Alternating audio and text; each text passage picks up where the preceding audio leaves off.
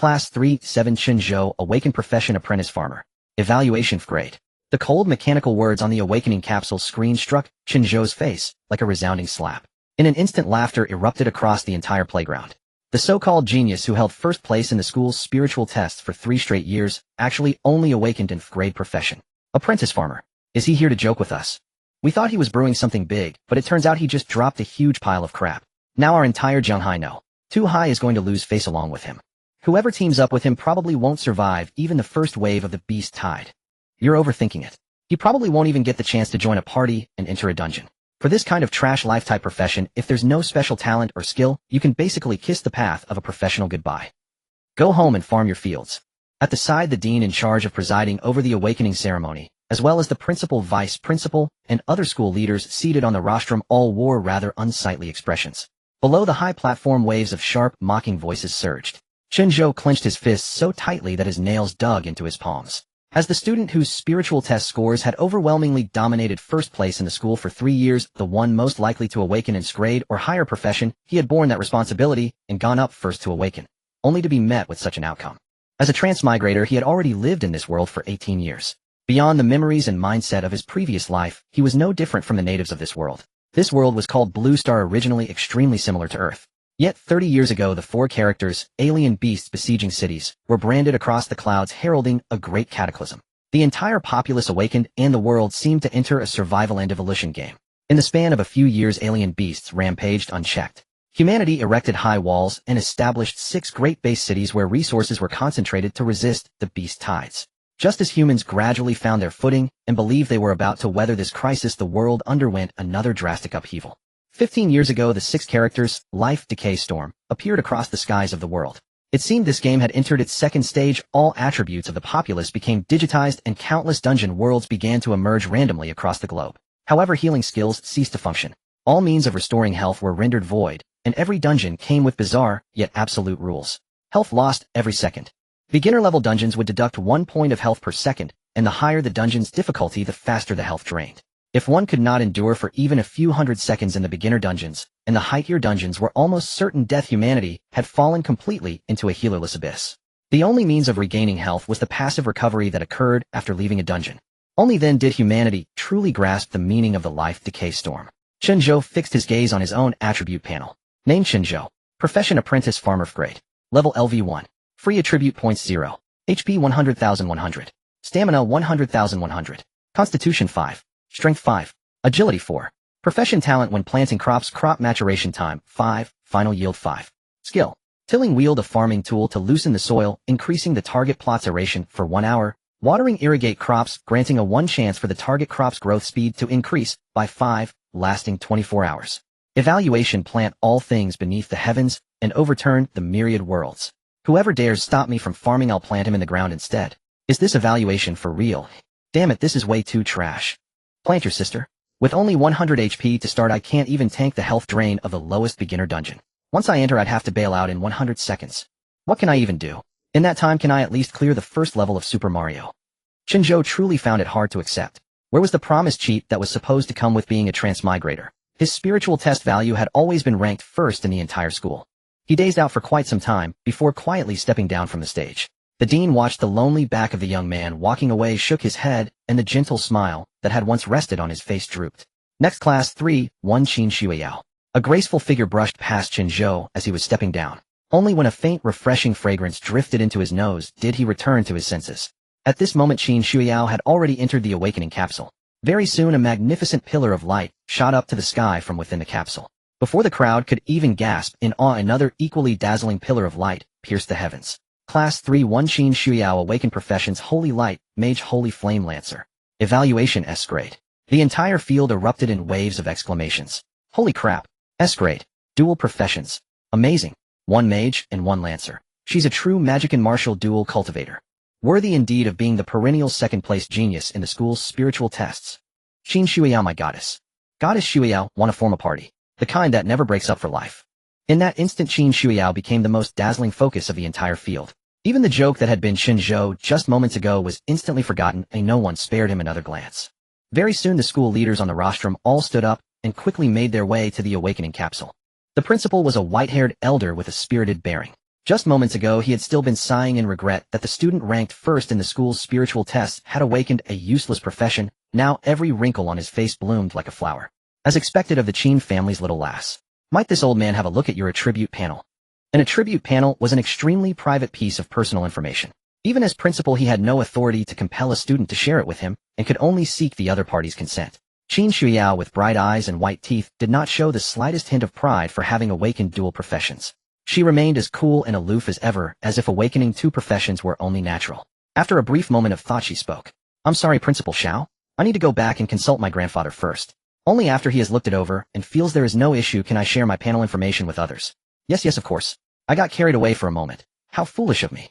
Xiao Zhenbong patted his own forehead, not showing even a trace of embarrassment at her refusal. It was his oversight, he had acted inappropriately. A professional's information was private. Certain high-level professions came with powerful talents or skills that were indeed unsuitable for public display. For a top-tier family like the Qin clan of Zhanghai City, protection of their family genius's information was exceedingly strict. Her unwillingness to reveal it if anything hinted at certain things from another angle. After all, there was no such thing as a simple S-grade profession. The Qin family produced Qin Huaiyan seemingly out of nowhere, and now there is you. I believe your excellence will be no less than your brothers. Old Master Qin is truly blessed. I hope you work hard and shine brilliantly in the graduation assessment 1 month from now. Bring honor to No. Too high. I am very much looking forward to your performance. Thank you, Principal. I will do my best. Chen Zhou bowed slightly to express her gratitude, then cast her gaze toward a certain spot below the stage, where Chen Zhou was standing. At this moment, like everyone else, Chen Zhou was watching Chen Zhou on the stage. He had not expected her to suddenly look his way. Their gazes met. The Chen Zhou, who had seemed so cool and detached, just now slightly lifted her chin, the corner of her lips, curving ever so faintly, a subtle glint of pride flickering in her eyes. This girl, am I even familiar with her? What is she showing off to me for? Chen Zhou muttered under his breath. Already in a foul mood, he grew even more irritated. Throughout 3 years of high school, he and Chen Zhou had almost no interaction. They were not even in the same class. The closest they had ever come was likely just how their names sat next to each other on the school-wide rankings of spiritual test scores each time. First and second. Their ranks had always been adjacent, with him firmly pressing Chen Zhou down, and by a considerable cliff-like margin at that. But that was all. In 3 years of high school, the two of them had not even exchanged a single word. They weren't even on nodding terms. Surely she wouldn't hold a grudge against him just for that, would she? The golden boy and jade girl of Zhanghai No. Too high. Now only the jade girl remains. Pa. That useless Chen Zhou. He thinks he deserves to stand alongside Goddess Xiuyao. At this moment someone else began to gossip again. Chen Zhou tightened his fists once more, a suffocating pressure weighing on his heart. Just then a pleasant voice sounded in his mind. Ding. Due to the constraints of world rules, a massive amount of potential remained unactivated during the host's awakening. Potential value has reached the threshold. Successfully binding to the super meta hacker system. What the? System, my dear system. Chen Zhou nearly jumped up in excitement. Late, but at last it had arrived. However, he soon noticed something off. Super meta hacker system. System, you must have the wrong guy. This is a high martial world, not a sci-fi world. What am I supposed to do with a hacker system? The system did not respond to his questions. Issuing abnormal compensation package to host. Package being delivered. Congratulations to the host for obtaining Super God Grade Profession Evolution Card 1. Super God Grade Profession Evolution Card. Just from the name alone it sounds insanely powerful. Chen Zhou no longer fussed over the system's name. Any system that let him cheat was a good system. Use Super God Grade Profession Evolution Card. Yes. Chen Zhou confirmed without the slightest hesitation. Super God Grade Profession Evolution Card activated. Profession evolving. 1. 15. 40. Evolution failed. Interface incompatible. Detected. The treatment system source code of the host's current world has been commented out. Immediate evolution cannot be completed. World foundation must be infiltrated. Evolution will complete once infiltration is finished. Based on the host's current profession, apprentice farmer, 3 optimal evolution pre-selection options have been generated. Option 1, Life Weaver, quality S grade, evolution time 10 minutes. Option 2, Lord of Abundance, quality SS grade, evolution time 30 minutes. Option 3, Shinnong, Great Emperor, quality Super God grade, evolution time 300 hours. The host must choose as soon as possible. If no choice is made within 30 seconds, option 1 will be selected by default. When Chen Zhou first heard the system's notification that the evolution had failed, his heart gave a violent jolt. Yet the broadcast that followed made ecstasy surge up from the depths of his chest. He swiftly swept his gaze over the 3 options. S rank, SS rank. Just the first 2 options alone made Chen Zhou's breathing turn ragged. Chen Xiao had awakened 2 high-tier rare classes, and had only been evaluated as S rank, and throughout all 6 great base cities of Longwu the known awakened, who possessed SS rank quality classes, numbered fewer than 30. Each was either a peerless prodigy painstakingly nurtured by a top clan or power or someone of exalted status who had long since become a titan wielding earth-shaking influence. Chen Zhou then shifted his gaze to the final option given by the system. Transcendent God rank. What was this? He knew of SS rank, but he had never even heard of a transcendent God rank. Could it be that above SS rank lay this transcendent God rank? If the stronger it is the longer the evolution takes, then transcendent God rank must be leagues beyond SS rank. Chen Zhou quickly made up his mind. I'm just a farmer. Evolving into the Shinnon Great Emperor is perfectly reasonable, isn't it? He drew in a deep breath. Even the slightest hesitation felt like disrespect toward those 3 words, transcendent God rank. I choose option 3. Selection successful. Shinnon Great Emperor has been locked in for you. Evolution commencing. Remaining evolution time, 299 hours, 59 minutes, 59 seconds. 299 hours, 59 minutes, 58 seconds. 299 hours, 59 minutes, 57 seconds. Chen Zhou saw a countdown appear in the upper right corner of his attribute panel, while all other attribute information had turned gray, entering an unusable invalid state. Team formation unavailable, sharing unavailable. The attribute panel is unusable. So for these 300 hours I can't use my class, which means I can't enter dungeons to level up either. Once the countdown began, the system fell silent. Chen Zhou called out to it several times, but received no response, and could only mull over the situation on his own. Chen Zhou did a quick calculation. 300 hours was 12.5 days. Counting from now, he would only be able to start entering dungeons to level up on the 13th day, and with only a month left before the graduation assessment, he would be forced to waste nearly half of that precious time. That was more than enough for others to pull far ahead of him. What a calamity. I just hope that once the system finishes evolving my class, it will be powerful enough that I can quickly make up the gap. At the moment, all Chen Zhou could do was silently pray. He kept staring fixedly at the attribute panel, not knowing how much time had passed. Xiaochen, I just heard you shouting Dad just now. A deep, booming voice came from behind him. Chen Zhou turned and saw that at some point a towering figure had appeared at his side, half a head taller than him and twice as broad in the shoulders. It was his sworn brother Zhang Fan. Only then did Chen Zhou come back to himself. By now there were far fewer people on the sports field. Many classmates who had awakened decent classes had already gone home early in high spirits to prepare for the new beginner dungeons that would open at the Trial Plaza tomorrow, while those who had awakened trash classes didn't want to linger here a second longer. Looking at the countdown on his attribute panel, Chen Zhou was actually in an excellent mood. Fatty, what class did you awaken? Rank Shield Warrior. That's not bad at all, quite in line with quite suited to you. Not bad, my ass. In this era with no healers anywhere in the world, a tank class like me is basically just cannon fodder in dungeons. I can't really soak damage, and I can't even properly pull aggro. I'm honestly afraid I'll end up dying in some dungeon one day. I'd be better off as you, just farming the land. Wouldn't that be great? Zhang Fan put on an exaggeratedly resigned posture, yet secretly sneaked glances at Chen Zhou to gauge his reaction, only to find Chen Zhou looking at him with a half smile. Alright, I'm not bragging on purpose here. Zhang Fan spread his hands. Tomorrow we'll form a party. Your brother Fan will carry you through the dungeons. It's fine. So what if it's Frank? You've got this Brank genius watching your back. Chen Zhou knew that Zhang Fan had come over specifically to comfort him. Awakening a Brank class already placed one at the threshold of genius. This usually loud and careless fatty was now carefully looking after his emotions when he was at his lowest, and warmth rose unbidden in Chen Zhou's heart. He joked, "Thanks fatty, I know my own situation best. As for you, anyone can tell you never paid attention in history class. The 6 Great Bay Cities realized large-scale, mechanized farming long ago. No one's waiting for me to till the fields by hand. Hey, you know my liberal arts are hopeless. But Xiaochen, don't worry. As long as your fat lord has a single bite to eat, you'll never be short of a share." Seeing that Chen Zhou seemed to be in decent spirits, the fatty started running his mouth again. "That's too much. So you're saying what I give you is crap?" Chen Zhou punched Zhang Fan in the chest. "Since you're taking such good care of me, I'll tell you a secret." "What secret?" "Come closer. This secret is extremely important. No one else can know." Hooked by curiosity, the fatty waddled closer, thrusting out his big belly as he leaned in and pricked up his ears. Actually, Chen Zhou leaned to Zhang Fan's ear and whispered, "I'm your dad." Ha ha. With that he gave Zhang Fan's backside a vicious kick and bolted. "Chen Zhou, you bastard. I'm your grandpa. I'll show you what it means for fatherly love to crush you like Mount Tai." Roaring, the fatty charged after him like a brown bear. Having awakened a Brank class, Zhang Fan's attributes already utterly crushed Chen Zhou's. He quickly caught up. Godfather, I was just messing with you." Chen Zhou surrendered in an instant. He didn't dare imagine how terrifying a 200 catty Zhang Fan was now that he'd awakened as a Brank Shield Warrior. Just then a loud mechanical broadcast suddenly rang out behind them. Class 3th Grade 12, Olu Ruyan. Awakened Class Benediction Cleric. Evaluation Rank. Holy crap. Ruyan has awakened in Rank class. We're saved. Xiaochen, hurry up and have her carry you." Zhang Fan shouted excitedly. Chen Zhou was pleasantly surprised as well. In all of Class 7 aside from Fatty Lu, Ruyan was the one he was closest to. The three of them often went to and from school together, eating street food and barbecue side by side. He felt a quiet sense of relief. That girl who had once been as timid and self-abasing as dust had actually awakened in strength class. The thought flickered by in an instant, and at that moment Lu Ruyan had already stepped out of the awakening pod.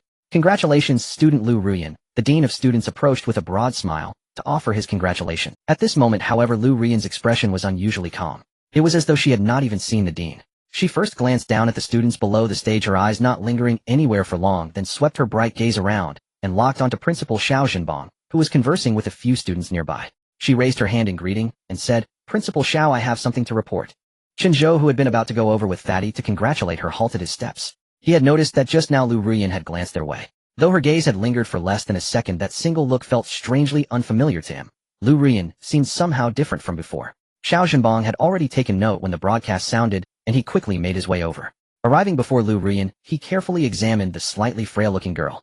He scarcely had any impression of this student. He had never imagined that at awakening she would stun everyone in a single move within strength class. Student Lu Ruyan, congratulations. To think you actually awakened the strength benediction cleric. You are the pride of Zhanghai No. 2 High School. Xiao Zhenbang smiled as he looked at her. Principal Xiao, I would like you to take a look at my attribute panel. As she spoke, Lu Ruyan directly, and without reservation, shared all of her panel information with Xiao Zhenbang. Looking at the long list of skills on the panel, almost all of them auras and buff-type enhancements, Xiao Zhenbang could not help but sigh in admiration. Worthy indeed of the strength benediction cleric. So many enhancement skills, born to be a sovereign of support. You alone could rival a professional amplification squad that a great clan spent a fortune to cultivate. Suddenly his gaze halted on one particular skill. The smile that had been on his face a moment ago froze, and his pupils abruptly contracted. Light of Revival. LV1 consumes a certain amount of stamina to simultaneously designate up to 4 target units, restoring 5 of their maximum HP. Cooldown 60 seconds. A healing skill. The principal's words instantly startled everyone, including the Dean of Discipline. Had they heard correctly? A healing skill? This news was even more explosive than awakening in strength class. The absence of healing abilities worldwide had long been an accepted truth. Since the Life Decay Storm descended, it had been this way for 15 years. Xiao Zhenbang read the effects of Radiance of Restoration word by word, once more confirming without a doubt that it was indeed a healing skill. How many years had it been since he last saw a healing skill? And now before Xiao Zhenbang lay a genuine healing skill, making it hard for him to believe.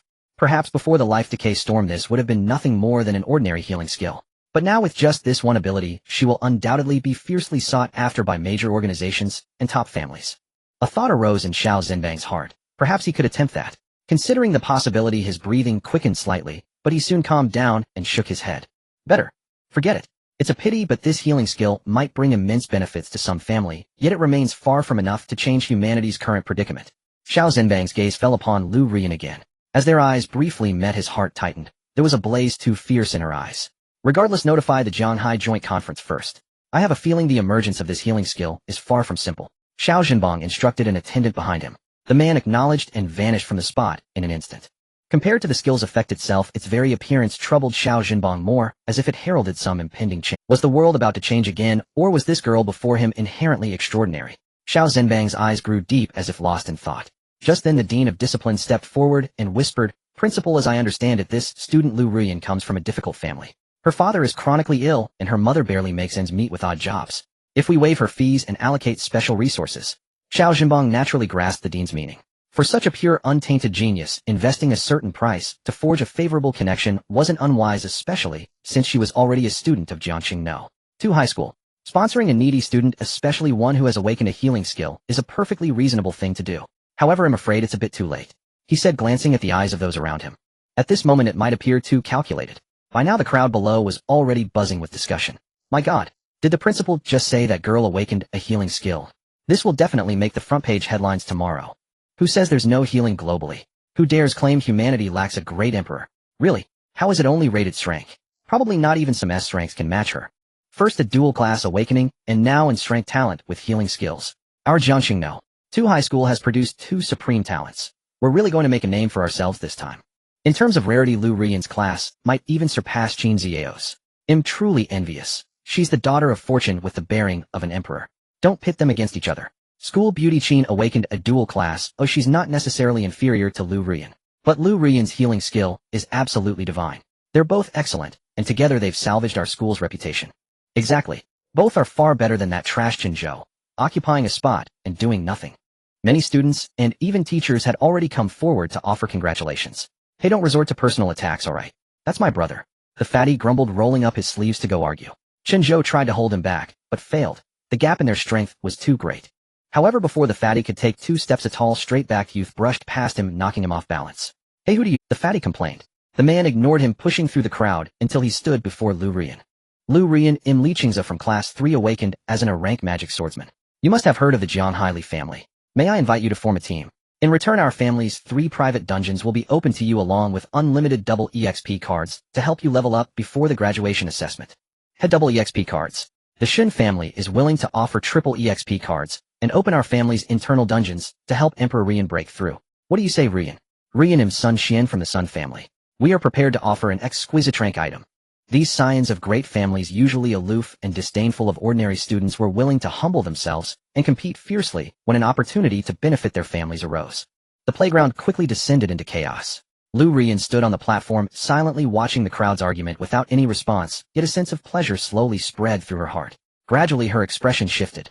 The initial unease vanished, replaced by nothing but a profound, exhilarating enjoyment. This was the feeling. This sensation of being fought over and valued was what she had always yearned for. The satisfaction of this moment was more intoxicating than anything else. Back in school, she had been the most inconspicuous one. The faded school uniform, the cheap canvas shoes, and her mother's anxious look every time tuition was due all made her unable to hold her head up among those well-dressed classmates. Once she had a fever of 40 degrees, but her mother dared not take leave from her cleaning job for an important client. She could only stuff a few fever-reducing pills into her hand, and touching her burning forehead sobbed softly.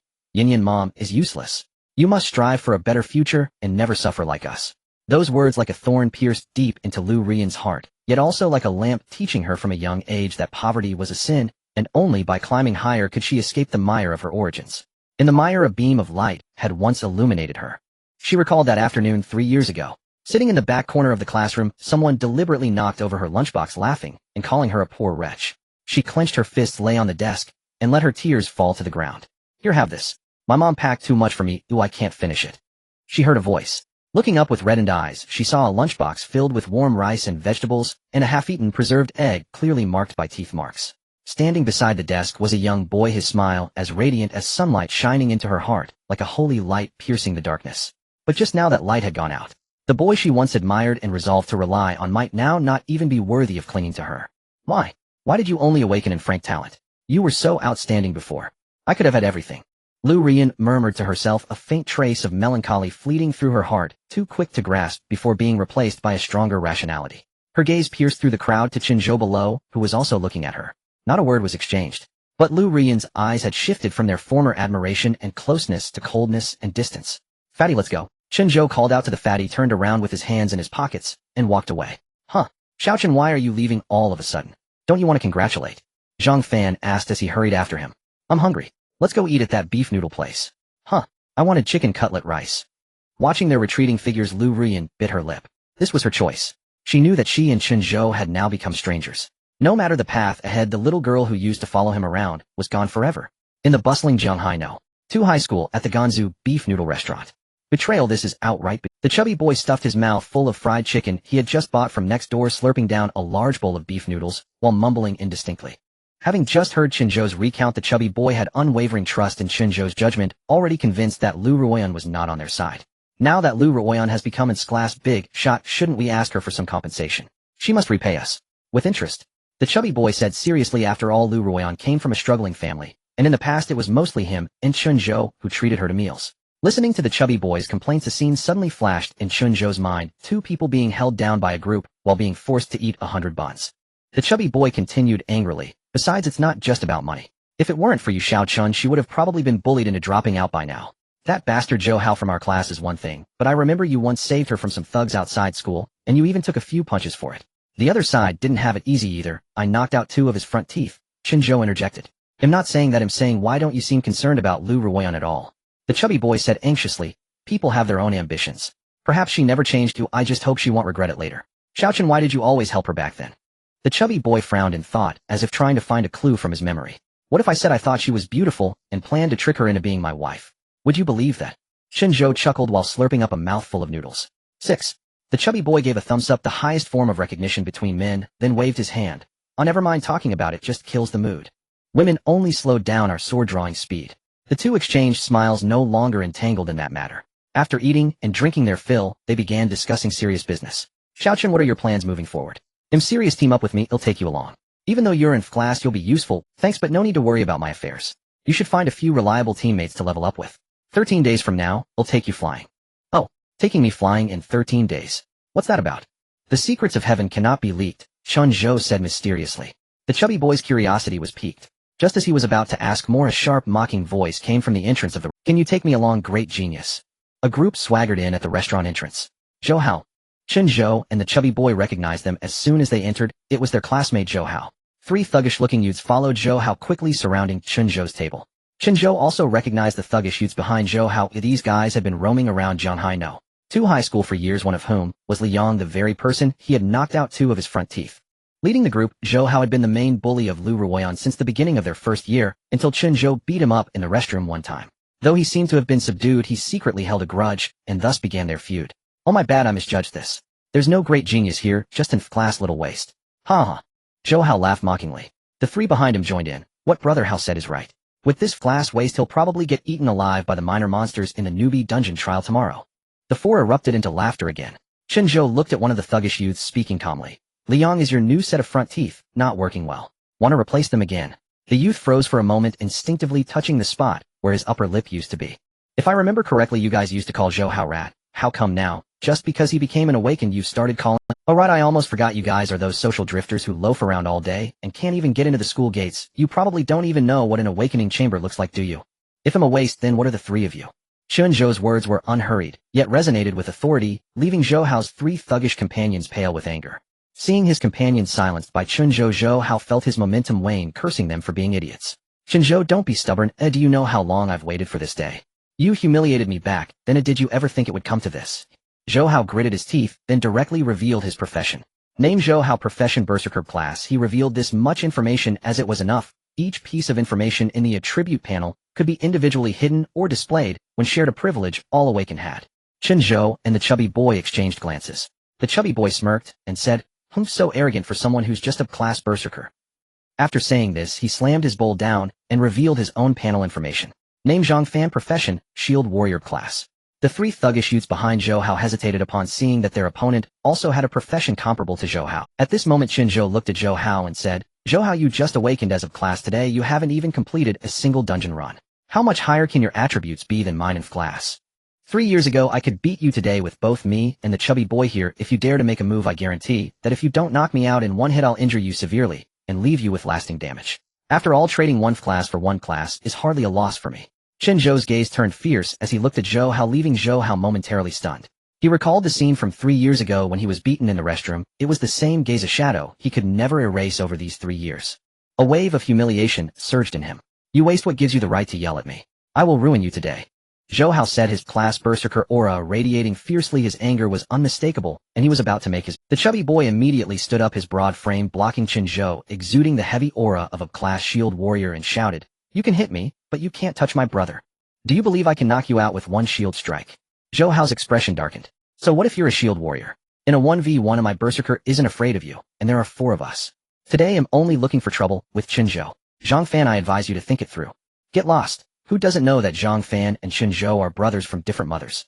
If we're going to fight, let's do it. Stop talking nonsense." In an instant, the atmosphere became tense, and the customers in the restaurant began to avoid the confrontation, while the owner had long since hidden away. Chen Zhou's hand was already gripping the noodle bowl. At that moment of tension, a clear voice rang out, carrying an undeniable pressure. "Stop." Everyone turned to the sound, and a graceful figure appeared at the restaurant entrance, dressed in a simple skirt. She was Qin Xiao, the pride of the Jianghai Qin family, and a dual profession, Awaken from Jianghai No. 2 high school. Zhou Hao's expression changed, and he quickly reined in his arrogance, forcing a greeting. Qin classmate. Zhou Hao, what kind of ability is it to surround fellow students with outside thugs?" Qin Xiao's tone was cold and authoritative. Zhou Hao, unwilling, replied, "Classmate Qin, this is a personal matter between me and Chen Zhou. I've protected Chen Zhou. Do you want to make a move?" Qin Xiao's gaze sharpened, the S-class pressure bearing down on Zhou Hao. "If you really want to fight, I don't mind cleaning up scum like you for the school, while also ruining your class talent." Zhou Hao trembled all over, not daring to speak further. He couldn't afford to offend Qin Xiao's strength and background. "Get lost." Qin Xiao commanded, looking down on people like Zhou Hao, her attitude naturally devoid of any politeness. Wang Hao gritted his teeth but did not dare to get angry, glaring fiercely at Chen Zhou. Chen Zhou, relying on a woman to protect you truly are a complete coward and waste. Consider this your luck. I'm waiting for you at the graduation assessment. I will make sure you are thoroughly disgraced. After saying this, he quickly left with his lackeys. Watching Zhou Hao and his group leave in shame, the chubby boy was dumbfounded. He poked Chen Zhou's arm and whispered, "Xiao Chen, what's up with this Qin school flower helping you so much? I want to know too." At that moment, Qin Shuiao had walked over and looked at Chen Zhou, saying, "Chen Zhou, I don't believe you are in class. You must be hiding some secret." Chen Zhou frowned slightly. He disliked such intrusive questioning. "What I hide has nothing to do with you." The chubby boy, hearing Chen Zhou's words, quickly covered Chen Zhou's mouth with his large hand, smiling at Qin Shuiao. "Qin school flower, don't misunderstand. You know the awakening this afternoon was a huge shock for Xiao Chen. He's still a bit dazed right now." To the chubby boy's surprise, Qin Shuiao seemed entirely unfazed by Chen Zhou's indifference. "Boss, one bowl of beef noodles, no cilantro." Qin Xiao spoke calmly as she pulled out a chair and sat down, looking at Chen Zhou with unchanged composure. "Enjoy your meal. We've finished eating and are leaving first." Chen Zhou patted Zhang Fan and prepared to get up and leave. Qin Shuiao pulled out a pair of unopened disposable chopsticks from the chopstick basket, playing with them while casually speaking. The former head of the Zhanghai Dragon Guard execution team, an SS class awakened extreme Dao Dragon Sovereign Chen Yin, what is your relationship to him? Her words made Chen Zhou's movement stop abruptly, his pupils constricting suddenly. "You investigated me." Chen Zhou clenched his fists, slightly staring at Qin Shuiao. "It's not so much investigating you as it is investigating your father. Of course it wasn't me doing the investigation, but my brother." Qin Xiao's tone was steady as she spoke slowly. 5 years ago, during a mission, your father mysteriously disappeared. At the time, it was speculated that he was trapped in some hidden dungeon or a dungeon within a dungeon. You must know this. Chen Zhou didn't answer. Of course he knew what Qin Shuiao was talking about. His father's incident had dealt a heavy blow to their family. His mother was an ordinary lifestyle class awakener, but his father was the SS class professional supreme dragon lord who shook Zhanghai Bay City and even enjoyed great renown throughout the entire Dragon Kingdom. He had served in the Dragon Guard Bureau, the kingdom's largest official institution. The Dragon Guard Bureau originated from a mysterious organization within the Dragon Kingdom that existed before the Great Cataclysm.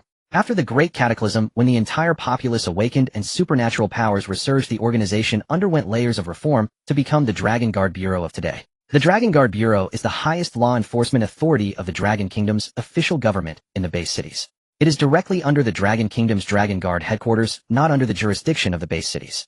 It specializes in dealing with crimes by Awakeners, clan private feuds, and infiltration by various hostile forces.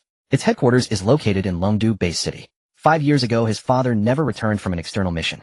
The Zhanghai branch of the Dragon Guard Bureau publicly declared him deceased, but in truth his whereabouts became a mystery. In the early days after his father's disappearance, the residents of the Zhanghai Dragon Guard Bureau compound still treated the mother and son with a measure of respect. But before long, rumors spread. Some said his father had defected, others claimed he had offended a powerful figure and been silenced. The neighbors who once greeted them with smiles gradually changed their attitudes. Children of the same generation, relying on their father's positions, often bullied Chen Zhou. Once Chen Zhou's eyes went completely red. He clenched his fist and slammed it into the other boy. The boy was sent to the hospital, but Chen Zhou was detained as the perpetrator. If he couldn't obtain the other party's forgiveness, he might be held in custody. His mother went to beg for leniency, only to be met with the words, "Keep your son in line. Don't disgrace the dead." In the end, a former subordinate of his father stepped in to resolve the matter. Afterward, the mother and son, unable to bear the contempt and ostracism of others, moved out of the Dragon Guard Bureau compound, where they had lived for 10 years. This was also one of the reasons why Chen Zhou later helped Lu Rian. He wasn't some Gudatuishus, it was just that Lu Rian's plight happened to evoke a sliver of empathy in him. Nothing more. Pulling his thoughts back, Chen Zhou concealed a flicker of agitation within him and asked, "Do you know where my dad is?" Qin Shuiao shook her head. "My brother didn't find out where your dad is. But there's something I can tell you that might very well be related to your father." "What is it?" "Miss your beef noodles." Just then their conversation was interrupted. The owner placed a steaming bowl of beef noodles in front of Qin Shuiao. Qin Shuiao snapped apart a pair of disposable chopsticks, stirred the noodles blue on a bundle to cool it, and brought it to her lips. A fine sheen of sweat appeared on the tip of her nose, and her brows curved slightly. Chen Zhou tapped his fingers on the table, not urging her, waiting for Qin Shuiao to continue. He was certain she wouldn't make baseless claims, and that she had a purpose in seeking him out. After a few bites, a satisfied expression appeared on Qin Xiao's face. She spoke slowly again. "A week ago at a secret auction in Mayuan Bay City, an SS-class professional awakening card appeared. And the profession that card could awaken was exactly Supreme Dragon Lord." Hearing this, Chen Zhou's tapping fingers stopped instantly. "Are you sure? Who provided that awakening card? And who bought it?" "I don't know. The confidentiality level of that auction was extremely high. Knowing this much is already the limit." Chen Zhou steadied his breathing, frowning in thought. He had a vague feeling that this didn't seem like good news.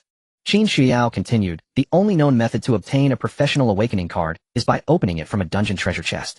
As for SS-class professional awakening cards, since dungeons began appearing across the Dragon Kingdom, only 2 have been recorded on the registry. Moreover, according to the intelligence our family has gathered, there hasn't been a duplicate profession among SS-class professions so far.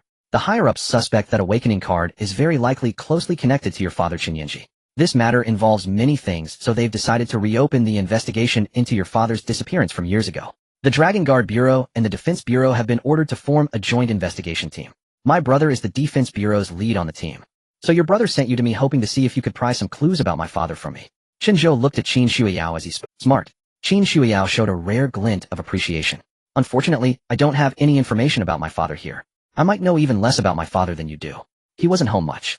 After my mom and I left the Dragon Guard Bureau compound to avoid revenge from my father's old enemies, we cut ties with the past and lived almost like recluses. My mom also won't let me investigate this matter. Of course, with my abilities, I wouldn't even have the capability to investigate. Saying this, Chen Zhou opened his status panel again, glancing at the evolution countdown displayed on it. 296 hours, 23 minutes, 15 seconds, 296 hours, 23 minutes, 14 seconds. Before he truly didn't. My brother wanted me to ask you, did your father ever leave you something like a jet black jade piece plaque? Chen Zhao's gaze burned as she looked at Chen Zhou and asked. Chen Zhou closed his eyes to recall, but nothing in his mind seemed to hold any information about this. After a long while, Chen Zhou shook his head. No. Anyway, thank you for telling me this news. I owe you one. Chen Zhao's face broke into a smile. Alright, I'll take that favor. After all, being the son of an SS-class professional, and a culprit who's kept me in second place on the spiritual assessment, all this time I refuse to believe you're just a mere class. You must have a secret. So sure. Any basis. Chen Zhou probed, though in his heart he had already labeled Chen Zhou as a persistent pest. A woman's intuition. Chen Zhou smiled slightly, then changed the subject, her tone carrying a clear competitive edge. Chen Zhou, you've been ahead of me for 3 years. I don't care what your situation is now, pull yourself together. They'll be waiting for you at the graduation assessment next month. In this assessment, I'm taking back what's mine, first place. They'll be looking forward to it. Boss, check please. Chen Zhou walked out of the noodle shop, then, as if thinking of something, she turned back and tossed over a bag. Take it. My opponent Chen Zhou can only be the strongest, you. Having said that, she turned and left, leaving only a cool remark drifting back. Don't disappoint me. Fatty unceremoniously snatched the bag and opened it, his eyes lighting up. Holy crap. A bottle of all attribute enhancement potion and several experience boost cards. As expected of an S-class big shots generosity. Xiaoqin, you've hit the jackpot. At the assessment next month, we've got to crush Zhou Hao and have a proper showdown with this school beauty Qin. But Xiaoqin, your dad being an SS-class professional is just too insane, too unbelievable. In your discussion just now, you didn't avoid me at all. Am I knowing a bit too much now? Fatty had been holding back a ton of things to say and finally had the chance to speak. Yeah, I'm going to silence you right now. Chen Zhou put his arm around Fatty's neck. Can you make it quick? I'm afraid of pain. Enough joking. Let's talk business. I want to go to the training plaza tomorrow. Watch yourself. Alright, got it. That evening, Chen Zhou returned home. His mother was sitting on the sofa picking vegetables with the evening news playing on TV. Chen Zhou had sent his mother a message earlier saying he would eat out with Zhang Fan, so only an apple was placed on the dining table. Back. His mother rubbed her fingertips on her apron, her tone casual, yet carrying a hint of concern. How did the awakening ceremony go today? Not bad. He'll make sure you live the good life from now on. His mother chuckled softly, always trying to sweet-talk me. Don't be glib. Peace and safety matter more than anything. There's a washed apple on the table. I just warmed it up for you. Eat it while it's warm.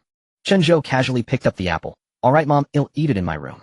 Before closing the door, he added, don't worry, Mom. The awakening went smoothly. They'll just take it slow from here. His mother nodded and didn't ask further. Chen Zhou returned to his room, the smile on his face fading slightly. He didn't tell his mother the information he had learned from Chen Zhou. It would only add to her worries. Was that Supreme Dragon Lord professional awakening card obtained from a dungeon or through some other means? And what connection does that card have to my father? Is my father still alive? Chen Zhou frowned in contemplation, then shook his head. All of this was still too early for him to determine. His most pressing task at the moment was to enhance his own strength as quickly as possible. Only with sufficient power could he go on to uncover the truth of everything. He pulled out the all-attribute enhancement potion Chen Zhou had given him from his pocket. The lustrous white bottle gleamed with a cool light. As he twisted it open, a clear medicinal fragrance dispersed.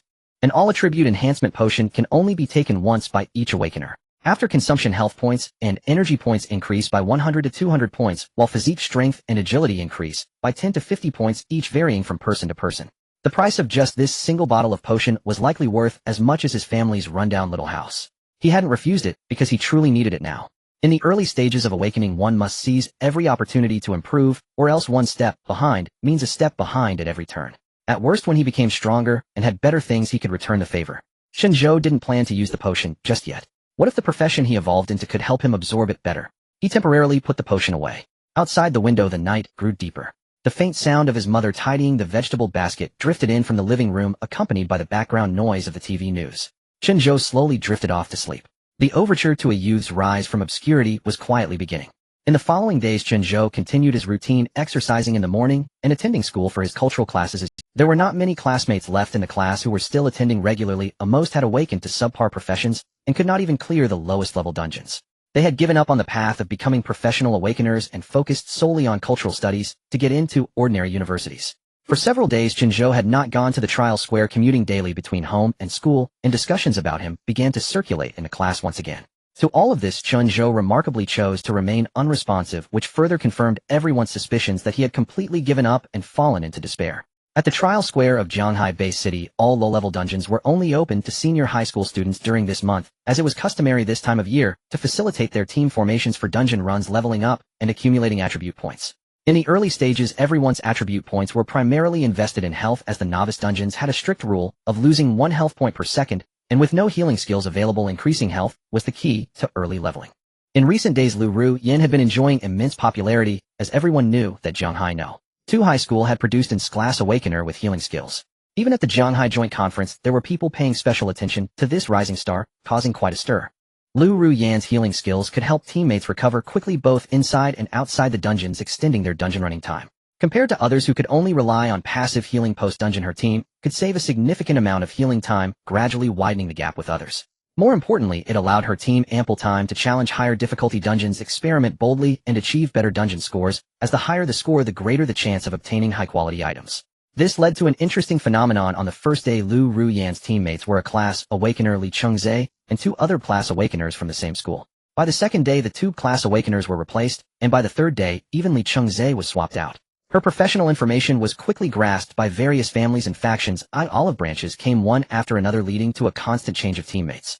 Almost everyone understood her value and wanted to seize this coveted opportunity. As long as someone offered better conditions, Lu Ru Yin would ruthlessly discard her previous teammates. Only on the 6th day did her team stabilize with 2 class awakeners and 1 class awakener. This small team, centered around Lu Ru Yan's powerful support abilities and bolstered by various strong resources, was leveling up at an astonishing rate. On the other hand, the discussions about Chen Zhou, which had initially been lively, gradually faded away with his continuous silence over the past few days. Everything was progressing vigorously, and thus 12 days passed in the blink of an eye. On the 13th day at 4 in the morning, Chen Zhou woke up early, stretched, and opened his attribute panel, looking at the countdown that had mere minutes left, quietly waiting. After waiting for so many days, I am finally going to complete my evolution, Chen Zhou silently prayed. Brother Tongzi, please be reliable. 10 seconds, 9 seconds. 2 seconds, 1 seconding. Congratulations, host, your profession evolution is... Chen Zhou's heartbeat quickened as he stared intently at the attribute panel. After a while of silence, just as he was puzzled, he suddenly heard a cracking sound. The originally light blue attribute panel appeared to crack, and soon the cracks rapidly spread, covering the entire panel. Within moments, the attribute panel shattered, turning into countless specks of starlight that dissipated. What is happening? Chen Zhou was startled, and before he could react, he felt warm currents flowing through his body. He sensed that his body was undergoing a refining process. Every cell seemed to be changing, and he experienced an indescribable comfort along with a strange sensation, as if something was merging into his body. After an unknown amount of time, beams of golden light rapidly converged, and soon a brand new golden attribute panel appeared before him. Name: Chen Zhou, profession Divine Farmer, Emperor, Super God, level LV1, free attribute points 0 health, 2000 energy, 1500 strength, 99 constitution, 99 agility, 99 professional talent, indestructible body of the Divine Farmer, permanent 10 health limit for each person, healed permanent 10 energy limit for each, negative effect purified, and permanent 1 constitution for each enemy unit killed. Heart of the Flame Emperor reduces energy consumption of all healing skills by 90, synchronously clears all negative states of the target, while healing exerts suppression over plant and animal type monsters, and has a chance to drop spirit plant seeds upon killing monsters of epic quality or higher. Affinity of the Thick Earth, full affinity with earth elements, standing on the ground grants immunity to all control effects. The closer to the ground, the faster health and energy are passively restored. Remote style attacks automatically trigger an earth shield, which has a 10-second cooldown after breaking, and the shield value grows with constitution. Skills Domain of Sweet Rain, when activated, continuously consumes energy with a current radius of 10 meters. All friendly units within the domain continuously restore health and energy based on their maximum values, currently recovering 50 per second. All attributes increase, currently increasing by 100. Effect strength can be freely adjusted, and stronger effects consume more divine power. For each person healed, the domain radius increases permanently by 1 meter. No cooldown. Spring planting a grain of millet. A divine farm opened in the divine farmer's space. Consuming energy allows planting of any item waiting for 1 hour to take root and yield results. Based on the quality of the item and energy consumed, a certain quantity of the same item is produced with a chance to enhance the item's effects or produce higher quality items. If the demand for a single item exceeds the current energy limit, it cannot be produced. Cooldown time, 24 hours. Farmer's 3 fists. First fist, breaking ground. Your punch will appear at any location within your domain at will, and it comes with a piercing effect. The higher your constitution, the greater the damage. No cooldown. Second fist, fertile fields. LV1 deals area damage to a conical area in front. The closer to the center, the higher the damage, and the higher the constitution, the greater the damage in area. If the opponent's level is not more than 10 levels lower than yours, there is a chance to trigger Earth Spike Cage, imprisoning the enemy for 3 seconds. The smaller the level difference, the higher the probability of triggering. If their level is lower than yours, it will trigger 100. Cooldown time, 3 seconds. Third fist, autumn harvest. LV1 absorbs and stores all damage, including negative effects received by yourself and friendly units within the domain. The higher the constitution, the higher the storage limit. Then consumes all energy to unleash all absorbed damage in one go, dealing 200 damage. No cooldown. Note: healing refers to restoring a target unit's health from below 30 to 100. Evaluation produced by the Divine Farmer. It must be a premium product. A moving spring, water spring, 2,000 per punch. A bit of effort yields a 1,000-fold harvest. Chen Zhou stared blankly at the information on the brand new golden attribute panel for a long while before suddenly exclaiming, "Wow, I'm invincible." He swept his hand across his face, his index finger resting on his nose, while exclaiming, "I don't eat beef, I don't eat beef, I don't eat beef." He could not contain his inner excitement and jumped up on the bed, but miscalculated his strength, and with a loud bang, his head collided directly with the ceiling. "Oh no, the attribute increase is too intense, I can't quite adapt." Chen Zhou rubbed the back of his head, looking at a chunk of drywall that had fallen from the ceiling. "Xiao Zhou, are you okay?" His mother called from outside the door. "I'm fine, Mom. Did you just say you wanted to eat beef? He'll go buy some today." "All right, Mom. Don't make too much noise, it's late at night. Don't disturb the neighbors." "Got it, Mom." After a while, hearing silence outside, Chen Zhou finally breathed a sigh of relief. Is this what a super god-level profession is like? The initial attributes at level 1 have already reached the ceiling for beginners. Even if a class profession reaches level 10, their main attributes would struggle to catch up to him now. What's even more amazing is this illogical talent and skills, this infinite potential for growth, and the domain type, healing and mana recovery skills. This skill reminded him of a certain MOBA competitive game on Earth with a familiar flavor. Now he was like a strong man carrying a spring water altar. And it can grow infinitely. No healing globally. What does that have to do with my moving spring water? Should I hand myself over to the country? Chen Zhou pondered for a moment and found an answer. If his profession information were to be made public, it would undoubtedly cause a stir in Long Country, and even globally. The best possible outcome for him would be receiving significant attention and full support from the high-ups of Long Country. As long as he continually healed and killed monsters, he could grow infinitely. However, once his profession information was revealed, he might face endless troubles, such as being assassinated by hostile forces, becoming a tool for large families, or a puppet for those in power. Although his profession was extraordinary, it still required time to grow. Before he had sufficient means of self-protection, it was better to remain low-key. Of course, the healing skill could not be hidden for long. Initially, he could disguise himself as an awakener with healing skills. This way he could gain attention like Lu Ru Yin, while concealing his true strength and having strategies in place for crises. Whoever wants to assassinate me should wait to be smashed by my punch. Chen Zhou's lips involuntarily curled into a slight smile. After calming down, Chen Zhou noticed a slider-like element at the bottom of the panel and instinctively swiped at it. Swish! A new panel interface appeared. "Congratulations, host, you have opened the exchange mall." Chen Zhou curiously clicked on an icon resembling a pouch on the interface. The Divine Farmer's treasure bag refreshes once daily at midnight currently, with 0 spirit plant seeds available. Chen Zhou looked at the item list below. Gale Domain Heavenly Punishment. Activate the Gale Domain's Heavenly Punishment state, reducing the diameter of your domain by 1 billion times, while increasing the power level with a minimum diameter no less than 1 meter. Price: 8 spirit plant seeds. Gale Domain link up to 5 teammates within the Gale Domain. Teammates will share 20 of your total attributes. Price: 3 spirit plant seeds. Gale Domain return instantly teleport teammates within the domain back to a radius of 10 meters around you, up to 10 teammates at a time. Cooldown time 10 minutes. Price: 1 spirit plant seed. Herbal knowledge. Activate ancient spiritual perception, greatly enhancing your vision for a short period, allowing you to see through bushes, fog, and thin terrain, while identifying all enemy units and key resources within range. Price: 2 spirit plant seeds. Divine Farmer's space, a spatial world cut and refined from a certain great world, controllable by consuming energy points without spatial fluctuations, perfectly hidden. Price 1 spirit plant seed, limited time 90 off. Chen Zhou thought, I originally thought my profession was unmatched, but it seems there's still much room for improvement. Is this what a god-level profession feels like? Chen Zhou looked at the exchange list above, completely shocked, his mouth almost stretching to his ears.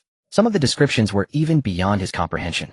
Any one of these could probably rival, or even surpass myth-level skills. But what about these spirit plant seeds? Chen Zhou recalled that one of the effects of Flame Emperor's healing heart was that killing monsters of epic quality had a chance to drop spirit plant seeds. Epic-level monsters.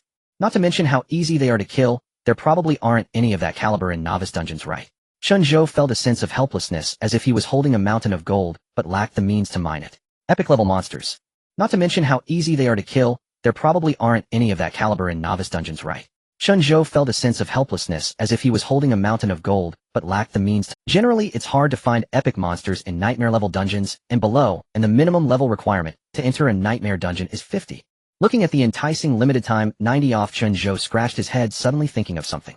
Previously in the Dragon Guardian Bureau library, he had read a book containing anecdotes from after the Great Disaster titled Abyss Anecdotes, recalling some of its content. After the Life Decay Storm arrived, numerous dungeon worlds emerged globally. In addition to standard dungeons, there are hidden dungeons and sub-dungeons. Due to the absolute rule of health loss per second, many known conditions for opening hidden dungeons cannot be explored because time or health is simply insufficient. Except for novice dungeons, which have protective mechanisms, elite and higher level dungeons will eliminate players once their health points are exhausted unless they use a dungeon escape device, which means true death. It's that cruel. Without resurrection items, if health points reach 0 in elite or higher dungeons, it directly Some bizarre hidden dungeons even make the escape device ineffective. So many hidden dungeons are known for their opening conditions, yet few dare to explore them. A slight mistake could lead to losing both life and wealth. For novice dungeons, only players not exceeding level 30 can enter. Although failure won't directly eliminate players, it will expel them from the dungeon, nullifying all rewards and experience gained, and also resulting in a level drop. However, compared to the direct death penalty, for failing high-difficulty dungeons, the risk-reward ratio of novice dungeons is extraordinarily high, making the success rate for tackling hidden novice dungeons the highest. Excluding the private dungeons of various families and factions, hidden dungeons and sub-dungeons in the publicly accessible novice dungeons of Long Country have basically all been conquered. However, there exists an alternative entity, Beast Siege. Yes, this dungeon was formed from a real experience of humans during the Beast Siege disaster, hiding a hidden dungeon that is claimed to be impossible to break through. The prerequisite for opening this sub-dungeon is to complete a side quest conservatively estimated to take several hours. During this time, the dungeon's health loss rule still applies, plus the time needed to clear normal dungeon levels and the health loss incurred from battles. To even enter the final boss battle of the hidden sub-dungeon, one needs at least 2 health points.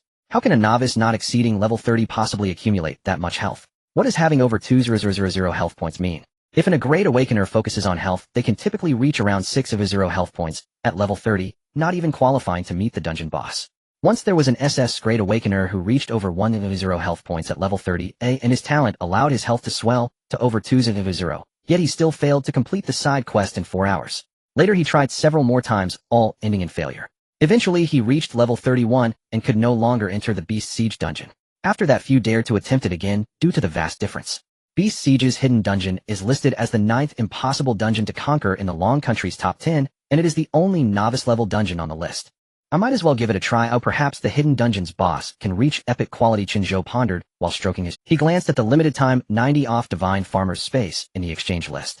The meal was served right in front of him. It would be unreasonable not to taste it, so he had to give it a shot. The Divine Farmer's treasure bag refreshes daily at midnight.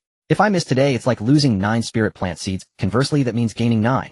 Even though I now have a god-level profession, my level is still too low. I must not be careless to avoid stumbling in the gutter. I should quickly raise my level and familiarize myself with my profession. Chen Zhou took out a 5x experience card and switched to the profession attribute panel. He activated the skill spring, planting a grain of millet. Please decide the energy points to consume. The system prompt echoed. 1000 energy points. As the energy points were consumed, Chen Zhou suddenly felt a wave of weakness wash over him, his mind momentarily dazed, feeling quite fatigued. The 5x experience card in his hand transformed into light and vanished, while a garden icon appeared at the bottom of the attribute panel covered by a loading animation resembling a clock along with a countdown. 60 minutes, 59 minutes, 59 seconds. Consuming 2/3 of his energy points left, Chen Zhou feeling somewhat unaccustomed. Although everyone's attributes are now quantified, the sensations of pain and fatigue still exist. However, seeing his energy points restoring at a rate of 5 points per second brought a smile to Chen Zhou's face.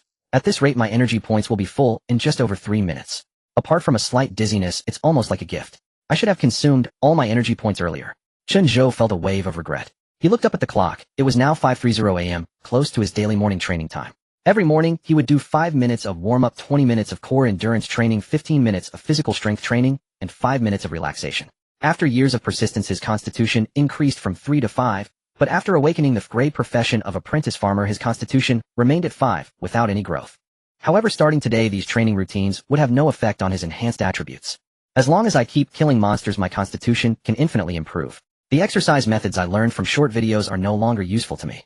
I wonder how the children of the major families like Qin Shuyao train. Do they have a mature exercise regimen suitable for awakeners? Since I can't sleep now, I might as well wash up first, and then make breakfast for my mom today. 20 minutes later, Chen Zhou looked at the pot containing his failed dark cuisine creation, feeling embarrassed. Never mind, I'll just fry an egg instead. After finishing breakfast, it was time to harvest. Chen Zhou eagerly opened the attribute panel and clicked on the harvest. Congratulations. You have received a 5x experience card, 90. Congratulations. You have received a 10x experience card, 10. Wow, I got a jackpot on my first planting. Chen Zhou was overjoyed that he had managed to grow a 10x experience card. He'll keep one 10x experience card as a seed, and as for the 5x experience cards, I can find an opportunity to sell them all. Chen Zhou calculated. Alright, it's about time. I should head to the trial square now. As the sun began to shine, the streets were sparsely populated, and Chen Zhou secretly activated the Ganlin domain for. Chen Zhou discovered that the energy consumption for the recovery and amplification abilities of the Ganlin domain was calculated independently. Under the effect of the Yen Emperor's Heart of Healing, when the recovery function was activated at maximum power, it consumed only 10 energy points per second. Activating the maximum amplification also consumed 10 points. With Chen Zhou's current 1500 energy points, he could maintain the maximum recovery ability for 150 seconds. However, the domain did not need to be constantly active. If he activated it at maximum power and quickly closed it, after fully restoring his health, it would be sufficient to recover over 70 health bars. Additionally, Chen Zhou had an unexpected pleasant surprise. His passive energy recovery speed had increased from 5 points per second to 10 points per second. This was the effect of the Earth Affinity Body. The closer he was to the ground, the faster his health and energy would passively recover. Previously, Chen Zhou had not realized this during his testing at home. He lived on a high floor, which affected his passive recovery speed. Chen Zhou sighed to himself, truly deserving of the ultra-god-level profession, always bringing him various surprises. He unlocked a shared bicycle and rode towards the trial square. On the eastern outskirts of the Jianghai base city, the trial square, officially referred to as the trial hub, it is adjacent to the main road of the base city, covering a total area of 9 square kilometers, comparable in scale to a small urban area. The dungeon entrances are arranged in a circular pattern according to difficulty levels. The novice and elite areas are located on the outer ring of the square, close to the entrance security check area, with gentle and open terrain to facilitate adaptation for newcomers and patrols by management staff. The hard and nightmare level areas occupy the middle ring, surrounded by energy barriers and monitoring towers. The hell level area is located in the core of the square, enclosed by 3 layers of semi-transparent spatial barriers, only open during specific time periods for eligible participants. As for the disaster level, it was never considered when the square was built. The birth of the trial square stemmed from the survival crisis of the Life Decay Storm. 15 years ago, dungeons randomly emerged globally, and the dungeons within the Dragon Kingdom were scattered everywhere, making it difficult for awakeners to level up. The Dragon Kingdom mobilized significant manpower and resources to collect dungeon cores, aiming to concentrate the scattered dungeons. The dungeon cores could open pathways to the dungeons, which became the foundation for constructing the trial system. With the Dragon City base acquiring a mythical item, the Wuxiang Mirror, which can accurately replicate the characteristics of dungeon cores up to the purgatory level, the concept of nationwide trials became feasible.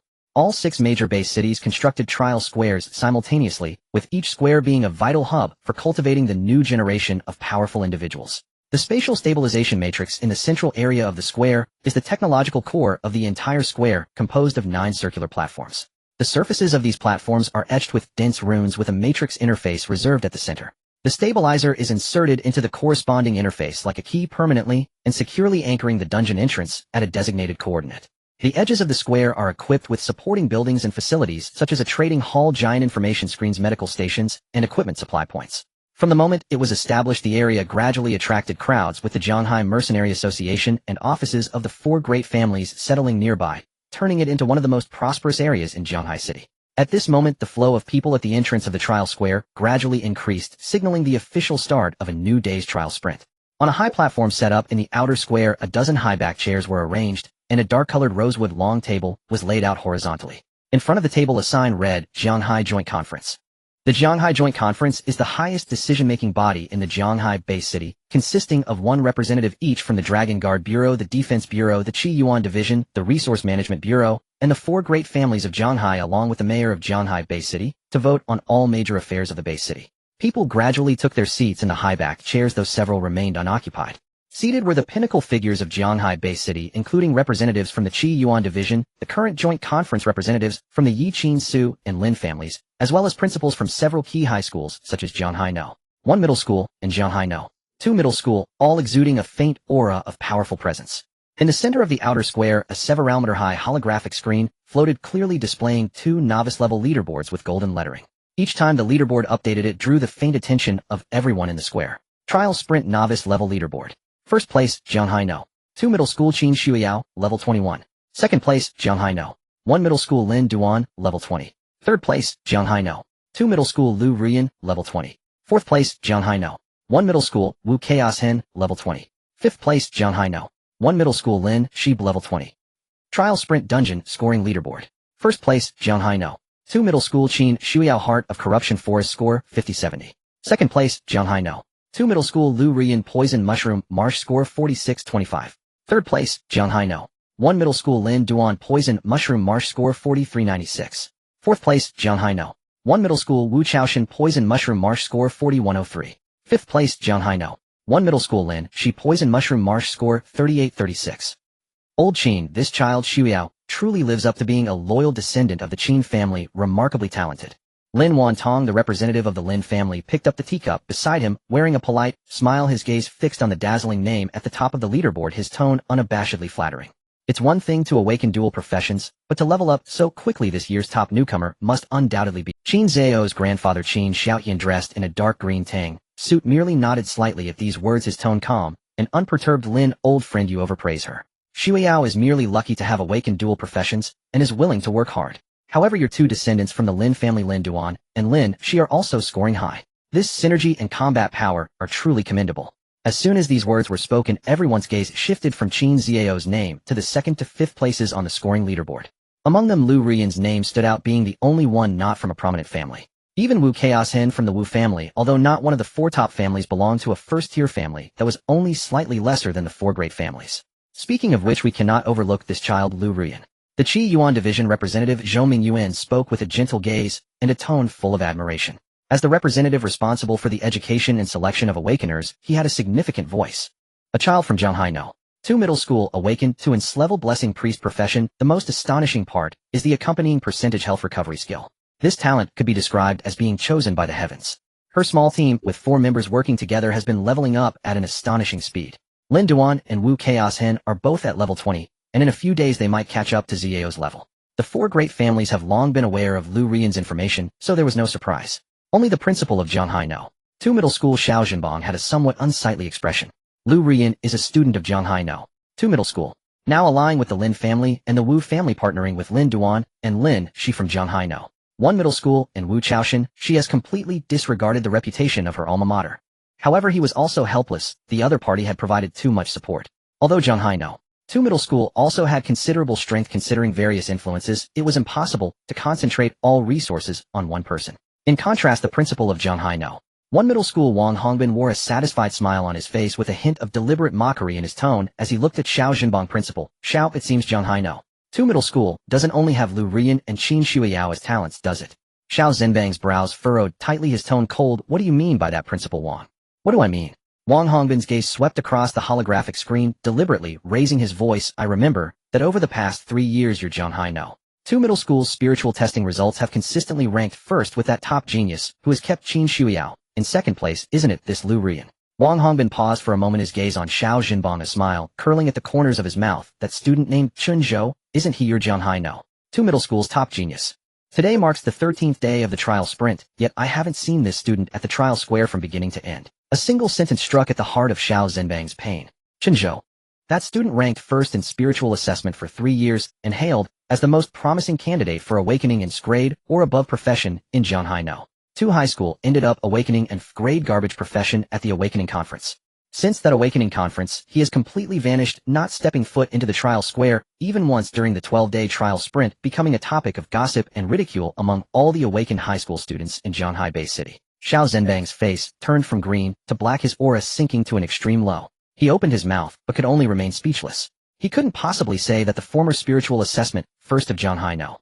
2 high school had now become an grade waste, who didn't even dare to challenge the novice dungeon, could he? Seeing him in such a predicament, Wang Hongbin's amusement deepened, yet he was also tactful enough not to press further. At this moment, Zhou Mingyuan slowly spoke, breaking the awkwardness and completely shifting the topic to that hushed name. That Chen Zhou you mentioned, I have an impression of him. As a representative of the Qiyuan division, he oversees the talent profiles of all third-year students in Shanghai Bay City. Any student with potential cannot escape his keen gaze. This child had been top in spiritual assessment potential for 3 consecutive years at No. 2 high school, far surpassing Shui Yao. I even specifically noted him as the most promising seed candidate for awakening an S-grade or higher profession in this cohort. What a pity. Zhou Mingyuan shook his head, his tone filled with regret and tinged with disappointment. At the awakening conference, he only awakened as an F-grade apprentice farmer, the most useless of living professions. Since then he has been completely silent, neither registering trial information with the Qiyuan division nor participating in any novice dungeon, likely unable to bear the disparity and succumbing to despair. Hey, that potential value thing is nothing but a facade. Lin Wantong, the representative from the Lin family, scoffed, his contempt unmasked. Lin, your statement is misguided. Potential value is not as simple as you think. Yi Xuanshan, the representative from the Yi family, replied indifferently. Within the Yi family, there is a powerful individual above level 100, one of the 3 true city-level powerhouses in Shanghai Bay City, allowing the Yi family to look down on the other 3 great families and secure the top position among the 4 families. He naturally knows some secrets about potential value, but since many of his family's descendants awaken talents of a grade and above, he holds little interest in this fallen candidate. Old Yi talent is just a stepping stone, of profession is fundamental. This child named Chen Zhou is thoroughly wasted, Lin Wantong retorted.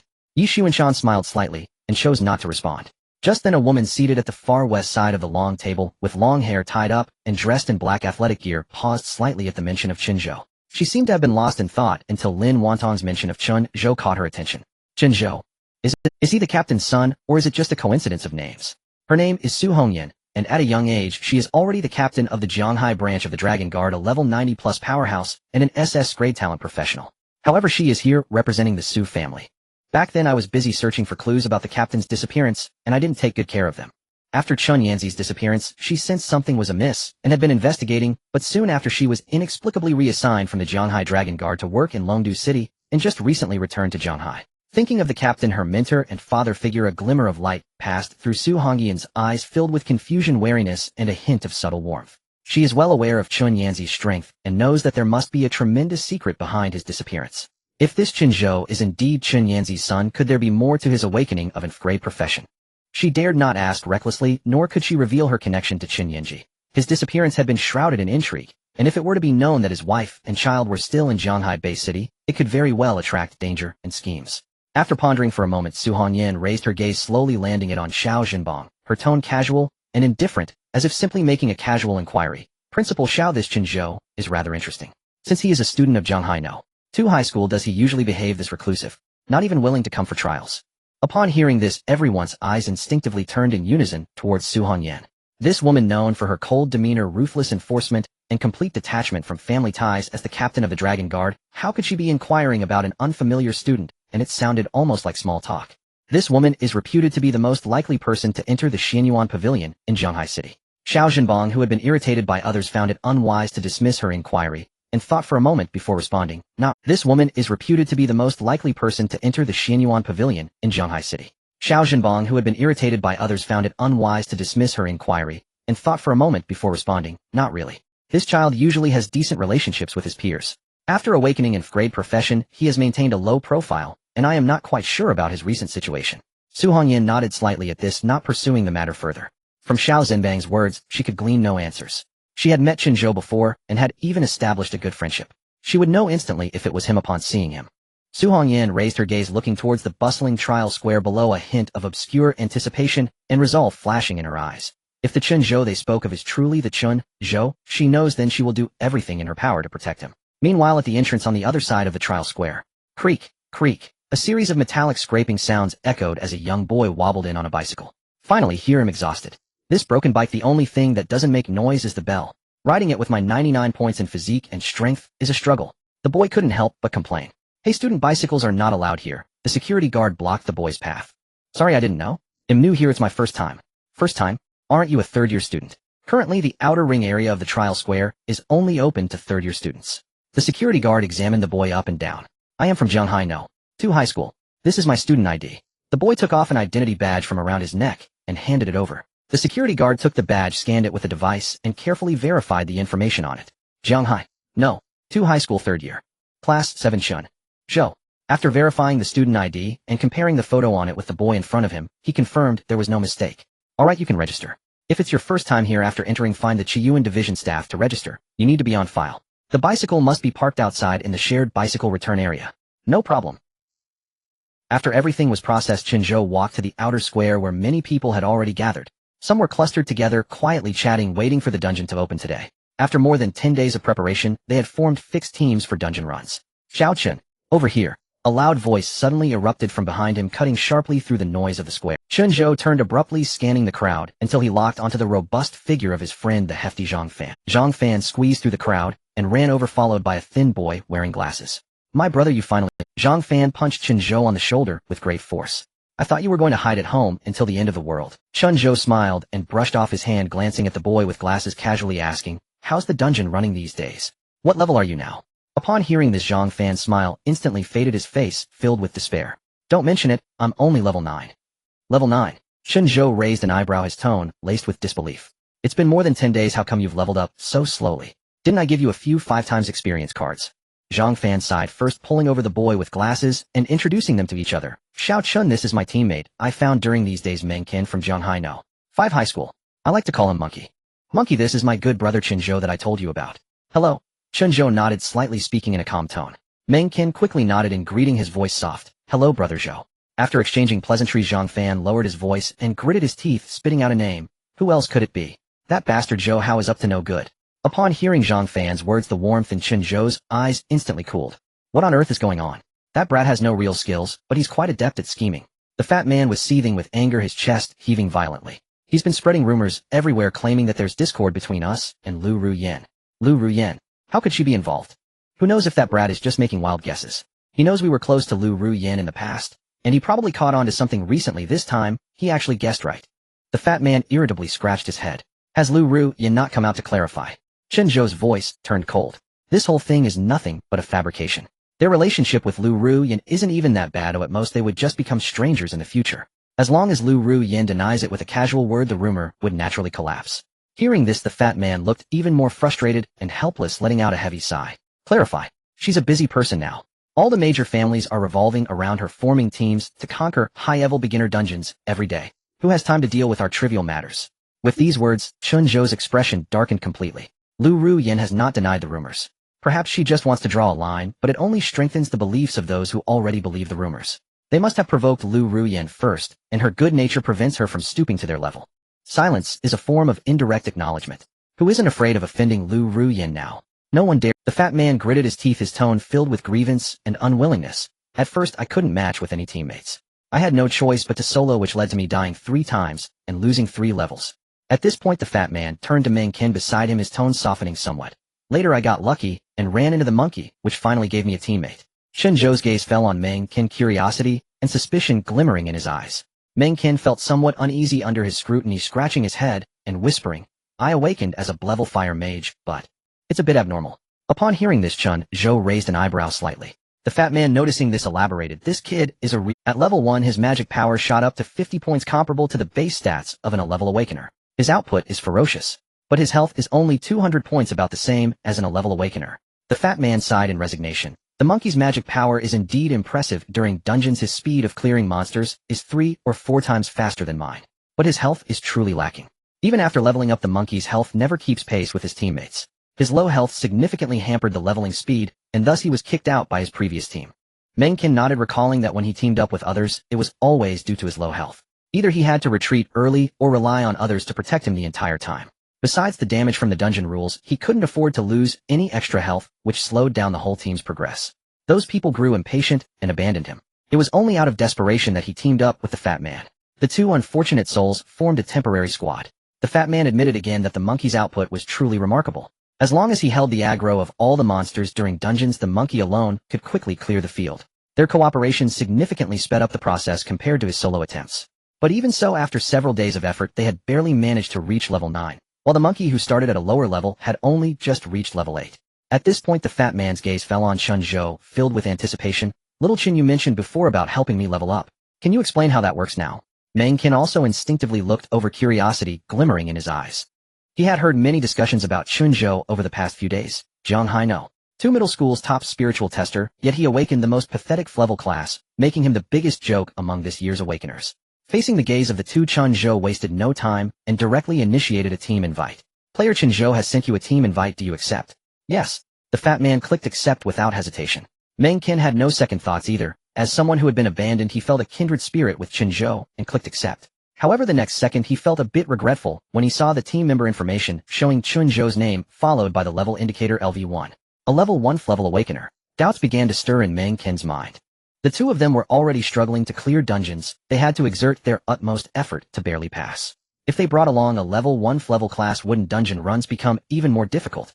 But thinking it over, he felt a pang of sympathy. He was someone who had been abandoned before. The fat man didn't mind his low health and helped him out. Without that, he might still be stuck at level 4, unable to reach even level 8. This person in front of him is the fat man's good buddy. Since the fat man trusted him so much, how could he refuse?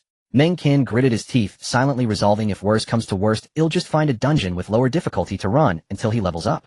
As the team was formed, the fat man immediately leaned toward Chen Zhou, curiosity written all over his face. "Little Chen, you must have some tricks up your sleeve, right? Tell us, what have you been up to these past few days?" Chen Zhou didn't waste words. With a flick of his finger, a golden virtual panel appeared out of thin air.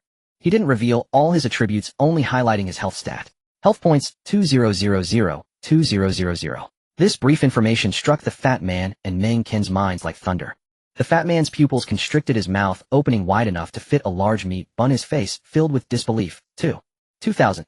At level 9, with a level shield warrior's talent and basic attribute points mostly allocated to health, he had just over 1,100 health, which was already considered quite tanky for his level. Meanwhile, Meng Qin, at level 8, they only had a little over 500 health, not even 1/3 of Chen Zhou's. Stunned for a full 3 seconds, Meng Qin's voice trembled as he said, "Zhou. Brother Zhou, is this? Are you still in level class? Probably even a 3 level awakener doesn't have such high health at level 1, right?" According to official data, an SS level class has around 1,000 health points at level 1. There has never been a case of having 2,000 health points at level 1. Could it be a special talent? The fat man also came to his senses, grabbing Chen Zhou's arm, his voice trembling with excitement. "Little Chen, just how many cards have you been hiding? For now it's a secret." Chen Zhou closed the shared panel, his expression calm, then changed the subject and asked, "Fat man, what dungeon are you guys currently running?" Seeing that Chen Zhou intentionally avoided his question, the fat man didn't push further. He had unconditional trust in Chen Zhou. If the other party didn't speak, it only meant the timing wasn't right. Upon seeing Chen Zhou's high health, the fat man felt a surge of confidence. "We've been running this slime breeding nest lately. The mother slime splits into waves of slime monsters.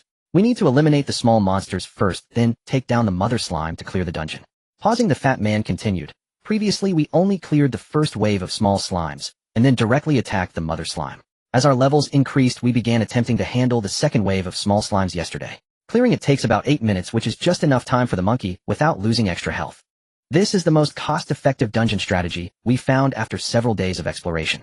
Hearing the fat man's words, Chen Zhou curiously asked, "What if we don't eliminate the mother slime? If we let it continue spawning small monsters, can we keep farming experience?" "Good question."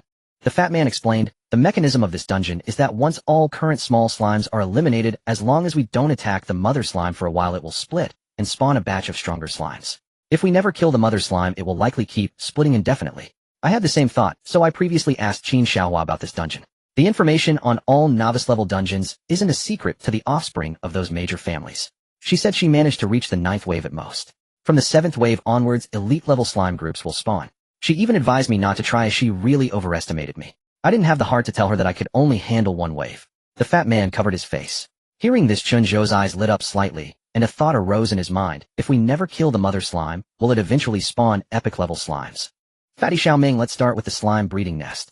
Chen Zhou, as the team initiator, naturally became the team leader and proposed directly. "Alright, okay." The two responded simultaneously. Fatty naturally had no objections. They had originally planned to continue farming this dungeon. Meng Qin, on the other hand, felt a bit more respect for Chen Zhou, whose level 1 health had already reached 2,000 points, and unconsciously regarded him as a mysterious big shot. The three walked along the outer square path to the entrance of the slime breeding nest. There were already many teams here, some had completed the dungeon once, and were sitting together passively regenerating health waiting for their next entry. As they approached the dungeon entrance, a new option automatically appeared in Chen Zhou's attribute panel dungeon list. Slime breeding nest. Chen Zhou clicked the option and the panel immediately popped up with dungeon information. Dungeon name, Slime breeding nest. Dungeon, difficulty novice level entry, level 130. Entry limit 15 people. Completion conditions.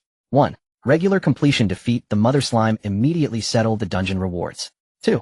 Extreme completion defeat the nth wave of monsters, and then kill the mother slime. Rewards increase with the number of waves.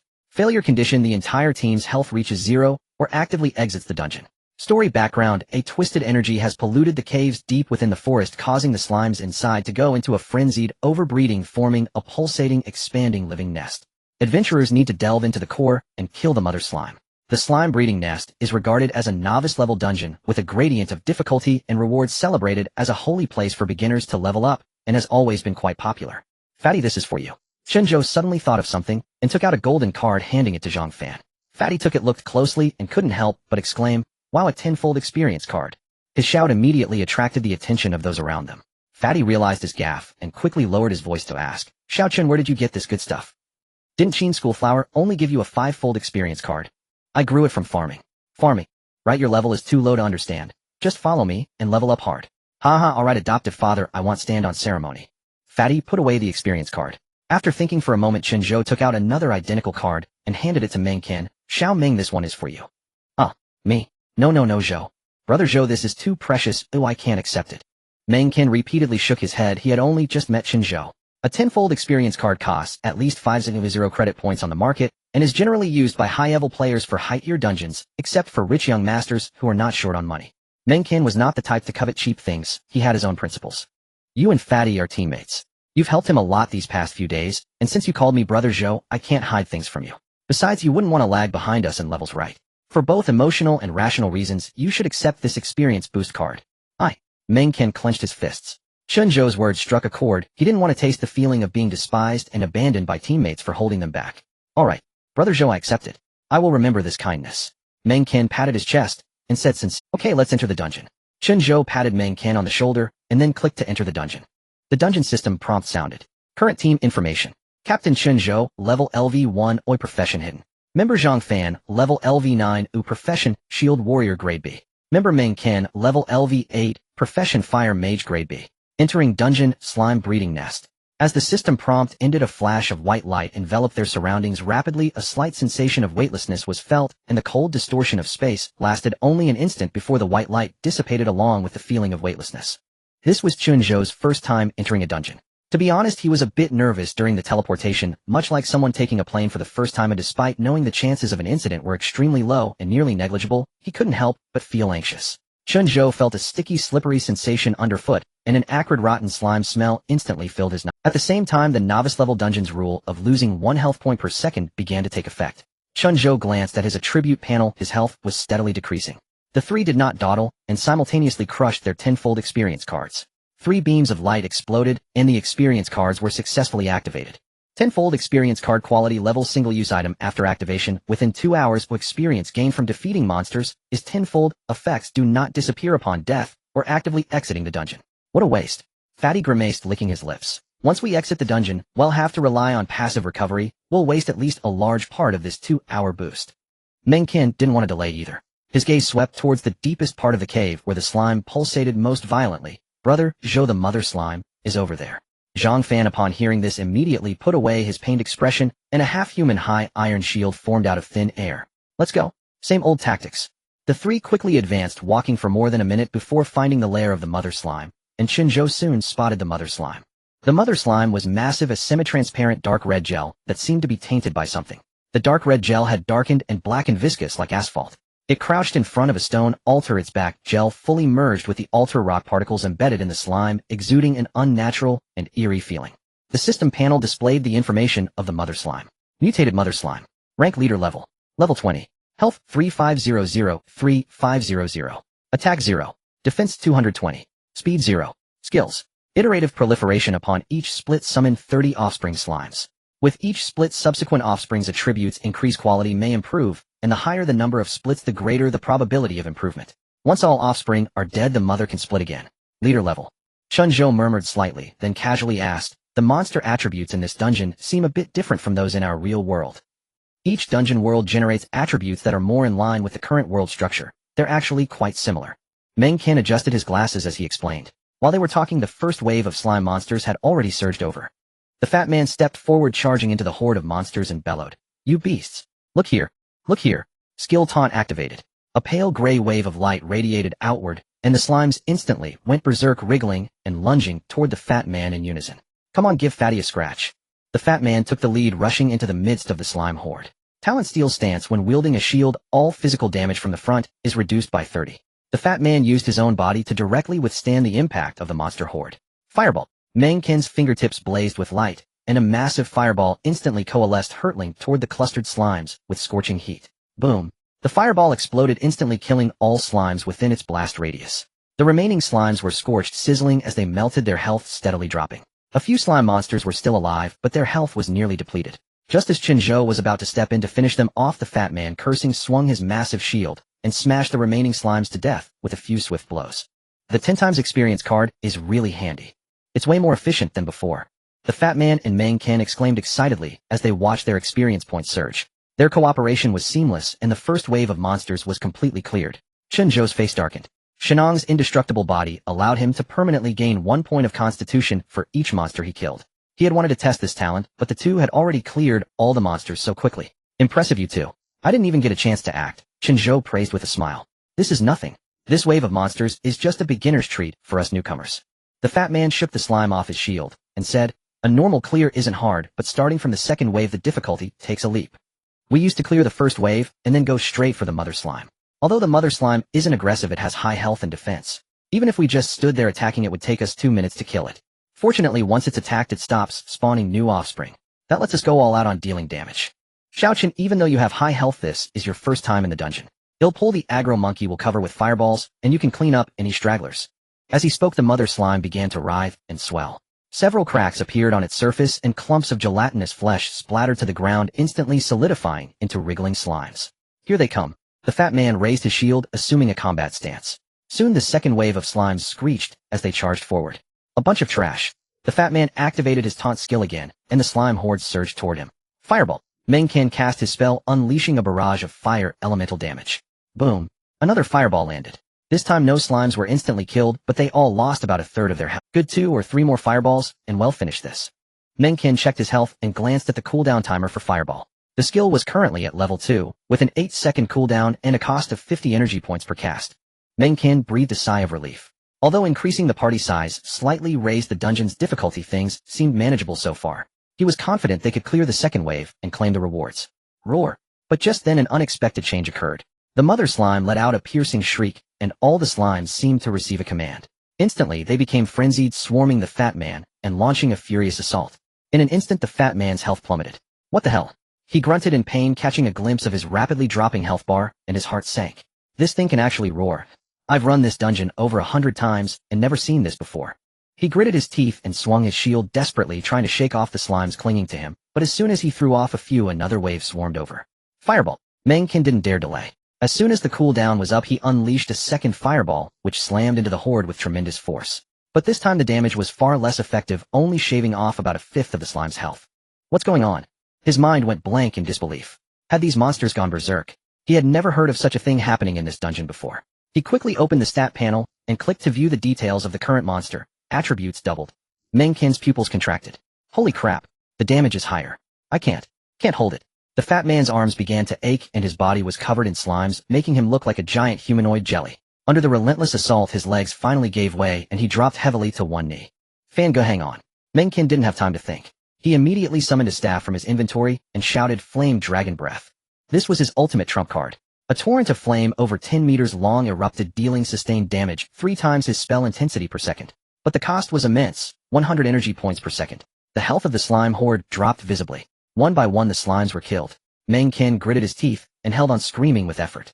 But after just 5 or 6 seconds the flame dragon breath abruptly ceased. His energy was completely depleted. Meng Qin felt a wave of dizziness, his legs buckled, and he collapsed to his knees, the world spinning around him. He saw the fat man being swarmed by the slimes. On the party panel, the fat man's health was plummeting dangerously, almost hitting zero, while his own health was only about a third remaining. It's over. Fangu, stop tanking.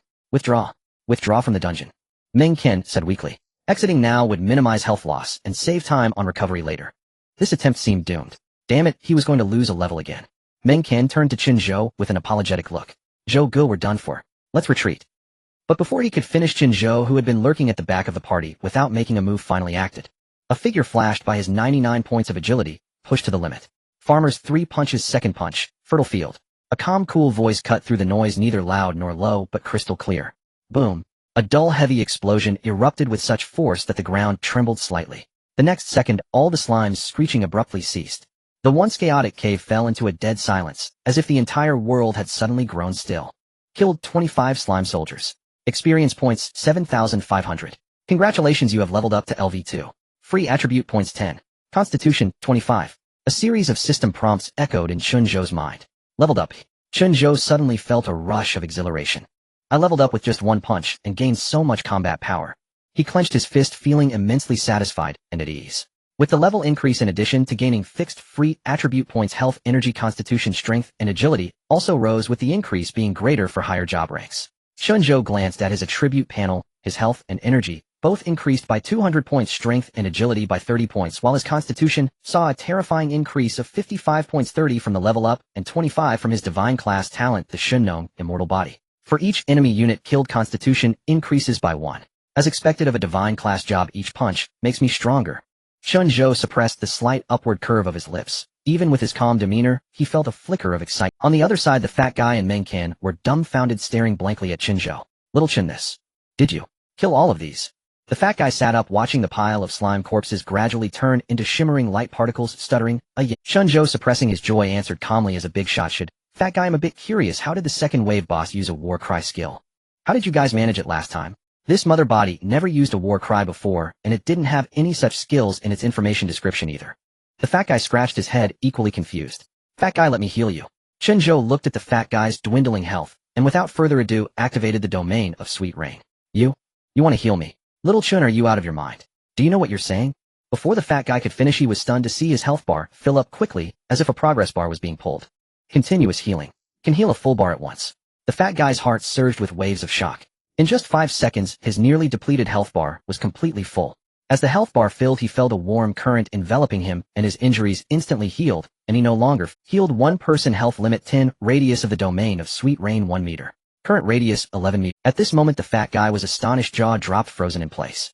Meanwhile, Meng Qian, still lying on the ground, widened his eyes, locking onto the fat guy's health bar and the party info, then quickly shifting his gaze to Chen Zhou. Both of them had the same thought in their minds. This isn't a dream, right? The fat guy swallowed hard, stammering this. This isn't a healing skill, right? Little Chen, is this an illusion? You are right. Little Chen, tell me you are burning your life to heal me, right? This is not healing, this is a blood swap. Just say it, please. Yes, it's a blood swap. You must have paid a great price. This skill cannot be used continuously, right? Yes, I feel too miserable. The fat guy clutched his chest, unsure whether to feel happy or sad, perfectly embodying the sentiment of fearing for his brother's suffering, while also fearing his brother's success. Chen Zhou did not respond, expanding the radius of the domain of Sweet Rain around Meng Qian, and his health bar swiftly filled as well.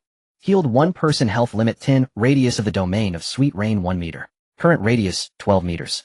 Meng Qian blinked, looking down at his health bar panel. Not only was his health bar full, but his energy was also restored. He felt not a hint of fatigue, suddenly jumping up to look at Chen Zhou, his eyes brimming with astonishment and respect. Brother Zhou, do you want to keep this skill a secret, or? Meng Qian forcefully suppressed his astonishment, not showing as strong a reaction as the fat guy, and asked a crucial question. What's there to hide? Before Chen Zhou could respond, the fat guy interjected. Little Chen, your healing skill must be better than Lu Ru Yan's, right? Damn, I must hit her hard when we go out. The fat guy felt relieved just thinking about hitting Lu Ru Yan and Zhou Hao. There's nothing to hide. I evolved using a job evolution card, and gained a healing skill. Chen Zhou explained, speaking the truth, while concealing a key part. He would definitely be staying in the dungeon for a long time, and the healing skill could not be kept a secret. Job evolution card. You've reached S level now. Or SS level. The fat guy asked, curiously surprised. Chen Zhou shook his head. Is that a level I? Chen Zhou continued to smile without answering. Could it be SSS level? The fat guy's eyes widened. Chen Zhou felt fortunate that he hadn't demonstrated the full speed, healing, and mana recovery, otherwise he would have shocked both of them to death. He didn't want to expose his trump card so early. If he attracted the attention of enemies at his father's level, even with his divine class job, he wouldn't be able to withstand it. Brother Zhou. A no big shot. I will definitely keep what I shouldn't say a secret. EY absolutely won't mention that you can heal and deal explosive damage. Meng Ken patted his chest, his eyes sparkling, clearly showing a fanboy demeanor. Don't call me Big Shot, it would just call me Brother Zhou. Okay, Big Brother Zhou. By the way, little Chen, not only can you heal, but your damage output is also so high. You clearly have such strength, yet you just watched your brother suffer, right? I almost thought I was going to die. The fat guy finally reacted, reaching out to pat Chen Zhou's arm, his tone, filled with the shock of healing, completely overshadowed the astonishment from that earlier punch, but now that he thought about it, that punch was indeed quite impressive. One punch to obliterate a horde. Sorry, it happened so suddenly that I didn't react. Chen Zhou coughed lightly, rubbing his nose to hide the smirk at the corner of his mouth, inwardly cursing. The system requires that healing only counts below 30 health, so don't blame me. The fat guy was about to ask another question when Meng Ken suddenly raised his hand to press down on his shoulder, looking serious. Zhou Gu, the third wave of slimes is coming. You all stay back. Chen Zhou lifted his gaze to scan the front, speaking decisively. The fat guy and Meng Ken exchanged glances, said no more, and obediently took 2 steps back, standing behind Chen Zhou. Chen Zhou's figure slightly sank, and his right fist suddenly struck out. Bang! A conical pale golden fist wind swept out, instantly blowing apart the oncoming slimes, which scattered into countless light particles. Killed 30 gelatinous slimes, experience points, 13,600, constitution 30. Fat guy, little Meng, leave the rest to me. Chen Zhou retracted his fist, his gaze fixed on the mother slime that was spewing and splitting. I want to see what quality of monsters this slime nest can spawn. Of course, another reason was that he needed to stack his passive. The fat guy and Meng Ken stared at the dissipating slime light particles, their shock gradually fading, replaced by a sense of numbness. Another punch, another instant kill. The two had lost even the strength to gasp in astonishment. The fat guy scratched his head, tilting his head toward Meng Ken, casually asking, Monkey, do you have any sunflower seeds? No. How about, after we go out I'll buy a pack? Chen Zhou ignored the two's idle chatter, focusing his gaze on the incoming slime horde. The fourth wave of slimes surged in, and with one punch he obliterated them. The fifth wave of slimes rushed out faster, and another punch cleared them all. It wasn't until the sixth wave that the incoming slimes had grown noticeably larger, reaching level 20. Farmer's 3 punches, bountiful fields. Chen Zhou again unleashed a punch. This time only half of the slime group burst apart, and following that he added another punch to finish off the remaining ones. With 3 consecutive waves easily dispatched under the influence of the tenfold experience card, Chen Zhou's level had already reached level 3, and all attributes had increased once more, with constitution additionally increasing by 90 points. He allocated all his free attribute points to energy. Now his panel attribute values were likely not lower than those of an average a level 15 Awaken one. The 7th wave. Spraying slime. Quality elite level. Level 20. Health 12001-200. Attack 112. Defense 90. Speed 25. Skill acid spray sprays a ball of acid that inflicts corrosive damage over time on hit units. Corrosive damage over time. Chen Zhou's eyes brightened slightly, his fingertips moving as he turned to the two behind him, a hint of embarrassment crossing his face. Fat guy, little Meng, could I trouble you both with something? The fat guy and Meng Ken exchanged a glance, initially confused, then quickly stood upright and cupped their hands, saying, What is it, Big Shot? What can we do for you? You go up and fight this group of slimes, help me stack a passive. Help you? Us? The chubby man wore a puzzled expression, then seemed eager to try. Alright, I've rested enough, it's time to get up and stretch my— Meng Ken nodded as well, gripping his staff tightly, his gaze resolute. Okay, Brother Zhou, although I don't quite understand what you mean by stacking passives, I also want to give it a try. Just how powerful are these level 7 slime monsters? Thanks to Chen Zhou and the tenfold experience card, they had just leveled up.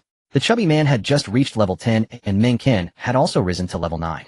Choosing the right teammates allowed them to level up effortlessly. The two exchanged glances and stepped forward, charging towards the group of dark green slimes. However, just a dozen seconds later they retreated in disarray. Facing 30 level 20 elite monsters, they had no power to resist. The slimes opened their mouths simultaneously, and a torrent of yellow acid sprayed towards them, overwhelming them. Meng Ken's health was low, and in the blink of an eye it was almost depleted. The acid clung to his arm, causing continuous damage. Chen Zhou's mind shifted, and he immediately activated Glistening Rain Domain. A pale green halo descended, restoring Meng Ken's health to full, and the acid marks on his arm disappeared, completely halting the damage. The Heart of the Healing Emperor effect triggered healing, while simultaneously removing all negative effects. Little Chen, help. The chubby man's scream followed closely behind. Several blobs of acid had splattered on his back, and his health bar plummeted rapidly, soon dropping by more than half. I can't fight, I really can't. Chen Zhou focused on the chubby man's health line, twisting his wrist to fully cover both of them with Glistening Rain Domain. Light flashed, and the chubby man's health bar quickly filled with the acid corrosion marks on him, also cleared. Healed 2 people, health cap 20, Glistening Rain Domain radius 2 meters, purified negative effects 2 times, energy cap 20, current radius 14 meters. The system notification echoed in Chen Zhou's mind, bringing him joy. It seemed that the corrosive damage from the acid was also considered a negative effect. In that case, this place was simply a paradise for stacking passives. Chen Zhou turned to the two. The chubby man was panting heavily, leaning on his knees with several holes in his back from the acid. Meng Qin's arm trembled slightly, his face pale. Seeing their pitiful state, Chen Zhou's heart softened. This matter still required careful consideration. You guys rest for now, I'll take care of the next part. Chen Zhou spoke, his gaze sweeping over the slime horde ahead. He was still thinking about trying out another talent's effect. The chubby man and Meng Qin awkwardly scratched their heads and retreated to the safety zone on the side. Chen Zhou stepped forward boldly. The slime horde immediately looked up and numerous blobs of acid were spewed from their bodies, rushing towards Chen Zhou. However, he stood his ground, not moving an inch. He stood there letting the acid blobs come crashing down on him. Brother Zhou, be careful.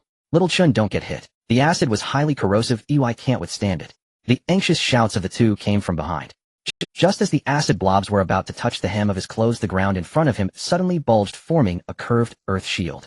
The acid blobs crashed onto the earth shield, and a sizzling corrosive sound immediately rang out as small dents formed on the surface of the shield.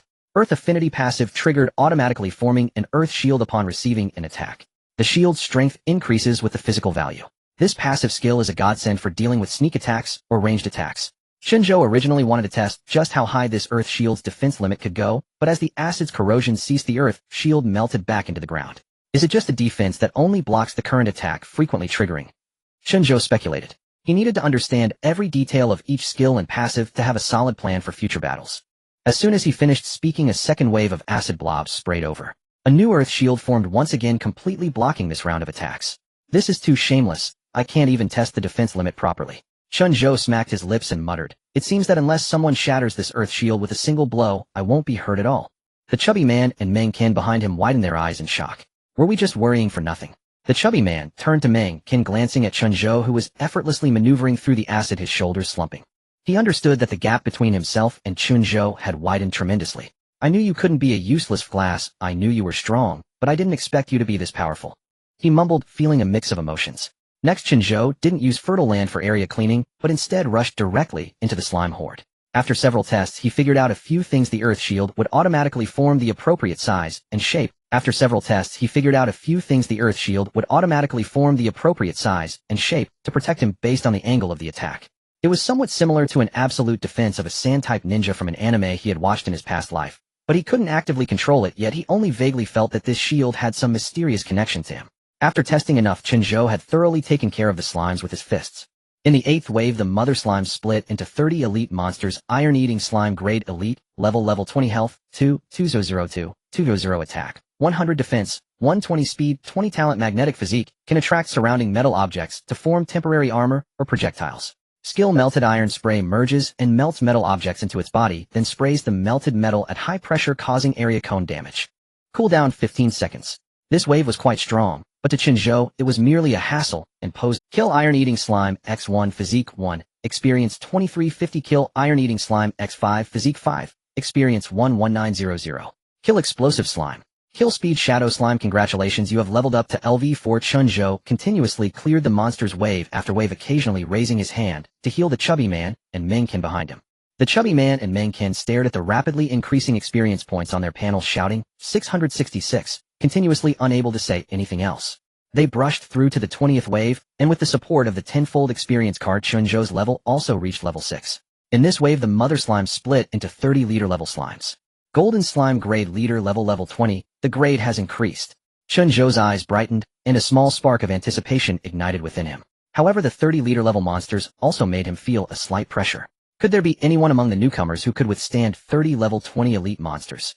Perhaps there was.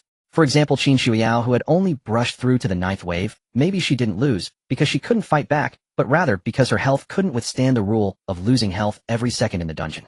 This continuous health depletion rule was the greatest challenge for newcomers in dungeons. Chen Zhou took a deep breath and activated Glistening Rain Domain for the first time throughout the battle. With a surge in attributes, he clenched his fists and charged into the golden slime horde. After a fierce battle relying on his incredible healing ability and a 100 attribute boost, he exterminated all 30 leader level slimes. Fighting against 30 leader level monsters alone is still somewhat strenuous. Chen Zhou shook his fist, reminiscing about the battle he just fought. The chubby man and Meng Qin shot him a disdainful glance, asking if he realized how absurd his statement was. The next moment, the dungeon notification sound rang out. Player has completed all wave challenges. Please defeat the mother slime to fulfill the final clearance condition. That's it. Chen Zhou raised an eyebrow, feeling somewhat unfulfilled. He had anticipated that the mother slime would split into epic-level monsters, but to his surprise the limit of this dungeon was merely leader level, which was 2 grades lower than the epic level he desired. But as he thought it over he understood. The mother itself was just a leader-level BOSS, and being able to split into 30 offspring of the same grade was already quite absurd, likely related to the mother being tainted as mentioned in the dungeon background. To find epic-level monsters so easily in a novice dungeon was indeed a delusion. Oh, have I cleared? Little Chen, you actually cleared this dungeon. The chubby man jumped up excitedly, his voice turning high-pitched. He clenched his fist, looking a bit embarrassed. You take a break, leave this mother boss to us. We've been standing for half a day. I also want to see just how strong I become after reaching level 11. Alright, it's all. Chen Zhou stepped back a couple of paces, leaned against the rock wall, and relaxed his shoulders, digesting the feeling brought by the surge in attributes. A minute later the mother slime was defeated by the combined efforts of the chubby man and Meng Qian. Simultaneously the dungeon system notification sounded. Congratulations to the player for clearing the slime's breeding nest. Congratulations on achieving the dungeon achievement perfect clearance. Congratulations to the player for being the first to achieve a perfect clearance. You will receive additional rewards. This dungeon evaluation: Captain Chen Zhou, 6,000 points. Member Zhang, Fan, 559 points. Member Meng Qian, 541 points. Calculating rewards. Outside the trial square, as Zhou Hao stepped in, a younger brother hurriedly approached him, his tone tinged with urgency. Brother Hao. The Chen Zhou you asked me to keep an eye on just came by. Zhou Hao's droopy, sleepy eyes suddenly brightened at these words, and he stretched lazily. That useless fool finally dared to show up. I thought he was too scared to leave his house. Where is he now? The moment he arrived, he went to find that fatty along with that bespectacled guy who always sticks with him. The 3 of them teamed up to enter the slime breeding nest. The slime breeding nest. Zhou Hao was taken aback for a moment, then burst into laughter, his tone dripping with disdain. A useless person is still a useless person. He only dares to hunt low-level monsters like slimes. He probably doesn't even have the guts to face goblins. Let's head to the dungeon entrance and give a warm welcome to our great genius from the second high school. As Zhou Hao spoke, he headed towards the dungeon passage. Brother Hao, there's something I need to tell you. The younger brother hurriedly caught up, stuttering slightly as he spoke. They've been inside for over half an hour already, and they haven't come out yet. What? Over half an hour? Zhou Hao's footsteps abruptly halted, slowly turning to look at the younger brother, his expression darkening as he questioned. Are you sure you were watching closely? Could it be that they've already left, and you're just waiting here foolishly? I'm sure. I'm absolutely sure. The younger brother nodded vigorously. I was guarding with long air, just waiting at the dungeon entrance. That fatty is so big, if they come out we can't possibly miss it. What if they died inside? Zhou Hao rubbed his chin, murmuring softly. But that doesn't make sense. In a novice dungeon, even if they die, it's not a real death. They would just be teleported out by the system, losing a level at most. Frowning, he spoke more gravely. Over half an hour. How is that possible? The dungeon's continuous damage rule should have caused them to die several times by now. I also feel something isn't right. It's too strange. The younger brother hesitated for a moment before quietly suggesting, Brother, how should we report this to young Master Lin? Zhou Hao immediately shot him a glare, his tone filled with reprimand. Do you need to disturb young Master Lin for such a trivial matter? He's busy leveling up and climbing the rankings. He doesn't have time for this. If we can't even handle this little thing, well, how can we follow young Master Lin in the future and earn his favor? Yes, Brother Hao is right. You think ahead of us.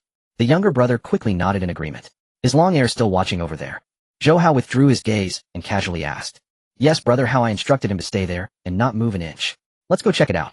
As soon as he finished speaking, in the center of the outer square, the several-meter-high holographic screen, floating in midair, suddenly flickered with a glimmer, and the gilded characters danced slightly. Trial Sprint Dungeon ranking. Originally holding the first place, securely Qin Shuiyao was unexpectedly pushed down by a name that suddenly appeared. First place, Jianghai Second High School, Chen Zhou Slime Breeding Nest, score 6,000. Second place, Jianghai Second High School, Qin Shuiyao, Corrupted Heart Forest, score 5070. The moment the leaderboard shifted, it immediately attracted everyone's attention in the square, causing an instant uproar. What the heck? Qin Shuiyao, who had held the top spot for 12 days, has been pushed down. Who is so impressive? Is it Lin Duan or Lu Rian? Chen Zhou. Is he that useless F grade from Jianghai Second High School? How can he take first place? He scored 6,000 points in the slime breeding nest. My god, how many waves did he clear? I've been grinding in the slime nest too. My highest score as a C grade is only 250 points. How does he manage that as an F grade? He's definitely up to something. No matter what, this Chen Zhou has completely become famous. He used to be a joke, but now it seems he's about to make a comeback as a dark horse. Zhou Hao also stared intently at the name sitting atop the leaderboard, his face darkening to the point of dripping water, his teeth clenched as he spat out 2 words through gritted teeth. Chen Zhou.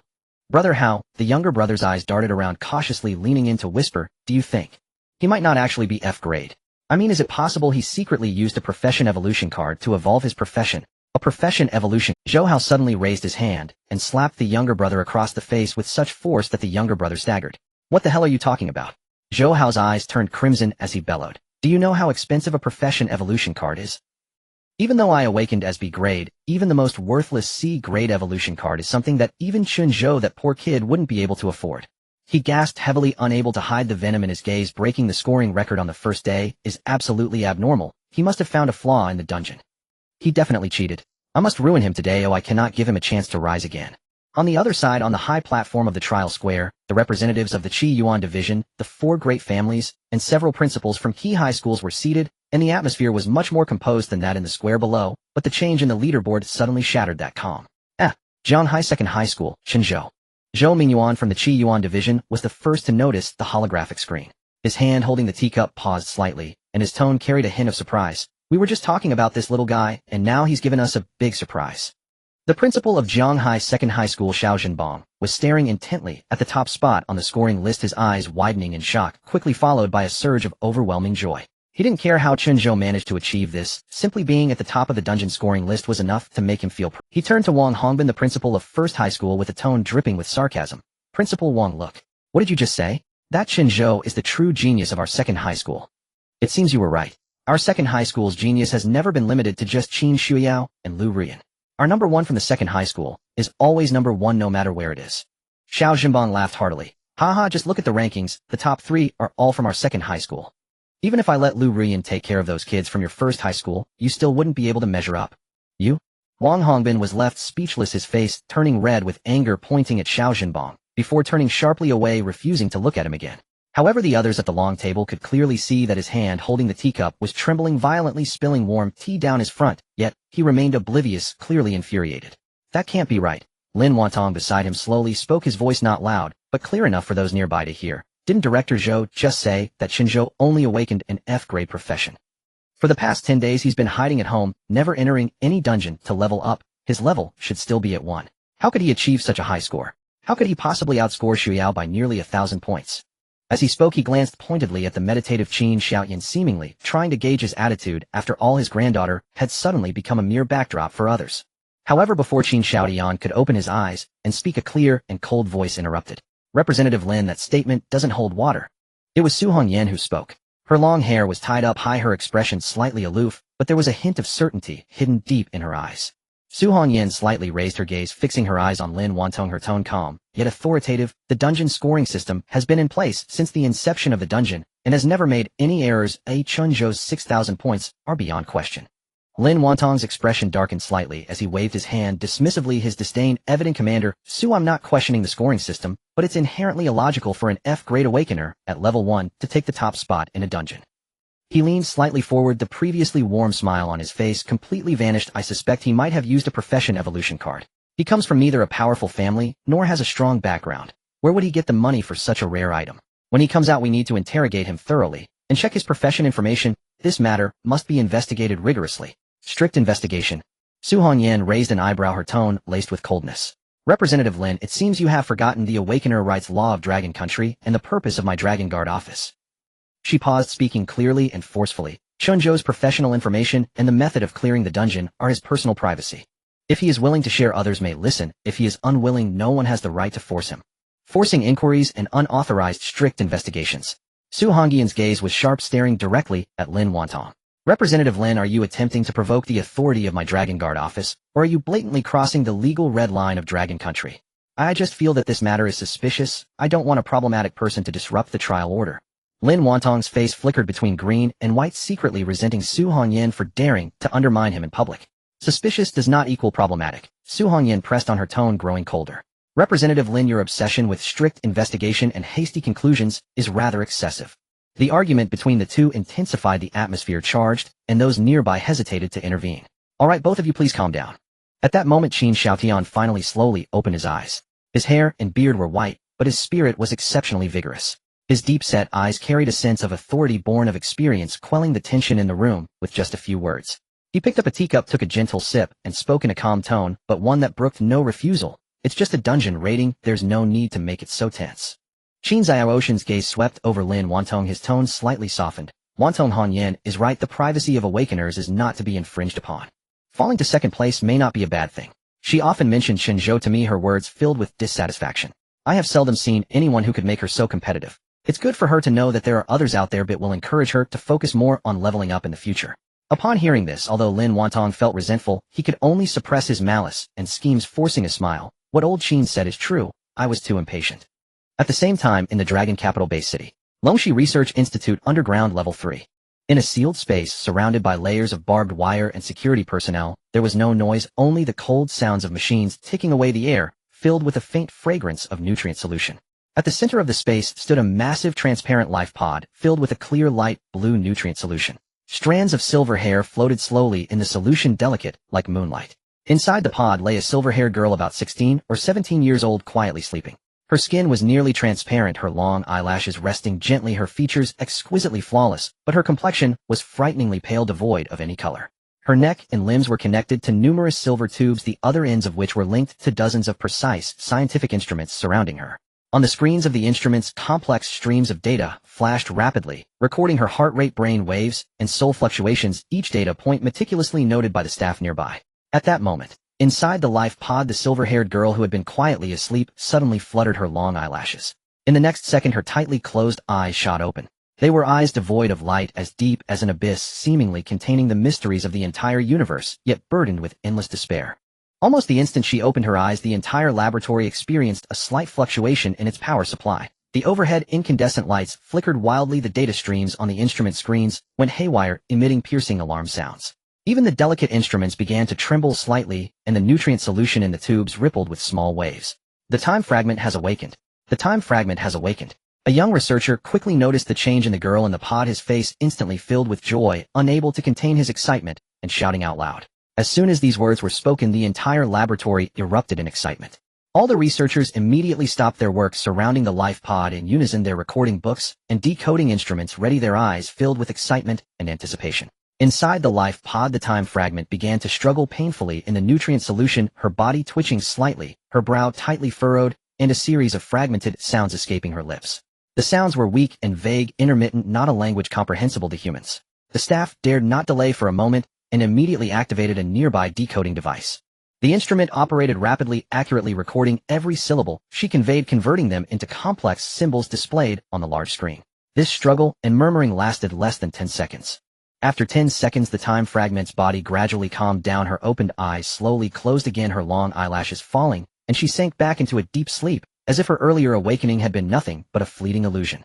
The surrounding power facilities gradually returned to normal, the chaotic data streams slowly stabilized, the piercing alarm sounds faded away, and the entire laboratory regained its initial tranquility, as if nothing had happened. Quick! Decipher immediately. The laboratory director, an elderly professor with graying hair, looked serious, pointing at the complex symbols on the screen, urgently instructing the researchers beside him. This could concern the safety of the entire Dragon Country and the future of all Awakeners. Yes, Professor. All the researchers responded in unison, immediately diving into the tense deciphering work. The sounds of keyboards clattering once again echoed throughout the laboratory, urgent and determined. In Dragon Capital Base City, at the highest power center in the conference hall of the Dragon Country High Command, the atmosphere was suffocating. Several soldiers in military uniforms wearing star insignias were gathered around a large conference table, their brows tightly knitted, the air thick with a heavy sense of oppression. At the head of the table sat a tall, middle-aged man. He was not wearing complex military attire, just a dark patterned Zhongshan suit, without any military insignia, yet he emanated more authority than the generals around him. On the table lay the energy monitoring reports of the Abyss Rift in Mo Yuan City, each set of pulsating red values, like a sharp knife stabbing at everyone's hearts. Chief, we just received an urgent call from Mo Yuan City. The suppression line has sounded the alarm for the third time. The officer in charge of combat scheduling spoke, first his tone grave. The corrupting aura from the Abyss Rift has already seeped into the surrounding 3 kilometers of buffer zone. The beast tide has been infected by the corrupting power and is now violently assaulting the defenses. Those zealots are also going mad, knowing they face death, yet still rushing toward the suppression positions. Even low-tier awakeners have had their minds twisted, turning into mindless, corrupted puppets. As the words fell, the conference hall fell into silence. The corrupted beast tide and the abyssal cultists each posed a formidable challenge. The corrupted beasts are akin to zombies among abnormal creatures, fiercer and more brutal than ordinary beasts. A single bite can lead to swift infection by the corruptive aura, causing total loss of rationality. The abyssal cultists are even more troublesome. They are humans whose minds have been corroded by the abyss. While they appear normal, their cognition is deeply twisted, allowing them to infect ordinary people through the corruptive aura. 10 years ago a spatial rift appeared near Mo Yuan City from which a continuous stream of corruptive energy poured forth. Investigative research suggests that this may be the entrance to a catastrophe-level dungeon world or a passage connecting to another realm. Under the influence of this bizarre corruptive power, a group of madmen claiming to be abyssal cultists soon emerged. Their goal is to completely corrupt reality, marking them as humanity's sworn enemies. The middle-aged man at the head of the table, his gaze calm as the abyss spoke with a deep and powerful voice, deploy the 3 heavy-armed Awaken battalions from Jianghai Base City's 3rd Army Group, as well as the Air Cavalry Support Brigade from the Central Combat Readiness Sequence. They must reach the Abyssal Forbidden Zone defense line in Mo Yuan City within 24 hours to replace the losses on the front lines. He emphasized the defense line cannot fall. Mo Yuan City is the gateway to the 6 major base cities. If we lose it, we would be pushing over 100 million people into the fire pit. Understood. Someone replied. A general responsible for dungeon strategy planning sighed and took the floor. Chief, while the defense can hold for a moment, it cannot last forever. Our core issue now is still advancing the version progress. As soon as these words left his mouth, everyone's expression. 30 years ago the great catastrophe struck, and after years of exploration the upper echelons of the Dragon Kingdom have grasped some top-secret information regarding the survival of humanity and the origins and essence of the disaster. Based on the information currently at hand, it is speculated that this is a survival game triggered by an unknowable force transcending the dimensions of reality, where the beast attacks and life decay storms are akin to game settings. More precisely, they are game versions. During the beast attacks, humanity managed to carve a bloody path through collective awakening, establishing 6 major base cities, barely achieving progress. The Life Decay Storm catastrophe, which struck 15 years ago, plunged the world into an era without healing. New dungeons became arenas of life and death. Although this time the threat does not pose a crisis to humanity like the beast attacks, did only those truly aware understand the severity of the current situation. If we regard the catastrophe as a game of evolution, humanity now seems to be stuck on the 2nd level. No one knows what failure entails. A sword of Damocles hangs above all of humanity. What progress has been made on deciphering the protocol inscriptions? The middle-aged man in the Zhongshan suit inquired. The chief engineer responsible for the research stood up immediately, his voice strained with urgency. Chief, I was just about to report on this matter. The chief engineer summoned a holographic projection, the screen displaying distorted inscriptions and overlapping sound wave patterns. The current deciphered translation, combined with the clues provided by Zero half a year ago, has essentially completed the last missing information. The endpoint of the version time limit is not simply a game failure. At that time, the Life Decay Storm will burst forth from the dungeon, engulfing the entire Blue Star. Upon seeing this message, a stir arose among the crowd. The Life Decay Storm engulfing the entire Blue Star. That would be an absolute rule of life loss where all of humanity would perish. Even SS-level Awakened ones would not be spared. Chief, there are still 6 months left until the date given by Zero, to be precise 182 days. The chief engineer continued. 2.5 years ago Zero provided a brief hint, a date the meaning of which remains unknown. Considering the information deciphered, that date is very likely the version time limit. The chief engineer spoke slowly. A silence fell over the room. Since 3 years ago our Dragon Kingdom paid a tremendous price to breach that catastrophe-level dungeon in the northwest. After advancing the progress from 32 to 36, there has been no further progress. Countries like the White Eagle Nation and the Bear Nation have also made no advancements. Progress has stagnated here. It's been a struggle. A voice filled with helplessness emerged from an officer. The mechanism of the Life Decay Storm is too unsolvable. Without healing capabilities, even those high-difficulty hidden dungeons cannot be sustained by SS-level strong individuals for long. If this continues, once we reach the version time limit. 15 years have passed since the Life Decay Storm struck, and the version progress has only advanced to 36, with the Dragon Kingdom contributing 15 and other nations adding up to only 21. This is already the limit of all humanity. Back in the day, the Extreme Path Dragon Sovereign alone contributed 10 to the version progress, but unfortunately, he later went missing. Someone's side. The Dragon Guard Bureau has already joined forces with the Defense Bureau to restart the investigation into his disappearance, a young voice responded. Now no one wants to give up even the slightest possibility. The conference hall once again fell into a deadly silence. Just then the chief spoke. What has become of the student from Jianghai Base City who reported having awakened a healing skill? The officer in charge of the Awakened files hurriedly searched the materials and quickly reported, Chief, it's a student from Jianghai No. 2 Middle School named Lu Ruoyan. She is currently undergoing this year's trial sprint, and her skill Light of Revival has already reached level 3. He raised his hand to control the large screen at the center of the conference table. Light of Revival LV3 consumes a certain amount of energy, can simultaneously target up to 4 units, restoring 8 of their maximum health. Cooldown time 54 seconds.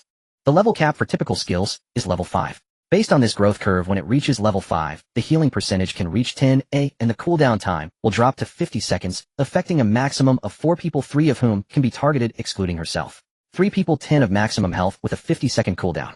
This strength can only be described as mediocre, but in an era without healing across the globe it shines like a light piercing through the darkness. A group of high-ranking officials overseeing the lives and deaths of millions were gathered around the screen discussing the skills of a high school student, a scene that felt absurd, almost like a joke. Yet no one could laugh. It's useful but limited. Every minute 10 healing. Although it's a percentage healing, the overall healing capacity simply cannot support the continuous damage of high-difficulty dungeons, let alone counter other mechanisms in the dungeons.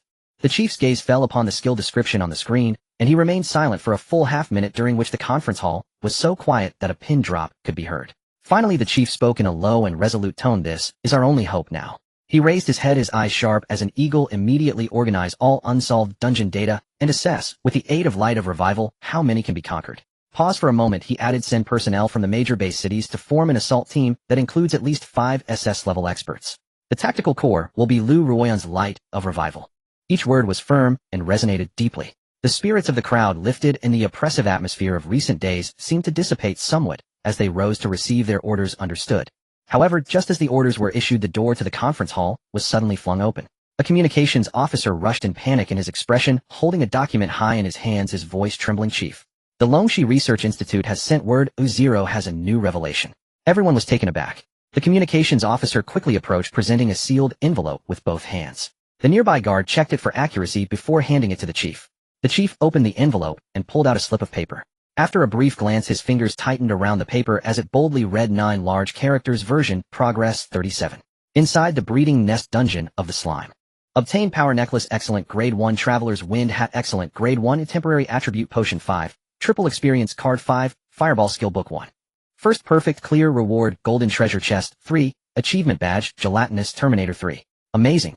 So many rewards, it's more than what we've collected over the past few days. The chubby guy shouted, his eyes wide open, staring at the reward list on the panel. And there are golden treasure chests. I can't be seeing this wrong, can I? A newbie dungeon actually has this kind of stuff.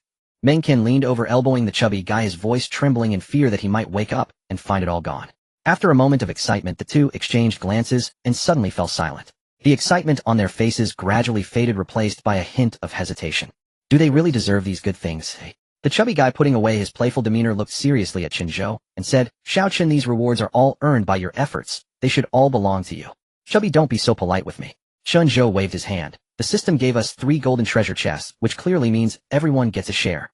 We'll each take 1 treasure chest and badge, and the remaining equipment, potions, skill books, and experience cards can be shared between you and Xiao Meng. I have no use for them." To be honest, aside from the golden treasure chests, he was not interested in the other items. "No way." The chubby guy was anxious, raising his voice again. "We've already taken advantage of you. If you distribute it like this, how can we face you when we team up again?" "Yeah, brother Zhou Fangu is right." Meng Qin quickly nodded in agreement. "Dungeon rewards are based on contribution. Even if you take everything, it's only fair, and we absolutely have no objections. Even if you can't use them, these can be traded at the Mercenary Guild for credit points." Seeing their insistence, Chen Zhou could only say, "All right, we'll split them evenly, but you can pick first. However, it's not a freebie. I have a condition." "What condition, Xiao Chun?" "I can agree to anything except for sleep." The chubby guy started joking again. Chen Zhou stroked his chin, casting a somewhat mischievous glance at the chubby guy, and then at Meng Ken without speaking. "What do you mean?" The chubby guy suddenly stepped back a half step, crossing his arms, looking at Chen Zhou with suspicion. "Xiao Chen, you can't be really coveting my body, can you? You really understand me, chubby? You guessed it right, what I covet is your bodies." Chen Zhou smiled wickedly, thinking to himself, "You two are perfect tools for me to level up my passive skills. It's right to give you a bit of incentive first." His smile made the chubby guy's 200-pound body shudder. Chen Zhou cleared his throat and raised his voice. "Next, I need your bodies to suffer a bit." "Suffer? Where's the suffering?" "Of course you'll suffer all over. I said I'd take you along, but teaching you to fish is better than just giving you fish. I'm going to give you both special training until you can stand on your own." "Special training?" "Exactly. We'll continue to farm this dungeon, but we'll change our strategy. You and Xiao Meng will be the main force, and I'll support you. You've seen my healing ability. You can rush in with confidence. The more you practice now, the less you'll get hit later, got it?" Chen Zhou paused and added, "By the way, all kills must go to me." "No problem giving you the kills. After all, no matter who kills, it counts towards the team's experience. But I feel like I'm getting a good deal, yet something feels off." The chubby guy scratched his head. "Thank you, brother Zhou. Meng Ken will follow you to the death." Meng Ken exclaimed excitedly. With Chen Zhou's addition, their dungeon runs were about to enter a mode of invincibility. "All right, let's divide the loot first," Chen Zhou said, directly reaching out to take 1 golden treasure chest and 1 achievement badge. Achievement badge, gelatinous Terminator. Wearing it increases all attributes by 1 and deals an additional 5 damage to gelatinous monsters. Without hesitation, Chen Zhou directly equipped the badge in the badge slot on the panel.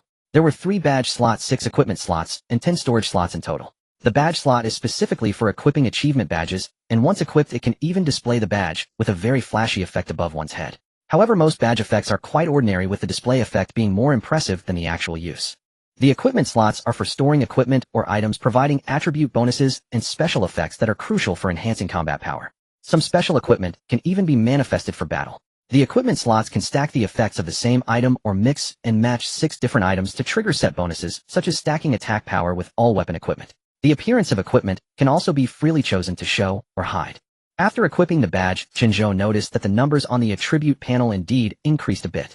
The gelatinous Terminator badge, increasing all attributes by 1, was quite a powerful badge. He clicked open the golden treasure chest, and a burst of golden light erupted. Congratulations! You have received the accessory necklace Resonance of Spirit Superior Grade. Effect Health 10, Stamina 10, active skill actively link with one teammate. After they agree, establish a link. The other party gains a 10 boost to all your attributes, and you can randomly acquire one of their talents or skills effective at 50 of their value valid during the link, with a maximum linking distance of 1,000 meters. Chen Zhou clicked his tongue. This thing is actually quite good as it can enhance team strength, but after seeing the god-level professions with their cheat-like talents and skills, this just feels a bit underwhelming. A golden treasure chest only yielded this kind of item. After thinking for a moment, he shook his head, suddenly realizing that his mindset was somewhat floating. This Resonance of Spirit would definitely be a highly sought-after treasure outside. However, I have this bug skill, spring planting a grain. Maybe I should try to evolve this accessory later. Thinking of this, another thought popped into Chen Zhou's mind. Since spring planting a grain has a chance to evolve items, if I keep evolving one item with this skill, will it eventually evolve into a mythical level or even higher grade item? Unfortunately, this skill can only be used once a day, so I can only try slowly in the future. Wow. And a grade profession evolution card. The chubby guy's booming voice echoed throughout the entire dungeon cave. Golden legend. Huh. I'm taking off. The chubby man ran excitedly towards Chen Zhou. Little Chen. No, it's Father of Justice. He embraced Chen Zhou and lifted him up. Chubby, I know you're very happy, but this position is really a bit awkward. Chen Zhou patted his shoulders, signaling him. Haha, I've become a level, at least I won't be too far behind you now. The chubby man set Chen Zhou down, yet the joy in his heart could not be calmed at that moment. Congratulations, Chubby. Chen Zhou sincerely celebrated for him. It was a good thing for his brother to grow stronger. The stronger his brother was, the happier he became. After all, no one could surpass him. Thanks to you, little Chen. Without you, I wouldn't have been able to get the golden treasure chest, let alone draw in a level evolution card. From now on, I'll go through fire and water for you, without hesitation. Mainly because you have the luck of a European monarch. Chen Zhou patted his shoulder again, secretly chuckling in his heart. Enjoy the laughter for a while. When you use your passive later, I can feel a bit less guilty. Brother Zhou, I also got something good. Meng Qian rushed over excitedly, saying, a piece of equipment that can add 1,000 health points and 1,000 energy points, just right to fill my early shortcomings. I'm not bad, it suits you well. Chen Zhou also patted Meng Qian's shoulder to encourage him. Chubby, you go evolve your profession. Chen Zhou glanced at the countdown on the panel. The forced teleportation for the instance dungeon is about to happen. Well, continue to grind later. Alright, the two said in unison. Outside the slime nest dungeon, Zhou Hao had been waiting here with 2 little brothers for several minutes. Why aren't they out yet? Zhou Hao said with a dark face, pacing back and forth, kicking a stone at his feet. Just then 3 white lights flashed, and the figures of Chen Zhou and the others slowly appeared. Brother Hao, it's them. One of the little brothers immediately pointed at the 3 and quickly reminded him. Why are you shouting so loudly? I can see them. Zhou Hao raised his hand and gave the little brother a slap on the head. Chen Zhou. He squinted his eyes and strode forward. He reached in front of Chen Zhou, pointed at his nose and shouted, Chen Zhou. It's one thing for you to be a waste yourself, but to play dirty, exploiting dungeon loopholes for malicious score grinding, do you even deserve to stand alongside us honest students? I must report you. His shout immediately attracted the attention of everyone around. Chen Zhou. Is he the one who suddenly jumped to first place on the score chart? Malicious score grinding. So he got first place by exploiting loopholes. What's the point of that? I said. And Flevel Waste, how could he suddenly turn the tables? There must be something wrong. Wasn't he the top of the spiritual assessment at Jianghai No. 2 High School? So it seems his spiritual assessment results were also obtained through cheating. No wonder he could always be first, yet awakened and Flevel garbage profession. Turns out he is a habitual offender. The murmurs buzzed around like a swarm of flies circling the 3. That's how people are. No one wants to believe that a waste can turn their life around, and they prefer to attribute everything to underhanded means. Chen Zhou frowned slightly, his gaze turning cold. Zhou Hao, I didn't seek you out for trouble, yet here you are delivering yourself to my doorstep. Zhou Hao with his 2 little brothers blocked the 3 directly in front of them, a sinister smile on his face. Last time you had Qin Xiao protecting you, this time I wonder who can help you. Zhou Hao, you little brat. The chubby man stepped forward, his voice louder than Zhou Hao's. I haven't settled the score with you for spreading rumors about us, and Lu Ru, you dare come here to stir up trouble. What? Zhou Hao looked up and down at the chubby man, a smirk curling at the corner of his mouth. Thought it was like last time at the beef noodle shop. Zhang Fan, what level are you now? He himself was already level 14, while the chubby man he had schemed against probably hadn't even reached level 10. The bespectacled guy beside him he had investigated and found out was someone kicked from the team, not worth mentioning. Even with Chen Zhou this level waste he could handle all three of them. Truly birds of a feather flock together, garbage can only associate with garbage. Zhou Hao said coldly to the three. Who are you calling garbage? The chubby man pressed forward with his broad body, looking down at Zhou Hao. However, Zhou Hao ignored him and said to Chen Zhou, if you want to prove you didn't cheat, come challenge me on. You wouldn't dare, would you? He cracked his knuckles making a clicking sound. Weren't you the one who boasted about crippling me last time? Today I'll let you see who really cripples whom. Let you experience what a true gap looks like. Before his words fell, Zhou Hao's fist was already smashing towards Chen. Boom. A massive fist rushed forward, both fists collided, producing a dull sound. The chubby man once again stood in front of Chen Zhou, colliding head-on with Zhou Hao. Zhou Hao staggered back 2 steps, his arm numb to the point he could barely lift it, while the chubby man only took half a step back, firmly standing his ground. I've told you before, you can touch me, but you cannot touch my brother. The chubby man glared at Zhou Hao. Zhou Hao's face was filled with disbelief. How is this possible? We are both level. Your level is clearly lower than mine. How could you withstand my punch? Both level. The chubby man disdainfully glanced at Zhou Hao, then turned to Chen Zhou and said, Little Chen, you don't need to step in for this kind of trash. I've been wanting to hit him for a long time. Alright then, it's up to you, chubby. Go ahead and vent your anger first. Chen Zhou smiled all along, not paying Zhou Hao. The chubby man moved his shoulders, glaring fiercely at Zhou Hao. You little brat, I hate playing dirty the most today. They'll let you see who really cripples whom. He had just used the A-level profession evolution card, resulting in a tremendous boost to all attributes, and awakened a new profession, Blade Shield Warrior, a profession that balanced offense and defense. Though he was a few levels lower than Zhou Hao, with the advantage of being a level, it was more than enough to deal with a level berserker. Zhou Hao roared, activating his berserker skill, a red aura bursting forth from his body. Relying on his level advantage, he furiously swung punches at the chubby man.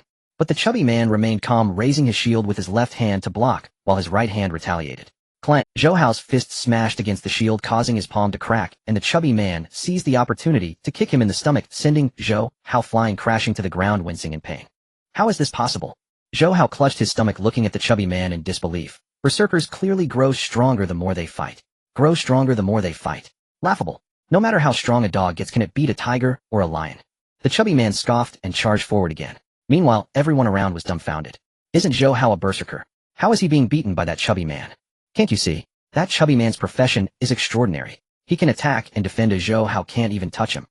So it turns out the people around Chen Zhou are so strong. Maybe his first place is not just flukes. Who knows?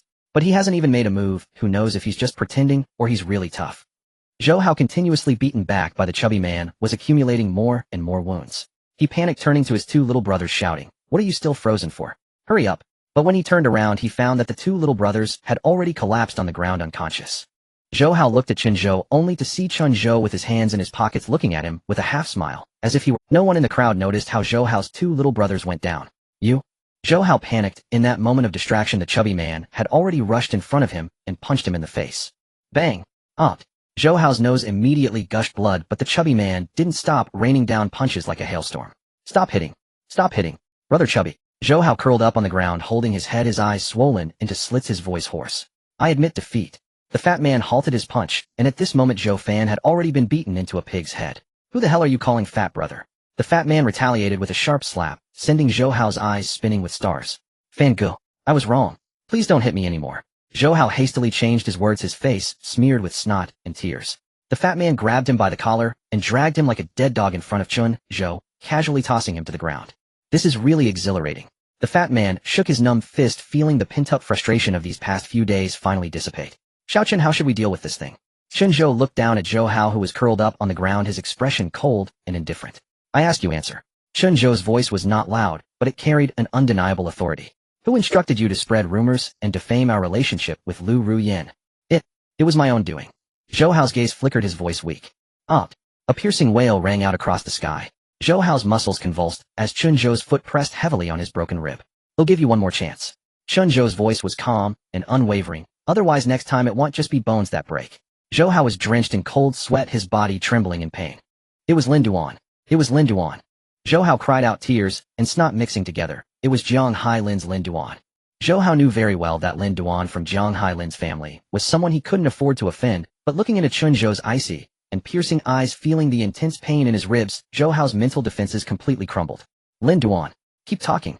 Chen Zhou's voice was devoid of any emotion, yet it suffocated Zhou Hao. He had suspected from the beginning, he knew better than anyone Zhou Hao's actual worth. This guy was the main culprit behind bullying Lu Ruyan. Now that Lu Ruyan had awakened her level profession, he couldn't even hide. How could he dare to provoke her with rumors? The emergence of this rumor was too suspicious. Zhou Hao gritted his teeth, trembling all over, not daring to conceal anything. He is Lu Ruyan's teammate. The Lin family wants to completely eliminate Lu Ruyan. They investigated her background and found out her family is poor with no support, completely clean. The only thing that displeased Lin Duan was that he discovered Lu Ruyan had been very close to you during high school. Lin Duan was afraid that you would obstruct him in the future, worried Lu Ruyan still had feelings for you. So, he had me spread rumors to instigate a rift between you and Lu Ruyan, forcing Lu Ruyan to distance herself from you. This was mainly aimed at you. Zhang Fan was just collateral damage. Damn, why am I just collateral damage? The fat man rolled up his sleeves and gave Zhou Hao another hard punch. I'm sorry, Fan Go. I was wrong, you're not collateral damage. Lin Duan is targeting both of you. Zhou Hao quickly changed his words and begged for mercy. Why did Lin Duan come to you? Chen Zhou asked. Zhou Hao took a heavy breath. When he investigated Lu Ruyan, he learned about my grudge with you. He approached me and promised me some benefits, asking me to deliberately target you. Spreading rumors about your relationship with Lu Ruyan was also his order, while dragging down your leveling progress. Chen Zhou squatted down, his eyes sharp as a knife. So Lu Ruyan knows all this too. I am not sure. Zhou Hao shrank his neck, his voice trembling. Even if she didn't know at first, she must have guessed later.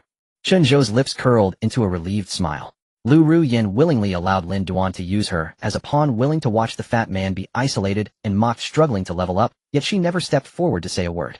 It wasn't that she was foolish, nor was it that she had no choice. She deliberately chose not to clarify, to express her attitude to Lin Duan, temporarily seeking support from the Lin family. Damn, those two dogmen and women.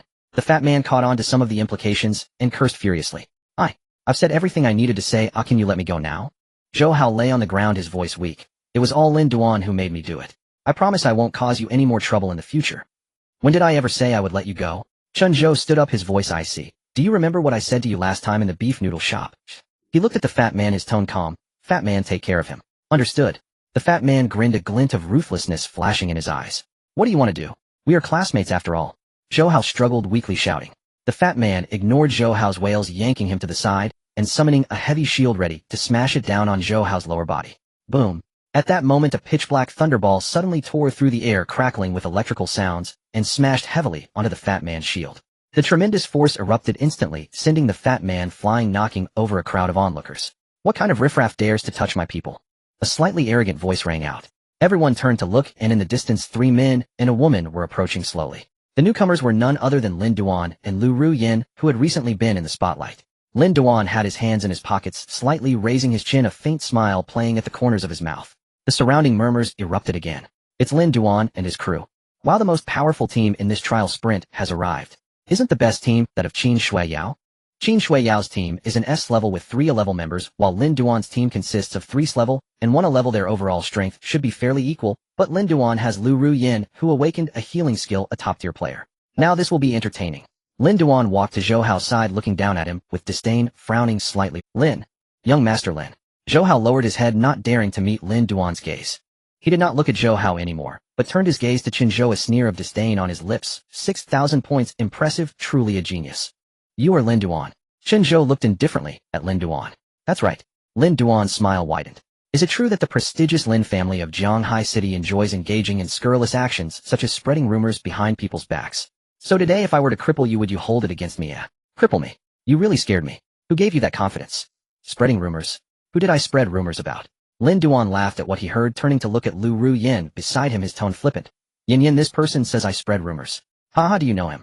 Lu Ruyan stood beside Lin Duan, dressed in a pristine white robe, her demeanor holy. She looked at Chen Zhou, her eyes calm, and her tone somewhat cold and distant. Yes, we are classmates. Lu Ruyan's voice was soft, yet it was clear to everyone's ears. Lin Duan revealed a triumphant smile. Did you hear that, classmate Chen? You are merely classmates. Those who want to get close to Yin could line up from here to Longdu Base City. Who do you think you are? Do you think you are special? Do I need to spread rumors about you? Look at you, not even a decent piece of equipment on you. As he spoke, he suddenly reached out and grasped Lu Ruyan's wrist, deliberately holding up the guard on her fair wrist to the sunlight, letting it glimmer. That guard was pure white, shimmering with light, clearly worth a fortune. Open your eyes and take a good look. This guard, a superior quality focus guard, increases mental recovery speed by 15, worth 8.0 credit points. He raised his hand again to lift the hem of Lu Ruyan's robe. This holy light robe is an epic grade equipment. Just the material cost alone cost my Lin family 3 million plus the blueprint and forging costs totaling 5 million credit points. Chen the great genius, do you really think that just because you scored first by exploiting a loophole in the dungeon, you can turn your life around? This world is that realistic. A good horse needs a good saddle, and a genius like Yin Yin deserves to wear the best equipment and use the best resources. Can you provide such things? You're full of shit. A roar suddenly erupted from the crowd. The fat man grimacing scrambled to his feet from the pile of people and pointed at Lu Ruyan's nose, cursing, "Lu Ruyan, do you have any conscience? Back when Zhou Hao bullied you and the thugs from outside school cornered you in the alley, who helped you? Who took you along when you were isolated and treated you to feasts when you craved good food? Without Xiaoqin you would have dropped out long ago. Where would you be now? Now that you've made it big, you turn your back on us." Lu Ruyan's eyelashes fluttered slightly. Avoiding Chen Zhou's gaze, she looked at the fat man and said, "Fan Gu, there's no need to bring up the past. In the world of Awakened, what does a little favor count for? Without strength and status, everything is nothing but an illusion. What I eat and use now is the capital that lets me go further on this path, the confidence that I won't be bullied by people like Zhou. Now my father is receiving the best treatment at Jianghai City's top hospital, and my mother has a more respectable job. If it were you, what would you choose? I don't want to play childish games anymore. Don't call me Fan Gu, you're not worthy. Childish games. Also, our friendship means nothing to you." I was truly blind. The fat man's entire burly body trembled with rage. Lu Ruyan looked up at Chen Zhou, her gaze resolute. "Zhou. Chen Zhou, you helped me, I remember, but that's in the past. You were the one who told me people must look forward." Lin Duan from the side followed with a sneer, wagging his finger at Chen Zhou, his tone contemptuous. "Yin Yan's right, people should know their place. Don't wallow in self-pity here. I'm not like you using past petty favors to morally blackmail others. Are you done?" Chen Zhou picked his ear with an impatient look, blabbering on like a damn woman. Lin Duan froze his face, turning ugly. "Lu Ruyan." Chen Zhou looked at Lu Ruyan, saying calmly, "Looking forward is fine, but if there's a pile of dog shit ahead, and you insist on stepping in it, don't complain when you end up stinking realizing you took the wrong path." Lu Ruyan's expression shifted slightly. She hadn't expected Chen Zhou, who had always been gentle with her, to speak so venomously now. "Who are you calling dog shit?" Lin Duan's face finally darkened. "Whoever answers, that's who. You're asking." Before the words faded, 3 black lightning orbs suddenly coalesced in Lin Duan's palm, carrying a terrifying momentum as they blasted toward Chen Zhou. The lightning orbs were incredibly fast, reaching Chen Zhou in a blink. Chen Zhou stood motionless, hands in his pockets. "Is this guy scared stiff? Not even dodging?" Someone in the crowd murmured. The black lightning orbs arrived in an instant, and amid everyone's astonishment, a earthen yellow shield formed in front of Chen Zhou. Boom, boom, boom. 3 loud explosions rang out in succession. The orbs slammed into the earth shield, electricity crackling wildly. The shield was blasted with a huge hole, but the orbs vanished and the shield had blocked the attack. An earth element awakener. Manipulating earth elements with will A. Isn't he frank? How can he have such defensive abilities? The onlookers began to exclaim in surprise. Interesting. Lin Duan raised an eyebrow, his tone arrogant. At least better than that fat guy didn't get taken out by one of my lightning orbs. As his words fell, his pupils suddenly contracted. A wave of dangerous aura hit him instantly, and he sidestepped instinctively. Swoosh. An invisible fist grazed his cheek, stirring a gust of wind that stung his face. Lin Duan touched his cheek, and a smear of blood stained his fingertips. A spatial attack. Lin Duan stared at Chen Zhou, one hand in his pocket, the other in a punching stance, his gaze turning serious. Chen Zhou withdrew his fist, a sneer curling at the corner of his mouth. "If you're weak, train more." These words ignited Lin Duan's fury. His eyes turned bloodshot and black-purple currents crackled wildly around him, the thunderous roar making the crowd's eardrums ache. "You reckless fool, you've successfully angered me. Let me show you the true power of the annihilation black thunder." Before his words faded, the ground suddenly cracked with fine fissures, and sizzling black currents spread along the cracks, even saturating the earth itself with his black lightning. A large-scale thunderstorm. The crowd of onlookers gasped in alarm, stepping back to avoid being caught in the blast. But soon all the lightning ceased spreading and converged back into Lin Duan's palm. He gathered all the thunder, then thrust his hands forward. The surging black lightning in his palm transformed into a writhing thunder dragon, hurtling toward Chen Zhou with terrifying momentum. As the thunder dragon was about to strike, an earth shield formed again in front of Chen Zhou, this time with a layer of hard rock patterns on its surface. But the power of the thunder dragon far exceeded expectations. The dragon's head slammed into the earth shield with a sharp crack, and the once solid shield shattered like glass, exploding into a rain of rubble. With no obstacle left, the annihilation black thunder dragon crashed into Chen Zhou with devastating force. The lightning didn't blast him away, but instead trapped him in place. Zazup! Black-purple currents instantly enveloped Chen Zhou's body, making him shudder. Xiaoqin, the fat man, and Meng Qin shouted simultaneously from a distance. "Haha, bro, kill this punk. How dare he be so cocky with you, he doesn't know his place." Lin Shi laughed heartily nearby. "Zhang Fan, you don't need to worry. Duan Gu won't really kill him. Lu Rian watched calmly, a hint of superiority. When he can't hold on, I'll use my revival light to save him, teaching him a lesson. As if Chen Zhou's life hung entirely on her whim. The onlookers started murmuring again. This guy's done for. Hit Heaton by young Master Lin's Annihilation Black Thunder, he'll be lucky to survive, with just skin flayed. I thought he was something special the way he challenged young Master Lin. Turns out he's just this. What a disgrace. High dungeon scores don't equal real combat strength. Some people specialize in gaming the scoring system for high marks, but their actual power is far below what the score suggests. I bet this Chen Zhou is one of them.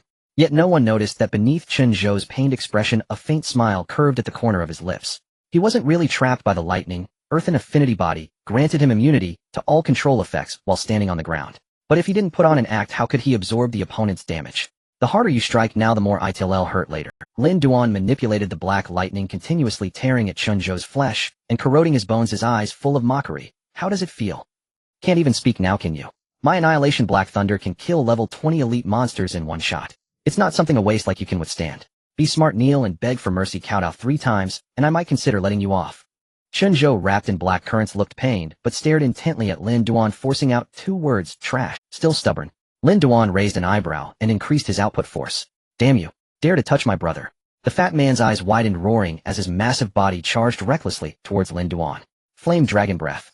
Meanwhile, Meng Qin no longer hesitated, shooting a blazing flame beam accompanied by a faint dragon's roar towards Lin Duan. Although he had just met Chen Zhou, he deeply admired and appreciated Chen Zhou's character. After completing a quest together, he felt indebted to Chen Zhou and could not afford to offend the Lin family, nor could he stand idly by. Divine Shield. Lu Rian gently raised her jade hand, and a holy white light shield suddenly appeared, firmly blocking in front of Lin Duan. The flame dragon breath collided with the shield, emitting a sizzling, burning sound, while the fat man's charge was forcefully halted. At almost the same moment, a figure flashed like a ghost in front of the fat man. He had no time to react before being seized by the neck, followed by a heavy punch that struck his face. Wu Chaosheng. A voice cried out from the crowd. Another class awakened from Lin Duan's team, Wu Chaosheng. The fat man winced in pain, his body going limp as he was lifted effortlessly by Wu Chaosheng with one hand. With just one strike, Wu Chaosheng nearly rendered the fat man incapable of fighting. On the other side, Meng Qin was still channeling the flame dragon breath when he suddenly felt a sharp pain in his abdomen, as if struck by a cannonball, and he was sent flying backward, crashing hard to the ground and spitting out a mouthful of blood. So damn weak. Lin, she said, retracting his kicked leg and spitting a thick phlegm onto the ground, his face. Everything happened in the blink of an eye. The fat man was held in the air by Wu Chaosheng like a pig awaiting slaughter. Meng Qin lay on the ground gasping for breath, while Chen Zhou continued to struggle under the searing black lightning. If you touch me, that's fine, but if you touch my brother, that's not acceptable. The fat man, caught in midair and unable to exert strength, blood gushing from his face, continued to murmur softly. Brother Duan, don't really kill him, it won't end well, Lu Ruyan said, looking at Lin Duan. Relax, I'm just Lin Duan replied cheerfully, yet his eyes were devoid of warmth. If I used my full strength, he would have turned to ash long ago. As his words fell, he raised his hand to disperse the black lightning. Chen Zhou's clothes were tattered and burnt, his skin charred black with blood at the corner of his mouth, yet deep within his eyes there was no trace of fear or retreat. Is it over? Chen Zhou's hoarse voice echoed. This left everyone stunned. No one expected that after being struck directly by the falling black lightning, Chen Zhou not only remained standing, but even had the strength to speak. Chen Zhou slowly lifted his head, his charred hand supporting the ground, as he gradually stood up. His movements were slow, filled with extreme fatigue, yet there was a haunting resilience in his demeanor. Now that it's over, it's my turn. Chen Zhou slowly raised his fist, and beneath his charred skin a faint green glow began to circulate. It was the sweet rain domain quietly healing his wounds. Autumn Harvest. Farmer's Triple Punch Autumn Harvest LV1 effect absorbs and stores all damage, including negative effects received by self and allied units within the sweet rain domain. The higher the physique, the greater the storage limit, then consumes all energy points to release all absorbed damage at once, dealing 200 damage. With no cooldown. At the moment the shout fell, strands of black-purple lightning entwined around Chen Zhou's fist. That was the falling black lightning that Lin Duan used against him earlier. The space seemed to freeze at that moment. The wind from the punch howled, carrying the might to devour everything. In Lin Duan's terrified pupils that fist loomed larger, moving at a speed so extreme that he had no time to think or evade. I will die. I will definitely die. The fear of death suddenly seized Lin Duan's heart. His face changed dramatically. He could no longer afford to maintain any ounce of arrogance or dignity. Howling in agony, Lu Rian. Shield. Quick, activate the shield. Lu Rian was taken aback by this sudden change, her expression shifting as she instinctively urged all her energy. 1 layer, 2 layers, 3 layers. Layer upon layer of shields appeared densely in front of Lin Duan. Yet those seemingly indestructible shields seemed as fragile as paper before Chen Zhou's fist. Bang, bang. Bang! Multiple shields shattered in succession, unable to block even a fraction of the force. And the black-purple lightning around Chen Zhou's fist crackled as it spread towards Lin Duan along the fragments of the shields. At that moment, a tremendous pressure suddenly descended from the sky, instantly enveloping the area around Chen Zhou. Chen Zhou felt as if a mountain had suddenly pressed down on him, yet his gaze remained resolute, gritting his teeth and not halting his punches. "You dare, kid. Stop right there." A figure descended from the air, bringing with it a world-shattering might as it struck towards Chen Zhou. Bang! Another graceful figure swept in like flowing light, raising her hand to block the incoming attack for Chen Zhou. "Lin Wantong, do you also want to interfere in the conflict between juniors?" A cold female voice suddenly rang out. "Su Hongyan." Lin Wantong's face turned ashen. With Su Hongyan's intervention, he had lost the chance to save Lin Duan. Spirit Tide, Illusion Realm.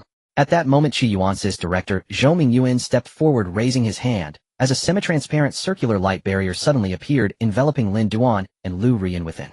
Simultaneously, Chen Zhou's attack surged in, crashing against the light barrier. Buzz! The Spirit Tide Illusion Realm trembled violently, ripples spreading across the barrier's surface.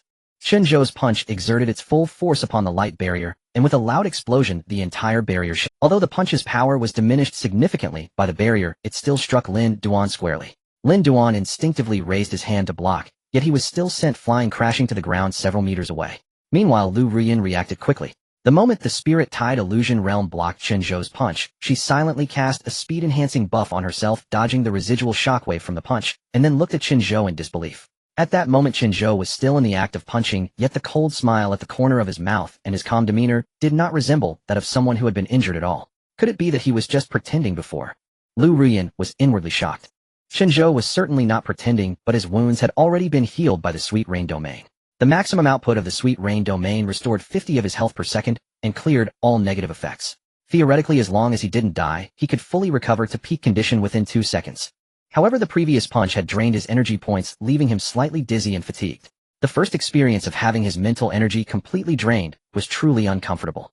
"Director Zhou, what do you mean by this?" Su Hongyan turned to Zhou Mingyuan, her tone carrying a hint of displeasure. Commander Su, don't misunderstand." Zhou Mingyuan chuckled, glancing at the many students gathered around. "I'm just afraid of hurting innocent people. After all, these are the hopes of Jianghai City and even Long Country. Each one is a gifted talent. If they are lost in this conflict, I can't take responsibility for that. Allowing Lin Duan to provoke Chen Zhou is fine, but not allowing Chen Zhou to fight back." Su Hongyan furrowed her brows slightly. "When Chen Zhou was under attack, I didn't see you intervene." It's different. Zhou Mingyuan waved his hand, his smile still warm, yet his gaze held a hint of depth. "Commander Su, have you noticed? Chen Zhou's attack just now is not something Lin Duan can compare to. Although my Spirit Tide Illusion Realm was merely cast casually, it could easily block the full force strike of an ordinary level 20 awakened, yet in the face of Chen Zhou's punch, just now the barrier collapsed in less than half a breath. If that hit had fully landed on Lin Duan, he would probably be maimed if not dead, and I wouldn't be able to give a proper account. Su Hongyan showed no signs of retreat. What would happen if such a person died? He is a cancer. Lin Wantong couldn't hold back his rage any longer. "I want to ask what your relationship is with that Chen Zhou. Do you also want to interfere in our Lin family's affairs? This is the trial square, not your Lin family. If Qi Yuanxi doesn't intervene, I Long Wei department will." Su Hongyan spoke each word decisively. Lin Wantong suppressed his anger and turned to Lin Duan, only to see Lin Duan slumped on the ground, his face as pale as paper, a damp stain seeping from his pant leg, utterly disheveled. Chen Zhou's previous strike had not caused significant physical harm to Lin Duan, but it was extremely humiliating. While Lin Duan wet his pants, could it be from being scared? Some sharp-eyed onlookers noticed this detail. The crowd began to murmur. At this moment, Lin Duan felt like he wanted to die. As a standout of the Jianghai Lin family, he felt that it would have been better to have been killed by Chen Zhou's punch than to be humiliated like this. "Uncle Tong, let's go quickly." Lin Duan stammered as he looked at Lin Wantong, his eyes filled with a hint of pleading, completely devoid of his earlier arrogance. "What a disgrace." Lin Wantong cursed in a low voice. Lin Duan's appearance made him, who always cared about his image, feel both humiliated and enraged. He looked at Su Hongyan with eyes full of resentment. "Su Hongyan, I shouldn't be competing with a junior like you, but today's matter will be remembered by my Lin family." He then cast a glance at the somewhat wilted Chen Zhou, who was still making punching motions. "Kid, you better pray that Su Hongyan continues to protect you. Otherwise you might just die in a quest one day, or get eaten by a mutant beast outside the base city." Chen Zhou slowly retracted his fist, looking at Lin Wantong with indifference. "Old dang, I advise you, now is your best opportunity to kill me." His tone was calm, as if he were discussing something. Chen Zhou's words made the murderous intent in Lin Wantong's eyes flicker momentarily. Lin Wantong threatening a junior, "You really have no shame left." Su Hongyan said coldly. Su Hongyan, don't think you can disregard your elders just because of your talent and strength. By seniority, you should call me Uncle Lin. Do you really think I can't handle you?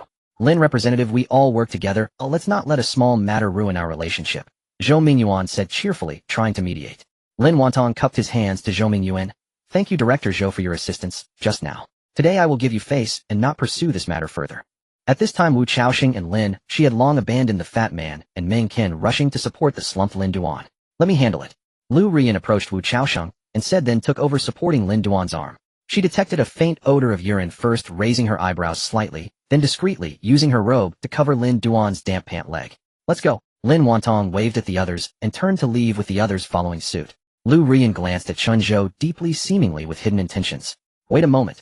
A faint voice, sharp yet casual as Chen Zhou slowly spoke. Did I say you could leave? Lin Wantong halted his steps. Kid, don't take advantage and act coy. Be careful. Lin Duan seemed to sense something and suddenly shouted sharply. Before his words had faded, she suffered an invisible heavy blow to his abdomen. He let out a muffled groan and was sent flying several meters like a broken sack, crashing heavily to the ground, curled up and unable to rise, blood oozing from the corner of his mouth. On the other side, Wu Chaos Hen instinctively dodged to the side, but half of his cheek was still swept by a sharp wind, leaving a deep wound that exposed flesh. Before he could stabilize himself, another punch landed heavily on his face. Ugh! Wu Chaos Hen howled in pain, staggering back several steps. His nose had caved in, and he spat out 2 broken teeth mixed with blood, glaring fiercely at Chen Zhou. You two trash, I didn't have time to deal with you earlier. You think you can just get away with attacking my teammate? Chen Zhou stood still, his tone flat, but filled with an undeniable pressure. Looking for death?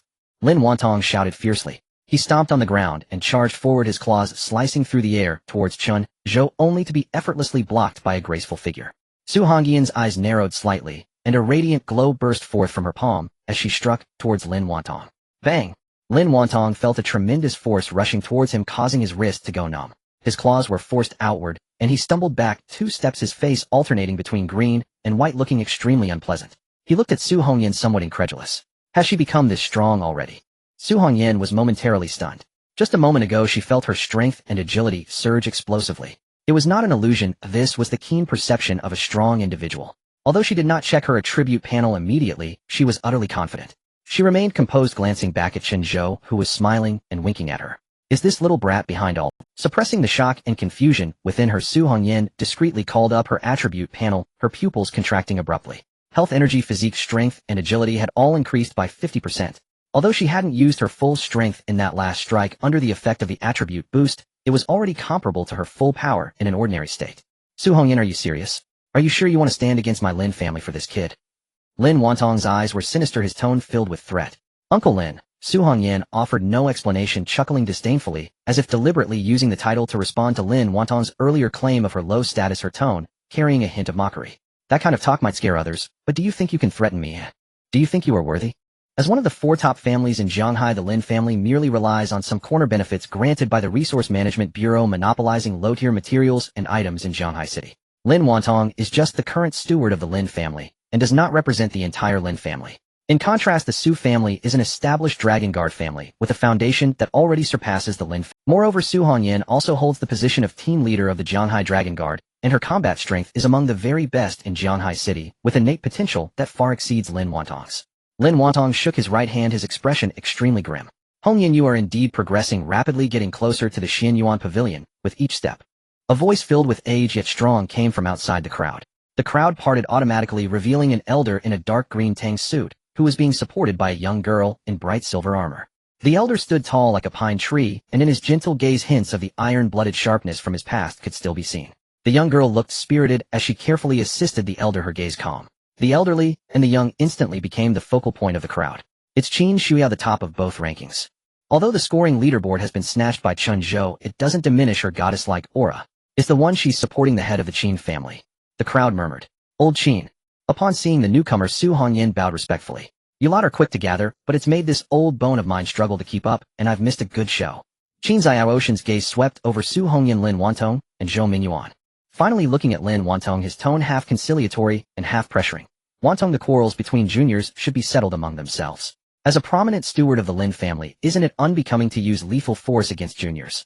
Wouldn't it make the Lin family seem lackluster? Furthermore, fighting publicly disrupts the trial rules. It won't benefit your Lin family. Zhou Mingyuan also timely spoke up, his words carrying an air of official authority. Lin representative, what Su commander and Old Qin said makes sense. This place is the trial assessment point. how can private combat occur under everyone's eyes? You are both prominent figures in Shanghai. If this escalates, it will be hard for anyone to wrap things up. It would be better to take Lin Duan and the others for treatment first, and we can discuss this matter later.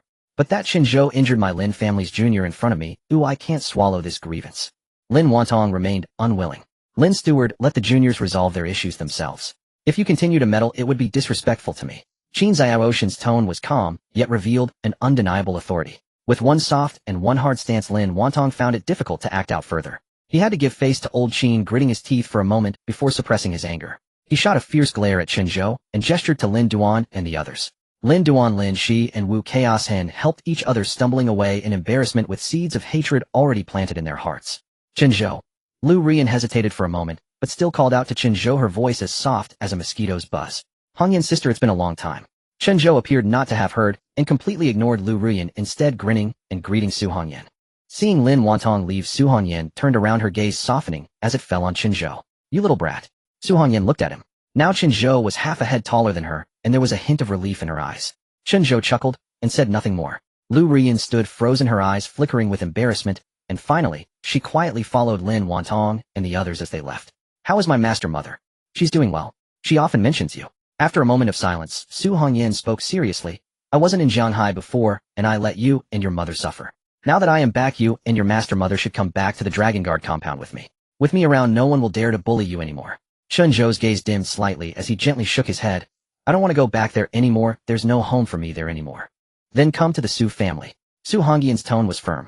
In any case, I won't allow you and your mother to continue drifting and suffering outside. Chen Zhou glanced around helplessly, saying that.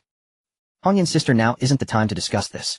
Su Hongyan suddenly nodded in realization, and then said, all right, after today's trial sprint, Inzil come find you. Okay. Just as her words fell, Qin Shuiyao approached, linking arms with Qin Xiaodian. Knowing Chen Zhou's background, she was not surprised to see him familiar with Su Hongyan. Qin Shuiyao smiled, and said, Chen Zhou, this is my grandfather. Grandpa, this is the Chen Zhou I've... Qin Xiaodian stroked his beard, his smile warm. Hee, I've heard Xiao speak of you for a long time. Today, meeting you in person, you are indeed youthful and handsome, a fine young talent. Chen Zhou was taken aback. He wasn't particularly familiar with Qin Shuiyao, yet she often mentioned him in front of old Qin. Without thinking too much, Chen Zhou immediately bowed. Greetings, old Qin. Thank you for stepping in to help me just now. Qin Xiaodian waved his hand lightly, his tone relaxed. Lin Wantong, as a senior, should not have resorted to violence against you, a junior. That is already a breach of decorum and grace. If this matter had indeed occurred right under my nose, I would have no place to put my old face. At this moment, Zhou Mingyuan from Qiyuan Division approached, looking apologetic. Sorry, old Qin, to interrupt you for a moment. I have something very important to discuss with Chen Zhou. Qin Xiaodian looked at Zhou Mingyuan with interest, nodding. Chen Zhou, you spent nearly 40 minutes in the slime breeding nest dungeon. I believe you know what I mean. Could you tell me how you managed it? Su Hongyan stepped forward, blocking Chen Zhou's path. Director Zhou, isn't it inappropriate to question so directly? She then turned to Chen Zhou. Xiao Chen, you have the right not to disclose anything to anyone. However, Zhou Mingyuan's smile faded as he became serious. Commander Su, don't rush to protect him. You should know that this matter cannot be concealed. It won't be long before it spreads throughout Shanghai, and the higher-ups in Long Country will also find out. This is no longer a matter that Qiyuan Division can control alone. In a sense, it is even more significant than this graduation assessment. Hearing this, Su Hongyan fell silent, clearly understanding the stakes involved. I never intended to hide this matter anyway. Chen Zhou took the initiative to speak up. I used a career evolution card. Upon hearing this, the others displayed expressions of realization. Chen Zhou continued, I successfully awakened in strength profession and also acquired a powerful healing skill. Very good, Chen Zhou, thank you for your honesty and trust. I want to inquire about the origin of your strength career evolution card, but the fact that you awakened a healing skill must be reported truthfully. This card is legitimate. It was left to me by my father, Chen Zhou stated, directly placing the responsibility on his missing father. He understood that even if he did not speak, there would be investigations behind the scenes, as this matter involved too much. It was better to proactively create a reasonable explanation. Your father? Zhou Mingyuan asked, puzzled. Su Hongyan whispered something in Zhou Mingyuan's ear, and upon hearing it, Zhou Mingyuan looked at Chen Zhou in surprise, then revealed a look of understanding, as if everything had suddenly made sense. Reporting this is fine, but I need to apply for protection. If someone like Lin Jia, who is powerful, comes to trouble me again, I would find it very troublesome. Haha, you need not worry about this. A healing skill is undoubtedly a strategic capability for the country, just like Lu Rian, so are you. Zhou Mingyuan chuckled. Don't be misled by Lu Rian's current association with the Lin family. The Lin family ship is too small to accommodate her. Considering you could remain in a novice-level dungeon for 40 minutes, I believe your healing skill's effect surely surpasses Lu Rian's. After all, she can't achieve this. Chen Zhou chuckled, remaining non-committal. Could a firefly dare to contend with the brilliance of the moon? Zhou Mingyuan soon took his leave, needing to report this matter upwards as soon as possible. Stinky kid, although Director Zhou just intervened to stop you from attacking Lin Duan, he is a trustworthy person. I hope you won't hold a grudge against him. If you were in a life-threatening situation, he would also lend a hand, Su Hongyan reminded. I can tell he's a principled person, and besides I'm not that petty. At this moment Qin Shuiao leaned closer to Chen Zhou and nudged his arm. Chen Zhou Lin Duan is known for being vengeful, so be careful in the future.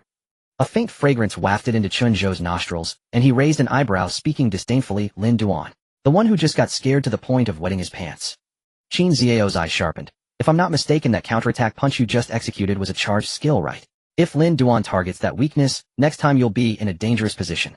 Chen Zhou's eyes flashed with surprise. He hadn't expected Qin Shuiao to notice this flaw, though not too much. He remained calm, a hint of coldness in his gaze. Thank you for the reminder. Next time I'll just take him out directly. With the growth potential of his super divine level profession, he believed it wouldn't be long before he could crush Lin Duan and the others outright. Alright, I won't say more if I'm off to farm points. Qin Shuiao smiled, brightly stretched lazily, her shining silver armor gleaming, showcasing her alluring curve. As expected of you, you broke my scoring record right upon arriving. Today I will work hard and aim to break your record of 6,000 points. Wait a minute. Chen Zhou suddenly called out to Qin Shuiao. What is it? Qin Shuiao asked, somewhat surprised. I want to learn about the Beast Siege dungeon. Beast Siege? Are you planning to challenge the Beast Siege dungeon? Qin Shuiao asked, a bit shocked. Yes, I want to know how to unlock the hidden dungeon within it. You actually want to tackle the hidden dungeon? How high is your level now? Qin Shuiao asked with interest. Level 6. Level 6. The difficulty of the Beast Siege is the ceiling for novice-level dungeons. Generally a rank awakened individuals don't dare to attempt it until they are above level 25. As for the hidden dungeon, no one has successfully completed it to date. Do you know what the minimum requirement is to encounter the dungeon boss? Qin Shuiao asked with keen interest. Of course, did you forget I have a healing skill? You just need to tell me the conditions to trigger the hidden dungeon. Your healing skill is strong enough to let you endure hours of continuous damage. Qin Shuiao immediately grasped the key point. Chen Zhou frowned slightly. Why did Qin Shuiao have so many questions? Do you know or not? If not, I'll ask someone else. Hongyan, Jie definitely knows, I'll ask her. Chen Zhou turned to leave. Wait a moment. Qin Shuiao hurriedly grabbed the hem of Chen Zhou's clothes, exhaling. Can you take me with you? Seeing Chen Zhou silent, Qin Shuiao added, you can be the captain. Chen Zhou still said nothing. If you're not satisfied with my performance, you can kick me out at any time. Oh, I can pay. Chen Zhou glanced at the submissive Qin Shuiao, a smile tugging at the corners of his mouth. Little Qin, aren't you supposed to break my record? I think breaking the record is more important. Hee, if I can't break it, I admit defeat. Chen Zhou. Qin Shuiao was already calculating in her heart that if Chen Zhou's healing skill could really withstand several hours of continuous damage in a novice-level dungeon, his value would surpass Lu Ruyan's by many degrees and rewrite the rules of dungeon runs. If it truly is like that, she must hold on tightly to this big leg before it's too late. Chen Zhou did not find Qin Shuiao unpleasant. After all, she had directly gifted him a potion that enhanced all attributes and several 5x experience cards, and provided him with some information likely related to his father. He had also mentioned owing her a favor. Taking you along is not impossible. Does this count as returning you a favor? Of course not. This can only be considered friendship between classmates. Don't give me that expression. I will offer you benefits. I'm currently too low level. I'll go level up. See you at the entrance of the Beast Siege dungeon at 2 p.m. this afternoon. Alright. Qin Shuiao agreed without hesitation. After Qin Shuiao left, Chen Zhou casually healed the injuries of Fatty and Meng Qin, then took the two to embark on the journey to clear the Slime Nest dungeon. Having given up quite a few resources, Chen Zhou felt justified in utilizing Fatty and Meng Qin to stack their passive abilities. The cries of Fatty and Meng Qin often echoed deep within the nest, yet they laughed joyfully, truly experiencing pain and pleasure. Racing against time, even for lunch, they simply bought some bread to make do. Until 2 o'clock in the afternoon, the three emerged from the Slime Nest dungeon once more. Chen Zhou opened his attribute panel. Name Chen Zhou. Profession Shinong Emperor, Super Divine. Level LV 15. Free attribute points 0. Health 8,000, 8,000. Energy 6, 3,006, 3,000. Strength 550. Vitality 5,955. Agility 550. Sweet Dew Domain LV2. When activated, it continuously consumes energy. Current radius 433 meters. All allied units restore health and energy based on their maximum value, currently max 60 per second, with an increase in all attributes, currently max increase 150. The effect intensity can be freely adjusted. The stronger the effect, the more divine power consumed. For each person healed, the domain radius permanently increases by 1 meter. No cooldown. Looking at the dramatic increase in values, Chen Zhou once again marveled at the power of super divine professions. Indeed, effort becomes worthless in the face of talent. Next comes today's main event, tackling the Beast Siege dungeon, defeating the epic boss, and obtaining the Spirit Herb. Throughout the morning, Chen Zhou along with the two chubby companions transformed into slime slayers. The chubby one and Meng Qin ground their health, while Chen Zhou harvested the heads. Whenever the two cried for help, Chen Zhou would activate the Rain of Vitality to restore their health, repeating this process. The trio's swift re-entry into the dungeon left everyone in awe. What kind of operation is that? Even Lu Rian's team couldn't manage that right. Don't even mention Lu Rian's team. Today their entire squad was beaten by that Chen Zhou. The one in the middle got utterly wrecked by him. Is that true? What happened? You came too late today and you missed a good show. Right now Chen Zhou's team is the strongest and the toughest to deal with, so you better be careful. Chen Zhou's reputation quickly spread. Later during a break between dungeons, someone approached to chat, but Chen Zhou and his team paid little attention. The chubby one sighed. Xiao Chun, we worked hard for 10 days, but it's better to follow you for half a day. Chubby monkey, that's enough for today. After exiting the slime dungeon once more, Chen Zhou said. He still had 2 10-fold experience cards left, one needed to be saved for later, while the other was to be used in the Beast Siege dungeon. The time to meet Qin Shuiyao is almost here. With your limited strength, it's best if you don't go for now. Chen Zhou stated directly with no need to hide anything. With the current abilities of the chubby one and Meng Qin, they would only be a burden. Zhou, you go ahead. Even without you, we can easily clear 5 or 6 waves of slimes now. Meng Qin adjusted his glasses. Yes, hurry up. My mind is full of slimes right now. I'm going to vomit if I keep grinding slimes. I want to go tackle another dungeon soon. The chubby one looked hopeless, yet his relaxed tone revealed his joy at becoming stronger. In the outer square, the entrance to the Beast Siege dungeon awaited. Chen Zhou walked slowly, spotting a graceful figure standing alone in the area. It was Qin Shuiyao. No newcomers had yet challenged this dungeon. Player Chen Zhou has sent you a party invitation. Do you accept? Qin Shuiyao clicked accept, immediately raising an eyebrow at the party information, showing her teammate. You're level 15 already. What's wrong? In just one day? No, half a day, you went from level 1 to level 15. Are you a monster? Thank you for the compliment, Qin Schoolbell. I must also thank you for the experience boost card. To express my gratitude this time, I'll take you along for free. Chen Zhou approached the entrance, and the panel automatically connected to the Beast Siege dungeon. I only gave you a 5-fold experience card. Even with the 10-fold experience card, your rapid leveling speed makes you the first person I've heard of to achieve this. You really are something else. Qin Shuiyao continued, seemingly wanting further clarification from Chen Zhou. Chen Zhou smiled, but offered no response, inwardly scoffing. This persistent pest always looks for chances to probe my depths. This is the dungeon exit device. Qin Shuiyao stepped closer and handed over a transparent glass ball the size of a tennis ball. If things go south, crush it, and it can directly teleport you out of the dungeon to avoid losing levels. Using this in a novice dungeon feels somewhat wasteful. Chen Zhou remarked, sensing a slight disparity between people. I said I wouldn't let you take me for free. Just a small token of appreciation. You can keep it for use in higher level dungeons later. Wait a moment, Qin Shuiyao continued. If your healing skill can truly sustain through hours of constant health loss in a novice dungeon, then I'll consider this a bargain. After saying this, Qin Shuiyao threw the glass ball to Chen Zhou. He caught it effortlessly and without hesitation, sending the dungeon exit device into his inventory. The attribute panel had 10 storage slots capable of holding all items produced in the dungeon, with each slot able to contain 100 identical items. Alright, let's go then. Chen Zhou directly clicked on the Beast Siege option in the dungeon list panel.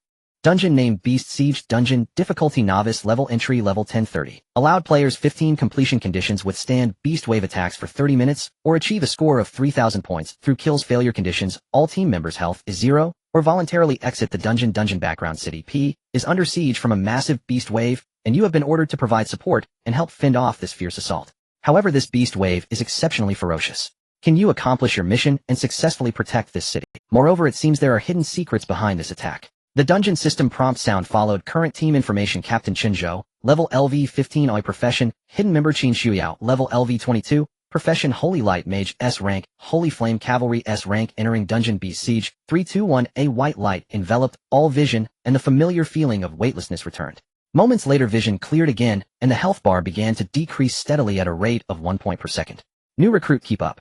A strong hand clapped down on Chen Zhou's shoulder. Following the arm, he saw a face that wasn't old, but was lined with deep grooves. NPC squad leader Wang Zheng. Trust value 0-100. Corruption value 30100. Task 1. Follow Wang Zheng to the defense fortifications. New recruit. That doesn't seem right. Didn't the dungeon background say I was sent here to provide support? This certainly doesn't look like it. Also, what are the trust and corruption values above this NPC's head? The brief introduction of the dungeon didn't provide any information either. Chen Zhou was filled with doubts as he glanced around. Surrounding him were a group of significantly younger soldiers, and he couldn't see Qin Shuiyao anywhere. He temporarily set aside his confusion and followed along. Stand up straight. Don't look around. Ahead is the frontline defensive position, the wall that protects our city and the unbreachable barrier against the beasts. Wang Zheng scanned the youthful faces, his gaze devoid of ferocity, only carrying the calmness forged in fire. I know you're all anxious, it's your first time on the defense line, everyone has been nervous. Back in my day, I gripped my gun so tightly my palms would sweat through the holster, not any better than you all. But remember what the beasts fear isn't our courage, it's the guns in our hands, the cannons under our feet, and the brothers standing shoulder to shoulder. This fortification was built with the lives of our predecessors. Every block of concrete, every strand of barbed wire is soaked in the blood of the defenders. Today it's our turn to take a stand. Behind us is the city, our parents, wives, and children. If we take a step back, the fangs will bite into our roots. He raised his hand and patted the helmet of the new recruit at the front, the forceful touch solid. The beasts attacking the city are fierce, but we are tougher than they are. Once we repel this wave, I'll take you all for hot soup. Now accelerate and move forward to Zone C5, get into position, and prepare for battle. One by one the new recruits looked determined, and even Chen Zhou felt a slight influence from the atmosphere. They climbed the stairs to a tall city wall. We've arrived. Wang Zheng waved for everyone to stop. Take your positions and prepare for battle. The concrete beneath Chen Zhou's feet trembled amid the constant explosions. Approximately 50 meters from the city wall, the defense line, made up of alloy barricades, high-voltage electric fences, and automated turrets, was currently in disarray. The beast waves surged like a tide, featuring iron-spined beasts, bone-corroding beasts, and crawlers, all creatures that only existed in textbooks. Their strong bodies collided violently with humanity's firearms. Among humans were also some powerful awakened individuals weaving through the beast horde and slaying a number of ferocious beasts. For a moment Chen Zhou couldn't distinguish between illusion and reality. This dungeon felt too real. At that moment the dungeon task panel updated, and the prompt sound followed. Task 1, follow Wang Zheng to the defense fortifications. Completed. Task 2, kill 5 leader-level beasts. Chen Zhou, can you hear me? Just then Chen Zhao's voice echoed in Chen Zhou's mind. Chen Shuiyao, where are you? Chen Zhou responded quickly. The team voice finally works normally. Chen Shuiyao seemed to breathe a sigh of relief. Chen Zhou, I thought you were in trouble since you disappeared as soon as we entered the dungeon, and I couldn't contact you through the team voice. Chen Zhou had not been in dungeons many times and had forgotten about the team voice function. I'm safe now, but it seems my identity is that of a rookie. I've arrived at the city wall in Area C5. Area C5. That's at the north city wall. On the other end of the voice, Chen Zhao's tone became serious. Chen Zhou, listen, something might be off. The main scenario of this dungeon is at the south city wall. The dungeon is based on the defense battle at Peng City 18 years ago. Although the requirement to clear the dungeon is to defend for 30 minutes, in reality this defensive battle failed, and Peng City was destroyed. The place breached by the beast tide was the north city wall. The level and number of the exotic beasts, they are not something rookies like us can handle. Peng City. Chen Zhou was taken aback. The information Chen Shuiyao mentioned was not in the dungeon introduction. But what a coincidence. I was born in Peng City, and my father once served as an officer in the Peng City garrison. He crossed into this world with the memories of his past life, and when he was born his senses were still in an infant state, undeveloped. He could still tell from the sounds that the city was indeed breached by the beast tide on the day he was born, and it was very chaotic. The man who was his new father was going to face strong enemies, and he and his mother survived thanks to the help of others. Your identity is also off. Chen Shuiyao analyzed. In the dungeon our roles are awakened teams sent to support by Longdu City. This is the dungeon setting, and it can't be changed. Could it be a dungeon bug? After hearing Chen Zhao's words, Chen Zhou suddenly recalled that when he was with Fatty and Meng Qian to tackle the slime breeding nest dungeon, they seemed to have encountered an abnormal situation. During their first entry into the dungeon, the slime mother issued a battle roar skill that directly boosted the combat power of all slimes. At the time both Fatty and Meng Qian didn't react in time and almost got wiped out. They had said that they had never encountered such a thing before, and it turned out they were right, because later Chen Zhou and they did not experience anything like that again, so he didn't take it to heart. Now entering a new dungeon and encountering an abnormal situation again. I've only entered 2 dungeons and faced 2 anomalies. Could I be the source of triggering dungeon abnormalities? Yet his task panel could detect completions normally and refresh correctly, but didn't seem like a bug. Chen Zhou did not share his thoughts with Chen Shuiyao. The goal this time was to find and kill the epic dungeon monster. The more abnormal the dungeon, the more likely it was to spawn high-quality monsters, a risk-reward scenario. Thinking of this, Chen Zhou felt a sense of anticipation rise within him. Forget about that for now. First tell me what the conditions are to unlock the hidden dungeon. For the hidden dungeon, the first condition is that the total kill score of all members must reach over 5,000 points. This means to participate in killing as many exotic beasts as possible. Chen Shuiyao said. Can you be a bit more specific? I'm worried about not killing enough later. Directly kill 500 ordinary level exotic beasts, or 50 elite level exotic beasts, or 5 leader level exotic beasts. Of course participation in kills will also earn points, just fewer. Chen Zhou glanced at his task panel. Task 2. Kill 5 leader-level exotic beasts. This requirement just so happened to be the first condition to trigger the hidden dungeon, which felt a bit strange. If he followed the task panel, would that mean he would definitely trigger the hidden dungeon? By the way, what's your task panel showing now? Defend the city for 30 minutes, or reach a kill score of 3,000 points. Isn't that what you have? Qin Shuya, is the dungeon feeding me? Chen Zhou instantly had this thought. Who told you to come here? Get down. At that moment, a middle-aged officer with shiny epaulets and an arrogant demeanor strode over with a squad of armed. Are you deaf? Get down there. The middle-aged officer pointed at the surging beast tied below the city wall. Who? Us. Someone among the rookies finally reacted and asked. Is this part of the dungeon plot? Chen Zhou remained silent, but was even more convinced that what he encountered was definitely not a system bug. How could a bug include plot? Captain Li, it's me, Xiao Wang. Wang Zheng stepped forward, clearly recognizing the officer, and with a cheerful smile, pulled out a crumpled cigarette from his pocket and handed it over. Captain Li, this is my team. They are all transferred here for support. What do you think? Oh, it's Xiao Wang. The middle-aged officer did not take the cigarette handed over by Wang Zheng, his eyes carrying a hint of mockery, and then spoke coldly. Then you don't have to go down to ask for them. The officer glanced at the group of rookies, including Chen Zhou, and said, a bunch of useless trash. They can't occupy the latrine without shitting. Oh, let them all go down. At most, a few worthless lives will perish. At this moment, Chen Zhou noticed a change in Wang Zheng's character information. Corruption value 35100, corruption value 40100. The corruption value increased. Was he provoked by the words of this officer? Chen Zhou observed silently, but only for a moment. Wang Zheng's corruption value dropped back down. Corruption value 30100. Ultimately, the corruption value stabilized at 30%. Captain Li, these are all rookies. Letting them go down is like sending food to the exotic beasts. Wang Zheng pointed at the group of young-faced rookies behind him, trying to squeeze out a stiff smile on his face. Damn it, are you teaching me how to do my job? Don't take it for granted. If I'm happy, I'll call you Xiao Wang. But if you provoke me, you're just a little turtle. The middle-aged officer's expression changed instantly as he suddenly raised his hand and slapped the cigarette Wang Zheng offered away. The cigarette broke in midair, falling to the ground and rolling far away. Li. Captain Li, you know I'm a veteran. All my former teammates died in battle. I can't just watch my rookies die in vain. I received orders from my superiors to take over the defense of Area C5, which is here, not down there. Wang Zheng's expression was grim, but his eyes were resolute as he looked at the middle-aged officer. Slap. A loud slap rang out as the middle-aged officer suddenly raised his hand and slapped Wang Zheng hard across the face. Wang Zheng staggered back a few steps, a trace of blood oozing from the corner of his mouth. Damn it, which superior ordered that? Veterans don't know the rules. My word is the command here. Do you want to disobey military orders? Squad leader. Seeing their squad leader being slapped, several rookies rushed forward, glaring angrily at the middle-aged officer. What's the matter?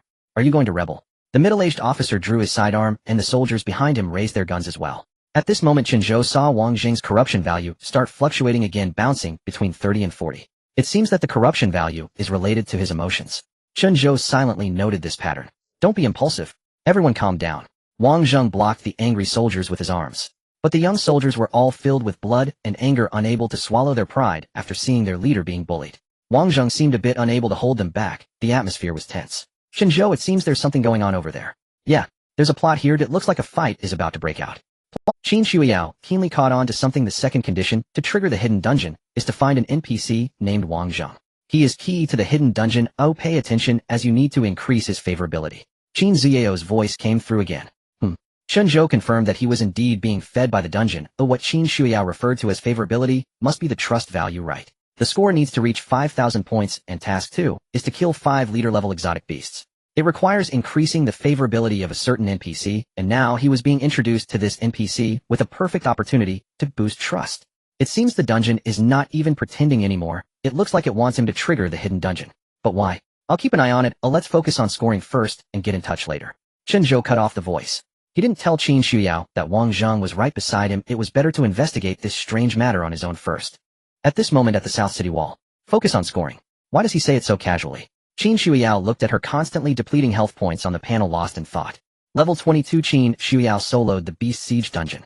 While a normal clear might not be a problem, meeting the hidden conditions of the dungeon would be quite difficult. She originally planned to rely on Chen Zhou's healing skills to dominate the battlefield herself, while letting him take a few kills, ensuring both of them would achieve a score of 5,000 kills to meet the first condition for unlocking the hidden dungeon. However, as soon as they entered the dungeon, they got separated and were teleported to different areas.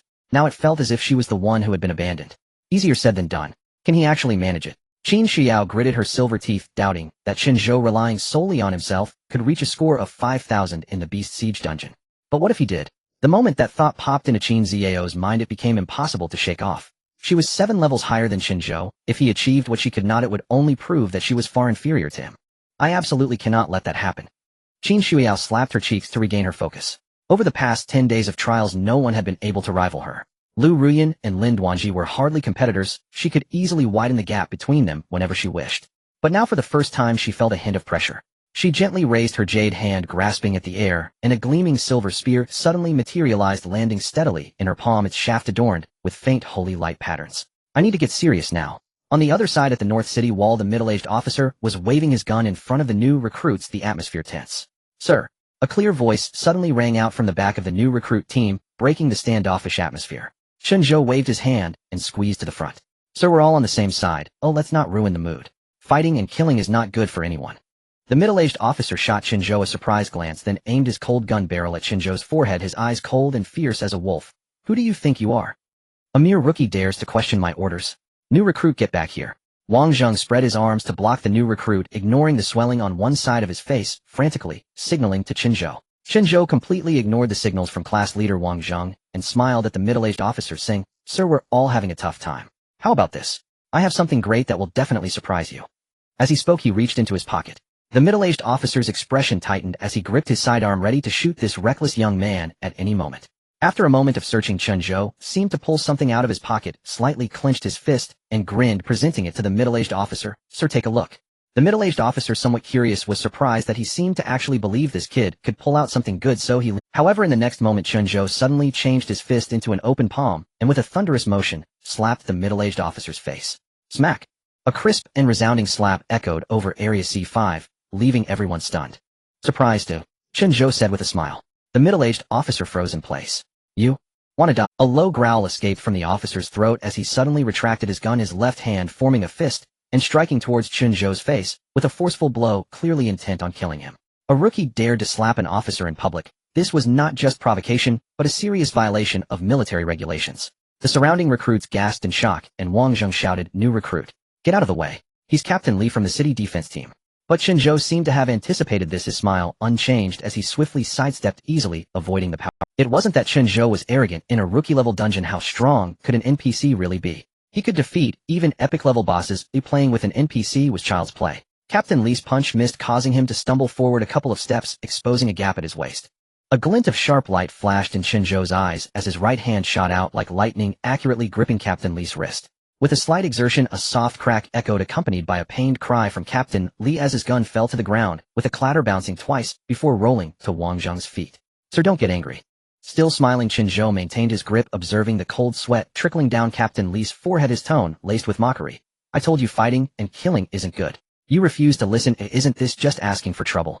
Captain Li's face turned ashen as he swung his other hand at Chen Zhou, but with just a bit of pressure, Chen Zhou pinned him down, rendering him unable to move. He struggled, looking at the several soldiers behind him, shouting, What the hell are you waiting for? Shoot him. Kill him. Kill him. The soldiers raised their guns ready to shoot, but Chen Zhou twisted Captain Li around in front of him. I bet their guns are unloaded. The middle-aged officer's eyes were filled with malice. Good kid, you dare to touch me. I am Li Hu, the captain of the city defense team, and today I will definitely skin you alive and feed you to the monsters outside the city. The moment the words feed the monsters were uttered, the faces of the soldiers holding their guns changed. Monsters were a nightmare for all city defense troops, and Li Hu's words were undoubtedly a threat to Chen Zhou. Chen Zhou tightened his grip, even more, causing Li Hu to grunt and pain, his shoulder nearly dislocated. Captain Li, Chen Zhou's voice lost its cheerfulness, carrying an undeniable coldness. The beast tide is surging with great enemies at hand. Many awakened ones have already died below the city. As the captain of the city defense team, instead of protecting the people within the city, you are scheming to take our positions. It's nothing but cowardice wanting us to die for you. He paused, glancing at the new recruits around him, then at Wang Zheng, who looked anxious, and slowly continued. We are just here to assist, as ordered, without any violations. Yet you bully us with your authority, forcing us to die. Is this how you conduct yourself as a captain? Li Hu glared at Chen Zhou, gritting his teeth. I do what I want, and it's not up to a rookie like you to interfere. Let me go, my men will be here soon, and then all of you will be finished. Oh, your men. Chen Zhou raised an eyebrow, turning his gaze towards the city wall stairs, and indeed saw a group of soldiers in city defense uniforms rushing over. At such a time, instead of having everyone defend the city, you still have the energy to reserve your strength and play games. No wonder, Pengcheng fellow, it turns out it was all because of scum like you. At this point, Chen Zhou was truly angry. He wasn't clear whether this was the plot of the dungeon or a reenactment of real history, but his anger was undeniably real. Just then Wang Zheng approached and patted Chen Zhou on the shoulder, lowering his voice. New recruit, let him go. His men are coming and we can't handle them. Chen Zhou turned back, glancing at the information above Wang Zheng's head, suddenly feeling something was off. Trust value 0-100, what's going on? This doesn't make sense. The reason he had said so much earlier was primarily to raise Wang Zheng's favorability. Based on his observations of Wang Zheng's personality, he believed that his righteous persona would surely impress this just class leader. But the outcome was a bit different from what he had expected. Wasn't this class leader honest? Class leader, do you think if I let him go now he would spare us? Chen Zhou countered, seeing that Wang Zheng remained silent, and continued, for such scum it's better to eliminate them early, otherwise they will eventually bring disaster to the entire city. Suddenly a soldier screamed in panic. Monsters! The monsters are coming. Instinctively, everyone looked beyond the city walls. Amidst the pitch-black tide of beasts, dozens of massive catfish-like monsters with 4 legs suddenly emerged. They charged from the horde with incredible speed, their low guttural roars drawing nearer and nearer. At the same time, Chen Zhou saw the monster's information on his panel. Corpse Seed rank leader, level 25, HP 50005000, attack 800, defense 500, speed 1200, skills, tongue bind compresses its highly muscular tongue like a spring, then instantly shoots it out. Upon hitting a target, barbed hooks embed deep into the flesh, forcibly dragging them close. Foul water opens its mouth to spew a stream of putrid sticky liquid. Upon impact, it deals corrosive damage and inflicts a slow debuff for 3 seconds, reducing the target's speed by 30. The mucus also adheres to weapons, temporarily decreasing their attack power by 10. Claw Rend launches a swift attack with the sharp claws on its 4 limbs. A single strike deals base damage. If it hits the same target twice consecutively, it triggers a bleed effect, causing continuous damage per second for 5 seconds, which can stack once. Frenzied Assault, burst of speed over a short distance, charging and ramming a designated target, dealing heavy damage. Stench, a passive skill. It emits a foul odor within a 3-meter radius, reducing the attack and defense of all enemy units by 5. This effect persists and intensifies as the corpse seed's health decreases. When its HP falls below 2,000, the negative effects double. Quick! Set up the machine guns. Man the turrets. Get ready for battle. Wang Zheng shouted to the crowd. At this moment, his seasoned composure as a veteran soldier shone through. The new recruits and Li Hu's men, hearing Wang Zheng's command, sprang into action. They knew that if the city wall fell, everyone would die. Meanwhile, other sections of the wall had already opened fire with full force, unleashing a furious barrage upon the beast tide. It was a saturation attack with the corpse seeds as the primary targets. The fighters below the wall fought while retreating. With the corpse seeds approaching, not retreating into the city would be suicide. However, the corpse seeds were too fast. Before a fire element awakener could retreat, a corpse seed that appeared in an instant shattered his arm. He could only watch helplessly as his flames dimmed before being devoured by the beast. Conventional firearms posed little threat to beasts of this level. Led by the corpse seeds, the beast tide quickly reached the foot of the wall. A mountain of beasts large and small began to pile up along the wall. It's over. They're going to climb up. Li Hu wailed, struggling to break free from Chen Zhou's grip. Bastard, let me go. If we don't leave now, well, I'll die. Alright, then you die first. Chen Zhou grabbed Li Hu by the neck with his other hand, lifted him up, and walked toward the edge. What are you trying to do? Li Hu's face showed terror, sensing something amiss. Don't be nervous, I just want to run an experiment. Let me go, you lowly grunt. You peasant. Just because you're a bit stronger you think you're something special. My uncle works in the Defense Bureau. If you dare touch me, I'll have your whole family killed. Li Hu screamed hoarsely, struggling violently, but to no avail. Someone, help me. Are you all deaf? Some of Li Hu's subordinates ignored his pleas and continued firing at the beasts outside the wall. But a few did rush over to rescue him. Peasants, 3 punches, vast field. Chen Zhou didn't even look, casually throwing a punch. The force was not great, but it triggered the earth spike cage effect. Several soldiers staggered back a few steps before being immobilized in place. An awakener. The crowd was stunned. No one had expected this new recruit to be an awakener, and one of considerable strength at that. The casual punch was far more shocking than his earlier subduing of Li Hu. No one dared to approach further. Let me go? I can make you the deputy captain of the 3rd City Defense Squad. No, with your abilities I can have my uncle get you into the Defense Bureau. You can't kill me. Li Hu finally seemed afraid. His arrogance was gone, replaced by desperate pleading. Just then a corpse seed broke through the firepower, swiftly climbed to the top of the beast mountain, and then leaped violently towards the wall. Its front claws embedded deep into the stone, its body hanging near the battlements. It let out a deafening roar at everyone on the wall. Perfect timing. Chen Zhou seized the moment and tossed Li Hu over the battlement as if discarding trash. Li Hu let out a desperate cry. A long tongue covered in barbs shot out from the corpse seed's mouth like a ghostly bolt of lightning wrapping around Li Hu. He struggled in midair for a moment before being swallowed into the beast's maw. Yet at the moment Li Hu was swallowed, Chen Zhou seemed to see a hint of a triumphant smile curl at the corner of his mouth. Was it an illusion? Or was it just his eyes playing tricks on him? Wang Zheng, Trust 5. Wang Zheng, Trust exceeds 0. After completing Task 2, a hidden mission can be unlocked. The system notification chimed in. Chen Zhou was not overly surprised. Wang Zheng's behavior had led him to believe he was a righteous NPC. The fact that disciplining Li Hu hadn't changed Wang Zheng's trust value at all made Chen Zhou suspicious. Killing Li Hu was a test he had devised. Only by taking action could he provoke Wang Zheng's most genuine reaction. Killing Li Hu only earned him 5 trust points. Did he really have to grind it all the way to 100?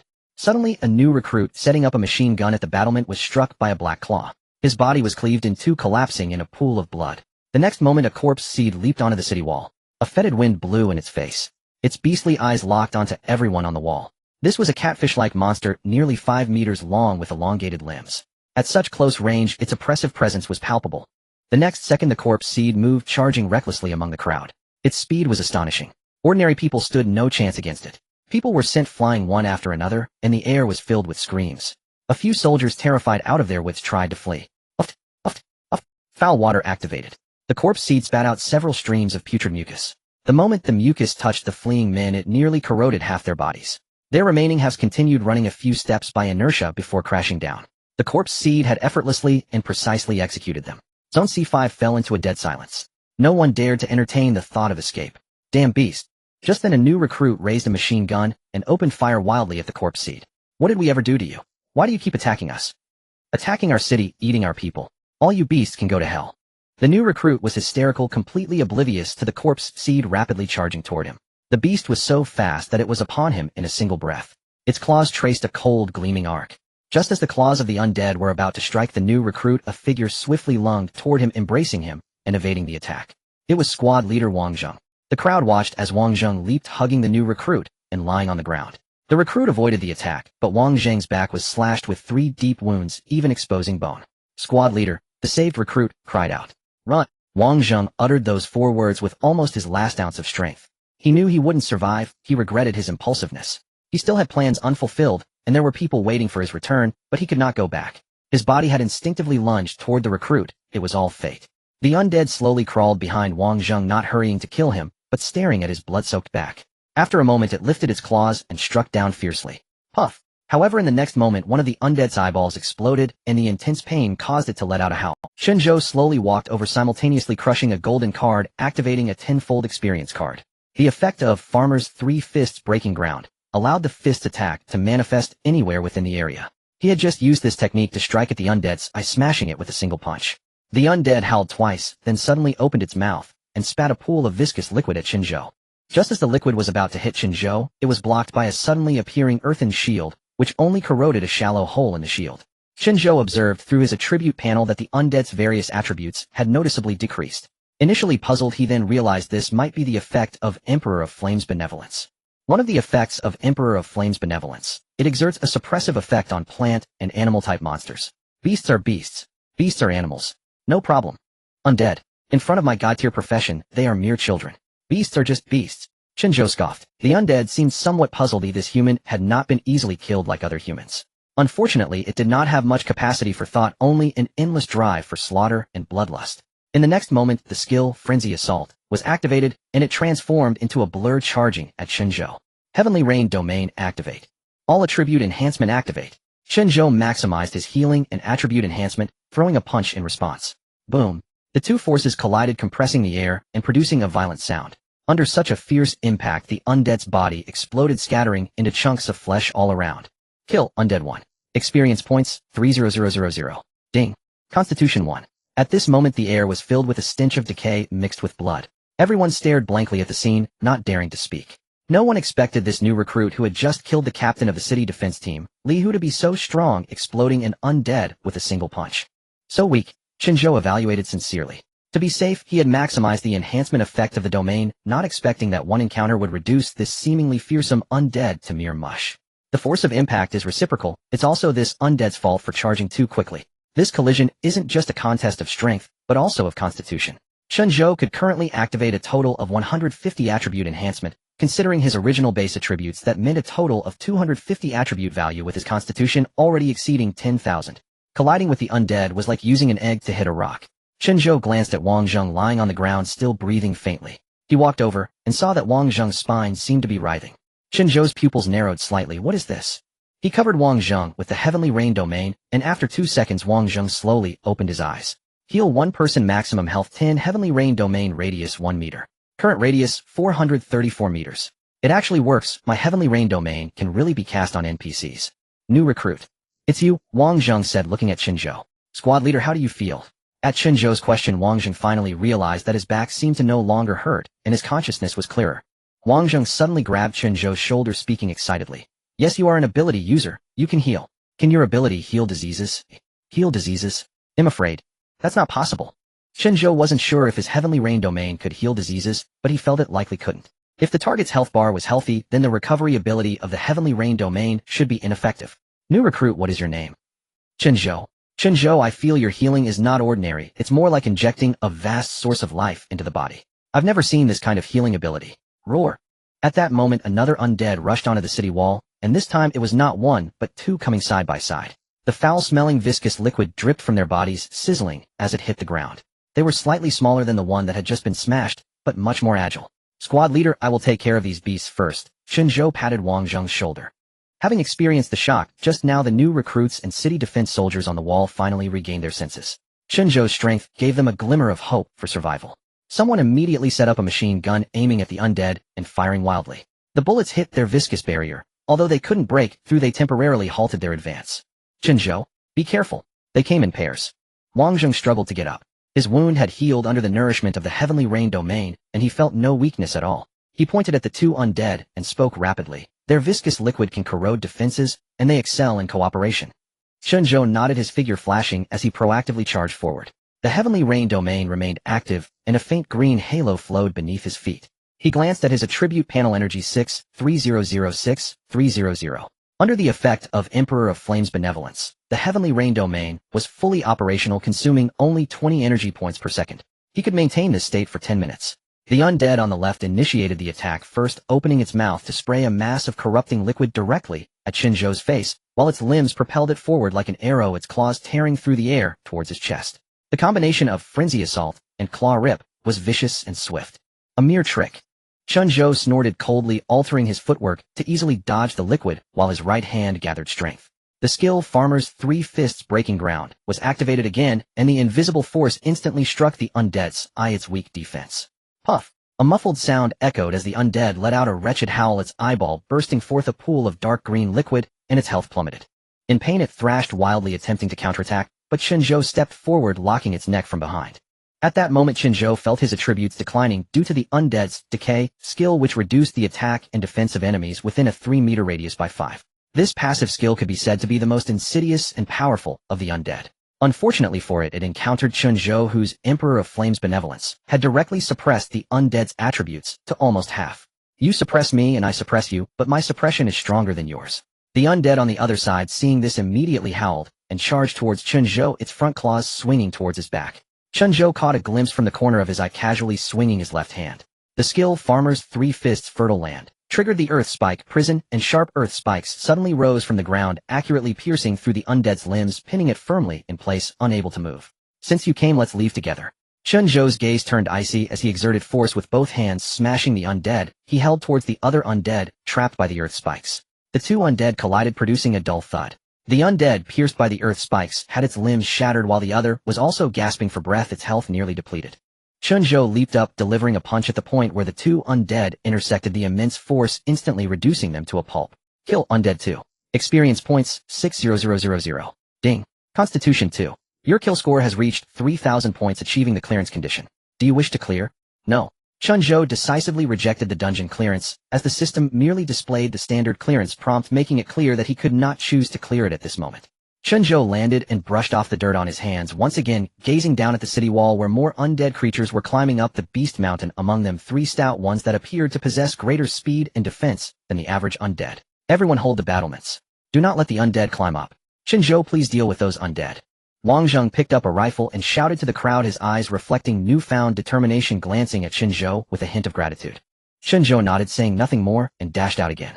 At this moment, the 3 robust undead had already climbed up the city wall and were charging towards the rookie squad. One rookie, caught off guard, was ensnared by the tongue of one undead, getting dragged closer as its sharp claws were about to strike. Chen Zhou expanded the sweet rain domain to its maximum, enveloping the rookie and the undead, a light green halo falling upon the undead, its speed and attack power plummeting as the suppression effect of the Emperor of Flames benevolence activated. It seems the suppression range of the Emperor of Flames benevolence is indeed the same as that of the sweet rain domain, Chen Zhou realized.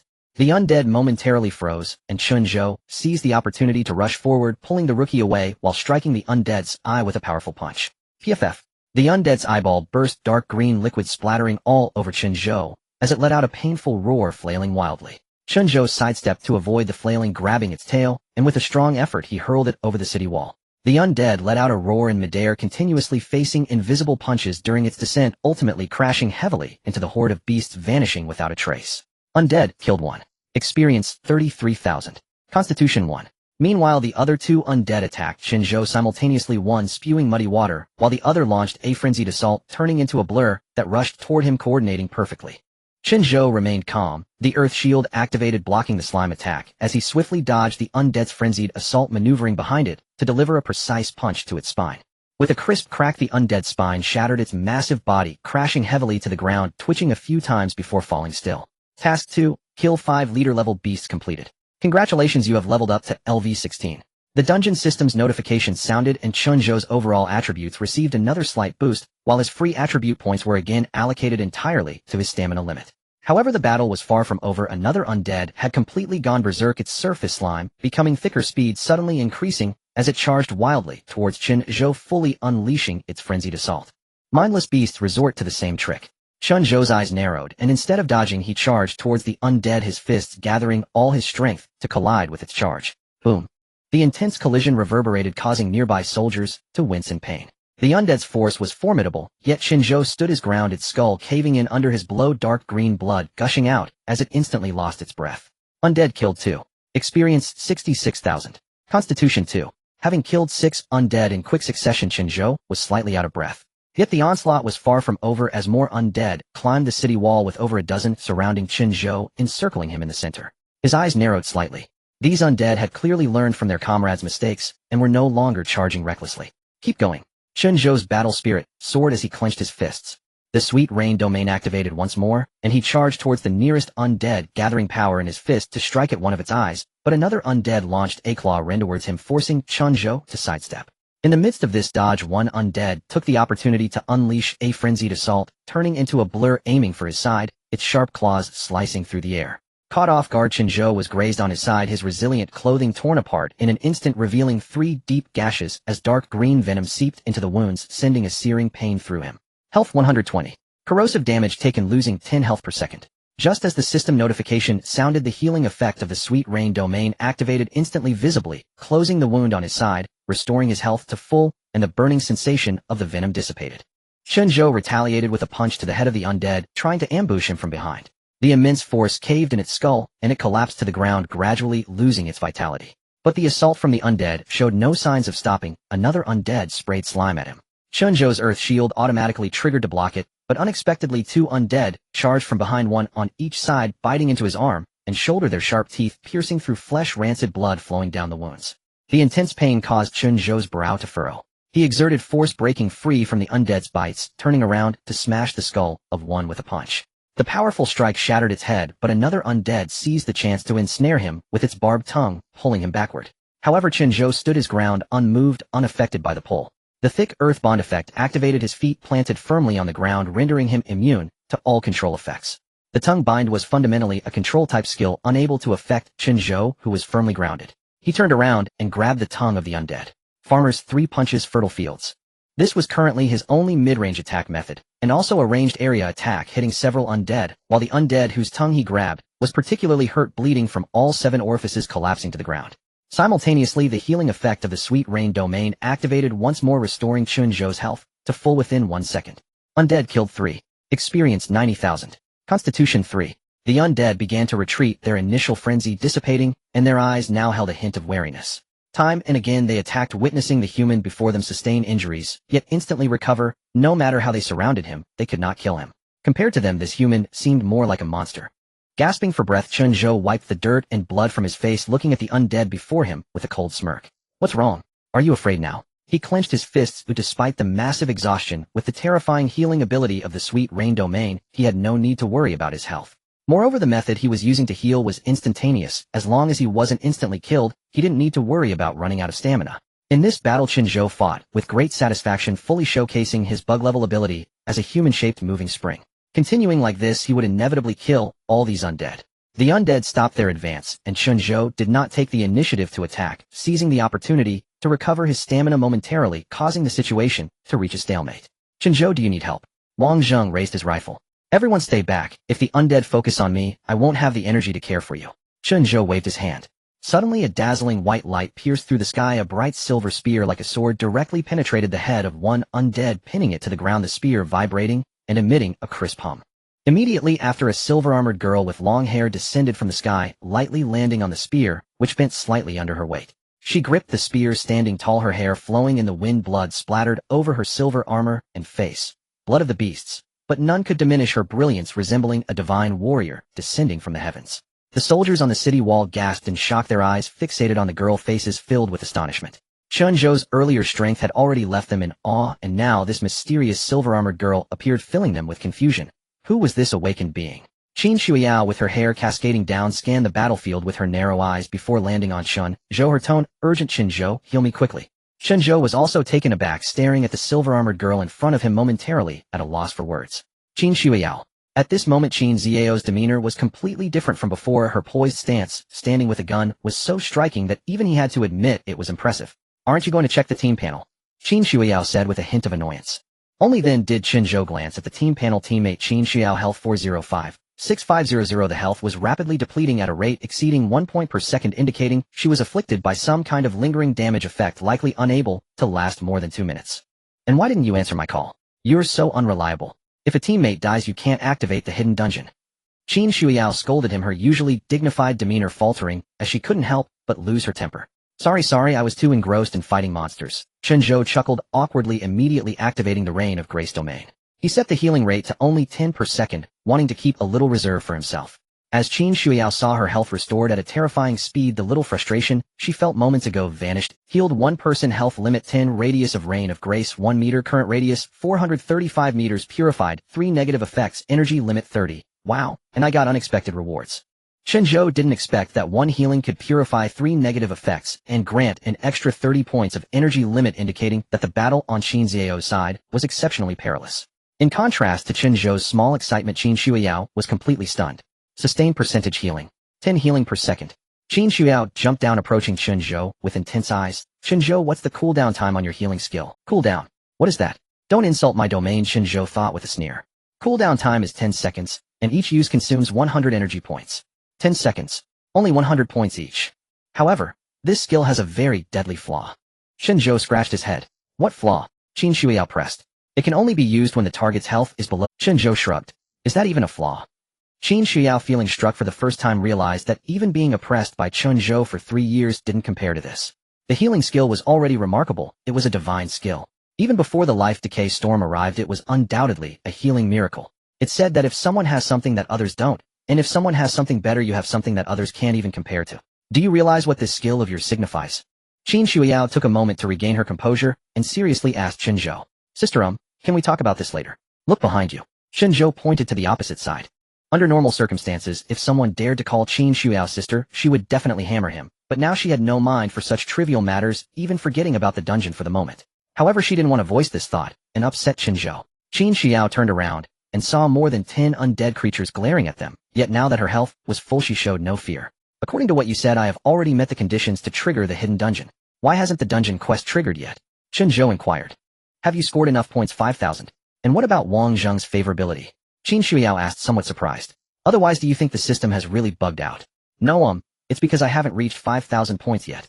Qin Shuiyao said, feeling a bit embarrassed, then quickly shifted the topic. But you can't blame me. Even if I had reached the score, my health was nearly depleted, and being this far away, you couldn't heal me, so I rushed over from the South City Wall. How could I have time to farm monsters? So troublesome. If I had known, I wouldn't have brought you along. Chen Zhou pouted. You can stand there and criticize without feeling the pain of not healing while I have to deal with the situation. You're just lucky to have such a bountiful fight from the start. Qin Shuiyao rolled her eyes. The difficulty isn't in killing monsters, but in accounting for mistakes. We calculate our health carefully during dungeon runs, even down to the second. Alright, Chen Zhou waved his hand. Quickly farm the monsters, or the exotic beasts will attack soon. You stay back, heal me, and let me take the lead. I want to have some fun, Qin Shuiyao said eagerly. Before her voice fell, the silver-long spear in her hand had already been tightly gripped, the gun vibrating slightly, emitting a crisp hum, as if responding to its master's battle intent. Her flowing hair was lifted by the wind, and the bloodstains on her silver armor accentuated her striking face, shedding her usual grace for a wild fierceness from battling in blood. Chen Zhou obediently stepped back 2 paces, ready to enjoy Qin Zhao's performance. The more than 10 undead creatures were still loitering, and Qin Shuyao had already charged forward with her spear, while the undead roared and rushed toward her, slime splattering claws cutting through the air. Qin Xiao's gaze sharpened, her feet pushing off the ground with power, her figure darting forward like an arrow released from a bow. The foremost undead creature spat a glob of slime first. Qin Xiao deftly leaped, avoiding the slime, while plunging the silver spear down the tip, precisely piercing the undead's mouth with such force that it pinned its head against the city wall. Before the undead's body could hit the ground, Qin Xiao twisted her wrist, pulling out the spear, a spray of blood trailing behind her. Using the momentum, she turned and struck down on the undead that was attempting a sneak attack from behind, the sound of impact echoing as its skull caved in, collapsing to the ground. The entire sequence of movements was fluid, without any superfluous actions. Each strike hit the mark. Chen Zhou was somewhat astonished, unable to refrain from applauding.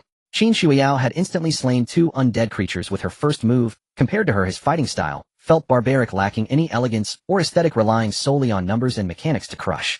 The battle continued as 2 undead creatures launched a simultaneous frenzy, one from the left and one from the right, lunging at her with claws aimed directly at her vital points. Qin Shuyao remained calm, her silver spear weaving a beautiful pattern, the tip blocking the left undead's claws precisely, while her foot swept horizontally, delivering a powerful kick to the right undead's abdomen, sending it flying.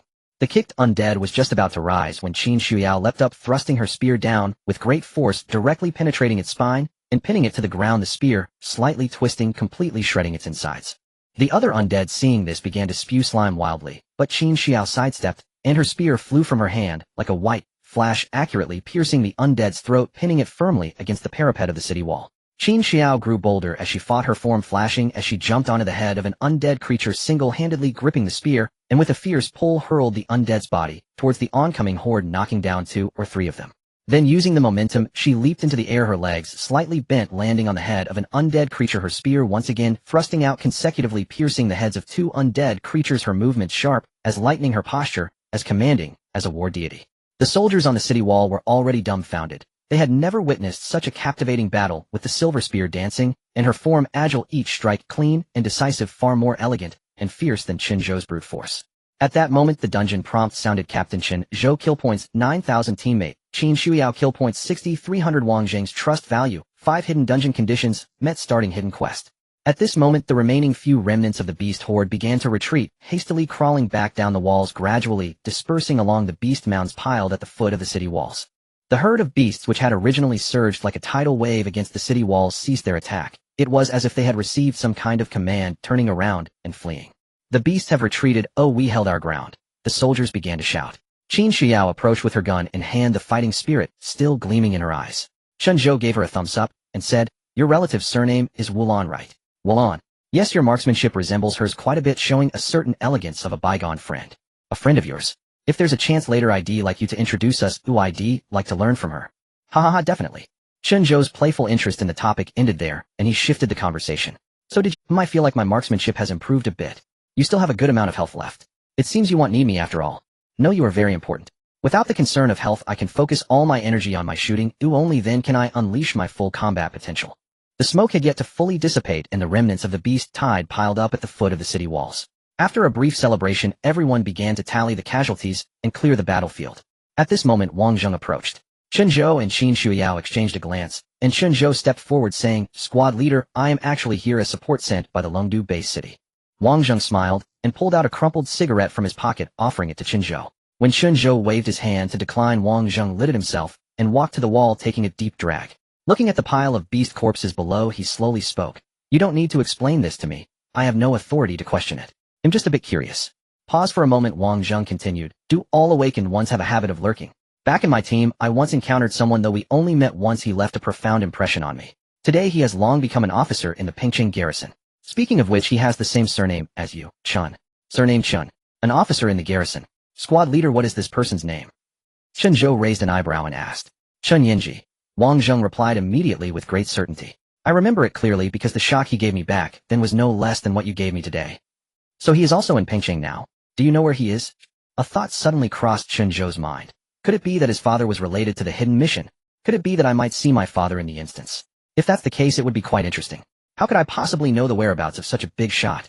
Wang Zheng shook his head, pausing for a moment before asking, "Sorry, I was just speaking my mind, but you seem quite concerned about." The beast tide attacked the city, and as an officer in the garrison, he didn't defend the city. As the captain of the support team sent by Long, of course, I want to understand the situation. Chen Zhou fabricated a reason. Then you might have misunderstood him. Wang Zheng waved his hand. Officer Chen is our anchor in Pengqing. Without him this city would have fallen long ago. Furthermore, the scale of this beast tide is unprecedented. He may be stationed elsewhere. Chen Zhou sighed. It seemed his father was merely a background character and had nothing to do with the hidden mission. However, he still felt a bit puzzled. If there was no connection, why would Wang Zheng, a key NPC, actively mention his father? Little Chen. Wang Zheng extinguished his cigarette, pondering for a moment before slowly speaking. I would like to ask you for a favor. Squad leader, go ahead. Wang Zheng's eyes displayed sincerity. It's for the daughter of a comrade who sacrificed himself. I want to ask you to heal her. Hidden Mission 1. Heal Wang Zheng's fallen comrade's daughter. He Xiaoxi. The mission prompt sounded, and at the same time the task. Your healing ability is quite special. I know that asking Awaken ones to lend their power is very costly, and I might not be able to afford it, but this might be my only chance. If you agree to give it a try no matter the outcome, I, Wang Zheng, will owe you my life. As Wang Zheng said this, he bowed slightly to Chen Zhou. Chen Zhou quickly supported Wang Zheng, saying, Squad leader, there's no need for that. Let's go take a look first. Wang Zheng's trust level 20, current trust level 2, 5100. Chen Zhou remained expressionless, knowing that the hidden instance had already begun. Wang Zheng led Chen Zhou and Qin Shuiyao away from the city wall, walking along the city streets for about 20 minutes. During this time, Chen Zhou applied the healing rain field to both himself and Qin Shuiyao again to maintain their health, and finally they arrived in front of a dilapidated residential building. The building was old with peeling walls, and the lights in the corridor had long been broken, with only a few windows of some households letting out weak light. Wang Zheng climbed to the third floor, stopped in front of a door, and took out a key to unlock it. We're here. When the door opened, the sight inside momentarily stunned Chen Zhou. The room was small, but neat. Faded cartoon stickers were plastered on the walls, and a few pots of unknown green plants were placed on the windowsill, half withered, but it was clear that someone had been carefully watering them. In the center of the old sofa in the living room sat a girl about 12 or 13 years old. She wore a tattered floral dress, and her hair was styled into 2 long braids that hung over her shoulders. Her face was small with delicate features, and her skin was almost translucent with faint blue veins visible beneath. Her large bright eyes resembled 2 black gems, clear without a hint of impurity. A thin blanket covered her legs, and underneath her legs curled up at an unnatural angle. Xiaoxi, Wang Zheng, Uncle Wang. The little girl's eyes lit up instantly, and a radiant smile blossomed on her face. You returned home so early today. Her voice was crisp and pleasing, infused with the unique innocence of childhood. But Chen Zhou noticed that as she spoke, her hands pushed against the sofa, trying hard to sit up straighter, a stance of someone accustomed to pain, but who never complains. We have guests today. Wang Zheng stepped aside, allowing Chen Zhou and Qin Shuiyao to enter. This is brother Chen Zhou, and this is sister Qin Shuiyao. They came to see you. Little Xiaoxi tilted her head to look at Chen Zhou and Qin Shuiyao, curiosity filling her eyes. Hello brother Chen Zhou. Hello sister Shuiyao, she greeted sweetly, her voice soft. Are you friends of Uncle Wang? Yes, we are friends. Chen Zhou crouched down to match Xiaoxi's line of sight. Your name is Xiaoxi. That's a beautiful... Thank you, brother. My name is Xiaoxi. She smiled with pursed lips, revealing 2 shallow dimples. It was given to me by my mom. Mom said that Cici is the tide at night, very beautiful and gentle. Where's your mom? Little Xiaoxi's smile faded slightly as she lowered her head, twirling her fingers around the hem of her dress. Mom went to a very far place. Wang Zheng continued, his voice low. Xiaoxi's mother died during the beast tide when she was 5, and her father was once my comrade. Also sacrificed himself. What illness does Xiaoxi have? Chen Zhou asked directly. Wang Zheng walked to the side of the sofa, gently lifting the thin blanket covering Xiaoxi's legs. When Chen Zhou saw Xiaoxi's legs, his pupils constricted sharply. Her legs were unproportionately thin, with a bluish-purple hue. The areas below the knees showed obvious atrophy and deformation, and her toes were curled together, looking like underdeveloped limbs. This is myelodysplastic syndrome. Wang Zheng's voice trembled. When her mother died, Xiaoxi was also bitten on her legs by the beasts. Although she survived, she was infected by beast venom, which ultimately developed into this disease. Patients will gradually atrophy and deform, ultimately leading to paralysis and organ failure, resulting in death. Is there a possibility for this disease to be cured? Patients will gradually atrophy and deform, ultimately leading to paralysis and organ failure, resulting in death. Is there a possibility for this disease to be cured? Stand again. Wang Zheng paused. But that level of treatment requires extremely powerful healing and purification abilities. Perhaps an even higher level of healing capability is necessary. Throughout the Long Kingdom, as far as I know. He did not finish, but Chen Zhou already understood. The background of the instance was set before the Life Decay Storm descended. Only at that time the healing system still existed. Yet even so, throughout the Long Kingdom, awakened ones possessing the kind of healing ability Wang Zheng mentioned were incredibly rare. Each one was a strategic resource for the nation and could not be mobilized for an ordinary little girl. You saved me today, and I've received treatment from healing-type awakeners before. Wang Zheng gazed at Chen Zhou. Yet the sensation when you treated me was entirely different from other healers. It felt like a surge of pure potent life energy enveloping my entire body from the outside and seeping into every pore, as if I were immersed in a vast ocean. My body felt as though it had been scoured clean, and even some hidden ailments were healed. He suddenly dropped to his knees. Brother Chen Zhou, I beg you please save Xiaoxi. Uncle Wang. Xiaoxi cried out in surprise, trying to get off the sofa to support Wang Zheng, but her legs were completely powerless. Chen Zhou quickly helped Wang Zheng up. Ban Zhang, please stand up and speak. If you don't agree, I won't get up. Wang Zheng remained stubbornly on his knees, his eyes red-rimmed. I know my request is excessive. I'm nothing to you, I have nothing to offer. But I really can't bear to lose anyone else. Chen Zhou looked at Wang Zheng, this veteran now, like a dying beast placing his last hope upon him. He looked at Xiaoxi. The little girl sat on the sofa supporting herself with her hands, struggling to maintain her balance. In her eyes there was fear, confusion, but more than that, a resilience beyond her years. Brother, she spoke softly, her voice trembling slightly. Actually, I'm used to it, but I know that being like this makes me a burden to Uncle Wang. I don't want this anymore. Chen Zhou nodded. Xiaoxi's eyes also reddened. I'm not afraid of pain, really. Brother can treat me however he wants. I won't cry. As she said this, she forced a smile at the corners of her mouth, a smile, like a stubborn blooming flower in winter. Chen Zhou took a deep breath, stood up, and walked over to Xiaoxi. Xiaoxi, give me your hand. Xiaoxi obediently extended her small hand.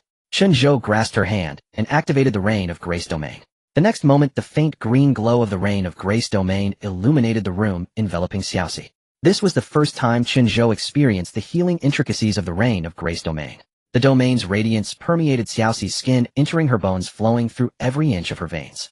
Xiaoxi's body began to glow faintly. Her bluish-purple skin gradually returned to its normal color. The atrophied muscles in her legs started to regenerate, and the deformed bones were slowly corrected under the power of healing. Xiaoxi bit her lip, fine beads of sweat forming on her forehead. The process of bone reshaping was agonizing, but the little girl didn't utter a single sound. She just held Chen Zhou's hand tightly, tears streaming silently down her face. Target health is recovering. Target bone damage repairing. Target nerve damage repairing.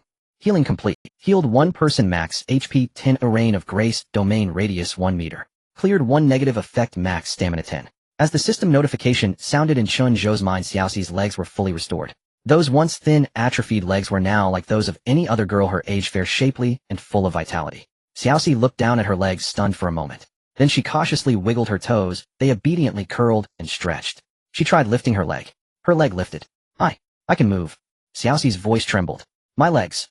I can move them. She tried to stand up from the sofa, wobbling at first. Chen Zhou supported her, then she steadied herself. Finally, she let go of Chen Zhou's hand and stood on her own.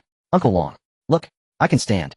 Xiaoxi shouted excitedly, tears streaming down her face, but the smile on her lips was as radiant as the sun.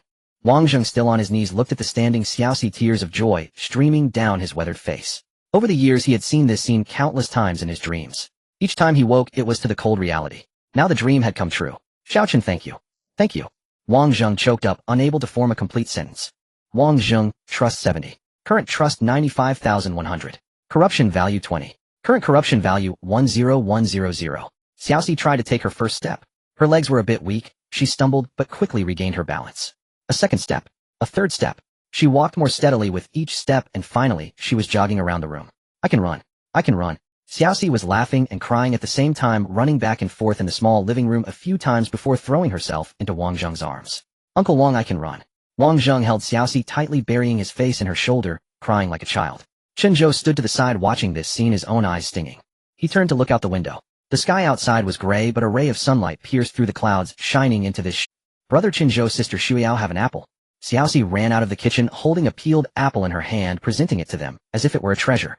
Her legs had fully recovered, no different from any other child her age. Thank you, Xiaoxi. Chen Zhou and the other took the apple, looking at the little girl with affectionate smiles. Xiaoxi's eyes curved into crescents as she smiled, then ran back to the kitchen. Uncle Wang said you haven't eaten yet. He'll cook you some noodles. I know how to cook noodles. Uncle Wang taught me. Xiaoxi, don't run too fast, you might fall. Wang Zheng poked his head out from the kitchen doorway, his wrinkles smoothed out, a smile, full of doting affection on his face. I want. Xiaoxi's voice came from the kitchen, accompanied by the clatter of pots and pans. She's really, Qin Shuiyao said softly. Chen Zhou nodded. So what's next? What do you plan to do? What do you mean, the hidden instance? Qin Shuiyao cut straight to the chase. Have you forgotten the reason you came here? Of course not. Look at Wang Zheng's trust value, 95 points. I'm thinking about how to grind the last 5 points. And I have one more question. What exactly is this corruption value for? Since it appeared it must be related to the hidden quest. Chen Zhou frowned, pondering. Noodles are here. Xiaoxi carried out a steaming bowl of noodles, carefully placing it in front of Chen Zhou. Brother Chen Zhou tasted it quickly. I added an egg and some greens. Uncle Wang said that's nutritious. The noodles were a bit overcooked, soft, and mushy. The egg was fried until burnt and the greens were cut into uneven pieces. But Chen Zhou picked up the bowl and ate with great relish. Delicious, Chen Zhou gave Xiaoxi a thumbs up. Really? Xiaoxi's eyes sparkled, and she ran back to the kitchen. Then I'll cook a bowl for sister too. Qin Shuiyao watched Chen Zhou eat his noodles, a slight smile curling at the corners of her mouth. She then quickly walked into the kitchen. Xiaoxi, let sister help you. Great. Brother Chen Zhou, you come too. Chen Zhou put down his chopsticks and also went into the kitchen. Because the kitchen was too small to fit, everyone Wang Zheng was temporarily squeezed out. He sat down on the sofa watching the three busy figures in the kitchen who looked just like a family of three. A happy smile spread across his wrinkled face. If only it could stay like this forever. Brother Chen Zhou, you're too clumsy. Get out. Sister Shuiyao, and I will handle it. Soon Chen Zhou was shooed out by his Xiaoxi. Chen Zhou rubbed his nose, feeling a bit awkward as he walked out. The laughter of a young girl and an older woman echoed. Chen Zhou sat down next to Wang Zheng. For a while neither spoke. After a long silence, Wang Zheng finally spoke first. Xiaoqin, you saw it, didn't you? You mean when you were injured on the city wall? Chen Zhou asked tentatively. Yes, my spine. You saw it then, didn't you? That's not a normal human spine. Chen Zhou didn't respond, waiting for Wang Zheng to continue. Actually, I'm already dead. Wang Zheng's tone was calm, but his words sent a chill down Chen Zhou's spine, instantly raising goosebumps all over his body. Wang Zheng took out a faded photograph, a group photo. This is a picture of our 5th squad, class 3, he said, pointing at the people in it one by one. Lin Maomao, a local from Pengsheng, has a younger sister. He died at just 19, pierced through the chest by the tail spike of a bone erosion beast. Wang Zheng's finger moved to another face. Old He Dazhuang, father of Xiaoxi, 35 years old, had been a soldier for 15 years. He died saving me. The fangs of an iron-spined beast pierced his shoulder as he pushed me away, and he was torn apart. Zhao Guzhao Tieju, 40 years old, the oldest soldier in our class. We all call him Zhao Lada. He has 2 sons. The older is 12, and the younger is only 3. When he died, there was not even a complete corpse left. Wang Zheng's voice grew lower and hoarser, as if it were being squeezed from deep in his throat. I remember each, and their faces, their voices, the last gaze they cast upon me. Chen Zhou listened in silence, knowing that being a listener at this moment was the best choice. That was 7 years ago. Wang Zheng took a deep breath, leaning back on the sofa, staring blankly at the ceiling. 7 years ago, Pengsheng had not established a complete defense system. That winter, the beast tide came particularly early and ferociously. We received orders to hold our ground, waiting for reinforcements. That battle lasted 3 days and 3 nights. Wang Zheng's eyes began to redden. On the 3rd night, a convoy approaching from the rear suddenly appeared in the danger zone near our defense line. The convoy was not filled with soldiers, but rather the daughter of a prominent figure, supposedly out of curiosity to see what the front lines looked like. Her convoy was spotted by a small group of strange beasts and was trapped in a valley. We received orders to immediately dispatch an elite team for rescue. Elite team. Wang Zheng forced a smile bitterly. The so-called elite team was just all the remaining members of our class. We went. We rescued that young lady. But on the way back, we were attacked by the beast tide. It was a massacre. Wang Zheng's body began to tremble slightly. When Lin Maomao was pierced through the chest by the strange beast, that young lady was sitting in the armored vehicle watching through the bulletproof glass. She didn't let anyone open the door or help us, she just watched. When Old He was torn in half, that young lady was taking photos inside the car with her phone, later posting on social media with a caption saying she witnessed a real battlefield today. How shocking. When Zhao Taiju was dragged away by the strange beast, that young lady was already on her way back. Wang Zheng's fists clenched tightly, knuckles cracking as his nails dug into his palm, drawing blood. 17 of us went, and only I returned alive. 17 people, 17 lives in exchange for one young lad's remark. How shocking. He raised his head, his eyes filled with bloodshot veins and tears. Do you know what hurts me the most? It's not the indifference of that young lady, but the fact that after they died, their families received no proper arrangements. Lin Mameo's sister was sent to an orphanage and later adopted, but the adoptive family treated her poorly, and she ran away from home at 13. Her whereabouts remain unknown. Xiaoxi became an orphan, and due to her disability, no one wanted to adopt her. Zhao Taiyi's 2 sons, the older dropped out to work, while the younger was sent back to his hometown to stay with his elderly grandparents, barely getting enough to eat. And what about that young lady? Wang Zheng's voice suddenly rose, filled with uncontrollable anger. She continues to live a life of luxury, and during media interviews claims to be a passionate youth who witnessed the front lines and cares deeply for the city's defense. Passionate youth. Wang Zheng laughed, his laughter filled with desolation. Is the blood of my brothers not passionate? Chen Zhou fell silent, not knowing what to say. And then, Wang Zheng coldly laughed. Later, I returned to the team after recovering from my injuries. In order to take care of Xiaoxi, I applied for a transfer, which was denied. I applied for retirement, but that was also denied. Later, I was reassigned to logistics. I reported the situation of my fallen comrades' families to my superiors and was told that it had been recorded and would be addressed promptly. 7 years have passed, and it is still being processed. Wang Zheng stood up, turning his back to Chen Zhou. Do you know why I am still alive? Chen Zhou did not answer. Because I am unwilling to accept it. Wang Zheng turned around, unbuttoning his shirt. On Wang Zheng's back at the spine there was an old and hideous scar that extended from his neck down to his waist. The color of the scar was not the usual flesh tone, but a dark purple with faint black patterns writhing beneath the skin, as if some living creature was parasitizing inside. In that battle my spine was broken. Wang Zheng's voice was terrifyingly calm. Logically I should have died on that, but a larva of a bone erosion beast burrowed into my wound, parasitizing on my spine, replacing the damaged nerves, allowing me to survive. I survived, but from that day forth I have been enduring torment every moment. I am no longer a pure human. I don't even know if I can still be considered human. It feels like my mind is being eroded by the consciousness of the bone erosion beast. I often experience hallucinations, and later I discovered that I could communicate with the strange beasts, and then I even realized that I could control them. Hearing this, Chen Zhou felt something was off. Why should they die? Why should their families suffer? Why can those in power live freely? Why? His voice grew louder, the black patterns in his eyes began to spread, and the corruption value fluctuated wildly. Corruption value 38100, corruption value 45100, corruption value 50100, corruption value 55100, corruption value 45100. Finally, the corruption value fluctuated around 50%. Squad leader Chen Zhou shouted sharply, simultaneously activating the Ganin domain. Wang Zheng's body trembled, the madness in his eyes gradually retreating. Corruption value 40100, corruption value 30100. Huh. Wang Zheng gasped heavily, cold sweat beading on his forehead. Thank you, Xiao Chun, for what I just. Chen Zhou looked at Wang Zheng, this veteran tormented for years by hatred and the strange beasts, feeling a mix of emotions inside him. He actually felt compassion for an NPC. But perhaps this was more than just an NPC. They were engaged in a conversation that transcended time and space. This beast-tide attack is related to you, isn't it? Chen Zhou was silent for a moment before suddenly asking, how many strange beasts can you control? Wang Zheng fell silent, then slowly nodded. I certainly cannot control that many strange beasts. I only guided a few at the right moment. I have waited for this opportunity for several years. Over the years I have used my position to set up numerous explosive eggs around the northern city wall. These explosive eggs absorb nutrients from the soil to grow, and the longer they are buried the greater the explosive power. Now their power is enough to collapse an entire section of the wall. Recalling what Qin Xiao had said before, in the true history the defense of Pengqing ultimately failed, and the northern city wall was completely breached. At that moment Chen Zhou finally understood that the true culprit behind the fall of Pengqing had always been the old soldier before him, who appeared honest and loyal, yet was covered in scars. Blow up the city wall, and let the beasts enter the city. Originally this was my plan that I had prepared for many years. I hate those who stand high above and trample on lives, and I despise this world that views the lives of the lower class as mere weeds. I planned everything and waited for 5 years just for today. He looked at Chen Zhou, a complex light swirling in his eye. Until your appearance you gave me hope for healing Shaoxi. For this hope I would rather give up the city destruction plan I had been preparing for years. Wang Zheng exhaled deeply as if shedding a heavy burden. There are too many explosive eggs buried, and they have been there for too long, even I can't remember each position. But they are drawn by the aura of the bone erosion beast within me. As long as the bone erosion beast inside me is alive, the explosive eggs will never be triggered. I have coexisted with the bone erosion beast for many years, and we are indistinguishable. If I die, the bone erosion beast within me will also perish. So, Xiao Chun, I want to ask you to kill me along with the bone erosion beast within me. Chen Zhou frowned. Kill you? What about Shaoxi? Xiao Chun, please let me finish.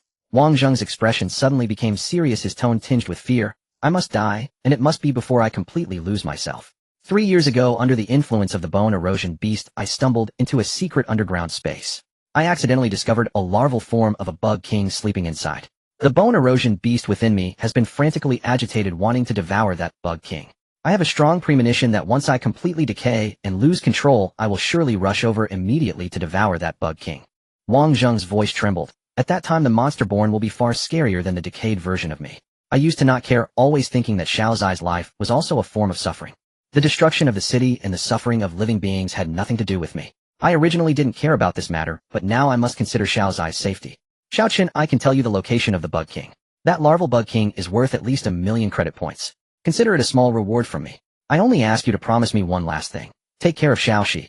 Let her grow up safely. Chen Zhou did not reply. He hesitated not, because he was unsure whether to agree to Wang Zheng's request to raise Shaoxi. On the surface he appeared calm, but a storm had already surged within him. The Bug King. The final boss of the hidden dungeon. In Abyss Anecdotes, it is clearly stated that the Bug King is at most a Lord-level creature. Under normal circumstances, killing Wang Zheng and then going to kill the Bug King would end the dungeon. The rewards would likely be mediocre, and it was impossible for it to drop the coveted spirit plant seed. But what if Wang Zheng did not die? Instead, he completely decayed, transformed into a monster, and then devoured the Bug King. The existence born from the fusion of the two would likely transcend its level and become an epic-level boss. The truth stabbed into Chen Zhou's heart like a sharp knife. The true perfect ending of this dungeon, the real ultimate boss, and the only possible path to drop the spirit plant seed was not salvation, but destruction. Let Wang Zheng decay. Let the monster devour the larval bug king. Then strike to kill the fused entity. That was the full score answer of the dungeon, that was the gain he needed. But how to make Wang Zheng decay? Wang Zheng had coexisted with the bone erosion beast for many years, reaching a bizarre balance. Just now recalling the darkest past, his emotions had collapsed to the extreme, and his corruption value had only reached 50. To make him directly break through to 100 was as difficult as ascending to the heavens. Chen Zhou's gaze uncontrollably drifted towards the kitchen. That small figure was tiptoeing, busily working in the kitchen. He Xiaoxi. A ridiculous, evil, and horrifying thought uncontrollably emerged. What if? What if he killed He Xiaoxi right in front of Wang Zheng? How high would Wang Zheng's corruption value spike? 100. Absolutely 100. The moment the thought crossed his mind, cold sweat broke out all over Chen Zhou. He shook his head violently, trying to rid himself of this thought. I'm crazy. I'm insane. She's just a child. I just cured her, and she hasn't even had the chance to feel the world's kindness. How could I have such a thought? Yet another cold voice in his heart kept reminding him, this is just a dungeon. Everything is fake. Just NPCs. For the sake of an epic-level boss, for the sake of the spirit plant seed, what is this little sacrifice worth? No more compassion, no more softness. One side is a tremendous opportunity within reach, the path to the growth of a super god-level profession. The other side is a living, innocent, and trusting little life.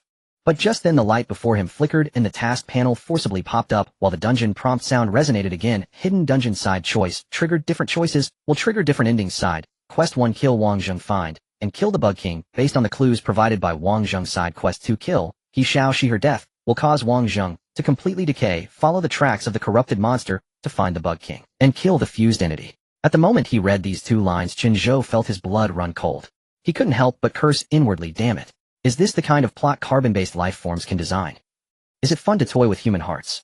Side quest 1 was equivalent to wasting a trip, giving up everything. Side quest 2, he had to personally kill a little girl who had just been healed by him and looked at him with full trust. The system was forcing him to choose, forcing him to fall, forcing him to crush the kindness deep in his heart. It's just a dungeon. Just NPCs. Just a string of data. Chen Zhou closed his eyes, constantly self-hypnotizing. For the sake of the spirit plant seed, for the sake of becoming stronger. Be ruthless just this once. But in the next second, he suddenly opened his eyes. Is it really just a dungeon? The pain is real, the emotions are real. Xiao's eyes smile. Is real. Wang Zheng's pain is. They can cry, they can laugh, they can feel pain, they can despair. Is this world now digitized, not a larger dungeon? Am I not just a string of data in someone else's eyes? The boundary between the virtual and the real blurred completely at that moment. Chen Zhou fell into an unprecedented dilemma. To kill the inner demon would cling to him, leaving him restless for life. To not kill, he would miss the epic-level boss, and the spirit plant seed would be indefinitely far away. Brother, what are you talking about? A clear and soft voice filled with innocence suddenly interrupted all his thoughts. He Xiaoxi was carefully carrying a bowl of steaming noodles, walking over cautiously. Having stayed in the kitchen for too long, her small face was flushed and beads of sweat trickled down her forehead, with a few strands of hair sticking to her temples. She walked slowly and carefully, afraid that even a little bit of the noodles in the bowl would spill out. The bowl of noodles was arranged particularly exquisitely. Green vegetables were neatly arranged on both sides with distinct noodles in the middle, and the poached egg at the center was carefully cut into a heart shape with the yolk, just perfectly 3 parts soft, exactly the sugar-hard egg that Chen Zhou loved to eat. This is what Sister Shuiyao taught me. He Xiaoxi raised her little face, her eyes sparkled like 2 clean stars, staring at Chen Zhou without blinking, full of anticipation. Those eyes were clean, pure, and unguarded. In an instant, all evil thoughts and calculations of benefit were crushed. Chen Zhou's heart hardened, all his entanglements dispersed. To hell with the epic-level boss. To hell with the perfect. I will have plenty of opportunities to become stronger in the future and plenty of chances to grind monsters. But I cannot kill a little girl today, a girl who has just been healed by me and personally made 2 bowls of noodles for me. I am not some saint, I just don't want an inner demon. Damn dungeon, I choose you. Chen Zhou cursed inwardly and reached out to directly close the task panel. But just as his fingertip was about to touch the panel, whoosh. A sharp sound of breaking air suddenly tore so fast that it was almost invisible to the naked eye. Thud. A dull bone deep sound. A bullet accurately embedded itself into the back of He Xiao's eyes, head penetrating out from her forehead. Blood splattered, brushing against Chen Zhou's cheek, hot and dazzling. With its momentum not yet exhausted, the bullet viciously shot into the wall behind, leaving a deep black bullet hole. Time seemed to freeze at that moment.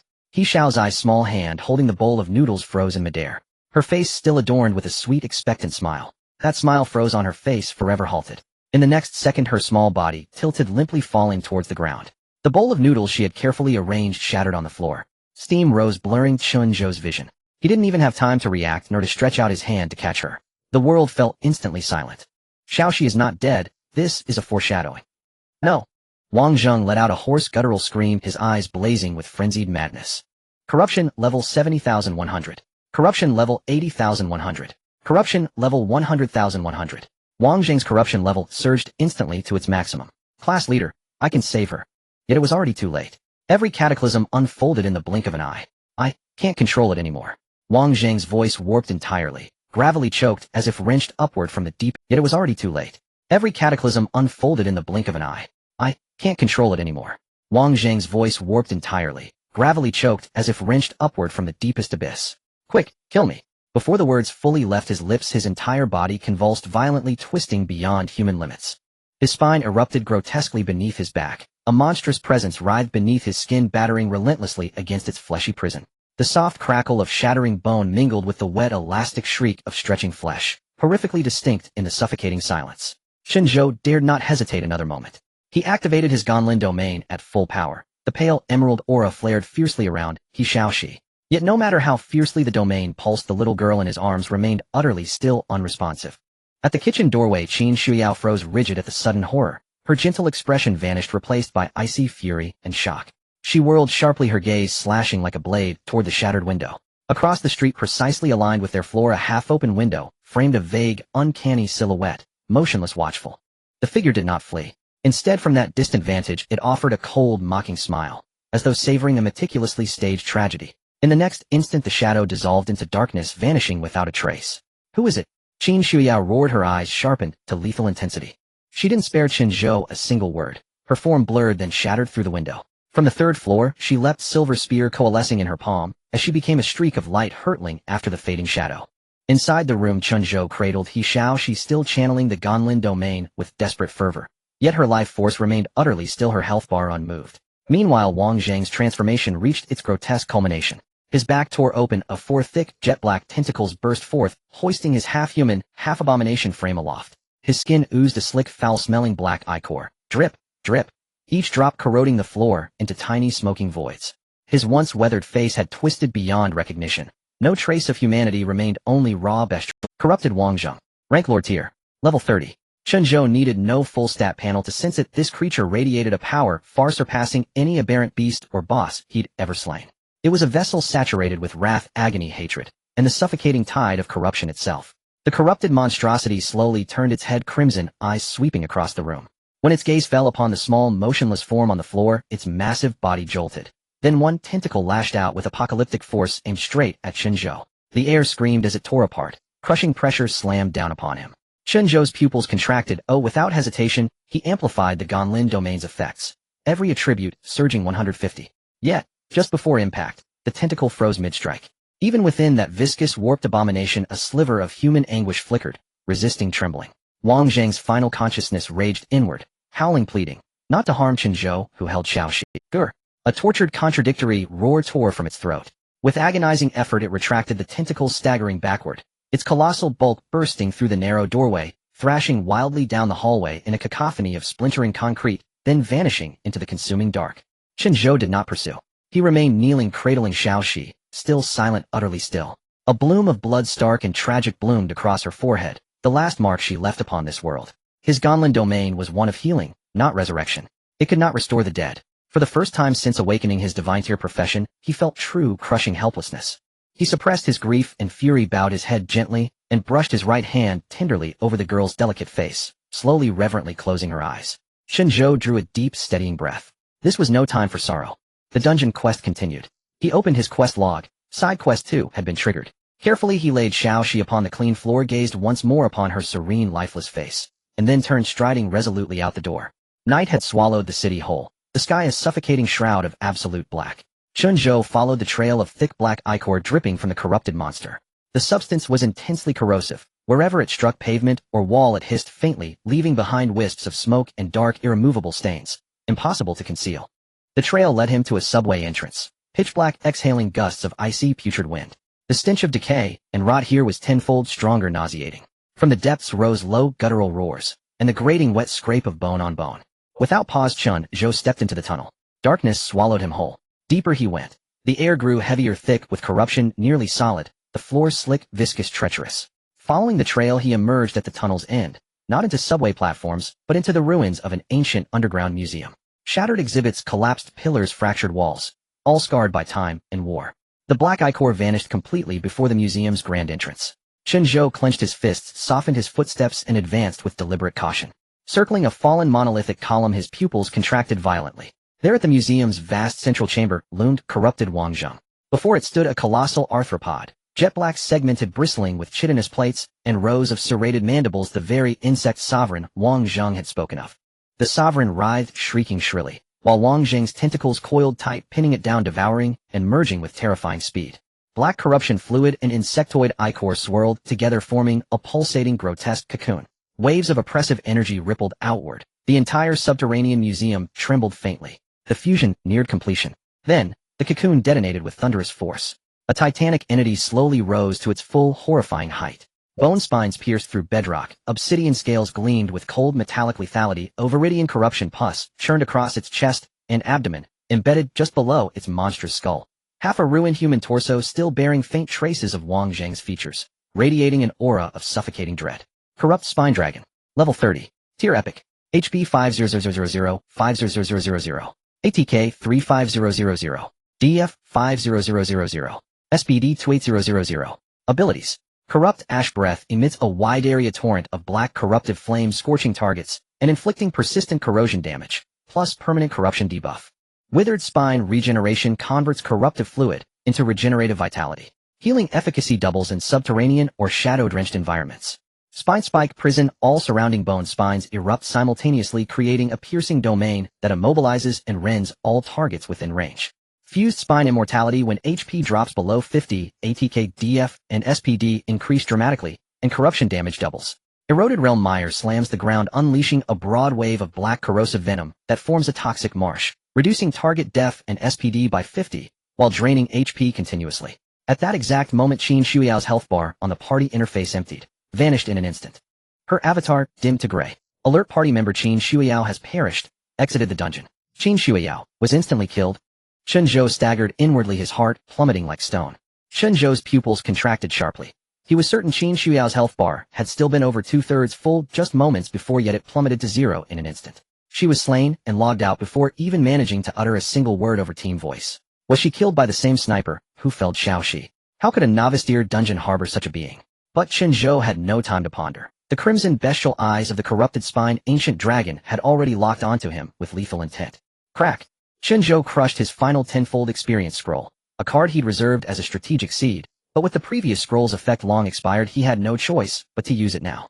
The colossal dragon's head lifted slightly, its chest rumbling with a guttural primordial roar. Then it opened its maw and unleashed a torrent of pitch-black infernal flame. Corruption Ash Breath. The flames roared forth, melting boulders into slag, warping and poisoning the very air and corroding the ground into vast charred craters, bearing down upon Chen Zhou with apocalyptic fury. Chen Zhou instantly activated the maximum output of his Rain-Blessed domain, expanding its radius to 442 meters and activating all attribute bonuses, granting a 150 increase across every stat. Combined with his base attributes, this elevated his overall stats to 250 of their original values. Name: Chen Zhou. Class: Divine Farmer Emperor, Transcendent Tier. Level: LV 16. Health: 20100-20100. Stamina: 15900-15900. Strength: 1460. Constitution: 15000. Agility: 1460. With the stat amplification, Chen Zhou's constitution surged past 10,000, his health exceeding 20,000, 15 times greater than that of peers at his level. Break ground. Chen Zhou repeated his signature technique. Intangible fists materialized midair and slammed directly into the corrupted spine ancient dragon's eye. A thunderous impact echoed. The dragon's skull snapped violently sideways, its eye swelling with deep bruising. Yet unlike the earlier undead scourge, its orb did not explode outright under the blow. Almost instantly, obsidian black energy swirled across its eye, dissolving the bruising. Its withered spine regeneration ability had triggered. Epic tier and boss tier beings differed by 2 full rarity tiers. A tactic that had effortlessly shattered lesser foes proved largely ineffective against this ancient leviathan. Boom, boom, boom. In an instant, dozens of invisible fists rained down like meteorites, still targeting the dragon's eyes. This time, however, the beast sensed the peril and snapped its eyelids shut, simultaneously unleashing another blast of corruption ash breath toward Chen Zhou. The black inferno surged forward like a tidal wave, air shimmering and distorting from searing heat, the earth beneath it instantly vitrifying into scorched glass. An earthen shield coalesced in a flash. Boom! Black fire devoured the barrier layer by layer. Chen Zhou barely rolled aside in time to evade the blast's scorching aftershock. The earthen shield hadn't even withstood a single strike of corruption ash breath. Boom! Boom! Boom! Fists of break ground hammered down in relentless torrential succession, pummeling the dragon's skull with unrelenting density. Again the corrupted spine ancient dragon slammed its eyelids shut, its thick osseous carapace absorbing the blows, sparks flying, yet only shallow dents remained. The next instant withered spine regeneration activated. Black necrotic fluid rippled across its surface, smoothing away every dent in seconds. Such terrifying regeneration, Chen Zhou's gaze hardened. The corrupted spine ancient dragon possessed defense exceeding 50,000. Ordinary attacks couldn't even scratch its hide. Were it not for his own extraordinary advantages, he wouldn't have landed a single wound. You want to wear me down?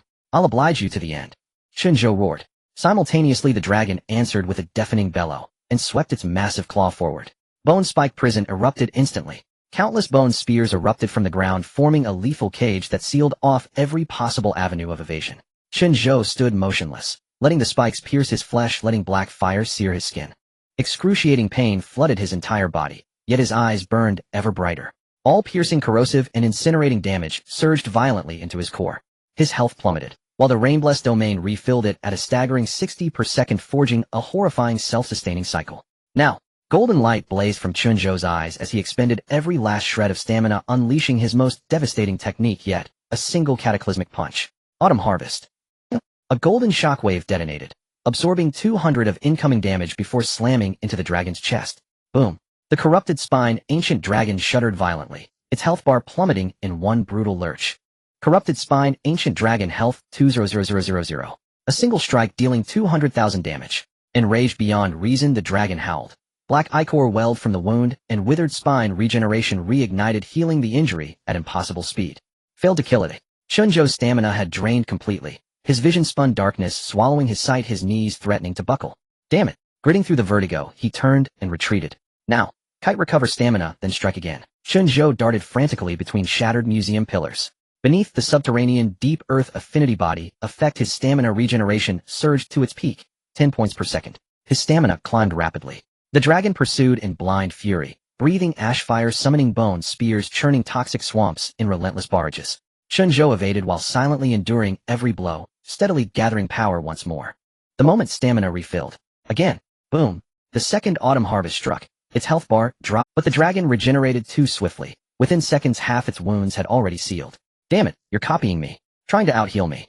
Chen Zhou panted heavily, finally understanding how utterly infuriating his own tactics must appear to his enemies. Chen Zhou's stamina emptied again. His limbs went numb with exhaustion. Unchanged in strategy, he retreated once more, to recover, to gather strength. Third punch. Fourth punch. Fifth punch. Each strike was a trade of life for damage. His body absorbed every assault, then returned double the devastation.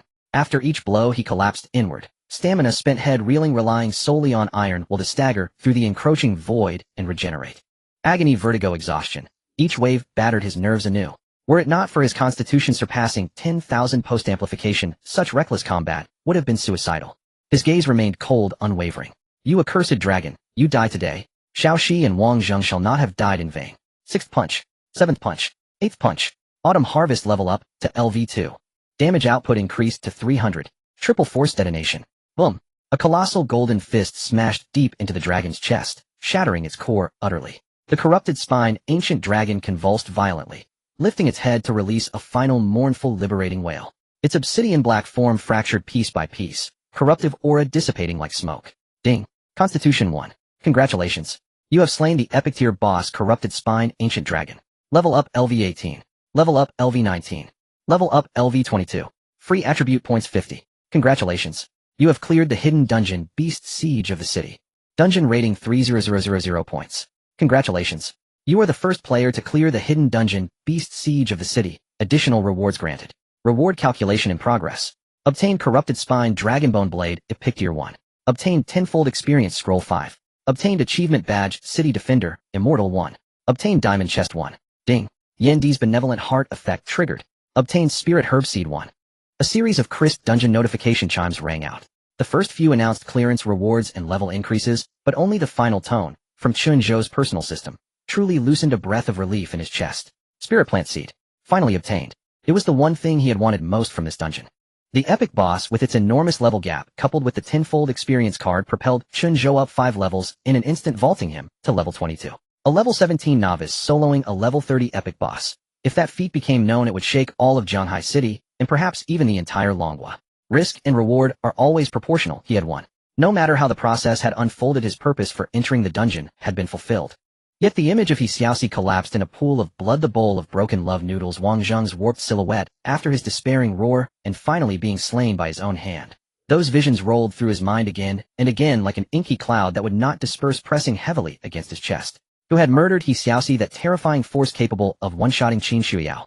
Was it a special NPC within the dungeon, or another hidden boss that had yet to show itself? Chen Zhou suppressed the turmoil of his thoughts, and let his gaze fall upon the dungeon's most core spoils. He first looked at the spirit plant seed. The seed was no larger than a thumb, a warm, translucent jade green that emitted a faint, soft glow. Inside it seemed to hold a continuous, vivid verdancy. Up close, he could see tiny points of light, slowly flowing and breathing within the embryonic heart, as if an entire nascent world of life was sealed there. Chen Zhou placed the spirit plant seed directly into his inventory. He then cast his eyes toward the epic weapon.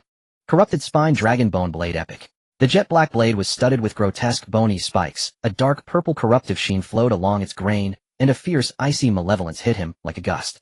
Without hesitation, Chen Zhou stowed the corrupted spine bone blade into his equipment slots. In the next moment, his gaze swung to the diamond chest that shed resplendent light. He chose to open the diamond chest. He answered yes. A blinding golden light erupted, piercing the subterranean dome and rendering the dim, eerie underground museum brilliantly bright. A completely black jade pendant, smooth and flawless, floated silently, bereft of ornate decoration. It nonetheless radiated a heavy, tranquil aura born of the very source of the Tao. He obtained the Taishu Shouzhua Pei, a unique item. Chen Zhou's pupils contracted sharply, and his heart leapt. The Mou Wushi token. In an instant, the conversation from the beef noodle shop flashed abruptly into Chen Zhou. Qin Shuiyao had specifically mentioned a Mou Wushi token, conjecturing that her father Chen Yinji might leave such an object to her, yet at the time, she could recall no clues about it. And now this very token had appeared in the diamond chest of the Yishou Gongqing hidden dungeon, opened by him. Could this be something his father had intentionally left for him? A setup by his father. Was his father already capable of influencing and manipulating dungeons, even concealing an item within one? Looking back, everything had gone unnaturally smoothly since he entered the dungeon. It felt as if the instance had been feeding him, afraid he would miss the hidden dungeon, afraid he would not come to tackle the final boss. And his true purpose in coming was the spirit plant seed, a pivotal item indispensable to the advancement of a transcendent class profession. In other words, from the moment he chose the transcendent class path, he was bound to step into this dungeon fight to the bitter end and inevitably obtain the Taishu Shouzhua Pei. Taishu Shouzhua Pei unique item. Effect 1 grants protection against a single lethal strike. Cooldown 24 hours. Effect 2, indestructible, Tier 3 Lord token. There were no flashy attribute bonuses, no health or mana restoration. Only 2 stark effects. The first effect was almost absolute salvation, tantamount to an extra life. Even Chen Zhou felt its pull. The second, however, left him utterly baffled. Tier 3 Lord token. What did that mean?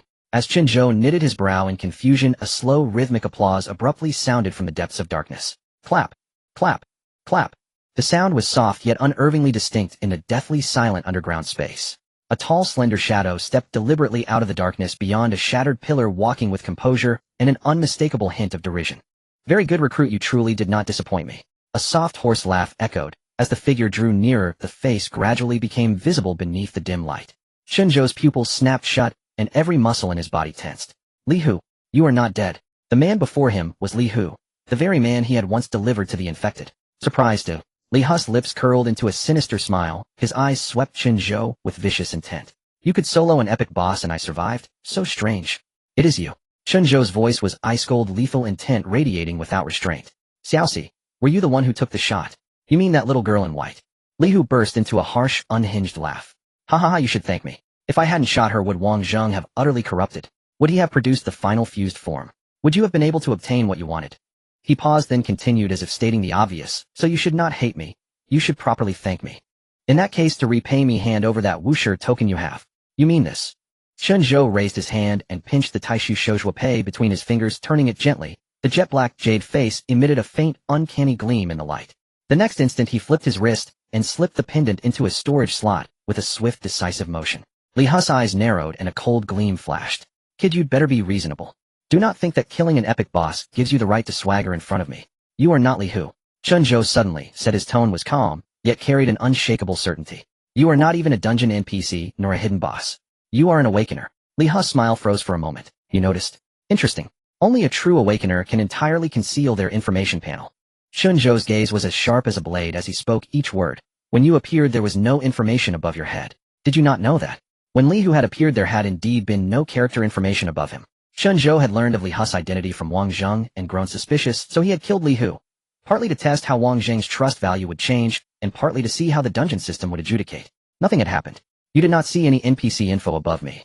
Li Hu's face showed a flash of bewilderment. Chen Zhou smiled. It seemed Li Hu or this black-clad man had indeed used a disguise. But the flaw was not in the disguise itself, it was that Chen Zhou's attribute panel was immune to the disguise's effects. His system panel had once evolved into a golden interface with transcendent class characteristics. Perhaps Li Hu's concealment considered itself flawless, but it could not fool the recognition of Chen Zhou's system panel. So, who are you truly? How could you enter my dungeon? Chen Zhou demanded coldly. Ha, it seems you don't know everything either. The feminine laughter of the black-clad Li Hu echoed in the silent underground museum. Indeed, even if you were the son of the extreme Dao Dragon Sovereign, he wouldn't tell you about these matters. You. Chen Zhou's expression tightened as he stared intently at the black-clad Li Hu. That's the extreme Dao Dragon Sovereign. Li Hu exaggeratedly sighed, his eyes filled with mockery. It seems he has protected you too well, so well that all the truths are tightly concealed. Do you really think he is a great hero of the Dragon Country? Ha! He suddenly burst into wild laughter, his laugh sharp and piercing. That is all an illusion. In fact, he is. His words were abruptly cut off. The harsh beeping sound rang out forcefully, obscuring the most critical words that followed. Li Hu's smile suddenly froze, instinctively scanning the dark, empty surroundings, yet nothing was there. Interesting. Has it really come to this point? He fell silent for a moment, and the next second, as if remembering something extremely ridiculous, he covered his face with his left hand and erupted into mad laughter. The extreme Dao Dragon Sovereign, oh the extreme Dao Dragon Sovereign. You truly are a genius. A once-in-a-century talent. His laughter abruptly stopped as he turned sharply, his sinister eyes locking onto Chen Zhou. Kid, do you know? In that very moment, just now, everything clicked for me. Did you think you could smoothly open hidden instances, kill the corrupted spine-bone dragon, and obtain that useless token purely by luck? Li Hu's lips curled into a chilling smile. Wrong. Absolutely wrong. Everything. It was all a scheme laid out years ago by that extreme Dao fellow. And you were merely a pawn following the path he had paved to reach this point. Chen Zhou's heart sank heavily. So, you had already entered the game from the moment you chose the super divine profession. Do you know how many times I've killed that corrupted spine-bone dragon for this jade pendant? Over 200 times. Li Hu slowly extended 2 fingers, his eyes filled with madness. Over 200 times. Chen Zhou's pupil, and that annoying little girl. Li Hu suddenly chuckled lightly, his tone casual, yet it carried a chilling cruelty. I killed her over 300 times. Oh, by the way, thank you for telling me her name is Xiaoxi. He feigned an apologetic shrug, his smile cruel to the extreme. I killed her over 300 times, and it wasn't until today that I learned her name. How? Very sorry. Over 300 times. That number burned like a red-hot iron, searing into Chen. That little girl who would cook noodles for him, who sweetly called him brother, the one who held her noodles just before death. She had been brutally slaughtered over 300 times by this man.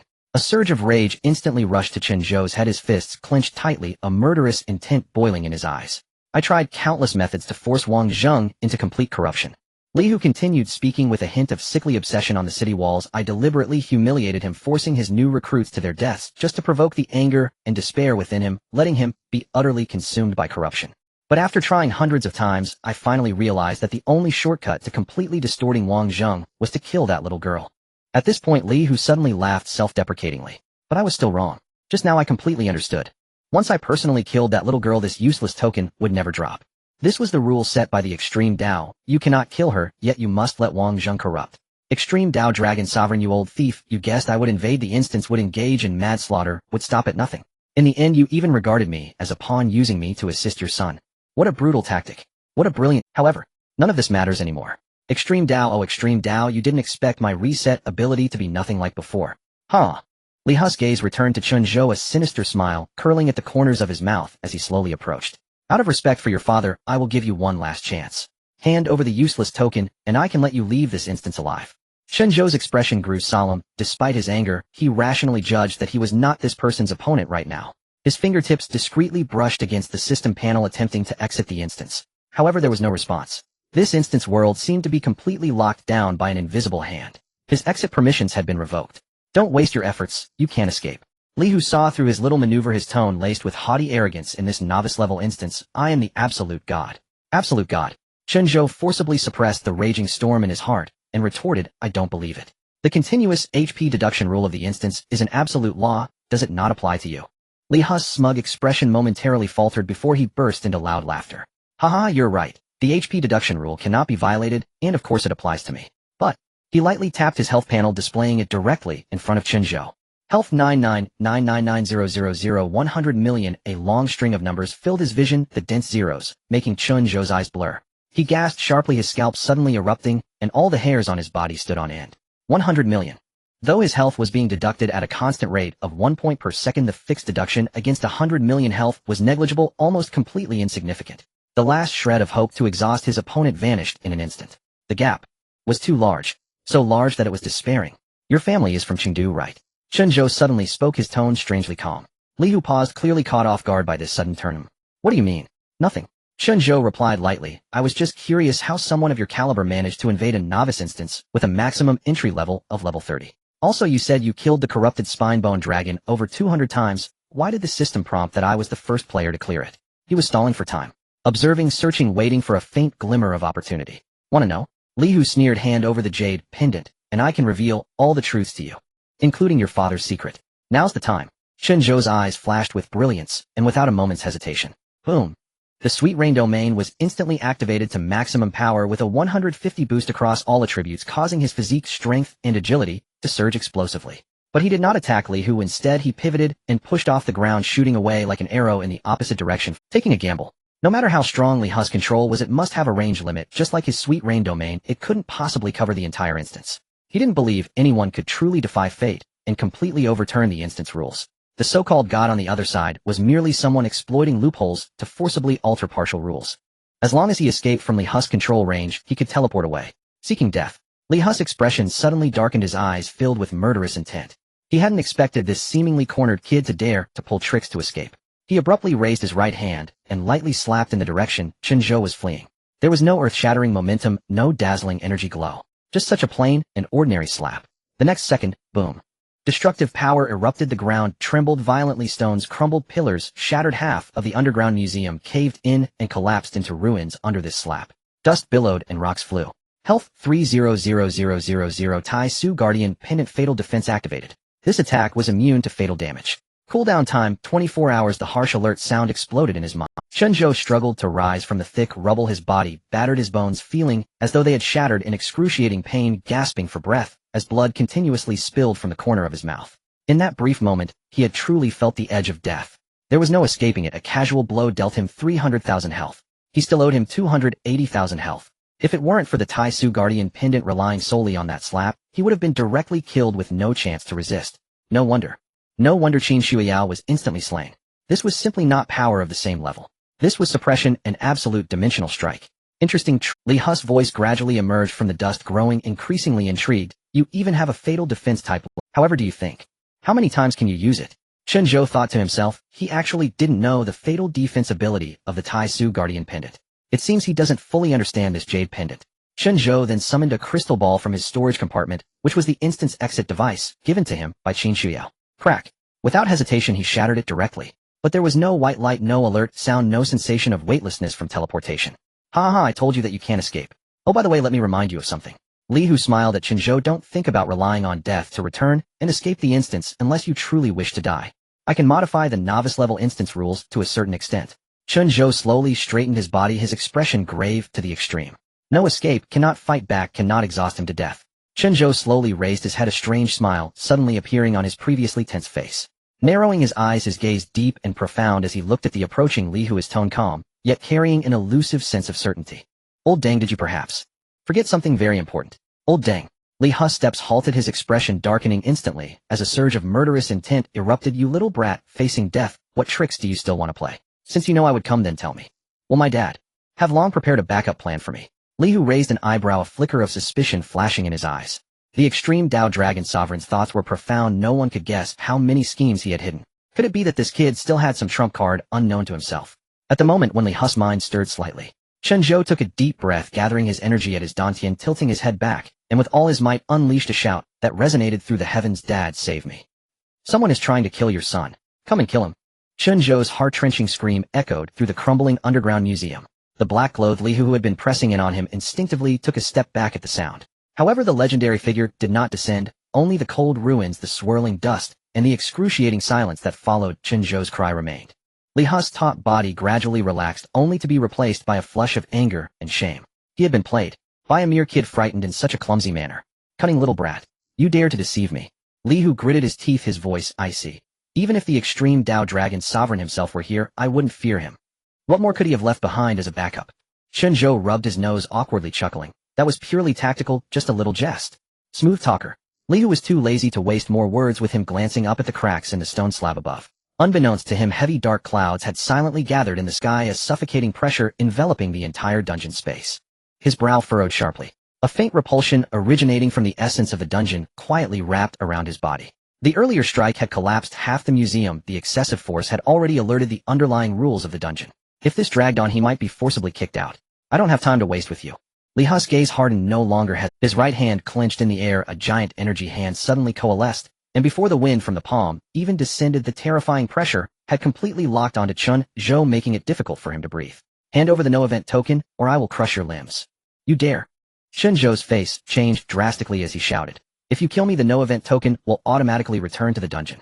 No matter how many times you refresh it, you will never obtain it. Yet Li Hu suddenly smirked, his gaze filled with cruelty and certainty. Rest assured, I won't kill you.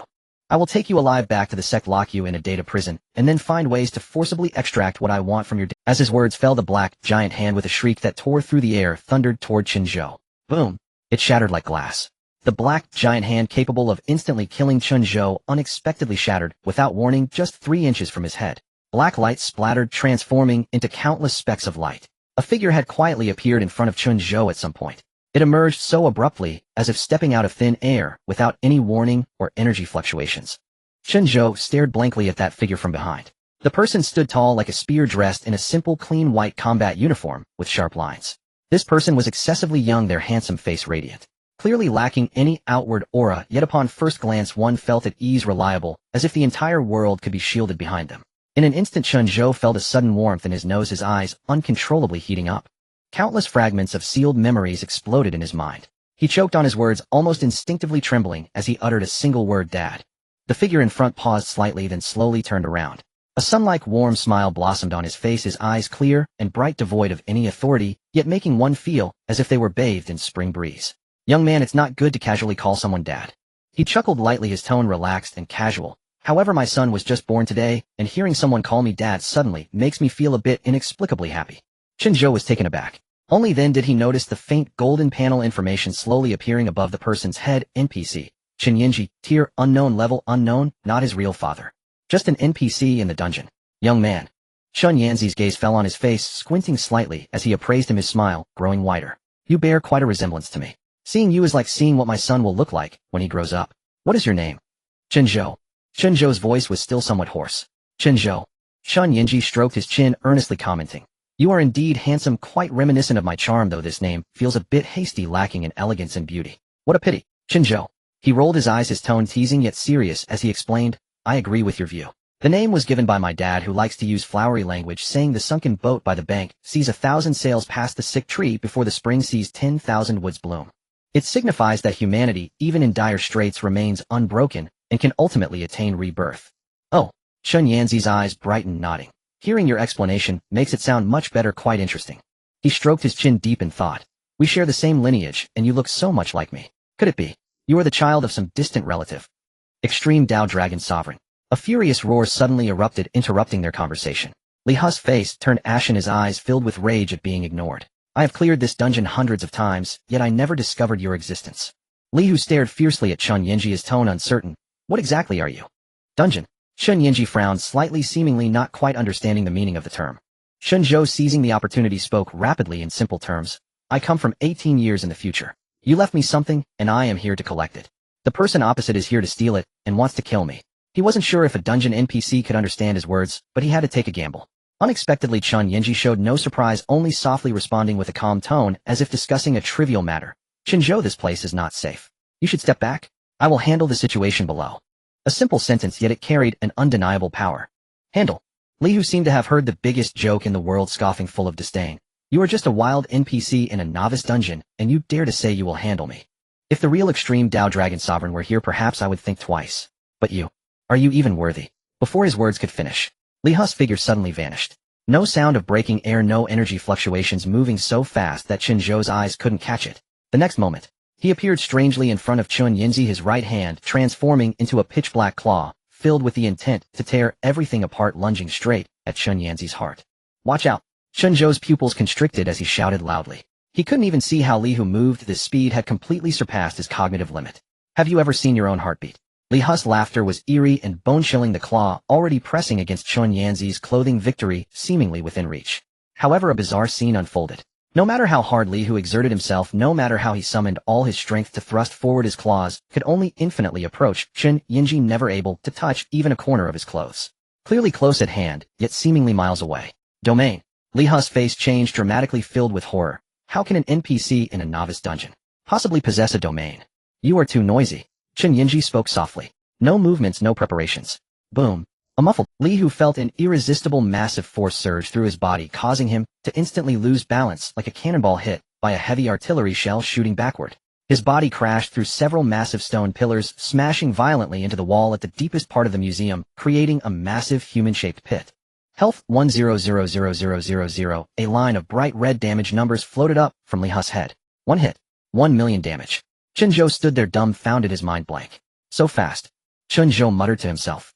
No matter how fast Li Hu was, his movements were still traceable within the physical realm, but Chen Yanzi's strike, just now, was so quick that there seemed to be no process, no trajectory, as if the fist had already been poised there waiting for Li Hu to crash into it. Bizarre. Unsolvable. Absolute dominance. Li Hu crawled up from the rubble, blood trickling from the corner of his mouth, his originally fierce gaze now filled with cold disbelief. He stared at Chen Yinji, his voice trembling. Impossible. How did you do that? Chen Yinji slowly lifted his eyelids, his gaze calmly falling on Li Hu, his tone indifferent, yet carrying an ancient, overwhelming authority. He spoke softly, each word clear in both their ears. Do you know what the Extreme Tao and Extreme Tao Dragon Sovereign means? Booming thunder rumbled above the firmament as the dark clouds churned violently. Golden-purple lightning slithered like a giant serpent, as if some ultimate energy was brewing. Li Hu's face was ashen, his brows tightly knitted. The repulsion from the dungeon had surged to its peak, every inch of air pressing against him. If he delayed any longer without anyone else acting, the dungeon rules would forcibly expel him. There's no time left. He growled lowly, raising his right hand suddenly, as a peculiar black sphere coalesced. The black mist surged within the sphere, and as it appeared, a chilling aura emanated from it. Warning: an unknown anomaly has occurred in the dungeon world. Stability is rapidly declining. 30 seconds until the forced return program initiates. The countdown began. 30, 29, 28. Chen Zhou's heart tightened as he looked up at Chen Yin. The NPC Chen Yinji tilted his head slightly, gazing at the raging sea of thunder with calmness in his eyes. He slowly turned his head to look at Chen Zhou, his tone carrying a hint of gentle caution. Chen Zhou, if what you say is true, perhaps we will meet again. He paused, his gaze lightly sweeping over Chen Zhou, carrying a barely perceptible expectation. You are too weak now. Live well, and I hope that when we meet next time you can truly stand your ground. With his words, Chen Yinji gently waved his hand a calm farewell. Wanna leave? Li Hu's eyes reddened with rage as he let out a sinister low roar. Can you leave in front of me? Boom. Behind him the void exploded violently, a massive dark silhouette slowly emerged, overshadowing the sky, and radiating a suffocating pressure, as though it were a demon crawling out of hell. But just as the silhouette took shape, thunder roared down from the sky, a massive lightning bolt striking precisely atop the silhouette's head. The lightning exploded, and the dark silhouette trembled violently, instantly dimming by more than half. HP 2000, 20 million damage dealt in a single blow. Li Hu spat out a mouthful of black blood, his face pale as paper, yet he felt no pain. Instead, he tilted his head back, revealing an extremely mad smile. I told you. You can't leave. He raised the black sphere high in his hand. The sphere transformed into a beam of black light, soaring upwards, instantly merging into the broken dark silhouette. The replenished silhouette expanded again, its evil aura surging several times, almost breaking the entire dungeon space. Roar! In that moment, a dragon's roar reverberating through heaven and earth suddenly erupted. Golden light burst forth, tearing through the darkness. A colossal golden dragon resplendent in brilliance burst forth from Chen Yanzi's palm, its eyes like the sun and moon dragon scales shining across the heavens, charging directly toward the dark silhouette with an overwhelming momentum. Boom! The golden light collided with the darkness, shockwaves sweeping in all directions, causing the entire underground museum to collapse, completely reducing it to ashes. In just a single encounter, the dark silhouette was shattered by the golden dragon. Countless fragments of deep violet light scattered everywhere. Strangely, these fragments did not dissipate. Instead, they paused in midair, as if guided by some force, instantly locking onto Chen Zhou's position. Hundreds of streams of light shot toward him like a deadly rain of arrows at a speed beyond imagination. This is bad. Chen Zhou's expression changed drastically as he looked at the panel. The countdown had only 5 seconds left. 4, 3. The streams of light were already right in front of him with no way to evade. There's no time, Chen Zhou exclaimed in panic. In that life-and-death moment, Chen Yanzi's gaze sharpened slightly, and he reached out a finger, gently tapping Chen Zhou's forehead. A gentle, yet vast power surged into his body in an instant. The next second, Chen Zhou suddenly felt the entire world rapidly retreating. It was not he who was moving, but the space was reversing the flow of time, scattering, and the dungeon was moving away from him. The forced return had been activated. But just as he was about to be completely pulled away among those hundreds of streams of light, a black-violet beam strangely broke free from the spatial tug, as if unbound by any rules, hurtling straight toward him. The world stood still, yet the beam was in motion. Return. As the system's prompt echoed, whoosh. The purple beam accurately struck Chen Zhou's body. Ugh. Chen Zhou felt his head explode, the world spinning, and everything before him plunged into darkness. The familiar feeling of weightlessness and the pull of teleportation was abruptly struck by an even more violent, chaotic, and strange force. Two completely different forces of teleportation collided violently within him, tearing him apart. It's the power of the dungeon's return, and the spatial power of that beam are in conflict. Chen Zhou roared inwardly. He was utterly unable to resist, only able to grit his teeth and desperately mobilize all his strength. Gale Domain activate. All attributes amplified, maximum power. Boom. His attributes skyrocketed, his physique instantly surpassing 10,000, and the powerful physical force erupted with full force, attempting to withstand this terrifying spatial tearing. But it was futile. The two forces were far too violent, far too domineering, and even though he activated the amplification and his physique exceeded 10,000 in this chaotic void turbulence, he was like a withered leaf in a raging storm, insignificant and helpless, liable to be shattered at any moment. HP 1000, HP 850, HP 920 damage numbers surged wildly, his health heal. Chen Zhou roared, pushing the healing effect of the Gale Domain to its limit, healing 60 of his health. His blood volume, which was on the verge of depletion, was instantly restored. However, the continuous loss of health made his heart race, unease completely engulfing him. He didn't know how long this tearing would last, or how much longer he could hold on. While maintaining the all-attribute amplification to resist the spatial tearing, he had to fully activate the healing for survival. His energy was rapidly depleting at a visible rate. Energy 1180-16200, fixed consumption of 20 points per second. At this rate, he could last a little over 500 seconds, less than 10 minutes. Once his energy was exhausted, he would be torn to pieces by the spatial turbulence. Damn it. Chen Zhou gritted his teeth for the first time, clearly realizing that for others' health was a lifeline. But for him who possessed the Gale Domain, energy was his true life. He had prioritized energy from the very beginning, pouring all his free attribute points into it, yet at this moment, it was still not enough. Until one faced life and death situations, one would never know how deadly their shortcomings could be. Hold on. I must hold on. He closed his eyes silently, enduring the excruciating pain, praying, waiting, and suffering in the darkness and chaos. Every second felt like a century. Finally, at the moment when his energy was down to just over 200 points, about to be completely depleted, a pull suddenly disappeared. Following that, another force also dissipated. As it stopped, Chen Zhou opened his... The surroundings were still engulfed in a dead silence of darkness, with no light, no sound, and no sense of direction. The power of the dungeon's return had vanished. The power of the purple beam had also disappeared. The two terrifying forces had clashed with no victor, and he became the sole casualty. It's over. Barbie has died. This was the first thought that exploded in Chen Zhou's mind. In the boundless darkness, with no up or down, he floated alone in the void like a speck of dust forgotten by the universe. No. Am I really trapped here to die? He swallowed hard, forcing himself to calm down, attempting to paddle his limbs, as if swimming desperately, trying to move in a certain direction. The good news is that he could move. The bad news is that moving seemed no different from not moving at all. 10 minutes passed, and the surroundings remained pitch black with no visible objects, no changes, not even a hint of wind or light. An hour passed, and it was still dead silent.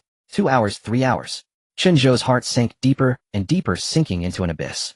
Despair, like a cold tide, completely submerged him. He had truly been abandoned. That strange stream of light clashed with the power of returning to the instance, forcibly dragging him into this void of space. No food, no water, no exit. Either he would starve to death or go mad. System Daddy. System Daddy, help me. Is there any way to escape? I'm in a hurry. Chen Zhou frantically shouted to the system in his mind, his voice echoing in the vast consciousness, yet receiving not a single reply. Dog system, you've only appeared once since the beginning. Aren't you supposed to be a hacker system? I'm stuck. Solve this for me. What good are you acting dead when something really happens? Chen Zhou wanted to cry, but had no tears. A strong sense of absurdity surged in his heart. Was he destined to become a colossal joke among travelers? Day 1, the rise of a genius. Day 2, the fall of a genius. The most frustrating experience in history, without exception. He had worked hard to obtain the coveted spiritual plant seeds, and unexpectedly received the Taishu Shou Zhou pendant left by his father. But now, no matter how good the equipment, how strong the talent, or how extraordinary the items, they were all useless. Everything was in vain. Just as Chen Zhou completely fell into despair, preparing to accept his tragic fate.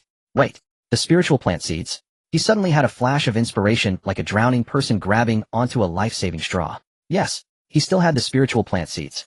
And the Divine Farmer Emperor's exchange shop. How could I have forgotten this? Chen Zhou trembled with excitement, almost shouting.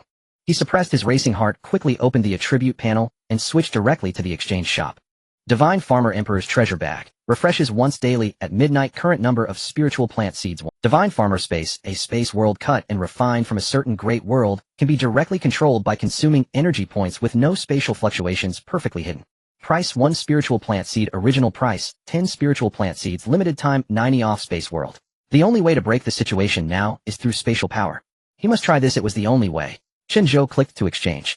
Do you confirm? Consuming 1 spiritual plant seed to exchange for Divine Farmer Space. Confirm. Exchange successful. You have obtained the unique treasure Divine Farmer Space. Current number of spiritual plant seeds 0. The next second, a faint yet incredibly clear spatial connection quietly established with Chen Zhou.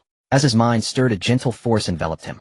Come in, he commanded in his heart. The darkness before him was instantly torn apart. In the next moment, Chen Zhou felt his body lighten. His originally floating form suddenly fell to the ground. The feeling of solid ground beneath his feet almost brought tears to his eyes. What greeted his sight was a vast, vibrant little world. The sky was a light cyan with 3 soft glowing suns floating above, not glaring yet bright enough. Beneath his feet was soft, warm black soil, emanating a faint fragrance of vegetation. In the distance were rolling low hills with crystal clear streams gently flowing between them. The air was refreshingly pure, and a deep breath made every pore in his body open up, washing away fatigue and pain. Divine Farmer Space, unique small world area 100 square kilometers. Core functions, absolutely independent, not attached to any world, undetectable by any rules, and cannot be locked by any power, truly a private domain belonging only to you. Coordinate control, can move spatial coordinates by consuming energy points, can hide, can stealth, can traverse with no spatial fluctuations, cannot be intercepted. Domain separation, using the might of the small world to project spatial boundary power, performing spatial cutting and separation on targets, ignoring conventional defenses, can also cut space shatter skills, tear apart barriers, controlling volume, increases with energy point investment. Just a moment ago he was waiting to die in the void, and the next second he possessed a complete small world. The thrilling ups and downs made his scalp tingle. Chen Zhou slowly raised his hand, his mind-stirring move. A large chunk of energy points was instantly drained, and the Divine Farmer Space trembled gently. He clearly sensed the spatial threads of the outside world. The spatial coordinates quietly shifted a distance in the void.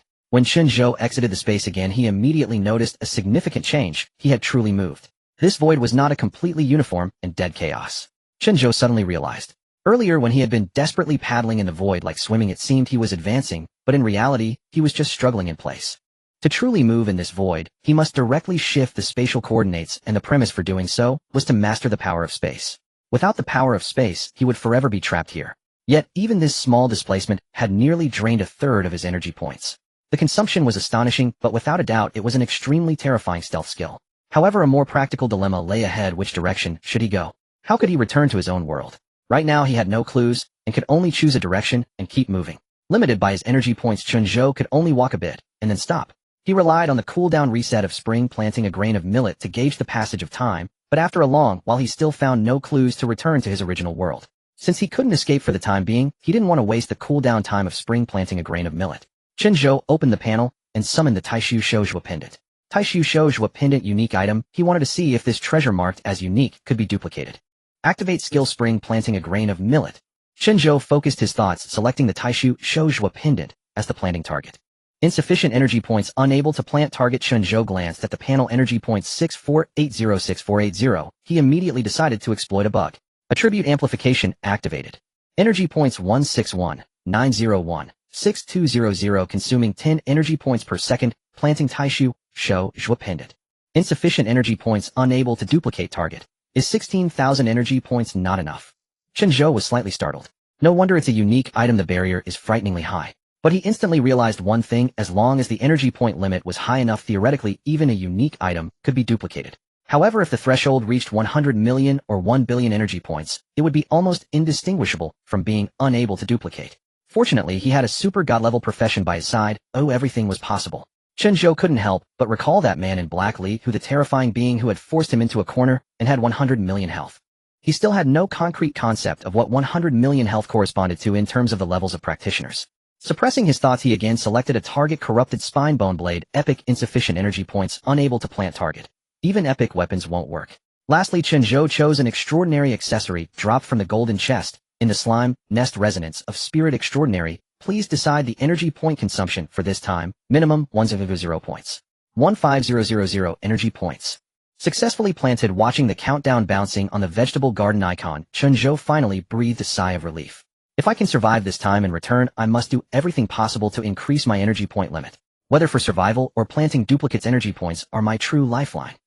Suddenly, through the spatial thread perception granted by controlling the divine farmer space, Chen Zhou's whole body, the originally silent and stable chaos void, suddenly stirred with subtle spatial ripples, silent, yet carrying a deadly pressure that stemmed from instinct. This was not a natural spatial fluctuation, it was a living being. A deep, cold, and all-consuming terrifying aura slowly spread from the distant depths of chaos, locking onto this void. Time rewound to more than 10 hours ago. In Jianghai City at the trial square, a flash of white light appeared, and Qin Xiao suddenly opened her eyes. When she regained consciousness, she found herself forcibly teleported back to the entrance of the Beast Siege instance. The twilight deepened in the sky, and the setting sun painted the horizon a shade of orangered. It was already evening. The cold, merciless prompt of the instance system echoed in her ears. This instance rating 0 points, failure penalty, level 1, current level 21. Having just reached level 22, she plummeted back to level 21. However, at this moment Qin Xiao did not care at all about her level drop. Her palm felt slightly cold as she recalled her recent experience, still haunted by the memory of that shadow's sudden appearance. With just a single strike, it had wiped out her health bar instantly, leaving her no chance to react. She was certain that it was definitely not an NPC, nor could it be the instance's boss. This trip into the instance had brought her an overwhelming shock, both from Chen Zhou's astonishing healing skills and the appearance of that mysterious person. She needed to report these matters to her family immediately. Taking a deep breath to suppress her swirling emotions, Qin Xiao turned to leave. But just as she took a step, her foot suddenly paused, and she turned back to look at the instance entrance, her brow tightly furrowed. Chen Zhou was still inside. Would he also encounter that mysterious person? That mysterious person had clearly come after them. Qin Xiao bit. While the information about the mysterious person was undoubtedly important, Chen Zhou was her teammate who had entered the instance with her, and it would be too disrespectful to leave without saying anything. Moreover, she still harbored the thought of winning Chen Zhou over. At such a critical juncture, she could not leave him with a bad impression. Furthermore, once Chen Zhou came out, she would surely learn more truths. With this thought in mind, Qin Xiao halted her steps, quietly standing beside the instance entrance, patiently waiting. Meanwhile, at the entrance of the trial square, even as the closing time approached, it was still bustling with people. Suddenly, someone staring at the leaderboard's shimmering golden characters exclaimed in shock, "What the heck? The level ranking has changed." Qin Xiao dropped to second place, overtaken by Lin Duan. That can't be right. Lin Duan didn't even come this afternoon. Qin Xiao was already at level 22 by noon. Qin Xiao dropped a level. How did she suddenly fall back to level 21? Am I seeing things? Is this for real? Big news. Super big news. The top ranker Qin Xiao actually dropped a level. The message swept through the crowd like wildfire, causing an instant uproar. What kind of beginner instance could possibly kill Qin Xiao? Are they crazy? I saw with my own eyes this afternoon that she entered the Beast Siege with that Chen Zhou. The top scorer and the top level player teaming up, and they both crashed. The Beast Siege is the highest difficulty beginner instance. You know, it's ranked 9th on the list of the 10 instances in Dragon Country that are nearly impossible to clear perfectly. Anyone below level 25 should stay away. How could Qin Xiao, who was so strong, still fail? The crowd buzzed with astonishment. But just a moment later, the holographic leaderboard flickered violently again, and a line of names surged upward from the middle of the list with overwhelming force. Trial Sprint beginner level ranking first place, Jianghai No. 2 middle school, Chen Zhou level 22. Wait, the level ranking exploded again. It's Chen Zhou. Chen Zhou is first. Level 22. Didn't he just enter the trial square today? In just one day. He shot straight to level 22. Who would dare to cheat like that? Chill. Don't say that the last person who said something like that is probably still lying in the hospital. Today he single-handedly took down Lin Duan's entire team. Are you blind? Look, the scoring board has changed too. My goodness. 30,000 points. Everyone looked up in unison at the trial scoring board. At the top position, a line of glaring golden characters stood out. First place, Jianghai No. 2 middle school, Chen Zhou. Beast Siege score, 0 points. Silence. A deathly silence. The next second the entire trial square erupted. 30,000 points. Double first place. First in level. First in score. In just one day. To reach the top of both lists. Is he even human? Gasps of astonishment and discussions rose and fell. Countless gazes were fixed on those two first places on the leaderboard, filled with awe and disbelief. In that moment the name Chen Zhou was indelibly etched in everyone's hearts, becoming the undisputed top genius among this year's newcomers. Meanwhile, at the entrance of the Beast Siege instance, Qin Xiao had been waiting for more than half an hour. The twilight grew thicker and a cool breeze began to rise, but the instant's entrance remained calm and quiet, with no flashes of white light, nor any sign of Chen Zhou. Her brows furrowed tighter as her anxiety deepened. At that moment her phone suddenly rang urgently. She quickly answered, "Hello," shouting. "Xue, where are you? Are you with Chen Zhou?" On the other end of the line came the excited, somewhat infatuated voice of her teammate Hua shouting. Chen Zhou got 30,000 points in Beast Siege. A full 30,000. He is now first in both rankings. How impressive. He cleared it. Qin Xiao was taken aback, her heart shaken. I don't know. You don't know? The leaderboard has refreshed. Hua Xiaodang paused, then suddenly exclaimed, "Wait. Xiao, how did you drop a level? Weren't you both in the instance together? If you didn't clear it, how did he clear it?" "It's a long story, but it's very complicated." Qin Xiao suppressed the storm of emotions. "I'm coming to find you. Let's talk in person." "Okay. He'll wait for you at the entrance square." Hanging up the phone, Qin Xiao took one last deep look at the quiet instance entrance. Still no sign of movement. 30,000 points indicated that he must have cleared the instance, but if he had cleared it, why was he still not teleported out? Could it be he was still hidden in the instance? Or could it be that mysterious person? Chen Zhou wouldn't have really gotten into trouble, would he? Now staying here was pointless. She couldn't delay any longer. Gritting her teeth, she finally turned and quickly walked towards the entrance square. When she arrived, the square was still bustling with excitement. "Xue, over here." A petite figure waved. Hua Xiaodang was small in stature with a round face and a pair of ponytails that made her look particularly lively, dressed in loose trial uniform. Qin Xiao quickly walked over. "What on earth happened? How did you drop a level? Where's Chen Zhou?"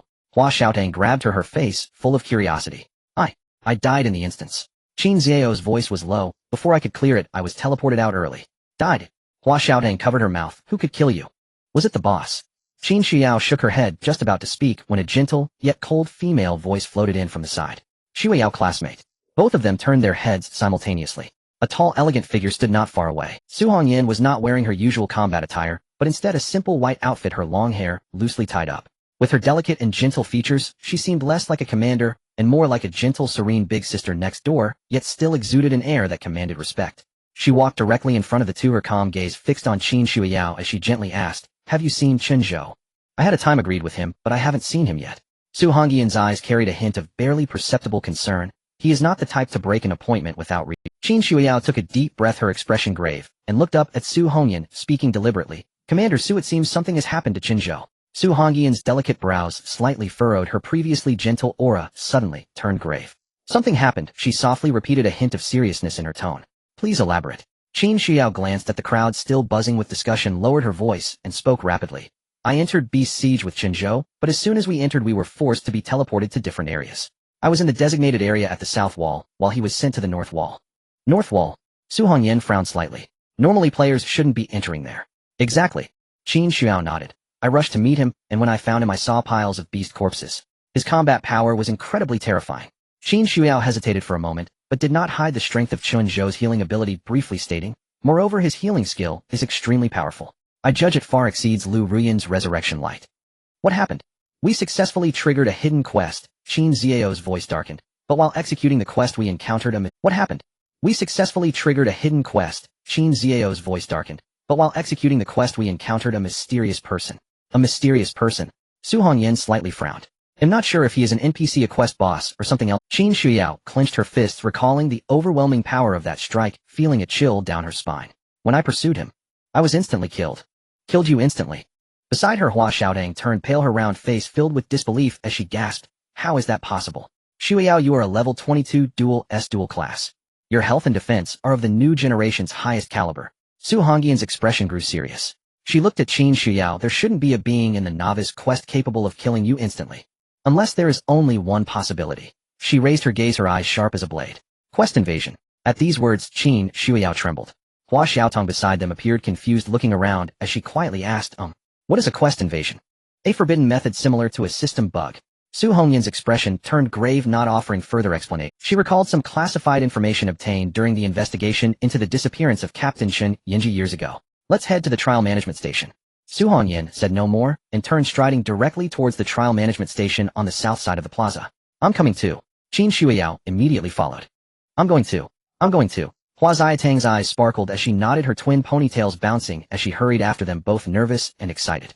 At the south side of the trial plaza, the trial management station stood. This was the core control location of the entire trial area, its outer walls engraved with runes, and 2 fully armed guards stood at the entrance, the atmosphere solemn. As soon as Su Hongyan and the others approached, the guards halted them with an outstretched hand. Halt, this is a classified area. Unauthorized personnel are not allowed inside. I am Su Hongyan from the Dragon Guard Department with urgent business. Su Hongyan spoke flatly, directly producing a black credential and lightly raising it. The emblem of the Dragon Guard Department shone brightly on the credential. Commander Su. The 2 guards were taken aback, exchanging glances filled with doubt.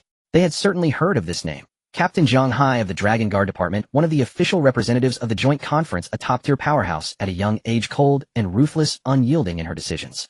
However, the stunning woman in casual clothing before them with her cold demeanor did not match the iron-willed commander. Will you not step aside? Su Hongyan's brow furrowed slightly, suddenly unleashing a hint of imposing pressure. In an instant, a chilling sense of oppression enveloped them. The guards' faces turned white, their bodies trembling, not daring to hesitate. Yes. One of them quickly pressed the access button, and the heavy alloy door slowly opened. Su Hongyan and her companions walked straight and passing through a quiet corridor until they arrived at the duty room of the main control panel. As the door opened, a cacophony of angry shouts erupted immediately. On duty was a male employee in his 30s wearing black-rimmed glasses and slightly overweight. At that moment, he slumped in his chair, head down, absorbed in his phone, completely unaware that someone had entered. Shooters, clear the minions. Are you just strolling around? Can you even play? A bunch of useless people not engaging in team fights, running away faster than one another. Ridiculous. He became more agitated as he scolded, fingers tapping frantically on the screen, completely immersed in the game. Su Hongyan furrowed her brows tightly and approached the control panel, gently tapping her fingers on the surface. Knock, knock, knock. The sound was not loud, but carried a sense of oppression. The male employee glanced up impatiently, not lifting his head, continuing to poke at the screen lazily, saying, "It's off-duty hours. If you have business, come back tomorrow. I need to retrieve all entry and exit records of today's Beast Siege instance and the last teleportation log." Su Hongyan's voice was calm, but carried an undeniable authority. Are you really not understanding human speech? The male employee finally snapped, slamming his phone down on the table, glaring at the 3. But when he clearly saw Su Hongyan's face, his expression froze. Su. Captain Su. His face turned pale, and he sprang up from his chair, bending low. All his previous arrogance vanished. I'll say it again, Su Hongyan's eyes were cold. Retrieve all data from today's Beast Siege. Captain Su, I truly cannot comply. The male employee forced himself to calm down, adopting a bureaucratic demeanor. To retrieve core data from the instance, written approval from the Jiang High Joint Conference is required. It's the rule, no exceptions can be made. Special circumstances call for special measures. Su Hongyan's tone chilled further. This is the Dragon Guard Department executing official duties concerning instant safety. Please cooperate immediately. Hee. The male employee suddenly chuckled, his smile laced with evident sarcasm. Commander Su, I'm just a mere duty officer. I wouldn't dare violate the rules. How about you go through the proper procedures first? Once the joint conference approves, I'll immediately check for you. Qin Xiao's gaze turned cold as she looked directly at his badge. Lin Yongchang.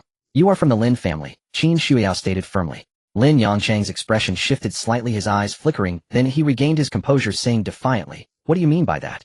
I'm just doing my job, and it has nothing to do with any family or individual. What if I insist on checking? Su Hongyan's voice turned icy. Lin Yongchang felt a chill down his spine, but still stood his ground. Commander Su, rules are rules. If you force your way in, I can't do anything about it, but if something goes wrong, you will bear all consequences. He wagered that Su Hongyan wouldn't dare to cause a scene at the management station. The next second, smack. A crisp, loud, and decisive slap struck Lin Yongchang's face.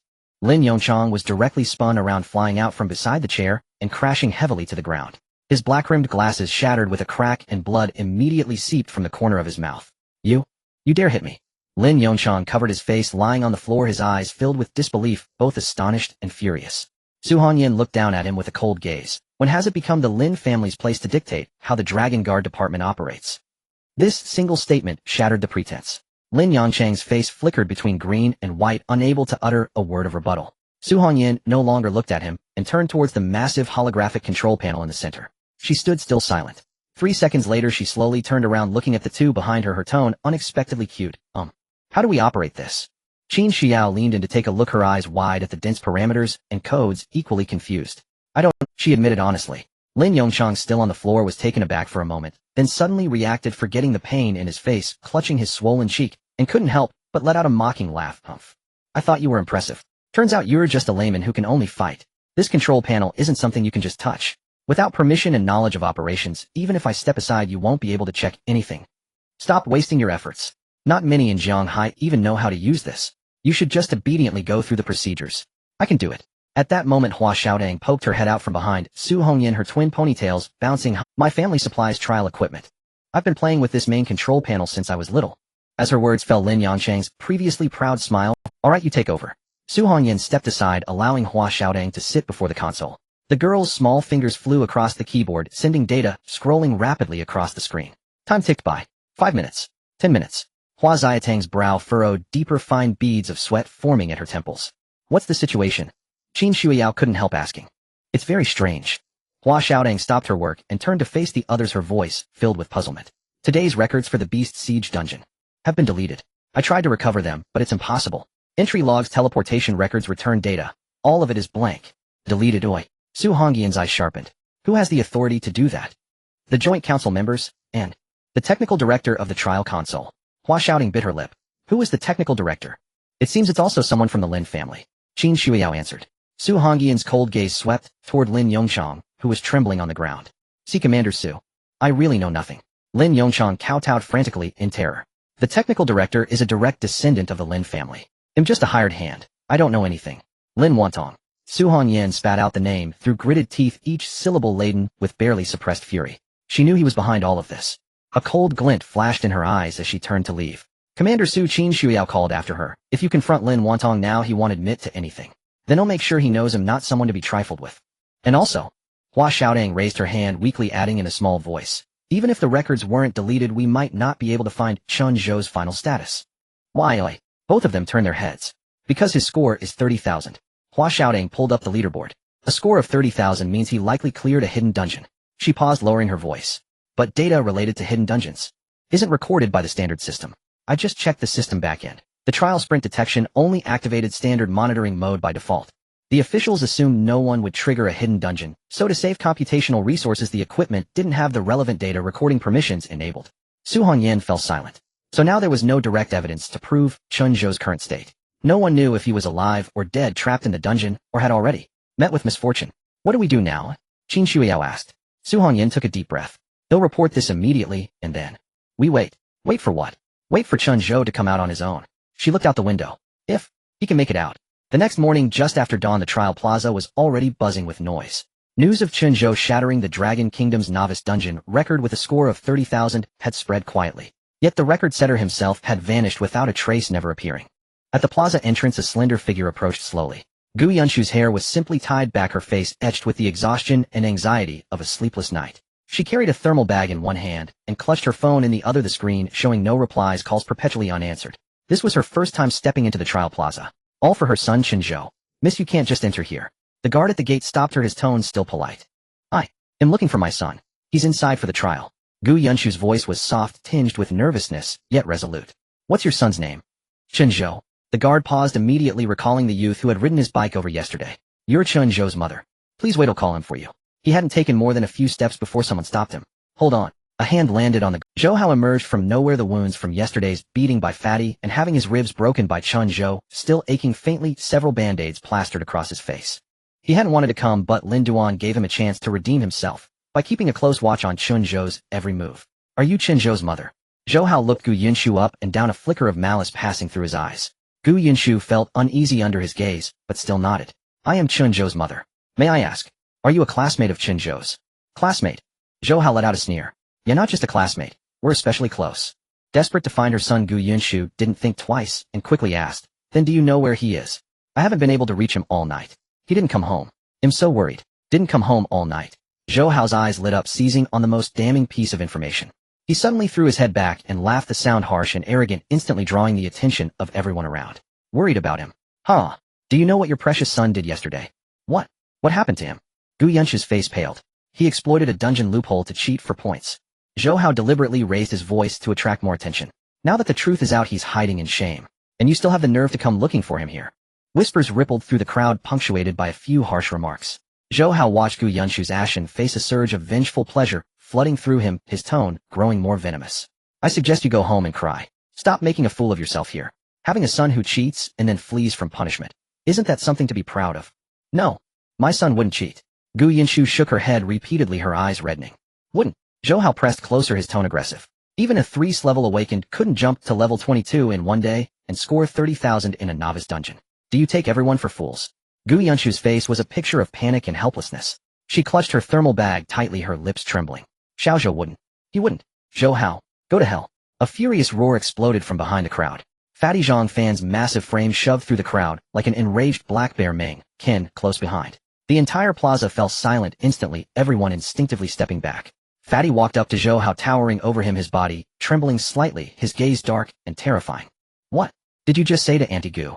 Zhou Hao's face changed, and he instinctively stepped back, but quickly forced himself to straighten up.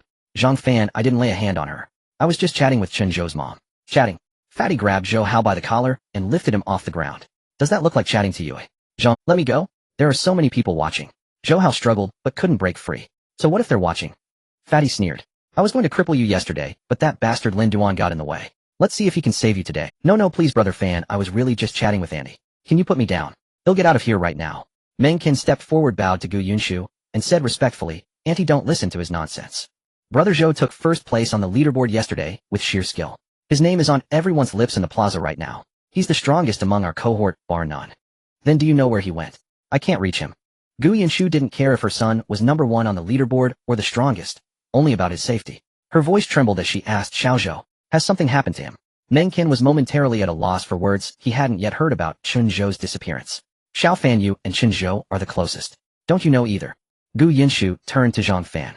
Fatty froze, his brain cells working overtime, the global network of thought crashing for a full second. Annie, rest assured, Xiao Chun is absolutely fine. It's probably just a bad signal in the dungeon. Awkward. This flimsy excuse born of a sudden spark of inspiration couldn't even fool himself. Just as the atmosphere grew unbearably tense, a clear, gentle female voice rang out from beyond the crowd. Auntie. The crowd parted automatically as Qin Xiao, dressed in white, like snow, walked forward slowly. She stopped before Gu Yunshu, bowed slightly, and spoke with respectful warmth. Auntie, I'm Qin Xiao, Chen Zhou's classmate. He's fine. Don't worry. Gu Yunshu looked at her, gratitude and helplessness shining in her eyes. Xiao Qin, is Xiao Zhou really okay? Can you tell me where he is? He really is fine. Qin Xiao reached out to support Gu Yunshu's arm. It's just that his score from yesterday's dungeon was so high it caught the attention of the higher-ups, so for now. She chose her words carefully. He needs to cooperate with some inquiries and can't be reached temporarily. Then, how long will it take? Soon, just a day or two. Qin Xiao slowly turned her head toward Zhou Hao, her gaze dropping to freezing point. Zhou Hao, stay away from Annie. If there's a next time, I won't warn you again. She then said quietly to Fatty. Fatty, let him go. This isn't the place for a fight. Fatty snorted and dropped Zhou Hao. Zhou Hao's clothes were disheveled, red marks from Fatty's grip visible on his neck, his face alternating between pale and flushed. He didn't dare linger a second longer, turning tail and fleeing in disgrace. Auntie, let me take you back to rest. Qin Xiao supported Gu Yunshu, her voice gentle. Don't worry too much. Chen Zhou is incredibly capable. Gu Yunshu wiped away her tears and nodded. Fatty stood rooted to the spot, fists clenched, watching Zhou Hao's retreating figure, veins bulging on his neck. Monkey, what is it, brother Fan? Meng Qin asked quietly. Just now, I really wanted to beat Zhou Hao to death. Fatty stared at the direction where Zhou Hao had vanished, speaking slowly and deliberately. But I held back. Why? Fatty slowly turned his head, a weight and certainty in his eyes that had never been there before. Because he touched the one person he should never have touched. I have to leave him for Xiao Chun. I know Xiao Chun. When he comes back, Zhou Hao will definitely die. Wind swept across the plaza. On the holographic leaderboard, Chen Zhou's name still shone with golden brilliance like a silent vow. In the afternoon, in the Jianhai Joint Conference Room, the atmosphere was heavy and oppressive. Zhou Mingyuan stood at the long table, drenched in cold sweat, his face pale and his lips slightly trembling. Opposite him sat 3 individuals. The middle one was a middle-aged man in a black uniform adorned with dragon patterns, with a square face and sharp eyebrows, exuding an unyielding authority. The emblem of a dark golden dragon was embroidered on the chest of the uniform. This was the exclusive insignia of the special envoy directly affiliated with the Xian Yuan Pavilion.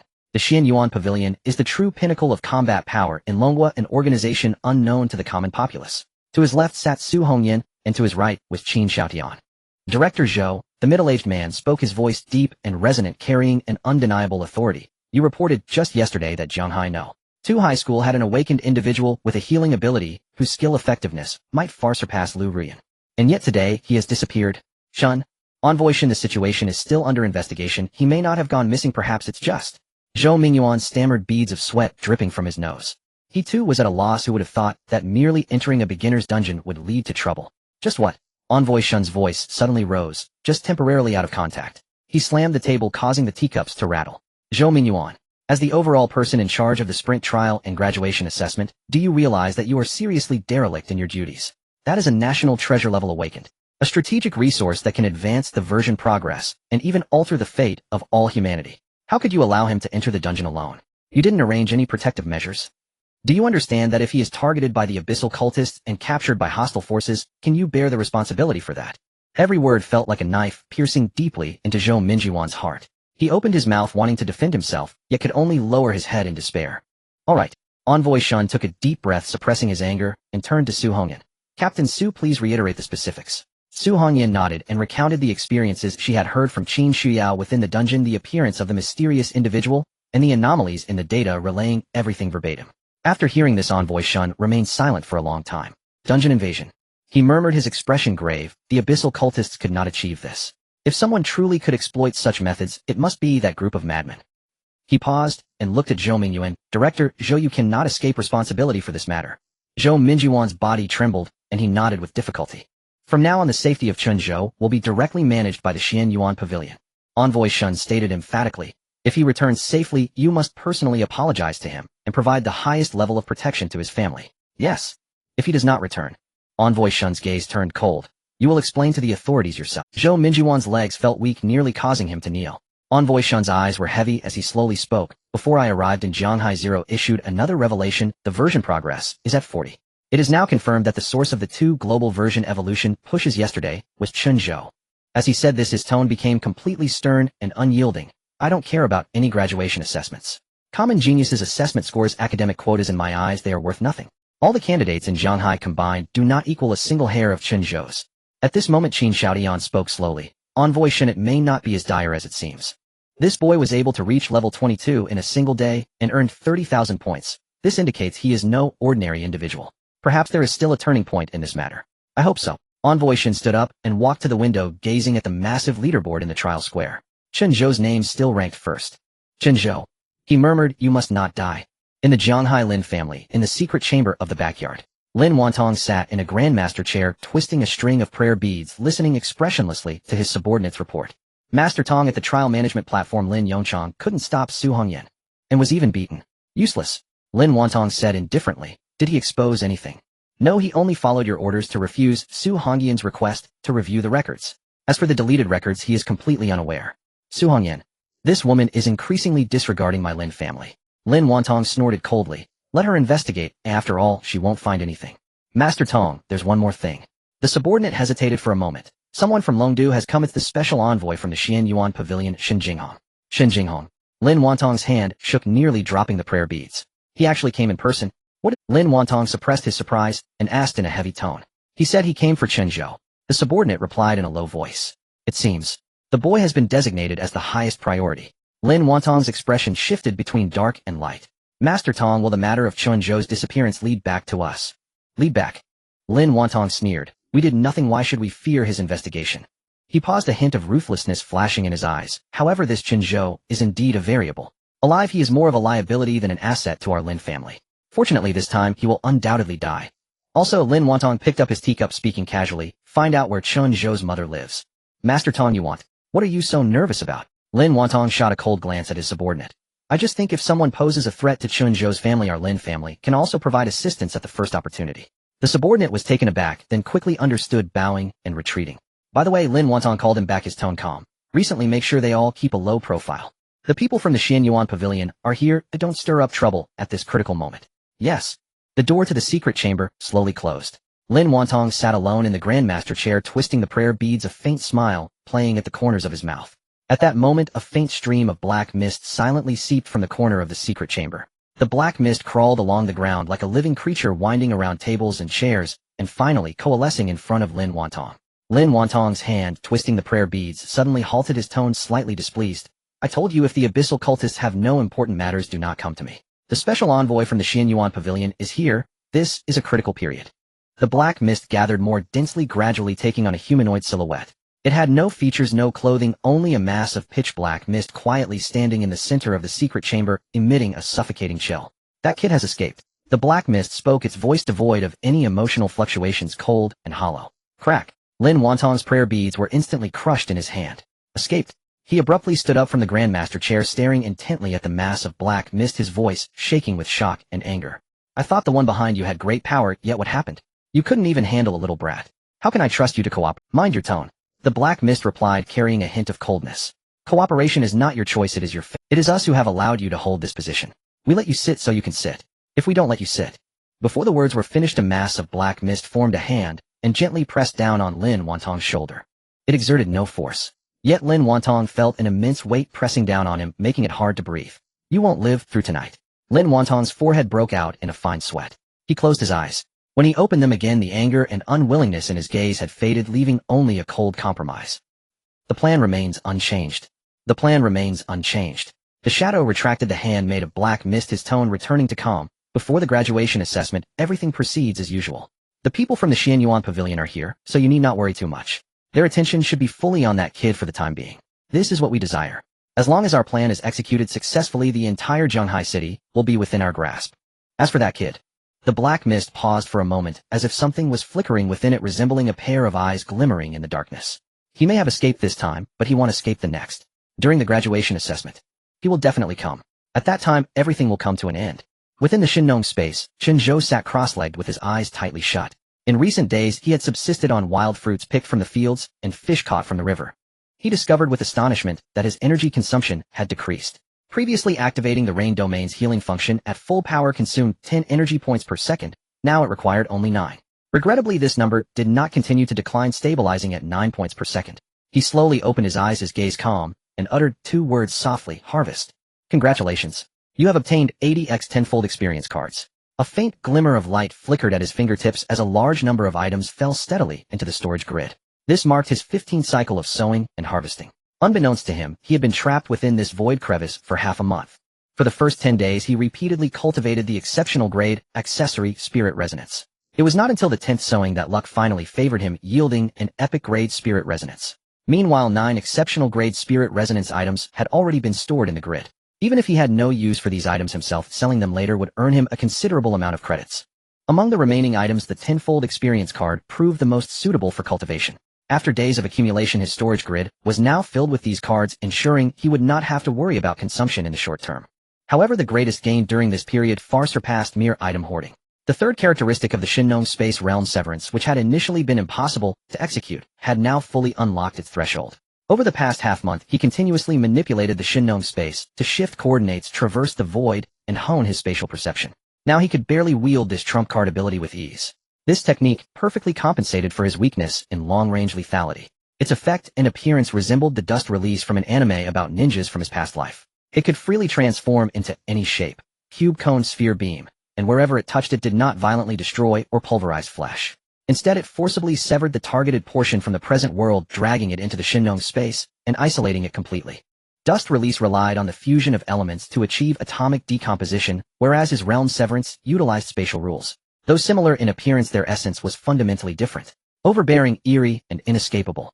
The only drawback was the cost of execution. Each use consumed a massive amount of energy, preventing reckless deployment. Just as Chen Zhou finished organizing his gains and prepared to continue searching for a path back, a bone-chilling coldness originating from the depths of his soul suddenly enveloped the entire Shinnong space. It was not an energy fluctuation, nor an oppressive aura, but an instinctual fear at the level of rules. This was not the first time he had sensed this eerie pressure. In previous days, such obscure and terrifying tremors had emanated from the depths of the void multiple times, each shaking his mind. Yet relying on the Shinnong space's undetectable nature, he had evaded them safely every time. He was convinced that as long as he remained within the Shinnong space, no one could find his trace. Suddenly, without warning, without ripples, without wind or tremor, the entire boundless chaotic void seemed to split open, revealing a pitch-black gap with no discernible edges.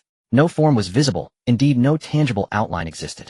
It was as though nothingness itself had transformed into a colossal mouth spanning billions of dimensions, silently devouring and collapsing inward. This was not a hunt aimed at him.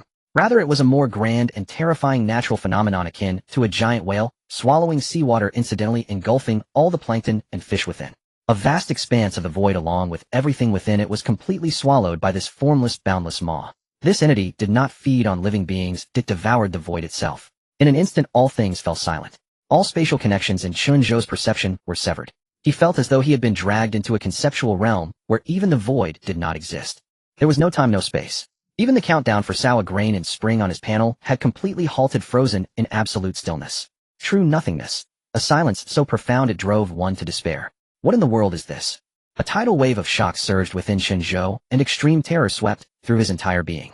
He had never seen, nor even imagined that such an existence beyond cognition could exist in this world. Waiting passively for death was certain doom. Gritting his teeth, Chen Zhou channeled his energy and instantly unleashed realm severance, condensing pure spatial rules into a smooth, dense spherical barrier that firmly protected him at its center. The next moment, he voluntarily withdrew from the Shinong space. Before his eyes lay emptiness, utter nothingness. There was no darkness, no light, no chaos, no airflow. This place could no longer be called space, it was pure nothingness. Is this? Inside its body, Chen Zhou's heart sank. To maintain the spherical barrier, his energy consumption surged several-fold, as though an invisible force was continuously draining and dissolving it. Refusing to be annihilated, he forcibly mobilized his remaining energy to unleash a sharp spatial slash with realm severance. Silent, and without effect, it vanished like a stone sinking into the sea. That spatial severance technique, capable of tearing barriers and isolating all things, stirred not a single ripple in this absolute nothingness, dissolving completely. Utterly ineffective. This is truly the end. A trace of despair welled up in Chen Zhou's heart. He dared not linger a moment longer and instantly retreated into the Shinong space, relying on this soul sanctuary to barely survive. But upon returning to the space, he saw an extremely bizarre, indescribable fragment of matter had already fallen onto the black soil at his feet.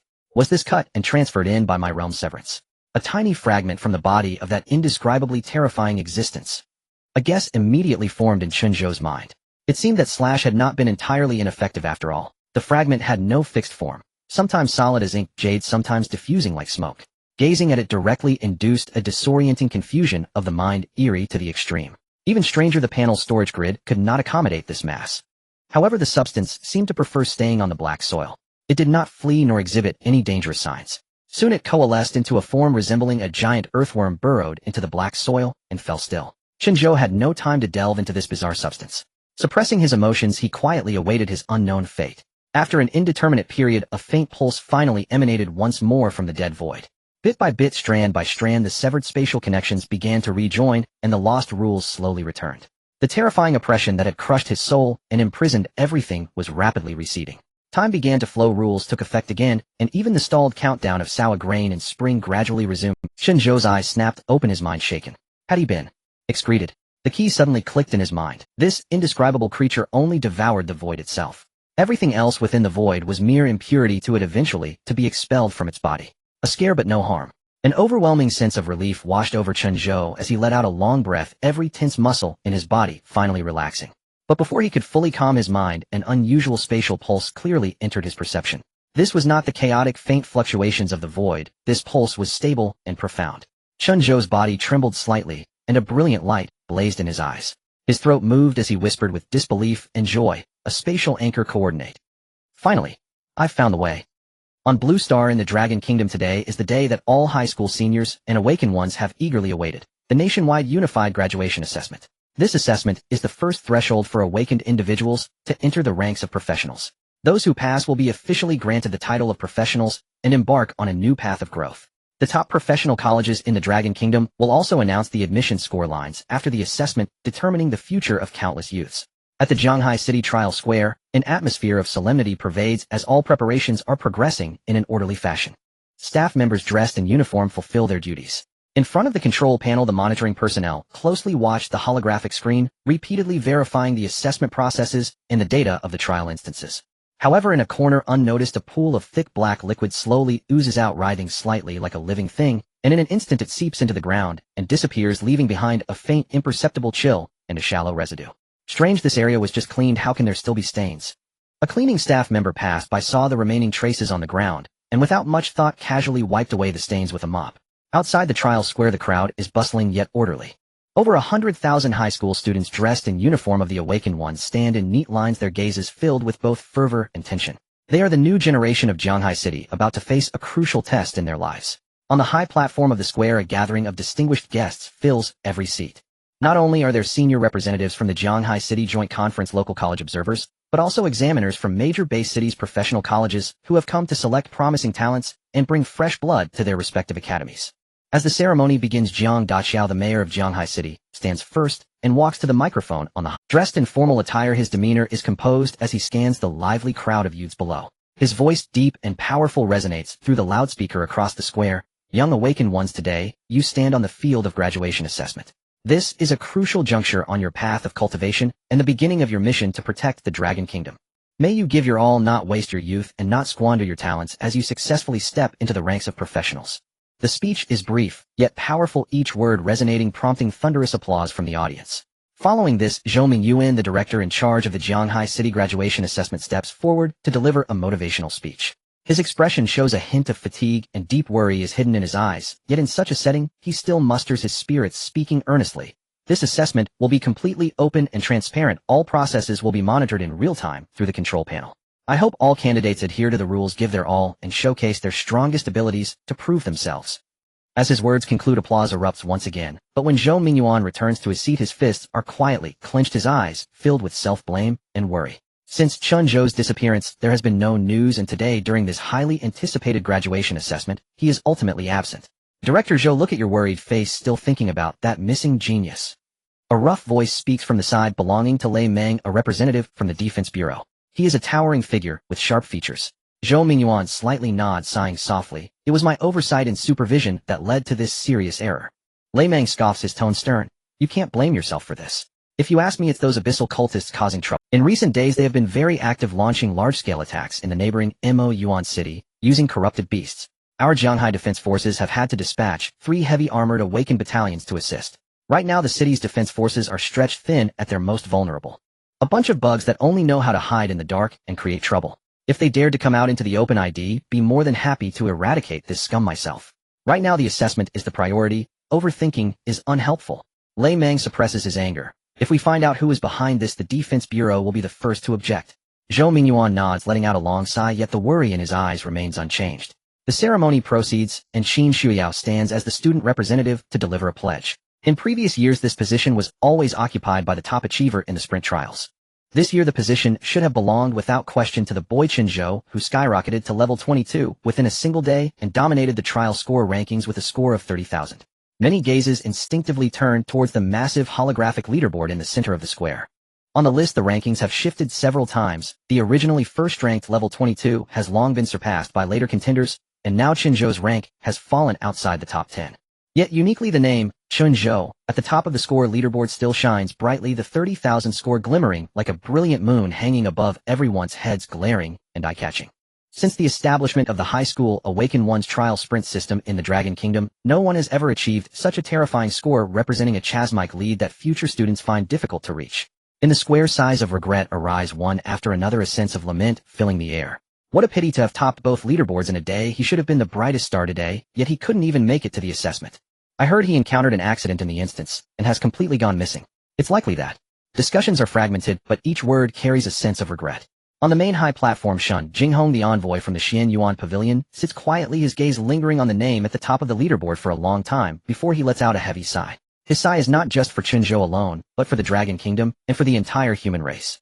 In this era where the healing abilities of awakened individuals have completely vanished globally, the emergence of Chen Zhou is like a beam of light in the darkness, a strategic hope concerning the future of all humanity. But now that light has only shone briefly before being extinguished. After a moment of silence, Shen Jinghong retracts his gaze and turns to Jiang Daxiao, the mayor of Jianghai City, asking in a low voice, "Mayor Jiang, why isn't Captain Su here today?" Hearing this, Jiang Daxiao shows a hint of helplessness and replies softly, "Captain Su has been on leave recently." Leave?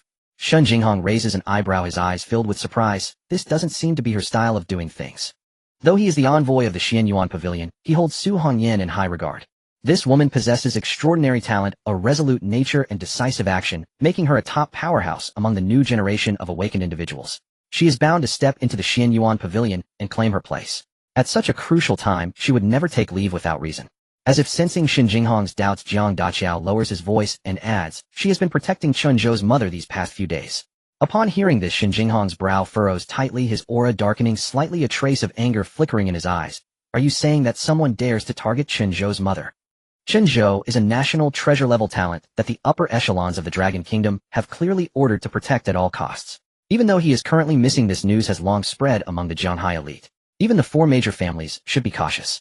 Yet someone still dares to act against Chen Zhou's family, openly defying the will of the Dragon Kingdom. This is audacious and reckless. I haven't inquired too much about the specific situation and haven't received any precise reports. Jiang Daxiao sighs lightly. But for such an important occasion today, she would rather be absent than leave Chen Zhou's mother unguarded, which shows the gravity of the situation and her concern for the safety of Chen Zhou's family. Shen Jinghong remains silent, his fingertips lightly tapping on the armrest of the chair, a growing chill evident. It seems that the situation in Jianghai City is far murkier than he imagined. Even with him, the envoy of the Xian Yuan Pavilion, present, there are still those who dare to act in the shadows with malicious intent. Meanwhile, on the other side of the high platform, an exceptionally eye-catching figure is visibly displeased. She has a head of sleek wavy long hair, strikingly beautiful features, and a tall stature. However, contrasting with her graceful beauty is a black eye patch over her left eye. Lu Lingshuang, the core examiner of the Longdu Longxi Academy, the top professional institution in the Dragon Kingdom. At this moment, Lu Lingshuang has her arms crossed in front of her chest, her beautiful right eye narrowed slightly, as she mutters under her breath. Su Hongyan clearly said beforehand that I would come to Jianghai for the assessment, and you would definitely accompany me. How dare you stand me up? After her complaints, her gaze unconsciously shifts to the score leaderboard in the center of the square, landing on the name at the top, her eyes suddenly filled with intense curiosity. Chen Zhou. A genius with a score of 30,000. I originally wanted to see what kind of person could make Hong Yan value him so much, but it seems I won't get to see him after all. She had hoped that this trip to Jianghai would allow her to reunite with her long-lost friend and witness the record-breaking genius in person, but now it seems she has missed out on both, leaving her filled with regret. As the atmosphere in the venue gradually reaches a climax, Zhou Mingyuan steps back onto the high platform to solemnly announce the specific rules of this graduation assessment. This graduation assessment will uniformly employ a large-scale shared instance across the entire region. All participating candidates, regardless of class or school and irrespective of strength, will be randomly transported to different areas within the same instance space, competing on the same stage for victory. When health points reach 0, candidates will be automatically teleported out of the instance. All candidates may freely form teams of 1 to 5 people. Team formation will not provide score bonuses, and the personal accumulated kill score will serve as each candidate's final graduation assessment score. Unlike previous trial sprints, this assessment will be monitored and broadcast live in real time through the control panel of the trial square. Jianghai City's high-level officials and examiners from various base city colleges will observe each candidate's performance throughout the process. Those who perform excellently and exhibit outstanding potential may directly qualify for exceptional admission to colleges. The rules are clear and concise, resonating in the ears of every candidate. The venue instantly erupts with the youth's eyes igniting with fervent fighting spirit as they begin to spontaneously form teams, eager for the assessment to officially commence. Everyone's attention is focused on the upcoming assessment, filled with dreams of the future and a desire for achievement. Unnoticed in the central area of the trial square, in the core zone of the hell-level instance, a cold, dark aura is. No one could have imagined that the boy who was mourned by all deemed to have vanished for good was swiftly returning to this arena through a coordinate anchor point crossing the void. The registration desk on the side of the square was bustling with activity as candidates gathered in small groups, lining up to register their team information, preparing to enter the trial dungeon. The announcer called out loudly, students who need to form teams should line up for registration. Individual candidates can directly verify their identities to enter the assessment. If you missed the 9 o'clock entry deadline, your assessment qualification will be cancelled and your scores will be reset. The registration clerk's voice echoed clearly throughout the venue. At the front of the line, the robust Zhang Fan stepped forward and reported his information to the clerk. Name Zhang Fan, Jianghai No. 2 middle school student, ID 14040. Teammate Meng, Ken, Jianghai No. 5 middle school student, ID 33600. Team leader Chen Zhou, Jianghai No. 2 middle school student, ID 10966. Upon hearing this, the clerk, who had been inputting information, suddenly paused and looked up at Zhang Fan. He pointed to the holographic leaderboard hanging high in the center of the square and asked, student, is this Chen Zhou? You mentioned the one ranked first on the leaderboard. Yes, that's him. Zhang Fan nodded emphatically. The clerk's expression turned troubled as he reminded team registration requires all members to verify their biological information. If someone is missing, registration cannot be completed. It's fine, Zhang Fan replied firmly, his eyes filled with determination. Just register our information first. Well, save the remaining spot for him. When he arrives, we will enter the examination room together. Meng Qin stood silently beside him, nodding in agreement, a stubborn conviction hidden in his gaze. Just then a sarcastic voice rang out from behind them, filled with unabashed mockery. Oh, aren't these the 2 little sidekicks of Chen Zhou? What's the matter? Your big brother is gone, and now you dare not enter the assessment dungeon alone. Lin Duan, accompanied by Lin Shi and Wu Chaoxing, sauntered over, their attire pristine, as they surveyed Zhang Fan and Meng Qin with disdainful expressions. Since Chen Zhou's disappearance, Lin Duan and his group had completely let go of their previous apprehensions, turning their frustration from being crushed by Chen Zhou into unabashed arrogance, now more brazen than ever. A smirk crept across Lin Duan's face as he mockingly said, I could give you 2 a way out. Our team still has 1 last spot available, but you 2 are too many. How about this? You 2 can fight right here. Whoever wins can stay as my sidekick. The loser can just go die in a solo run. What do you say? As his words fell, Lin Duan, Lin Shi, and Wu Chaosheng all burst into laughter, their scorn evident. Zhang Fan's anger surged instantly, his muscles tensed as he faced the three's provocation without backing down. We are brothers with Chen Zhou comrades fighting side by side. What about you? You are just a cheap team bound by interest, yet you dare to mock us. As he spoke, Zhang Fan's eyes intentionally flicked towards Lu Rian, who stood quietly not far away, his meaning clear. Lu Rian seemed to have something on her mind, standing at the edge of the group with a graceful appearance and a calm demeanor. Upon hearing this, she merely frowned slightly, without speaking, tacitly acknowledging the actions of Lin Duan and his group. Brothers. Lin Duan's mockery vanished in an instant, replaced by a cold glint in his eyes. How does a dead person even qualify to be a brother? If he were truly capable, how could he die in a novice dungeon? In the end, he was just a fleeting bubble of talent, easily. Meng Qin, who had been silent and enduring, could no longer restrain himself, and looked up, his eyes filled with cold anger. Brother Zhou will not die? Will not die? Lin Shi sneered, his words dripping with disdain. He's been missing for more than half a month. He must have died long ago and cannot return. They'll say this. Don't let me encounter you in the dungeon. Lin Duan's gaze turned sinister as he coldly threatened, otherwise I won't hesitate to eliminate you ahead of time. Zhang Fan trembled with rage, but was quietly held back by Meng Qin. After finishing, Lin Duan and the others strutted away, confidently stepping into the light gate of the assessment dungeon. Zhang Fan and Meng Qin waited in silence when a clear and pleasant voice rang out from behind. Fatty Meng Qin, we're heading into the dungeon first. Qin Xiao walked past with three other strikingly beautiful girls, her tall figure exuding a cool demeanor as she gave the two a gentle nod. Following closely behind, Hua Xiaoting blinked her lively eyes playfully, saying, are you two really still waiting for... If you really can make it back, remember to get me an autograph. With that, the four girls swiftly stepped into the light gate of the... Fatty stared at Hua Xiaotang's playful figure, filled with emotion. Wow, what's going on? Little Chun has fans. Not to mention the quality of the fans is quite high. Meng Qin cast him a helpless glance, his tense expression easing a bit as his suppressed feelings lightened. Time passed second by second, and the number of candidates in the square gradually dwindled. The clerk looked at the two who still stood motionless and couldn't help but urge, you two should hurry and enter. The dungeon entrance will close precisely at 9 o'clock. If you are late and do not enter, your examination qualification will be directly cancelled. This assessment is crucial for our future, and we cannot take it lightly. Zhang Fan looked up at the clock hanging high and said firmly, we are not in a hurry. The dungeon's health deduction mechanism treats everyone equally. Whether you enter early or late, the rate of health loss is the same, and the scoring opportunities will not be biased. Let's wait a bit longer. 10 minutes passed in the blink of an eye. Due to the health deduction rules, a large number of candidates who entered early began to exit the dungeon one after another. Some were dejected while others were elated as the first wave of assessment results rapidly emerged, and the holographic leaderboard in the square continuously refreshed. Wow. I was teleported to an open area, and before I could find any monsters, my health was gone. What bad luck. I'm even more unlucky. I was teleported to the Wind Wolf Den, and I was surrounded by a dozen wind wolves which instantly killed me. And worse off, who would have thought there would be a zombie in this assessment dungeon? That thing is impossible to fight, it's a total loss. Ha, I'm on a lucky streak. I encountered a slime mother soloing 4 waves of monsters, and earned 1200 points, am all set now. The noisy discussions rose and fell, and the names on the holographic graduation assessment leaderboard changed rapidly. Zhanghai No. 22 Middle School, Zhao Lei Student ID 85636, Assessment Score, 850 Zhanghai No. 9 Middle School, Su Wenba Student ID 65234, Assessment Score, 1200 Zhanghai No. 1 Middle School, Zhou Hang Student ID 05234, Assessment Score 0. Countless ranks updated continuously, with some making comebacks and others facing regrets, creating an extremely lively atmosphere in the square. The clock ticked to 8:55. In the vast trial square, almost all candidates had entered, and only Zhang Fan and Meng Qin remained, their figures isolated at the dungeon entrance. The once bustling crowd of onlookers had stopped to watch, murmuring and pointing as the discussions resumed. Why aren't they going in yet? Could it be that they are so stressed that they plan to give up the exam?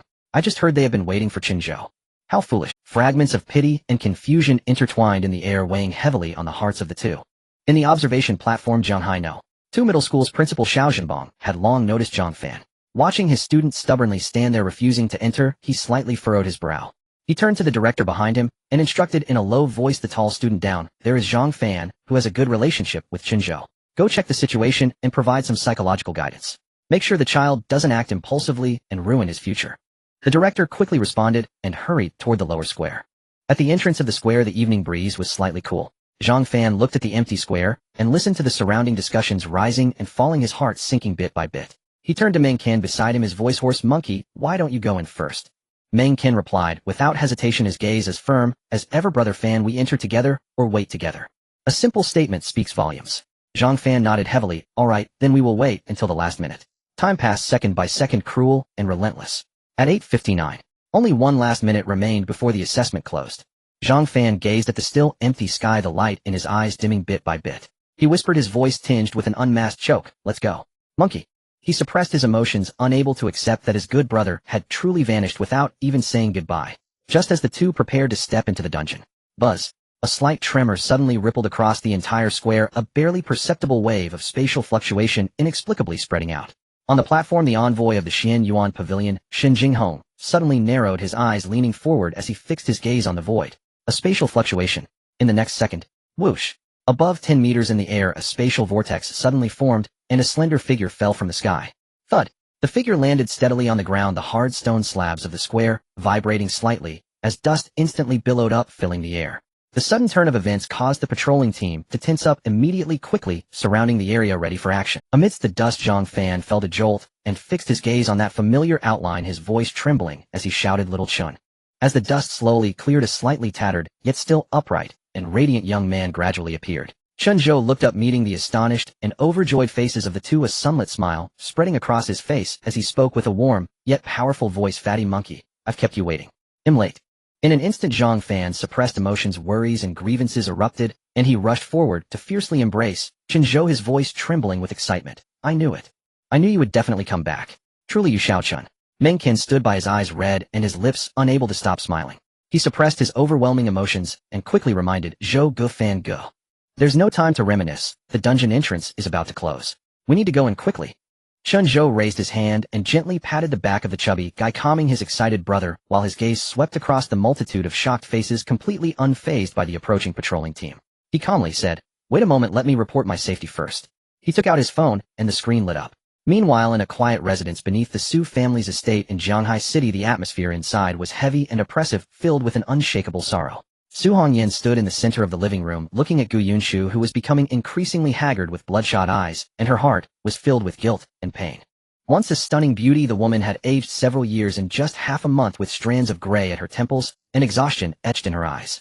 "Shermu, there are dark forces at work recently. For your safety, you should stay with me for now. I will guard you the whole time." Su Hongyan's voice was low and serious.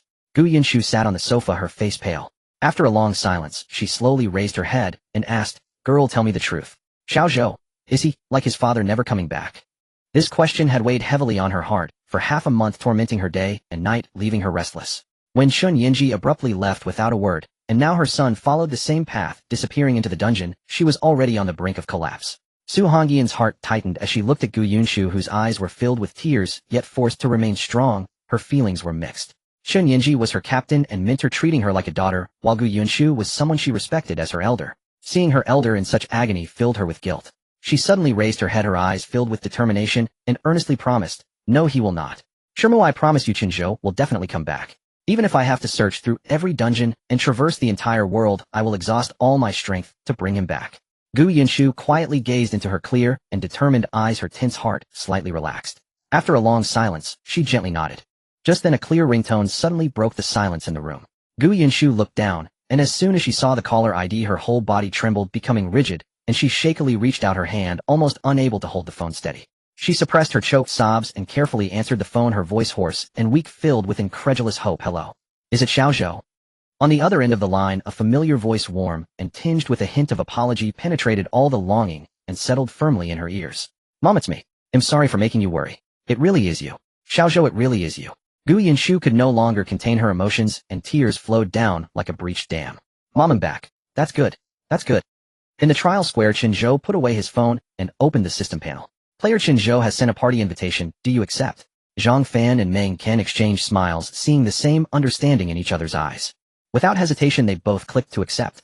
Captain Chen Zhou, level LV22, profession Hidden Member. Zhang Fan, level LV20, a profession Shield Warrior, A grade member. Meng Qian, level LV20, a profession Fire Mage, B grade. The team was officially completed. "Let's go." Chen Zhou waved his hand lightly. The three stepped forward, entering the white light of the assessment dungeon. In the next moment, the white light flickered, rippling together, and at exactly 9 o'clock, the entrance to the assessment closed on time, leaving a group of patrolling soldiers frozen in place, exchanging glances. On the high platform, Zhou Mingyuan stared blankly at the now dim dungeon entrance, his whole being in a daze. The heaviest stone weighing on his heart these days was Chen Zhou's disappearance. As the overall person in charge of this assessment, he felt guilt and anxiety day and night, bearing immense psychological pressure, and had even prepared to submit a self-reflection to the higher-ups. No one expected that this genius youth, long presumed fallen, would actually return against all odds at the last moment. Just now, that was Chen Zhou, right? Zhou Mingyuan muttered to himself, his voice still a bit dazed, still not daring to believe the reality before him. Beside him, Lei Meng crossed his arms and raised an eyebrow, saying, "You ask me? I've never seen him. But just based on his entrance, it's clear this kid is no ordinary person." In the central position of the high platform, the Xian Yuan Pavilion envoy Shen Jinghong slowly straightened his body, finally relaxing the tense nerves that had been strained for days, letting out a long breath of pent-up frustration. He truly inherited his father's style, always full of surprises, stirring the hearts of many every time. Shen Jinghong smiled. In this graduation assessment rankings and genius competition, all seemed insignificant. Chen Zhou's safety was his primary concern. This was equally true for the Xian Yuan Pavilion and the entire high level of the Dragon Nation. Chen Zhou's value was never in rankings, battle power, or in eye-catching performances. Rather, it lay in his unique healing talent, a strategic asset that could uphold the future of the Dragon Nation and even humanity. Shen Jinghong's eyes were filled with relief and seriousness as he remarked, "It's good that he has returned. As long as he is alive, it is a great blessing for my Dragon Nation." On the other side of the examination officers, seating Lu Ling Shuang from Longxi Academy slightly squinted her clear right eye, a playful smile appearing on her beautiful face. "Is this Chen Zhou?" Lu Ling Shuang murmured to herself, her eyes filled with curiosity. Was that a spatial technique just now? After disappearing for half a month, he returned, still the center of attention. Recently, he has been talked about like a legend, and today, I can finally witness it firsthand. I want to see if those 30,000 points are due to luck or true strength. As Chen Zhou and the others entered, the live broadcast screen instantly prioritized, and the largest main screen locked onto the three-man team that had just entered the dungeon. Countless spectators, teachers leading from various schools, examination officers from major base cities, and high-level leaders on the high platform all focused their attention on the screen. Inside the dungeon, Meng Qian took out a clean outfit from his storage compartment and handed it to Chen Zhou, saying, "Zhou, good, this is my spare outfit. You should change into it first." Chen Zhou glanced at his own tattered clothes, not bothering with unnecessary modesty, and directly took it, saying, though the monkey's clothes were a bit tight, they were still better than the rags he was wearing. At this moment, the area beneath the three was gray and desolate, the ground covered with cracked black and red rocks. This was one of the notoriously high-risk death zones in the shared dungeon, the Burrowing Worm Nest Zone. Here, massive swarms of burrowing worms resided, densely packed and explosively powerful. The most terrifying aspect was their ability to tunnel underground and coordinate to surround and attack. Once trapped, even a level 30 professional could perish. Zhang Fan and Meng Qian instinctively tensed up, preparing for battle.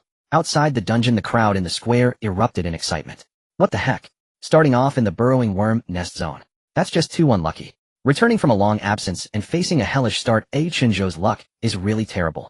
Is he going to have to exit with 0 points right after coming back? As discussions erupted, everyone was sweating bullets for the three. Inside the dungeon, the ground trembled violently. Countless black-brown burrowing worms surged up from the ground, their bodies encased in hard shells, their mandibles fierce, shrieking loudly, surging toward the area where the three were located. "Get ready." Chen Zhou remained calm and unhurried, directly tossing a handful of golden cards to the chubby guy and Meng Qian. A stack of 10 times experience cards. "How many are there?" "Oh my god, Xiaoqin, you hit the jackpot. This stack must be worth a house in the suburbs." The chubby guy was utterly shocked.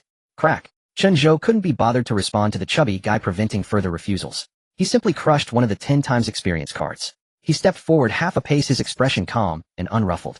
Without activating any enhancements, he casually raised his right hand and unleashed a simple yet powerful punch. Vast fields. A cone of energy within a 100-meter radius instantly swept across the entire area. Poochie, poochie, poochie. The countless burrowing worms had no time to react. Their bodies were instantly shattered, turning into a myriad of tiny light particles that vanished into thin air. Burrowing worms killed 200 assessment points, 800. As the prompt numbers appeared on the big screen, the previously noisy square outside the dungeon fell into silence. Ding. System notification echoed in Chen Zhou's mind. Inside and outside the dungeon, silence reigned. The previously noisy crowd of onlookers stood frozen, utterly shocked by the overwhelming display of power. A single punch dispelled all doubts. After a long moment, the square erupted in a cacophony of astonishment. Is this really the damage a 22-level senior high school student can inflict? One punch cleared 200 ground-splitting worms. I was completely dumbfounded. At the same level, it would take me half a day to deal with just one ground-splitting worm, and he cleared the field with a single punch. The gap is simply astronomical. The observers on the high platform, representatives from top-tier academies, could no longer remain seated. They leaned forward, their eyes fixated on the holographic screen, their gazes filled with fervor. "This Chen Zhou, I want him for Nanfeng Academy." A woman in a red robe, exuding a hint of allure, spoke first, her voice languid, but infused with a sense of determination. As soon as she finished speaking, someone immediately retorted, their tone dripping with disdain. Lan Ko, you are quite bold. Your Nanfeng Academy focuses on enhancement systems, specializing in training support roles. Chen Zhou's explosive combat power is undoubtedly that of a battle genius. Do you think you can snatch him away? Yet Lan Ko stood her ground, a confident smile playing on her lips as she calmly responded. While our combat training at Nanfeng Academy may not be the best, there is one thing no one else can match. Our academy boasts the Yunluan Four Beauties, a top-tier dedicated enhancement team composed of the 4 school flowers, all equipped with S-grade support abilities and maxed-out enhancement skills. As long as Chen Zhou is willing to enroll, this elite team will be at his service throughout. Goodness, they are really going all out. Bringing out the 4 school flowers enhancement team is clearly using top-tier resources and beautiful arrangements to attract him. Does Chen Zhou's performance warrant such treatment? This is truly against the spirit of martial ethics. With such support, any combat genius would find it hard to refuse. On the other side, Lu Lingshuang from Longxi Academy remained calm and composed, not participating in the scramble. She squinted slightly, a flicker of surprise flashing in her eyes before she returned to her usual serenity. The large-scale instant burst and damage multiplier are indeed impressive, she commented softly, her tone flat, but it's merely decent. Among the new students enrolled in Longxi Academy last year, at least 10 could achieve the same, or even more extreme clearing effects at the same level. It's not unique. At this moment, Chen Zhou was completely unaware of the external scramble and commentary. Feeling the surging physical attributes within him, a hint of joy flashed in his eyes. This place is simply perfect for grinding talents. If I can keep farming monsters, my strength will surely soar again. But there's no experience gained. Does this dungeon not provide experience? Chen Zhou wondered. The ground trembled violently once more as a new wave of ground-splitting worms awakened and gathered their shadows, spreading out to launch a second round of attacks. Chen Zhou's gaze sharpened. He did not dodge, but raised his hand to strike again. Bang! His powerful energy swept across the area once more, instantly clearing the newly formed swarm. Kill ground-splitting worm, 150 assessment points, 600 ding. Physical attributes, 150. Another wave of attributes increased. After several rounds of overwhelming clearing, the number of low-level ground-splitting worms in the entire area sharply decreased, and their respawn rate slowed significantly, no longer posing a threat. Seeing this, Chen Zhou appropriately eased up and turned to Zhang Fan and Meng Qin beside him. I've weakened the remaining worm swarm. The remaining kills are up to you, gather some points. Received. Foster father. The plump Zhang Fan immediately swaggered forward, raising his hand to summon an incredibly heavy shield, and began to smash down on the low-health ground-splitting worms with brutal and stress-relieving force. Meng Qin, on the other hand, executed his attacks with simplicity and efficiency, casting multiple fireballs that fell in succession, swiftly harvesting the low-health worm swarm with high efficiency. Above their heads, points notifications continuously floated up, and their scores surged. In the square, many examinees who had completed the assessment completely lost their composure and protested loudly. I protest. This is blatant cheating. How is it fair to intentionally leave kills for teammates to score points? Exactly, isn't this clearly clinging? As the person in charge of this assessment, Zhou Mingyuan maintained a calm demeanor and spoke to quell the uproar. There are no regulations in the assessment rules prohibiting teammates from leaving kills for each other. All actions within the rules are compliant. Protests are invalid. Some were unwilling. This is too unfair. With them scoring points like this, our rankings will be pushed down. I refuse. Zhou Mingyuan looked back calmly, his tone fair yet realistic. Everyone should manage themselves. Points are not the only selection method. The recruitment and selection will be fairly assessed by the various examiners, and there is no need for pointless uproar. This official and realistic statement left examinees feeling discontent, but they could only suppress their grievances. Inside the dungeon, the remaining low-level ground-splitting worms were completely cleared. The ground no longer trembled, and the worm swarm ceased its assault. Is that it? I haven't had enough yet. Chen Zhou sighed slightly. Glancing at the real-time scoring rankings on the dungeon panel, after just a few minutes of monster farming, his assessment points had surpassed 3,000, forcefully breaking into the top 100. His physical attributes surged by over 800 points, with his base physicality directly exceeding 7,000, approaching 8,000, far surpassing ordinary awakened ones by tenfold or more, and his physical strength had reached a level of overwhelming dominance. Boom. The ground beneath Meng Qin suddenly exploded as a massive shadow burst forth, moving as fast as lightning, carrying a violent earth-type power, and slammed heavily into the unguarded Meng Qin. Health 1030. Meng Qin's health was not abundant to begin with, and this surprise attack brought his health to the brink, leaving him with barely a sliver in a perilous state.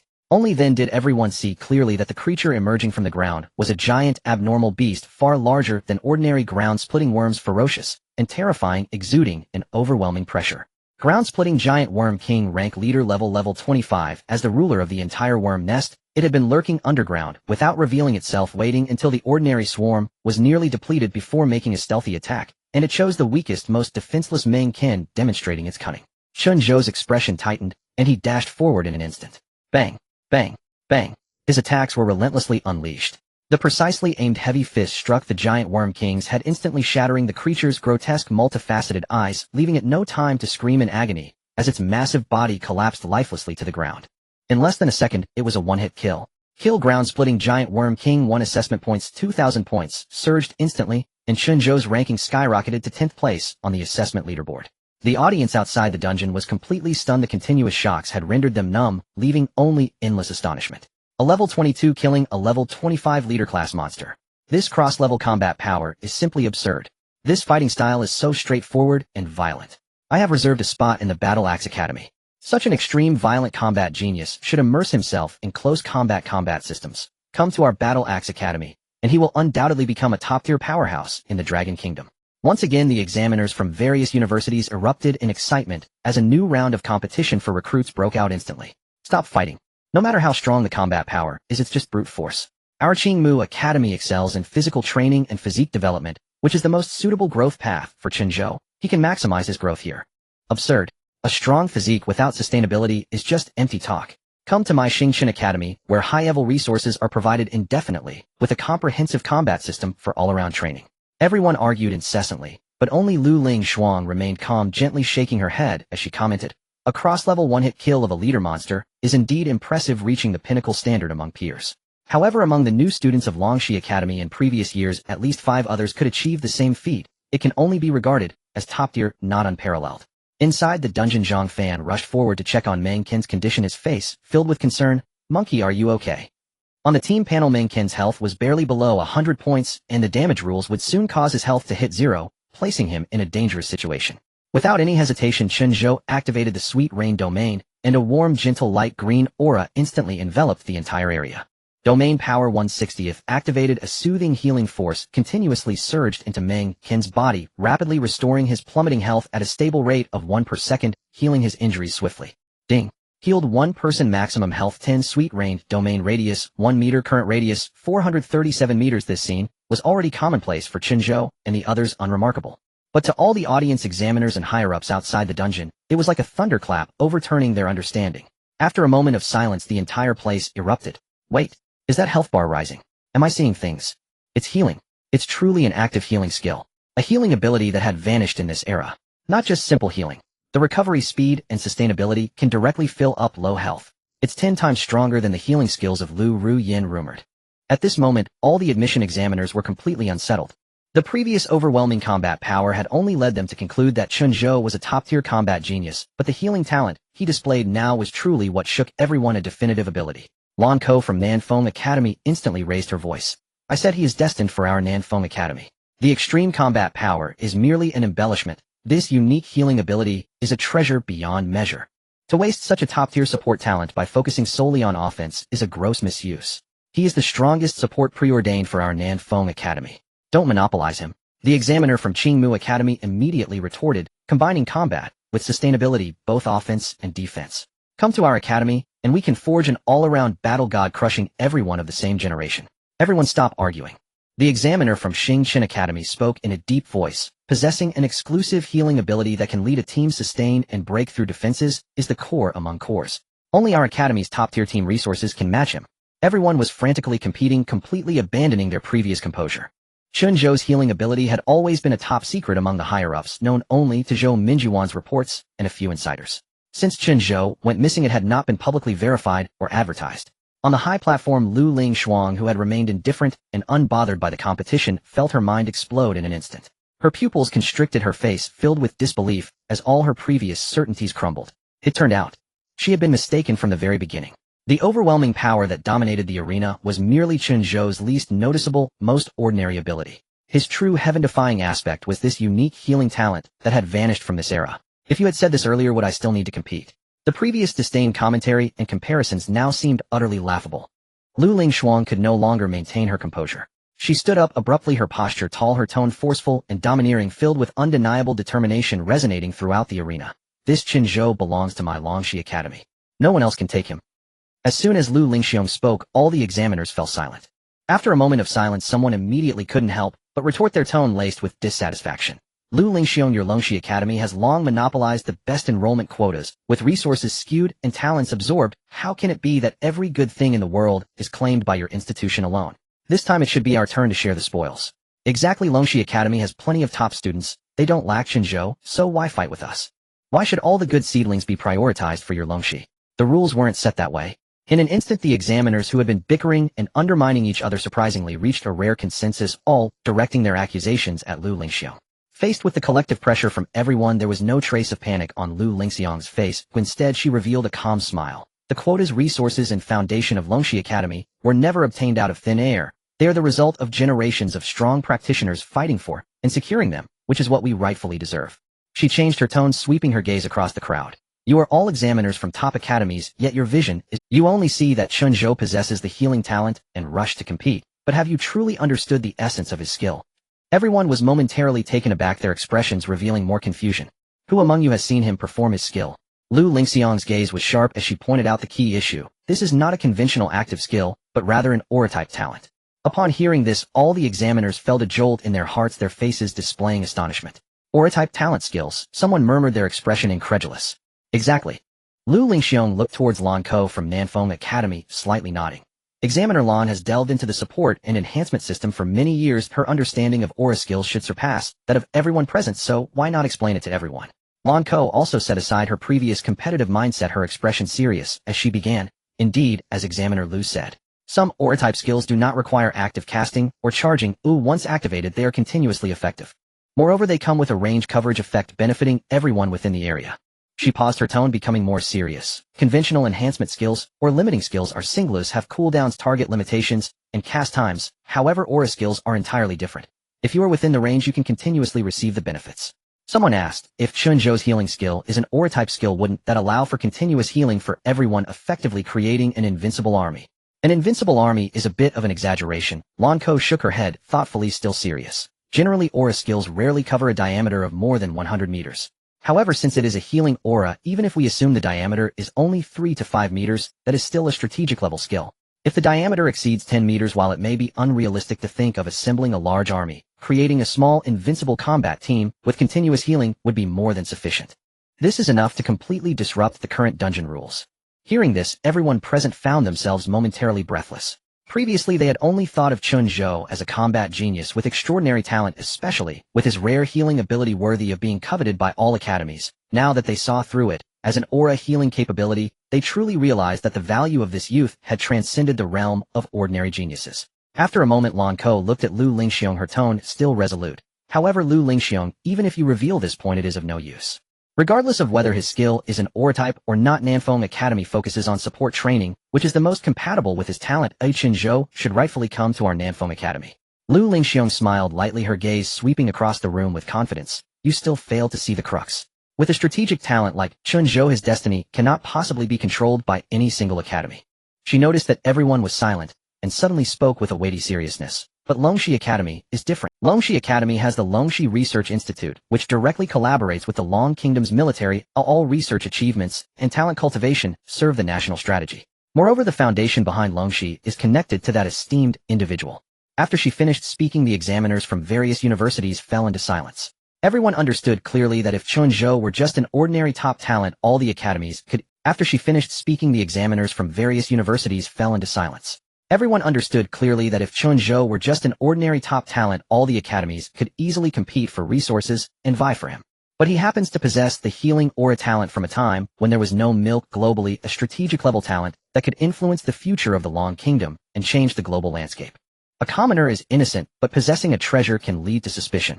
Such a national treasure-level figure, the upper echelons of the Long Kingdom would never allow him to drift outside of their core control, nor would they let any single academy privately nurture him. After a long time, an examiner sighed, quietly, their eyes showing a hint of helplessness. Lu Lingxiong looked at their expressions, a calm smile lingering at the corner of her mouth. Of course, you all can still compete fairly according to the rules. I can only guarantee that the resources, privileges, foundation, and growth environment that Longxi Academy offers cannot be matched by any of your academies. This is the confidence of the #1 vocational academy in the Long Kingdom. There is no need for deliberate rivalry, as it naturally carries an overwhelming force. At this moment, everyone understood that Chen Zhou's scores and rankings in this assessment had already become insignificant. Given his displayed combat power alongside the extraordinary healing aura talent, as long as he nodded, all the top academies of the Long Kingdom would let him choose freely, no matter where he went he would enjoy the highest level of resource allocation and treatment. Within the trial dungeon, Chen Zhou and the others cleared the remaining fisher bugs, walking slowly through the desolate, cracked, rocky terrain. Chen Zhou suddenly turned to Zhang Fan and Meng Qin beside him, casually asking, "Hey, do you guys know if there are any epic-level boss in this large assessment dungeon?" For Chen Zhou now, these fisher bugs, even the leader-level fisher giant worm king, posed no challenge at all. Grinding them was dull and tiresome. His current goal was only epic level or even higher BOSS, as they were the source of his spiritual plant seeds. If he could take advantage of this assessment to reap some benefits, wouldn't that be wonderful? Epic level. How could there be such a thing in the assessment dungeon? Fatty looked bewildered. Before the giant screen outside the dungeon, countless spectators happened to hear Chen Zhou's questions, suddenly erupting in laughter and discussions. Did I hear wrong? He actually wants to find an epic level boss. No matter how strong his talent is, he shouldn't be so arrogant. That's just too reckless. He's getting carried away just from dealing with a leader level. The difference between leader level and epic level is like heaven and earth, with the lord level in between. It's a huge gap. Don't even talk about taking down an epic level. Just facing a lord level, whether he could escape unharmed, is still high-tier boss come with crowd control, high damage reduction, and even rage transformations. They are not just stationary targets to be hit. Completely unaware of his own limitations, everyone thought of Chen Zhou as someone who had been breezing through small monsters, becoming overly confident, and no one took him seriously. They dismissed it as youthful arrogance. Just as the crowd was buzzing with discussions and mocking him, Fatty suddenly slapped his forehead, as if he had just recalled something, looking at Chen Zhou curiously. "By the way, Xiao Chun, the last time you went to the Beast Siege dungeon, it seemed like you were aiming for high-tier boss. How did it go? Did you really succeed?" At this, Chen Zhou's lips quietly curled into a slight arc.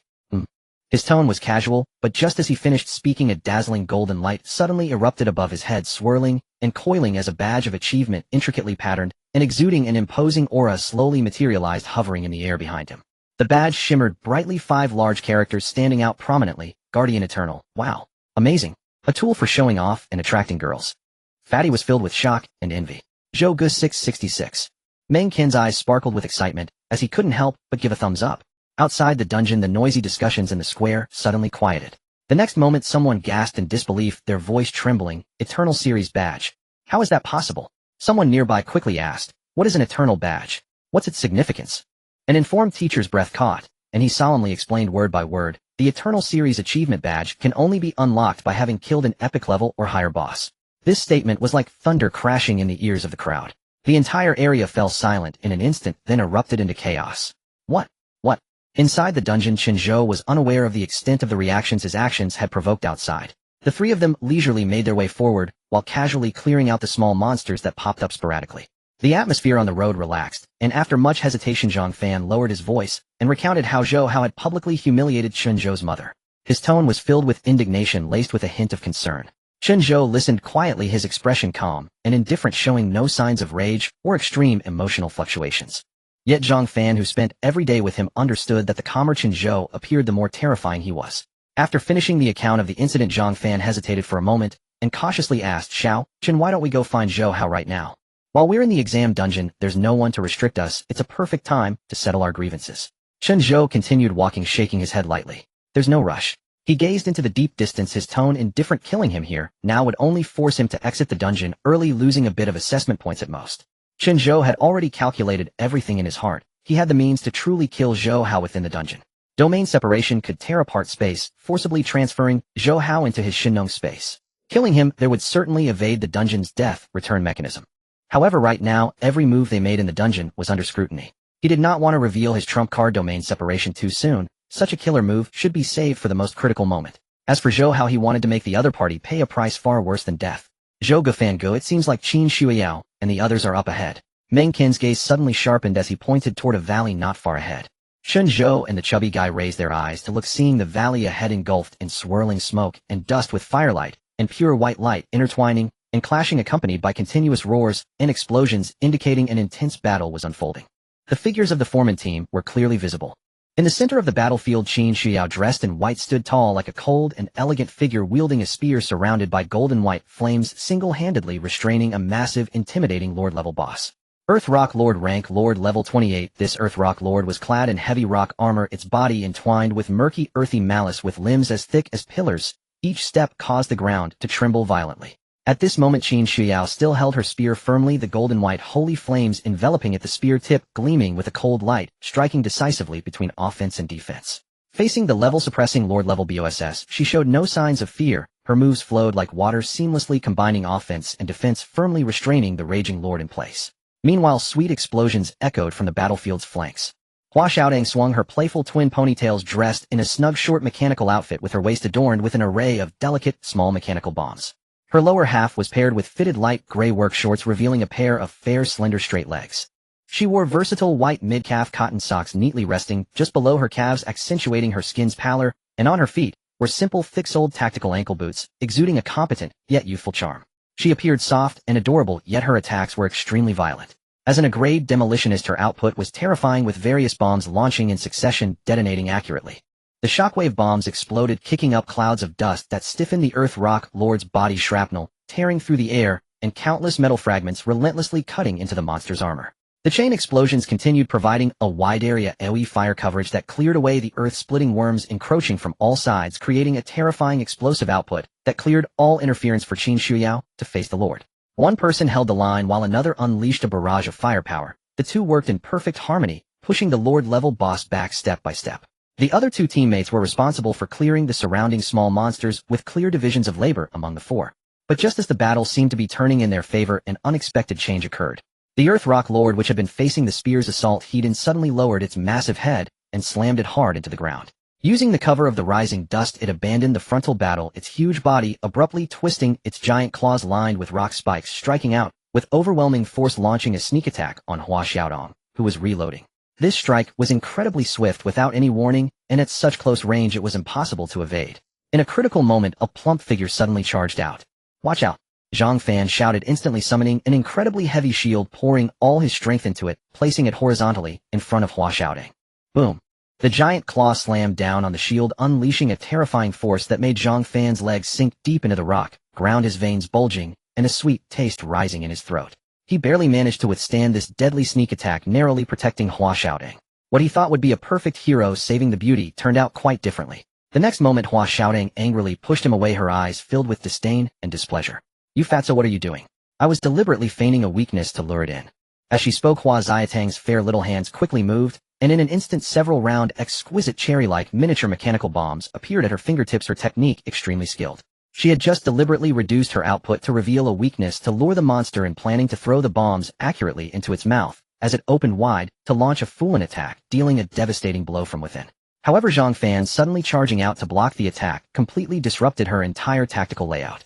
Zhang Fan stood frozen in place with the giant shield, the blood and excitement on his face instantly solidifying, and the scene became exceedingly awkward. At that moment, a gentle voice floated over. "Long time no see." At the edge of the battlefield, Chen Zhou walked out slowly with Meng, his demeanor relaxed, and his expression indifferent. Qin Shuyao caught sight of the newcomer, her cold eyes suddenly brightened, instantly recognizing Chen Zhou, who had disappeared for half a month, without a trace, a fleeting, indescribable thrill passing through her heart. "Chen Zhou." Her action of holding the spear paused slightly. Chen Zhou grinned, his tone casual and carefree. "Long time no see, classmate Qin. I'm sorry I couldn't help you completely clear the last Beast Siege dungeon. I want to compete with you for this Lord Boss. You can." Hua Xiaotang's eyes instantly lit up, dropping her bombs as she curiously approached, her face filled with excitement. "It's the real Chen Zhou. Big shot. We all thought you were dead. Ew, I didn't expect you to really come back." Chen Zhou found himself a bit amused by her overly familiar enthusiasm, sizing her up for a moment before bluntly saying hello, Berserk lowly. Hua Xiaodang was momentarily taken aback, her admiration freezing on her face, both angry and helpless yet unable to rebut. Hey, can you guys pay attention to the situation while chatting? I'm still holding the boss here." Zhang Fan was on the verge of tears, his muscles tense as he desperately held the shield against the increasingly forceful giant claw, the shield trembling incessantly under the pressure. Qin Zhao's gaze sharpened, the flames on her spear suddenly surged, the tip condensing into a sharp brilliance capable of piercing the heavens. With a flash of her figure, she dashed forward. Without any unnecessary moves, Qin Shuyao wielded her spear and precisely pierced through the furious Lord's head. Thud! The holy flames erupted, causing the massive body of the Earth Rock Lord to tremble violently before crashing to the ground completely lifeless. Kill Earth Rock Lord 1 assessment points, 6,000. Qin Shuyao and her team received varying degrees of points. The points awarded for defeating a boss-level monster are calculated based on team contributions. Only someone like Chen Zhou, who could instantly kill a BOSS, would receive all the points. Qin Xiao casually flicked her spear, shaking off the remaining rock debris and flames, then turned to look at Chen Zhou, her eyes filled with curiosity and confusion. Why did you suddenly disappear for so long? Did you also encounter that mysterious person? Chen Zhou felt a headache coming on air as soon as Qin Xiao's curiosity flared up. Her tenacity became unbearable, and he couldn't shake her off. He quickly cleared his throat, attempting to change the subject. Well, classmate Qin, you're overthinking it. It was just a little accident. Let's quickly rack up some points. Your health is limited, so don't waste time. Hearing this, Qin Xiao instinctively looked down at her status panel. She had only 1/5 of her health left, covered in numerous fine abrasions, and her stamina was severely depleted. Without Chen Zhou's healing skills as backup, every engagement had to be approached with caution. Although the battle appeared sharp, it was actually tense and exhausting. The other two teammates also approached Xiao. Our health isn't looking good either. How about? In a daze, Qin Xiao couldn't help but recall the last Beast Siege dungeon battle. Back then, with Chen Zhou's healing skills backing her up, she didn't need to worry about health depletion or the stacking of injuries. She could unleash her full power, without hesitation, charging fearlessly into battle. That feeling of fighting without any concerns was something she had never experienced before. With this thought, a faint, almost imperceptible sense of loss quietly flickered in the depths of Qin Xiao's cold. Chen Zhou looked at the ground lord, who had turned to fragments of rock, as if recalling something. He turned his gaze to Qin Xiao and got straight to the point. Classmate Qin, you should have an understanding of the assessment instance. I want to ask, is there an epic-level boss in this assessment instance? Qin Xiao was clearly taken aback, paused for a moment, and replied, the assessment instance is different from ordinary trial instances. It is a special simulation instance officially customized through the core of the instance. None of the monsters inside will drop any equipment or items after being killed, nor will they grant real experience. Only assessment points will be calculated. Of course, to maintain the realism of the simulation, the instance's damage rules still apply.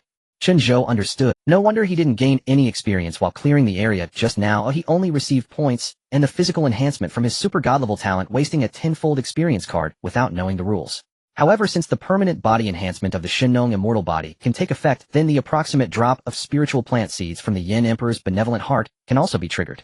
The assessment instance is divided into 3 levels, Qin Xiao continued to explain. The one we are currently entering is the most basic level, divided only into a novice area and an elite area.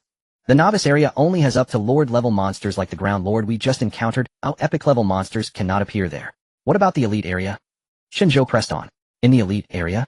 Qin Xiao's expression became more serious. Theoretically, epic-level pseudo-bosses will spawn, which are slightly weaker than true epic levels, but still far surpass lords.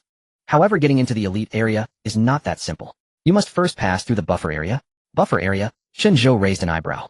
Qin Xiao nodded. The buffer area is the only way from the novice area to the elite area, where at least 5 lord-level bosses are stationed. Only by defeating them all will the entrance to the elite area open. Chen Zhou's eyes suddenly brightened, and his tone carried unhidden anticipation. Do you know how to get to the buffer area?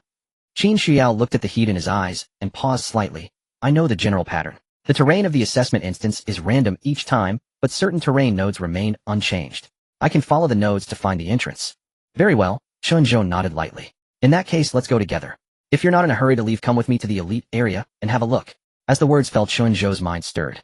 Ganin Domain 1/10 power activated, restores 6 of maximum health and 6 of energy per second. A pale green halo suddenly surged, enveloping the entire area and covering Qin Xiao and the others. 1 second, 2 seconds, 3 seconds. In just a few seconds, Qin Xiao's remaining health skyrocketed, visibly instantly returning to full, and the small wounds on her body healed completely. The fatigue swept away. Hua Xiaodong, who had originally been somewhat drained from the continuous explosions, suddenly felt her mental power surge back to full, making her feel so light she could almost float. The other 2 teammates, who had been pale, instantly regained their rosy complexions, reaching their peak state. They exchanged glances, both seeing extreme shock in each other's eyes. Ding.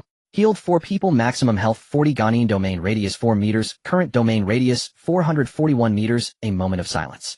Hua Xiaodong was the first to explode, excited to the point of losing her voice. Healing.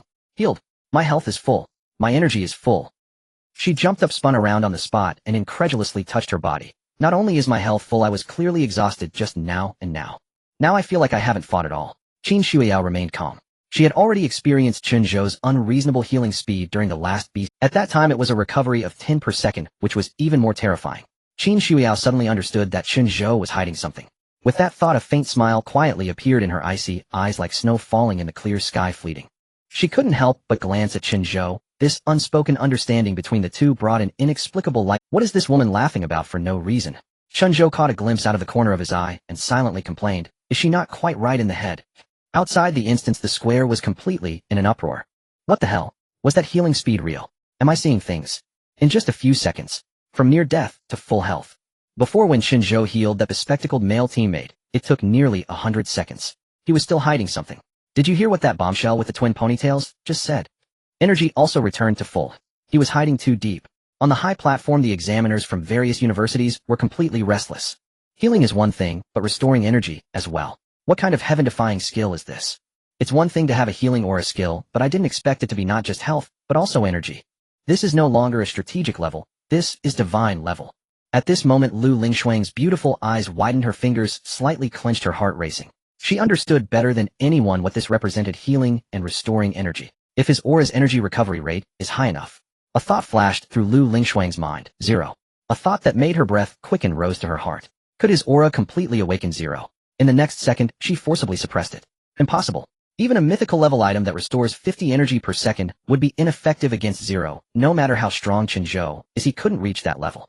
One must not expect too much. But her gaze had completely changed. Lu Lingshuang took a deep breath, her determination solidified to the utmost. No matter what, Longxi Academy must secure Chen Zhou. Inside the instance, Chen Zhou retracted his domain and said lightly, "Since everyone's condition has been restored, let's set off." Qin Shuyao gathered her thoughts and turned to introduce her teammates beside her. "Chen Zhou, let me introduce my 3 teammates to you. Class A explosive mechanic Hua Xiaoding."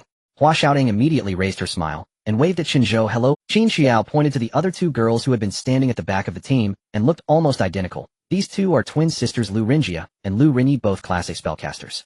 The 2 sisters slightly bowed and spoke softly. "Thank you for the healing, classmate, Chen Zhou." Chen Zhou nodded slightly and also introduced the 2 people beside him. Zhang Fan, Class A tank, Meng Ken, Class B fire mage. I know. Hua Xiaoding immediately jumped in. "That tank just now ruined my plans." "Tank?" The chubby boy immediately became unhappy, puffing out his chest. "Explosive girl, you can't say that. I was just trying to save you, afraid you'd get slapped to death by the Lord-level boss." "Explosive girl." Hua Xiaoding put her hands on her hips, glaring at him angrily. "Tank boy, I didn't need your help. I was deliberately feigning weakness, waiting to stuff a bomb into its mouth for a one-hit kill. But you rushed over and ruined my entire tactic. I didn't know that." Zhang Fan stood up for himself. "Besides, what you did was like licking blood off a knife's edge. You could seriously injure the boss, but also get one-shotted." "I won't die." "You almost did." "I didn't." "You did." Zhang Fan and Hua Xiaoding stared at each other, exchanging words and bickering with great enthusiasm. Chen Zhou, Qin Xiao, Lu Rinjia, and Lu Rinyi stood by watching with helpless expressions. Chen Zhou cleared his throat and said, "All right, stop arguing, we need to keep moving." Hua Xiaoding immediately turned her head, obediently running over to Chen Zhou's side, reaching out to link her arm with his "big shot, let's go, and ignore this fatso." Zhang Fan, quick to react, blocked the 2 with his massive frame, spreading his arms wide like a protective black bear. Hey, what are you doing? You can touch me, but you can't touch my brother. If there's a problem, come at me." Hua Xiaoding stomped her foot in anger. "Fatso, get out of my way. I need to talk to the big shot." "I won't let you." Zhang Fan puffed out his chest. "My brother is not someone you can just touch." "You..." Hua Xiaoding was so angry her cheeks puffed up, her little fists clenched tightly, yet she couldn't do anything about him, only glaring at him furiously. Qin Shuyao spoke up helplessly, her cool voice carrying a hint of persuasion. "Stop it, it'll take you to the buffer zone." The 2 finally relented but continued to glare at each other, neither willing to back down. Qin Shuyao led the way, skillfully navigating the terrain based on her understanding of the landscape, weaving forward with ease. Along the way there were a few minor monsters that didn't require Chen Zhou's intervention. Hua Xiaoding tossed a bomb, and with a loud boom Qin Shuyao swept through with her spear, sacred flames blazing, while Zhang Fan charged with his shield, and Meng Ken followed up with fireballs. "Hey, what are you all doing?" Chen Zhou, standing at the back of the group, looked at the several people eager to fight, feeling helpless. Was it impossible for him to get a few monsters to stack his vitality? "Big shot, you just rest." Hua Xiaoding replied without looking back, throwing bombs as she cheerfully said, "These little minions don't need you to step in, we can handle them. Just make sure to heal us." She didn't forget to turn back and flash a sweet smile at Chen Zhou, adding, "You just need to replenish our health and mana. Don't try to get close, you want to snatch my brother." The fatso curled his lip. "Oomph." Hua Xiaoding snorted lightly, turning her back to him and focusing on blowing up monsters. Along the way the group fought fiercely, and their health naturally dropped rapidly. The fatso was taking the brunt of the attacks, his health bar plummeting to below 30 in the blink of an eye. Chen Zhou glanced lightly, remaining expressionless as a faint green glow silently spread, enveloping the area in the rain of rejuvenation. Domain power activated at 1/10 capacity. In just a few seconds Zhang Fan's health was restored to full, and his energy was also fully replenished. Ding. Healing 1 person. Maximum health 10, reign of rejuvenation radius 1 meter. Chen Zhou felt a surge of joy in his heart, consuming another layer of growth. Although he was playing support and had no opportunity to kill monsters for vitality bonuses, he could gain maximum health and radius increases through healing teammates. This was quite the profit. Hua Xiaodong had also taken a few hits from monsters, her health dropping to a warning level. Chen Zhou waited 2 seconds before activating the domain again to fully restore her health. Another round of attributes was added. Mengqin, Lu Rinjia, and Lu Rini were all low on health, but Chen Zhou only stepped in when they were at the 30 health line, not wasting a single healing opportunity. Outside the instance, a giant holographic screen was broadcasting this scene live. The audience watched in awe, their discussions rising and falling, utterly captivated by Chen Zhou's extreme healing. Wow, Chen Zhou is so calm. This is the true core of the team. He doesn't rush when his teammates are low on health, but as soon as their health hits a danger point, he brings it back up, timing it to the millisecond. This isn't healing, this is control over the entire situation. He has calculated everyone's health lines perfectly. So steady, really too steady. With him around, teammates can't possibly die. Calm, restrained, and effortless. In everyone's eyes, Chen Zhou wasn't waiting for low health. He was confident, and each time he healed seemed precisely calculated, neither a second too long nor too short, terrifyingly calm and reliably reassuring. Following Chen Zhou, this isn't a test, it's simply a vacation. As the same examinees others struggle in hell, while they are cruising along, the gap is just too vast. On the high platform, the leaders and university inspectors watch the screen, all smiling wryly and shaking their heads. The same graduation assessment, but with completely different levels of difficulty. At that moment, a sharp-eyed inspector frowned slightly as if he had discovered some key detail, quietly saying, "Did you notice that Chen Zhou only heals when his teammate's health drops to a critical point? He never activates healing carelessly. Could there be some special limitation on his aura skill?" Immediately someone next to him responded, "That's normal, aura skills consume a lot, and they aren't buff auras, so there's no need to keep them on saving energy consumption. This also indicates his precise control over the timing of healing." Everyone nodded in agreement, finding it very reasonable. Just as they were discussing, the assessment score leaderboard in the center of the square suddenly began to flicker wildly. A line of names surged forward at an incredible speed, firmly occupying the top position in the blink of an eye. First place, Lin Duan. Assessment score 4,000 points. A whopping 40,000 points. In second place was still the outstanding Qin Shuiyao with only 1,800 points, a gap of more than double. A cliff-like lead. On the main control console, the staff immediately operated the screen, and the live broadcast instantly switched to focus on the Lin Duan team. Meanwhile, inside the assessment instance, Chen Zhou gradually understood the skills and attack methods of the others, even able to assign different attribute bonuses based on their attacks and skills. Adapting to this behind-the-scenes style of play, Chen Zhou truly wanted to say it's quite delightful. After walking for another 10 minutes, Qin Shuiyao suddenly stopped her pace. "We've arrived." Everyone looked up. Before them lay an incredibly wide canyon area, the ground covered in deep green moss, with energy swirling chaotically in the air. In the center of the canyon, a massive light gate hovered quietly, which was the entrance to the elite zone. Right in front of the light gate, 5 strange and hideous large pits appeared. Each pit was nearly 2 meters deep, about 4 meters in diameter, with smooth, even edges. Within the pits lay bloody chunks of demonic flesh, shattered hard bones, and already congealed dark bloodstains, the stench sharp and horrifying. Qin Zhao's expression changed drastically, quickly stepping forward to crouch down and examine the situation inside the pits closely. "The boss of the buffer zone." Her voice trembled slightly, filled with disbelief. "They're gone.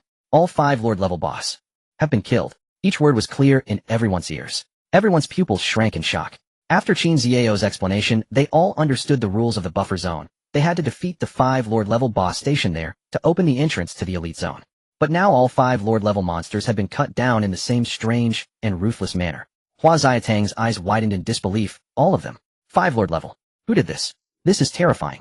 Lu Rinjia and Lu Rini, the 2 sisters, turned pale, exchanging worried glances, both seeing unease in each other's eyes. Even a talent like Qin Shuiyao would need to struggle for a long time to defeat a single Lord-level boss. If 5 attacked together, she wouldn't even have a chance to resist, and would surely die. Qin Shuiyao slowly stood up, her expression extremely grave, her brows tightly knit. She knew she couldn't possibly. She thought that even Chen Zhou would likely need to exert great effort to kill 5 Lord-level boss in one go. It couldn't have been done so cleanly. Moreover, this place was too strange. There were no whales, no remnants of skills, no trace of struggle or resistance. It was all too clean. It was as if those 5 terrifyingly powerful Lord-level boss had not been killed through a fierce battle, but had been completely erased in an instant. Chen Zhou's expression darkened slightly as he scanned the 5 identical strange pits, his tone flat, yet carrying an undeniable certainty. It was Lin Duan. Everyone was taken aback. Chen Zhou lifted his chin slightly, calmly suggesting, "Look at the score panel and the rankings." Zhang Fan, Mengqin, and Hua Xiaodong immediately opened the score panel instinctively. In the next second, the fatso's eyes widened in shock, exclaiming, "What? Lin Duan actually ranked first. 4,000 points. How is that possible? Impossible. Lin Duan definitely doesn't have that kind of strength." Qin Shuiyao shook her head, her tone incredibly certain, her eyes filled with seriousness and disbelief. Even if he has Lu Ruoyan assisting, it's absolutely impossible to kill 5 Lord-level boss in such a short time. There must be a problem here. Chen Zhou raised his eyes to the mysterious light gate of the elite zone, a cold glimmer passing through his dark gaze. It seemed that this seemingly ordinary graduation assessment instance was much more lively than he had imagined. The Lin family surely had some moves. Since the entrance is open, Chen Zhou withdrew his gaze, his tone calm, yet carrying an undeniable tone. Let's go in and see what's going on.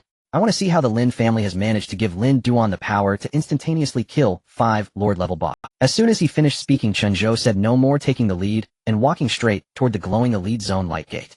Zhang Fan and Meng Qian exchanged glances and quickly followed. Xiuyao, should we go in? Hua Xiaotang tugged at Qin Ziao's sleeve, her small face showing both excitement and a hint of apprehension as she looked up at her. After a moment of silence, Qin Ziao's eyes sharpened, her cool voice carrying a hint of determination. Follow along. Yage. Hua Xiaotang's eyes lit up, immediately bouncing forward to catch up with Chen Zhou. Lu Rinjia and Lu Rini exchanged glances, gently nodding, both understanding each other's thoughts, and quietly stepped forward to follow the group. On the high platform of the trial square, the atmosphere had quietly become heavy. Shen Jinghong's gaze was fixed on the giant holographic screen, his brows slightly furrowed as he spoke in a deep voice. Director, Zhou, please replay the footage and bring up the complete recording of Team Lin Duan's arrival at the buffer zone. Zhou Mingyuan did not dare to delay, immediately directing the control staff through his earpiece. Soon the screen switched, precisely cutting to the real-time playback of the buffer zone.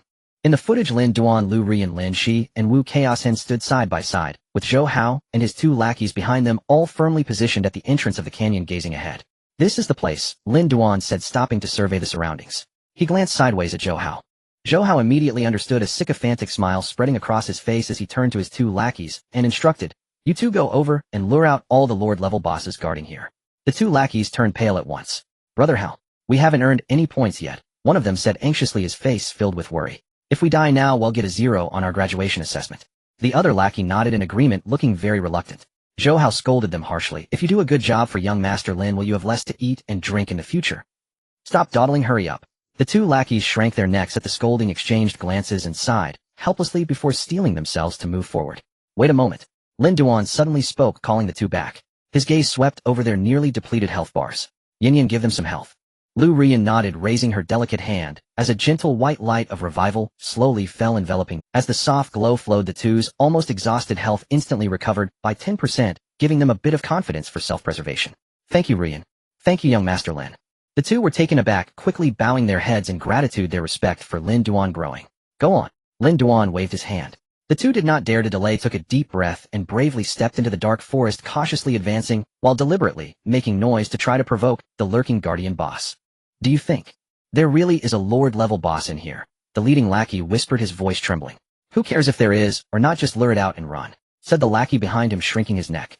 Young Master Lin said, "There are trump cards, we shouldn't worry." As soon as he finished speaking, a cold gale suddenly swept through the mossy ground, and in the next moment the ground erupted. A Lord-level monster with vicious fangs suddenly lunged out from somewhere, its crimson slit eyes locking onto the 2 tiny humans before it, the roar shaking their eardrums. The 2 were instantly paralyzed with fear, unable to react in time, as the Lord-level monster pounced with lightning speed, leaving only an afterimage. With a dull thud, the leading lackey did not even have time to scream before his entire upper body was bitten apart by the monster's maw. Blood mist, exploded limbs flew, and his health instantly hit 0. Then he transformed into specks of white light, disappearing directly from the assessment instance. Witnessing his companion's tragic death, the remaining lackey was terrified, his legs turning to jelly, and he dared not linger for a moment, screaming as he turned and fled back. "Help! Young Master Lin, save me. A Lord-level boss is chasing me." He ran desperately, while shouting for help, his face filled with utmost terror. However, the commotion behind him did not subside. The ground shook violently, earth and stones cracking as 4 fierce auras burst forth from the ground. 4 massive Lord-level monsters surged toward the fleeing figure, drawn by the scent of a living human. 5 Lord-level monsters appeared, exuding murderous intent. Just as Zhou Hao's lackey was about to be torn apart by the monsters, Lin Duan finally took action. His expression was indifferent, and with a thought he summoned an exceedingly bizarre-looking handgun from his personal panel store. This handgun was not made of ordinary metal. It had a dark gray-black hue covered in twisted, chaotic folds resembling the hide of some giant toad-like creature, with faint dark red blood patterns that seemed to writhe subtly. On the side of the gun there was a circular spin button, made of the same material, its patterns seamlessly blending with the gun's texture, almost indistinguishable at a glance. At the grip, several slender fleshy tendrils grew, curling and trembling slightly, exuding an indescribable eerie aura. As Lin Duan tightened his grip on the gun, the entire handgun seemed to come alive in an instant, its surface blood patterns swirling and writhing, while sharp fleshy tendrils suddenly shot out, piercing deep into his palm and forearm. Warm blood was slowly drawn into the gun through the tendrils, and Lin Duan glanced at his health bar, watching the numbers begin to drop, yet he remained unfazed, his expression still cold and aloof. He slowly turned the knob on the side of the gun. Switch form heavy prison. In the next moment, he raised the gun, aiming at the fleeing lackey and the pursuing Lord-level monsters. Boom. A muffled gunshot erupted, but no bullets flew from the muzzle, nor was there any flash of fire or smoke. Only a pitch-black, obscure energy field light beam suddenly descended from the sky, carrying a terrifying weight, accurately striking down. At the same time, Lin Duan's health bar instantly dropped by a full 10% of his maximum health. The fleeing lackey and the pursuing Lord-level monsters were struck by the energy field light beam. With a thunderous roar, the terrifying gravity exploded, and the ground instantly collapsed and shattered, forming a massive deep pit. The surviving lackey could not withstand the terrifying pressure. His health hit zero, and he transformed into white light, dissipating. The ferocious Lord-level monster, however, was crushed by the invisible gravity, its hard body shattered into pieces, reduced to a puddle of flesh, with no chance to struggle. The scene was utterly shocking, leaving one's scalp tingling. Lin Duan's expression showed no ripple, his tone even carrying a hint of feigned regret, as he looked at Zhou Hao. Sorry, it's my first time using this item, and I didn't control the range well, so I accidentally killed your lackey too. Zhou Hao's body stiffened, and he hurriedly bowed his head. Young Master Lin, no need to say that it is their fortune to bang, bang. For more gunshots rang out consecutively, and 4 pitch-black gravity energy fields fell from the sky, crashing down onto the ground. With each energy field that fell, Lin Duan's health bar dropped by 10%, and after the 4 shots his health was directly reduced by 40%, leaving him with less than half. But the effect was terrifying. The light beams seemed to possess a locking function, each one precisely targeting its mark, with no room for the 4 Lord-level monsters to resist, all of them suppressed and crushed by the gravity light beams, turning into scattered flesh. Kill guard Lord 5. Assessment points, 35,000. The point prompt appeared, and the addition of 35,000 points shot Lin Duan to the top of the leaderboard, far ahead of everyone else. Lin Duan casually put away the item, a hint of arrogance and disdain in his brow, as he said lightly, "So-called Lord-level bosses are nothing more than this, easily crushed." Then he revealed an almost sickly smile. What a pity, it would have been great if Chen Zhou hadn't died. I really want him to experience this gun. After saying that, he turned to Lu Ruyan, beside him, his tone returning to calm. Yin Yin, heal me. In the next few minutes, as soon as your revival light cools down, you must heal me, ensuring my health remains at a healthy state. Lin Duan instructed. This bizarre weapon drained health too frighteningly. Without Lu Ruyan's support, he did not dare to use it casually. Lu Ruyan looked at the strange handgun in Lin Duan's hand, obediently agreeing. With arrangements in place, Lin Duan did not linger any longer, stepping directly into the Elite Zone's light gate, with Lin Shi and Wu Chaos Hen. The scene paused here. On the high platform, Shen Jinghong stared intently at the bizarre handgun in Lin Duan's hand, his brows tightly knitted. Outside the dungeon, on a high platform, Shen Jinghong stared at the bizarre pistol in Lin Duan's hand on the large screen, his gaze dark and heavy. Oh. Special Envoy Shen recognizes that item in Lin Duan's hand. Zhang Daqiao beside him asked. Shen Jinghong spoke, his tone low. This Satugwa's blood feast originates from a certain Thulhutham dungeon. I recall that at a grand auction in Longdu back then, many great families and factions eyed it eagerly, yet none dared to truly acquire it. In the end, a mysterious buyer purchased it for a mere 8 million credit points, setting the lowest transaction price in the history of legendary grade artifacts. Lei Mang leaned in perplexed. Special Envoy Shen, legendary artifacts are priceless treasures. When one appears, it usually costs hundreds of millions of credit points. Because of the cost, Shen Jinghong said calmly. This gun consumes no energy, it only consumes health. Each use drains 10 of the user's maximum health. The higher the user's maximum health, the stronger the effect. No wonder. That price is too lethal, Lei Mang understood. In this era, health was far more precious than energy. A few would be willing to use their health to activate an artifact, wouldn't they? Moreover, each activation cost 10. Shen Jinghong stared at the gun on the screen, a question forming in his mind. Could the mysterious buyer who purchased this sinister artifact back then be the Lin family? In the elite zone of the assessment dungeon, the entire area was shrouded in a suffocating, deathly gloom. The sky was a murky, dark purple, thin blood-red mist permeated the air, which was damp and cold. Giant trees around were twisted and deformed, their branches entwined chaotically, without a single green leaf. Only black shriveled bark that blotted out the sky and completely blocked the light. Shattered demon bones were scattered everywhere in the forest. This place is so creepy, Hua Xiaodang said, shrinking her neck and instinctively moving closer to Qin Shuiyao. Qin Shuiyao said nothing, her long spear already gripped tightly, as she vigilantly scanned the surroundings. Can you stop talking? I wasn't scared at all, but you keep startling everyone and creating a terrifying atmosphere, making my hair stand on end. Zhang Fan beside her couldn't help complaining. Fatty, what do you know? Hua Xiaodang stopped in her tracks, turning to glare at him. This place is inherently eerie, isn't it? Look around. Who wouldn't find it creepy? This is tactical vigilance. Tactical vigilance. The fatty sneered. You've stepped on 3 bones on the way here, jumping in fright every time. Is that also vigilance? Hua Xiaodong clenched her fist, grinding her teeth. Fatty, will you die if you don't embarrass me? Yes, the fatty said earnestly. You'll die of suffocation. You. Hua Xiaodong took a deep breath, turned away from him, and strode over to Chen Zhou, looking up with a sweet smile. Big shot, I'll walk next to you. It's safe. The fatty muttered behind her, tch bootlicker. Hua Xiaodong pretended not to hear, but unconsciously quickened her. Chen Zhou walked at the front, his pace unhurried, but his eyes constantly scanned the surrounding environment in the shadows. Deep in the elite zone on an open highland, dense blood-red mist filled the air. Lin Duan stopped. He summoned an encrypted map from his storage compartment and carefully compared it with the surrounding terrain. As Uncle Tong said, this should be the place. He put away the map and looked at Lin Shi and Wu Chaoxing. Start assembling. The 3 simultaneously summoned a pile of components from their storage compartments: metal frames, inscribed stone tablets, energy conduits, and a fist-sized dark purple core. Lin Duan crouched down, personally embedding the core into a preset groove on the ground, then inserted the inscribed tablets into the frame at specific angles. Lin Shi was responsible for connecting the energy conduits, while Wu Chaoxing adjusted the orientation of the inscriptions. The 3 worked in perfect coordination, evidently having rehearsed multiple times before entering the dungeon. Zhou Hao eagerly handed over various tools. Lu Rian stood by, watching the 3 busily working, her eyes filled with confusion. She didn't know what these things were for, but she knew Lin Duan never did anything without purpose. A few minutes later, a circular array platform about 3 meters in diameter was fully assembled. At the edge of the platform stood 6 metal pillars with inscribed tablets suspended above their tips.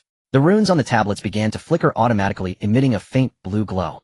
The dark purple core at the center vibrated slightly, like a heart beating slowly, sending ripples of energy spreading outward. It's done. Lin Duan stood up, looking at the platform with satisfaction.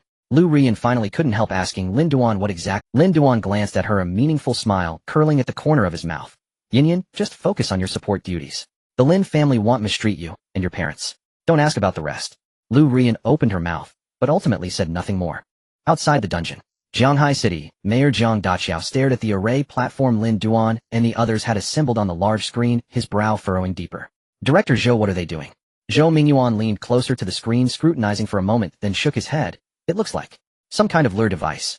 Are they planning to lure the Elite Zone's boss here, and then use that platform to ambush it? It's not a lure device, Shen Jinghong directly contradicted. It looks more like a summoning device or a teleportation device. His gaze fell on the inscribed tablets and dark purple core of the platform, feeling something was off. The flickering frequency of the runes, the vibration pattern of the core. Jiang Daqiao frowned slightly and turned to instruct. Director Zhou, have the control console closely monitor the data from the Elite Zone. Report any anomalies immediately. Yes. Zhou Mingyuan immediately relayed the order through his headset. In the assessment dungeon Elite Zone Bloodred Highland, Lin Duan and the others waited silently. The runes on the platform grew brighter, and the energy fluctuations intensified. Hey you lot, what are you doing? Just then a cold, clear voice suddenly shattered the silence of the highland. Lin Duan spun around sharply. In the distant blood-red mist, several figures slowly emerged. The one at the front stood tall with a handsome face, a faint, irksome smile curling at his lips. Chen Zhou. Lin Duan's pupils contracted sharply. His voice rose, filled with disbelief. You're still alive. In his view, after being missing for half a month, Chen Zhou couldn't possibly appear alive at the assessment site. Oh, what a small world. Everyone's here, Chen Zhou said unhurriedly as he walked over, his gaze sweeping across Lin Duan, Lin Shi, and Wu Chaoxing, then glancing at Zhou Hao, never lingering on Lu Rian for a second. Since everyone's gathered, it's time to settle some accounts. Zhou Hao felt a sudden tightness all over as he met Chen Zhou's icy gaze, daring not to make eye contact, instinctively moving his feet back to hide behind Lin Duan. Lu Rian felt a void in her heart, her eyes silently dropping down. Meeting Chen Zhou again after many days, the youth had shed his previous gentleness and innocence, exuding an increasingly composed and formidable presence with a coldness in his eyes she had never seen before. From beginning to end, Chen Zhou's gaze swept over everyone present, completely ignoring her. It was not an intentional avoidance, nor hatred, nor indifference, it was sheer disregard. That complete and traceless neglect pierced her heart, like a fine needle, causing more discomfort than any mockery. Lin Duan was oblivious to Lu Rian's oddity. After his shock, his eyes were instantly filled with intense malice and hostility. He fixed his gaze on Chen Zhou, gritting his teeth and growling, settle the score. Since you're not dead, then all the better. I must settle the score for the public humiliation you inflicted on me last time. Before he finished speaking, Lin Duan focused his thoughts and summoned that incredibly mysterious pistol from his equipment.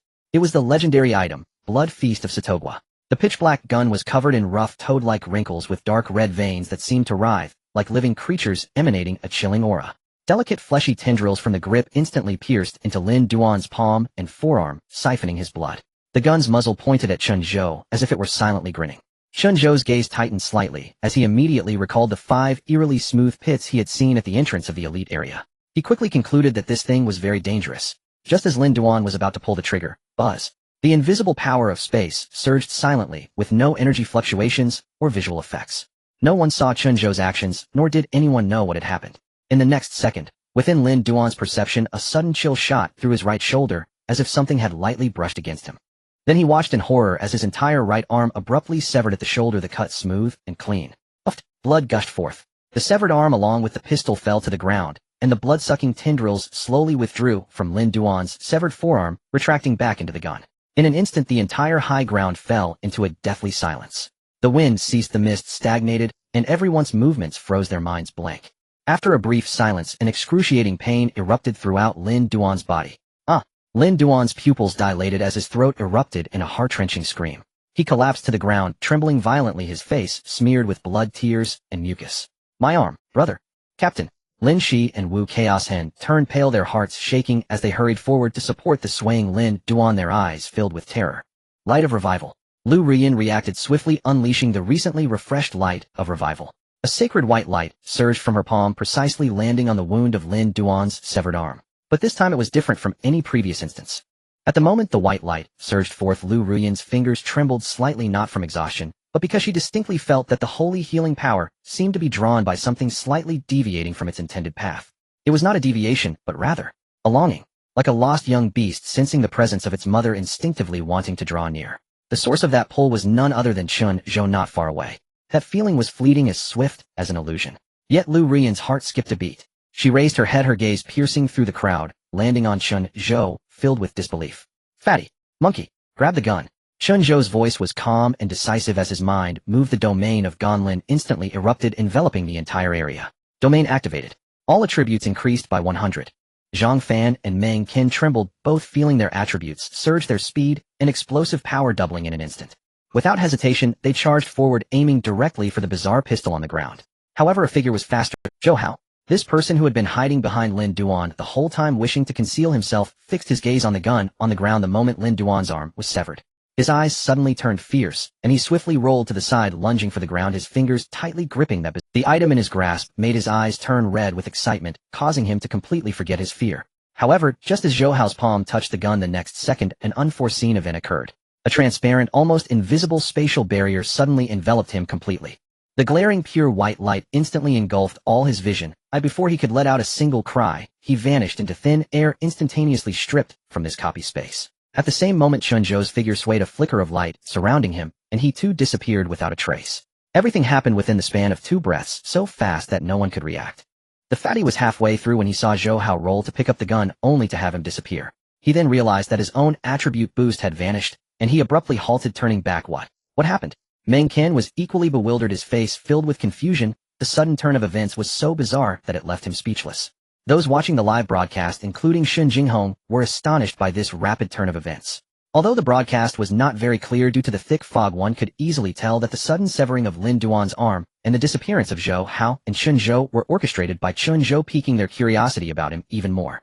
Lu Rian's light of revival temporarily stabilized Lin Duan's injuries. Brother, hold on, we'll be teleported out soon, Lin Shi comforted. Any damage sustained in the assessment copy would not return to the real world. However, the pain felt in the moment, Lin Duan's heart-wrenching screams gradually subsided, leaving only heavy, oppressive breaths akin to a wounded beast. He slumped to the ground, his eyes vacant and lifeless, filled with extreme self-doubt and fear. Despite holding a legendary item capable of crushing a Lord-level boss and believing his strength had skyrocketed beyond his peers before Chen Zhou, he remained utterly helpless, unable even to discern the trajectory of his opponent's strike. A single encounter had cost him his arm. What kind of terrifying existence was he truly facing? Despair and helplessness completely engulfed him. Qin Xiao suddenly turned her head, her gaze sharp as a blade fixed on the distant blood-red mist. From deep within the fog, the sound of heavy footsteps could be faintly heard. Thud, thud, thud. The footsteps were neither hurried nor slow, but exceptionally heavy, each step echoing, as if someone were wielding a hammer to strike the ground, causing the stones to tremble slightly. Within the mist, a massive silhouette slowly emerged. First, a pair of dark red eyes appeared like 2 burning coals, exceptionally piercing amidst the fog. Then came a figure as broad as a mountain 3 to 4 meters tall, clad in pitch-black armor, the surface of which was covered in menacing spikes resembling an ancient warrior crawling out from hell. On everyone's screens a message suddenly popped up: Ghost Armored Axe Guardian Grade Epic Fake Level 30. Description: a mutated monster lurking deep within the elite area, possessing strength and defense far exceeding that of ordinary Lord-level beings, the ultimate guardian of this region. Epic. Epic level. Even a fake epic is still epic. The fatty's pupils constricted, exclaiming in shock. It's over, it's over, it's over. Hua Xiatang's face turned pale, tightly gripping the bomb at her waist, her voice trembling. Where did Chen Zhou go? Without him, we can't possibly withstand a monster of this level. The blinding white light faded, and Zhou Hao found himself in a completely unfamiliar place. The pale blue sky hung above with 3 soft suns illuminating the dome. The air was filled with the crisp and pure fragrance of grass and trees, while distant low hills unfolded gently, their outlines soft, and the streams in between were clear and flowing. It was beautiful, like a painting of an isolated paradise. Yet Zhou Hao stood there, every hair on his body. Where is this? Wasn't I just in the assessment instance? Zhou Hao gazed at the unfamiliar surroundings, his heart surging with tumultuous waves. Just a second ago he had been on the blood-soaked heights of the elite zone in the assessment instance, only to suddenly find himself in this unknown secret realm. Such an unbelievable method completely shattered his understanding. Is it your fortune to die here? A calm voice echoed from behind Zhou Hao in the tranquil world. Zhou Hao's body stiffened, and he spun around in terror. A young man stood a few steps away, hands in his pockets, his gaze as calm as water, sending chills down Zhou Hao's spine. Chen Zhou. Zhou Hao's voice trembled, instinctively taking 2 steps back, nearly falling to the ground. Chen Zhou did not move. He merely stood there looking at him with indifference, as if gazing at a dead man. Zhou Hao looked down and saw that he was still tightly gripping the strange handgun. It felt like being scalded. He dropped it to the ground, but felt it wasn't enough, and kicked it away. Young Master Chen, please don't kill me. Zhou Hao forced a smile that was more grotesque than crying. It was all Lin Duan's idea. He forced me to target you. I was coerced the entire time. I had no choice. Oh. Chen Zhou took a step forward, his eyes cold as ice, devoid of warmth. So the incident at the trial square's entrance where you insulted my mother was also instigated by Lin Duan. Zhou Hao's body stiffened, his face as pale as paper. He knew he couldn't escape this matter. I. His lips trembled, and with a thud he knelt on the ground, his knees hitting the black soil heavily, forehead pressed to the ground, voice breaking with sobs. Young Master Chen, I was wrong. I was possessed. I'm just a fool. Please let me go this once. I promise I won't dare again. Chen Zhou remains. Zhou Hao glanced up at him, that gaze as cold as ice, showing no sign of fluctuation. He panicked. He raised his hand and slapped his own face. Smack. Smack. Smack. Each slap harder than the last. His cheeks began to swell, visibly blood trickling from the corner of his mouth. I deserve to die. I deserve to die. Young Master Chen, you are magnanimous. Spare my life. I will personally go and apologize to your mother. Please give me a chance. We are classmates. I beg you for a chance to redeem myself. I will never dare to associate with Lin Duan again, nor offend you in any way. Zhou Hao grew more frantic, tears and snot covering his face, looking as miserable as a stray dog. Chen Zhou looked down at the pitiful Zhou Hao from above, his tone indifferent. I remember this is not the first time you've begged for mercy. You don't truly regret it, you're just afraid. Zhou Hao's body trembled violently, as if grasping at a final lifeline. He urgently said, Young Master Chen, I have a secret. I know the Lin family's secret. They'll tell you everything. Please spare my life. Chen Zhou's eyes flickered slightly, and he uttered a single word, speak. Zhou Hao hurriedly crawled forward 2 steps, speaking rapidly. Not long ago I drank with Lin Duan's brother. He got drunk and let something slip. Lin Wantong gave them a task. The array platform they were assembling in the instance looked like a trap, but in reality, it was a reverse teleportation device directly connected to the instance. They planned to use this platform to teleport a group of awakened ones into the assessment instance. They intend to descend into the trial square through death, return to cause destruction and kill people. Chen Zhou's gaze became slightly serious, yet his expression remained unchanged. Your imagination is quite good, he said lightly. But do you think you'll believe it? The trial square is currently defended by many powerful figures from Jianghai City. Who would dare to stir trouble at such a time? Which force is so reckless? Zhou Hao grew anxious, his voice rising. This is just one part of their plan. I don't know the specifics, but I only know that this group is tasked with slaughtering ordinary people and creating chaos. Everything I said is true, not a single lie. Young Master Chen, please believe me. Chen Zhou fell silent for a moment before slowly speaking. Are you saying that the Lin family is colluding with a certain force to deliberately create chaos in Jianghai City? Yes, it must be. The Lin family has betrayed Jianghai City, betrayed the Dragon Kingdom. Zhou Hao knelt on the ground, trembling all over, his voice growing softer. Young Master Chen, I've told you everything I know. Even if I survive today, if Lin Duan finds out I've said this, he will kill me. I really want to change. Please spare me. Chen Zhou looked at his pathetic demeanor, devoid of any compassion. From the moment you insulted my mother, your fate was sealed. His voice was light, yet it struck Zhou Hao's heart like a heavy hammer. I was initially planning to toy with you slowly. Now I shall show mercy and grant you a quick end. Zhou Hao's pupils suddenly constricted. In that moment, the humble begging, the pathetic pretense of weakness, and the sycophantic pleas all vanished from his face. What replaced them was a frantic madness of desperation. He lunged at the handgun on the ground, gripping the gun tightly, the touch instantly, piercing his palm, an arm drawing his blood. The gun was aimed at Chen Zhou. Died. Zhou Hao raised his hand to aim at Chen Zhou and fiercely pulled the trigger. However, the anticipated gravitational field's overwhelming pressure did not descend. The entire space remained quiet, as before, showing no reaction. Why didn't it work? Zhou Hao's pupils constricted, disbelief written all over his face. Because you are a waste. Chen Zhou stood still, his expression mocking. Impossible. I am not a waste, this is a legendary item. How could it? Zhou Hao completely lost his mind, his eyes bloodshot, fingers frantically pulling the trigger repeatedly, his mouth screaming, I don't believe it. I don't believe it. Why didn't it work? I am not a waste. Click, click, click, click. Each sound echoed in the air. All were mere empty sounds. Once, twice, thrice. Still no response, not a hint of energy fluctuation. Gradually, Zhou Hao felt something was amiss. His body began to dissolve slowly, starting from his fingertips like sand sculptures crumbling. Tiny specks of light peeled away from him, scattering in the air. He glanced down at his attribute panel. Health points at 0. Each time he pulled the trigger, although the attack did not trigger, 10 of his health was consumed without fail. He had fired several shots and his health had long been drained. An extreme sense of despair instantly engulfed him. He stared blankly at his disintegrating body, his pupils hollow, mouth unconsciously murmuring, Why? Why is this happening? I am not a waste. Before the words fell, his body transformed into countless fine white lights, completely dissipating with unwillingness, confusion, and despair. All that remained was the oddly shaped gun-like item quietly resting on the soft black soil. Chen Zhou stepped forward, slowly bending down to pick up the firearm, his fingertips brushing against the cold, writhing gun. A clear item panel instantly appeared before his eyes. Blood Feast of Satogwa, quality legendary effect, max health 100, characteristic evil god, blood sacrifice, no energy cost, every skill consumes 10 of max health. The higher the user's max health, the stronger the effect. Form 1 heavy prison, 10,000 tons suppression, consumes 10 of health, summons a vertical gravitational field to carry out absolute gravitational crushing on a designated area, can stack multiple gravity multipliers, doubling effects against magic. Form 2 bone prison, evil thought, fishing, consumes 10 of health, fires a grudge bullet at the target, no damage, only adds an evil thought mark. The more layers added, the higher the target's evil thoughts toward you. Form 3 ghost prison, whisper, erosion, consumes 10 of health, unfolds a delusional domain, releases the evil god's whispers, forcing chaos, causing the target unit to lose all desires toward you. Effects can stack. Note: Form 2 and Form 3 cannot affect the same unit within an hour. Looking at the complete weapon attributes, a faint smile curved Chen Zhou's lips, blood consumption without blue consumption. This is a good thing.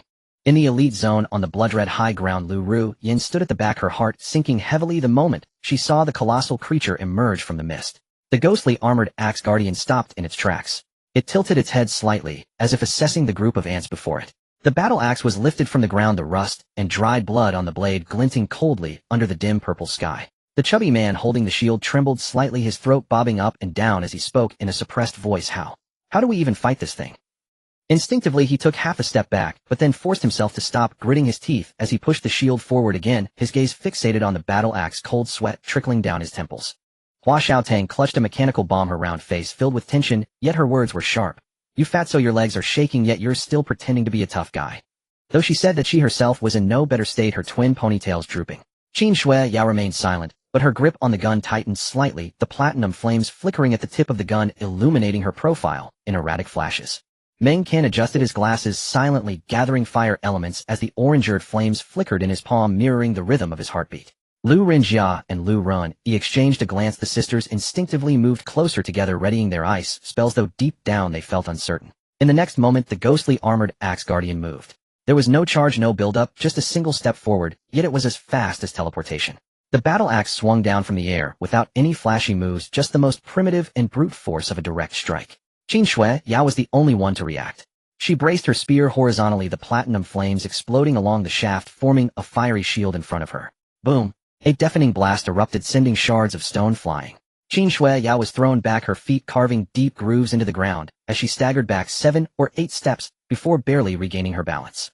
Her palm shattered, blood trickling down the gun barrel, her hands trembling slightly. Health 2501, strike. Qin Shui Yao, a level 26 dual rank dual class character, barely withstood a single swing. Shui Yao. Hua Xiaotang exclaimed, immediately tossing out 3 high explosive mechanical bombs. Boom, boom, boom. Fire erupted, smoke billowing upwards. But when the smoke cleared, the ghostly armored axe guardian remained standing in place, its black armor, not even a crack. It didn't even glance at Hua Xiaotang, as if the explosions were merely mosquito bites.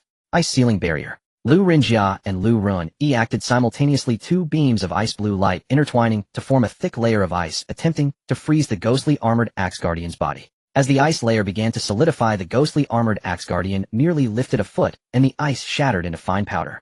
It didn't even try to break free. Flame dragon breath. Meng Qin grit his teeth as a torrent of scorching flames struck the chest of the ghostly armored axe guardian. When the flames dissipated, the armor merely glowed faintly red, nothing more. Meng Qin sat down heavily on the ground, and despite having 1,000 energy points boosted by items, his energy was still completely drained. He gasped for breath, his face pale as a sheet. Outside the dungeon, in the trial square, the audience in front of the big screen was in an uproar. I can't believe it, this is completely unsolvable. How do we even fight this? Aren't these the top students of Zhanghai City this year? They can't even handle that boss at all. This is just a pseudo-epic level. Did Chen Zhou really kill a true epic level boss before? The discussions on the platform rose and fell, but everyone was fixated on the screen, not daring to blink. Inside the dungeon, Zhang Fan held his shield at the forefront, his legs trembling, yet he did not retreat. Behind him was Hua Xiaotang, followed by the exhausted Meng Qin and the injured Qin Shuiyao. He knew he couldn't withstand a blow from this monster, yet he still raised the shield. Come on, come on, the chubby man shouted, his voice trembling without him even realizing it. The ghostly armored axe guardian finally turned its gaze toward him. Its dark red eyes held no killing intent, no anger, only a cold, indifferent scrutiny, as if looking at a stone blocking its path. It raised the battle axe. With this swing, Zhang Fan along with the shield would be split in half. Stupid fat man, get out of the way. Hua Xiaotang screamed as she charged forward, her finger already pulling the bomb's pin. She didn't think too much, knowing she could not just watch her teammate fall. In that instant, a faint green halo suddenly spread out like a stone thrown into a calm lake, causing ripples to radiate outward. Gale Domain maximum power activated, target units, all attributes increased by 150. At the moment the axe fell, the chubby man felt his attributes surge dramatically. His arm, holding the shield, suddenly felt heavy. A massive force transmitted through the shield to his arm, and then throughout his body, yet he did not fall. He actually blocked the attack. At the same time, wherever the halo passed, everyone's health and energy began to visibly recover. Qin Shuiyao's palm healed, the bleeding stopped, and her energy was replenished. What is this? The chubby man was stunned for a moment, then turned his head sharply. Chen Zhou had appeared behind everyone. Xiao Chen. Zhou, good. Big shot. Classmate Chen Zhou. Upon seeing this figure, everyone's faces lit up with joy. Chen Zhou stood at the back of the group, hands in his pockets, not taking a step forward. But the moment he appeared, everyone felt an innate sense of security rising from their bones. All attributes increased by 100, all recovery rates increased by 20 per second activated. Fat man, shift the shield 3 inches to the left, lower your center of gravity. Chen Zhou's voice was not loud, yet it clearly reached everyone's ears. Zhang Fan had no time to think and instinctively followed the instructions. The shield shifted left, the center of gravity lowered. Boom. The ghostly armored axe guardian's second swing struck the edge of the shield. The massive impact was mostly deflected, sliding off the shield's slope to one side, creating a deep pit on the ground. The chubby man was knocked back 2 steps, but steadied himself. He did not fall. He wasn't even injured. Hua Xiaotang, 9 o'clock direction, 3 consecutive shots delayed detonation. Chen Zhou continued. Hua Xiaotang's finger was already on the bomb's pin, and the moment she heard the command, 3 high explosive mechanical bombs arced through the air and landed precisely in the position Chen Zhou indicated. Boom, boom, boom. They did not explode simultaneously. The first one detonated smoke, rising. The second exploded half a second later, the shockwave pushing the smoke toward the face of the ghostly armored axe guardian, and the third detonated right in front of its head, filling its face with fire debris and smoke. The ghostly armored axe guardian instinctively closed its eyes, and that moment of blindness created the first flaw in its attack rhythm. Qin Shuiyao right flank stab, its knee joint. Qin Shuiyao's platinum flames on her spear surged violently. She flashed forward, cutting in from the right flank, the tip of her spear accurately piercing the seam of the ghostly armored axe guardian's right knee armor. Health 1800, not a fatal wound. But the ghostly armored axe guardian's right leg bent sharply, its massive body losing balance. The movement showed clear delay. Lu Ren Jia Lu Ren freeze, its left leg, not the whole body, just the left leg. The twin sisters exchanged a glance and acted simultaneously. The 2 beams of ice blue light did not try to freeze the entire monster as before, but instead precisely focused on the left knee joint of the ghostly armored axe guardian. The speed of the ice layer forming was several times faster than before, not only because their attributes had strengthened, but also because the target was more concentrated. The left leg of the ghostly armored axe guardian was frozen, while the right leg was injured by Qin Shuiyao, causing its massive body to crash to one knee. Meng Qin flame dragon breath hit its right shoulder, there's a crack there. The flame dragon breath struck precisely at the crack in the ghostly armored axe guardian's right shoulder, and under the scorching heat the crack rapidly expanded, causing the entire shoulder armor to begin to peel away. Hua Xiaotang micro-high-explosive bomb stuffed it into the crack. Without hesitation, Hua Xiaotang threw a specially made high-explosive mechanical bomb, which flew accurately into the crack in the armor. Boom! Fire burst forth from the crack, and the entire right arm of the ghostly armored axe guardian exploded from the shoulder joint, black blood splattering, the terrifying battle axe falling to the ground along with half an arm creating a deep pit. Roar! The ghostly armored axe guardian let out a thunderous roar, not of anger, but of pain. It had lost its right arm, its armor shattered, its left leg frozen, and its right knee pierced, its massive body kneeling on the ground like a collapsing mountain. Final strike, everyone focus fire on the head. Chen Zhou's voice remained calm. Qin Shui Yao's spear was the first to arrive, the platinum flames condensing into a line at the tip piercing through the seam of the ghostly armored axe guardian's helmet. Hua Xiaotang's bombs followed closely, 3 shots in succession, all hitting the same spot. Lu Rinjia and Lu Rin's ice spikes flanked from both sides, freezing the monster's head in ice crystals. Meng Qin's flame dragon breath rained down from above, scorching the armor that had become brittle from the ice crystals. The chubby man held the shield at the forefront. He did not attack, but bore the dying counterattack of the ghostly armored axe guardian. Boom! The head of the ghostly armored axe guardian exploded under the combined assault, its massive body losing support, crashing heavily to the ground, kicking up clouds of dust and debris. Kill the ghostly armored axe guardian. Pseudo-epic level assessment points, 50,000. The dungeon notification echoed across the entire blood-red high ground. Did we win? Hua Xiaotang clutched the bomb in her hand, her round little face filled with disbelief. And Qin Shuyao retracted her long spear, her expression calm. I can't believe it. I can't believe it. The chubby guy sat down, heavily gasping for breath, his face a mix of shock and joy. Did we really defeat that thing? Meng Qin adjusted his glasses, the reflection of the lenses unable to hide the shock in his eyes, softly exclaiming, "It's Brother Zhou." Everyone turned their heads, simultaneously looking towards the back of the team. Chen Zhou stood there, not having moved an inch, yet with his own strength, he had rewritten the entire battle situation. Outside the dungeon in the trial square, the entire venue first fell into a deathly silence, and in the next moment it erupted with excitement. Holy crap! He didn't even make a move the entire time. He didn't budge an inch. I was expecting to see Chen Zhou face the boss alone, but he didn't even show up. With just a few words he arranged for that boss to be taken down. Is it just my illusion? Why does it feel like this boss suddenly got weaker? It's not that the boss got weaker, it's that Chen Zhou's healing skills and tactics are too strong. What kind of divine perspective is this? On the spectator platform, the group of examiners was collectively left speechless. Outsiders only saw an easy victory, while insiders could see the critical points at a glance. Lan Ko from Nanfeng Academy stared intently at the screen, her voice trembling, his aura. The coverage definitely exceeds 100 meters. Not only does it recover both health and mana, but also high attribute bonuses. Lu Lingshuang said nothing, but her fingers unconsciously tapped on the armrest of her chair, the rhythm increasing rapidly. Her eyes sparkled with the fervent glow of a hunter locking onto its prey, almost obsessive and frantic, as if she were seeing an extraordinary treasure. She wished to end the trial immediately and take Chen Zhou back to Longxi Academy. Inside the dungeon, Lu Ruyan stood frozen in place, her figure stiff. From the moment the monster appeared, and everyone fell into despair, to Chen Zhou quietly appearing, casting healing spells to save his teammates, to calmly directing and strategizing, turning the tide, every scene unfolded before her eyes. She saw clearly that Chen Zhou also possessed group healing abilities with a wider coverage, faster recovery, and longer sustainability, far surpassing her revitalizing light. She recalled the unusual change when she had just cast revitalizing light. Her gaze crossed the crowd, fixating on the slender and upright figure of the young man. That young man had a faint smile at the corner of his mouth, chatting and laughing with the chubby guy, while Hua Xiaotang bounced over. Even the usually aloof Qin Shuyao slightly turned her head. Now Chen Zhou was the foundation and light for everyone. Yet he no longer belonged to her. She opened her mouth wanting to say something, but her throat felt choked, unable to utter a single word. Once upon a time the young man would stand up for her. When she was bullied, would save his lunch to share with her, and at her most humble and despondent moments he would offer her a rare warmth. But now that light illuminated everyone around, yet it bypassed her, never to linger for even a moment. Lu Ruyan lowered her eyes, her nails digging deep into her palm, the sharp pain unable to suppress the bitterness and regret in her heart. She remembered her initial choice. The resources of the Lin family, Lin Duan's promises, those sparkling gears and potions. She thought they were shortcuts to the peak, a promising future within reach. But reality slapped her hard. Lin Duan was severely injured and had lost an arm, looking like a stray dog. She had become a tool for sustaining life, living like an accessory. On the contrary, the Chen Zhou she had resolutely abandoned had grown to a height that made it difficult for her even to look up to. If only.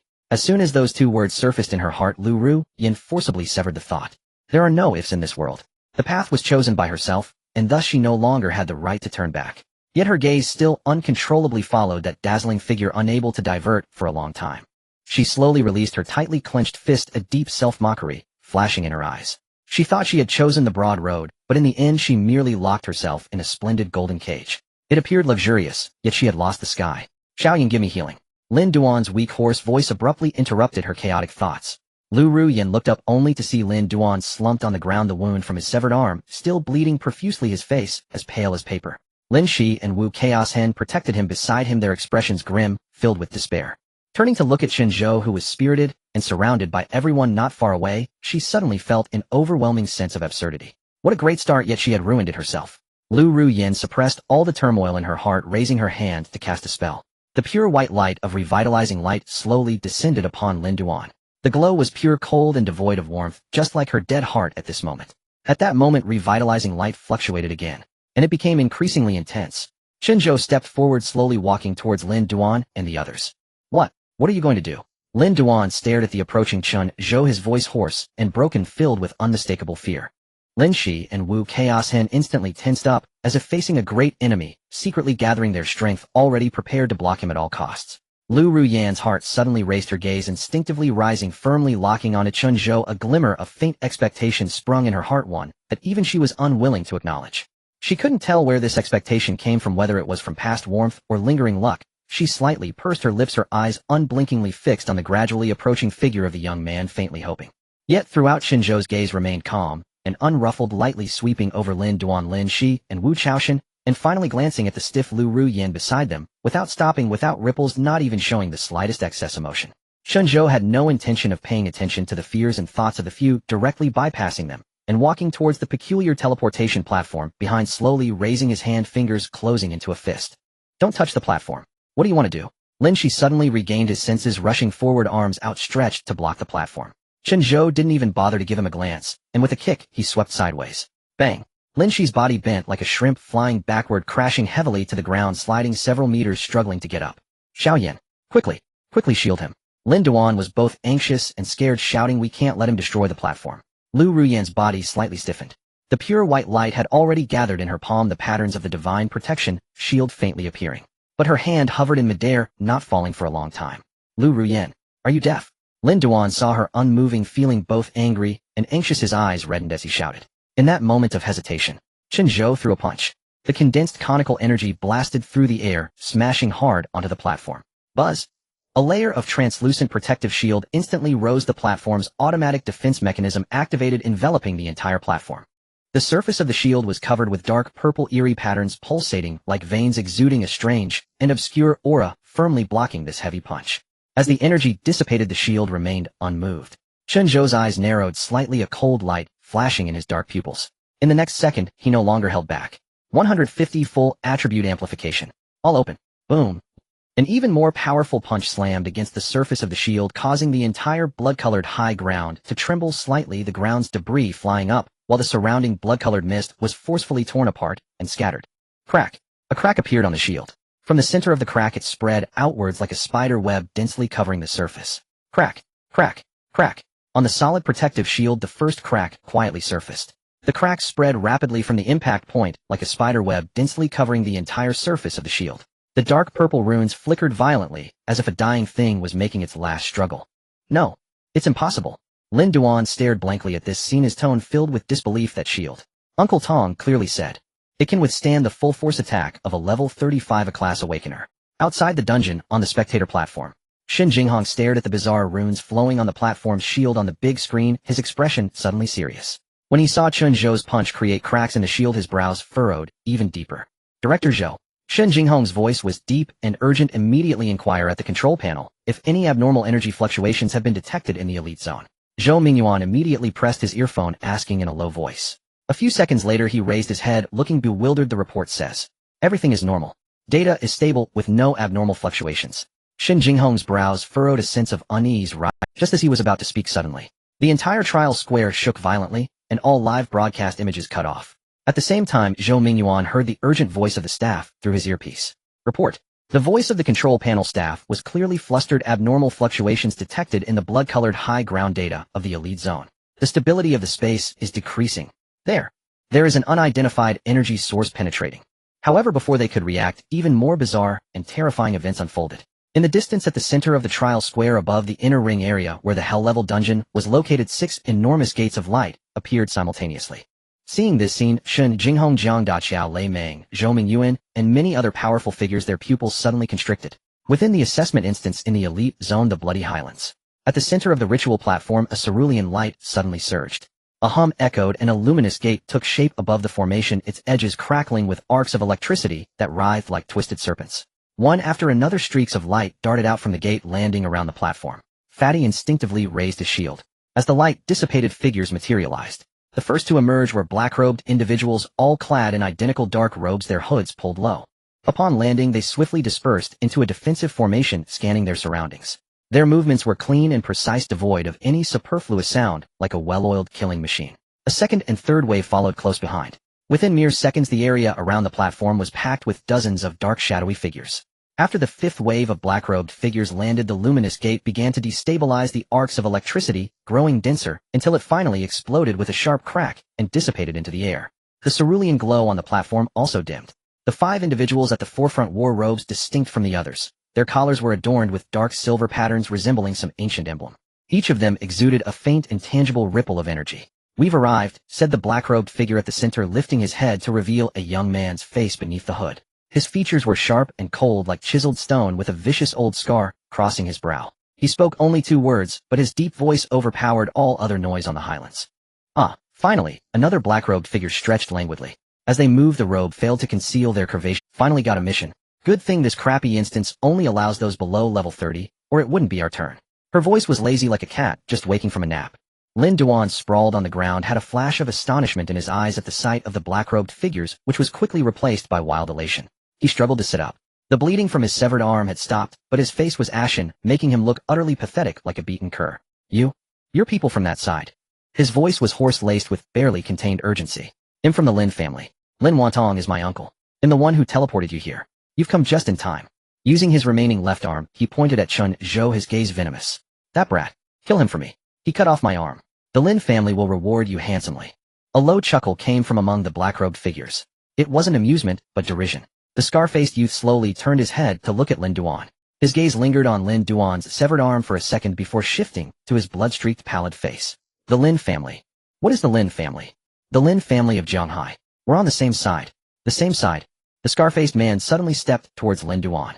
Each step was unhurried, but each one made Lin Duan shrink back an inch. He stopped in front of Lin Duan, looking down at the wretch sprawled on the ground. "You? Worthy?" He stomped his foot onto Lin Duan's severed shoulder. A piercing scream tore through the air as blood gushed from the wound. Lin Shi tried to rush forward, but the scar-faced man casually waved his hand, sending him flying like a tattered sack to crash against a stone wall and slide down. The scar-faced man turned and walked back without sparing Lin Duan another glance.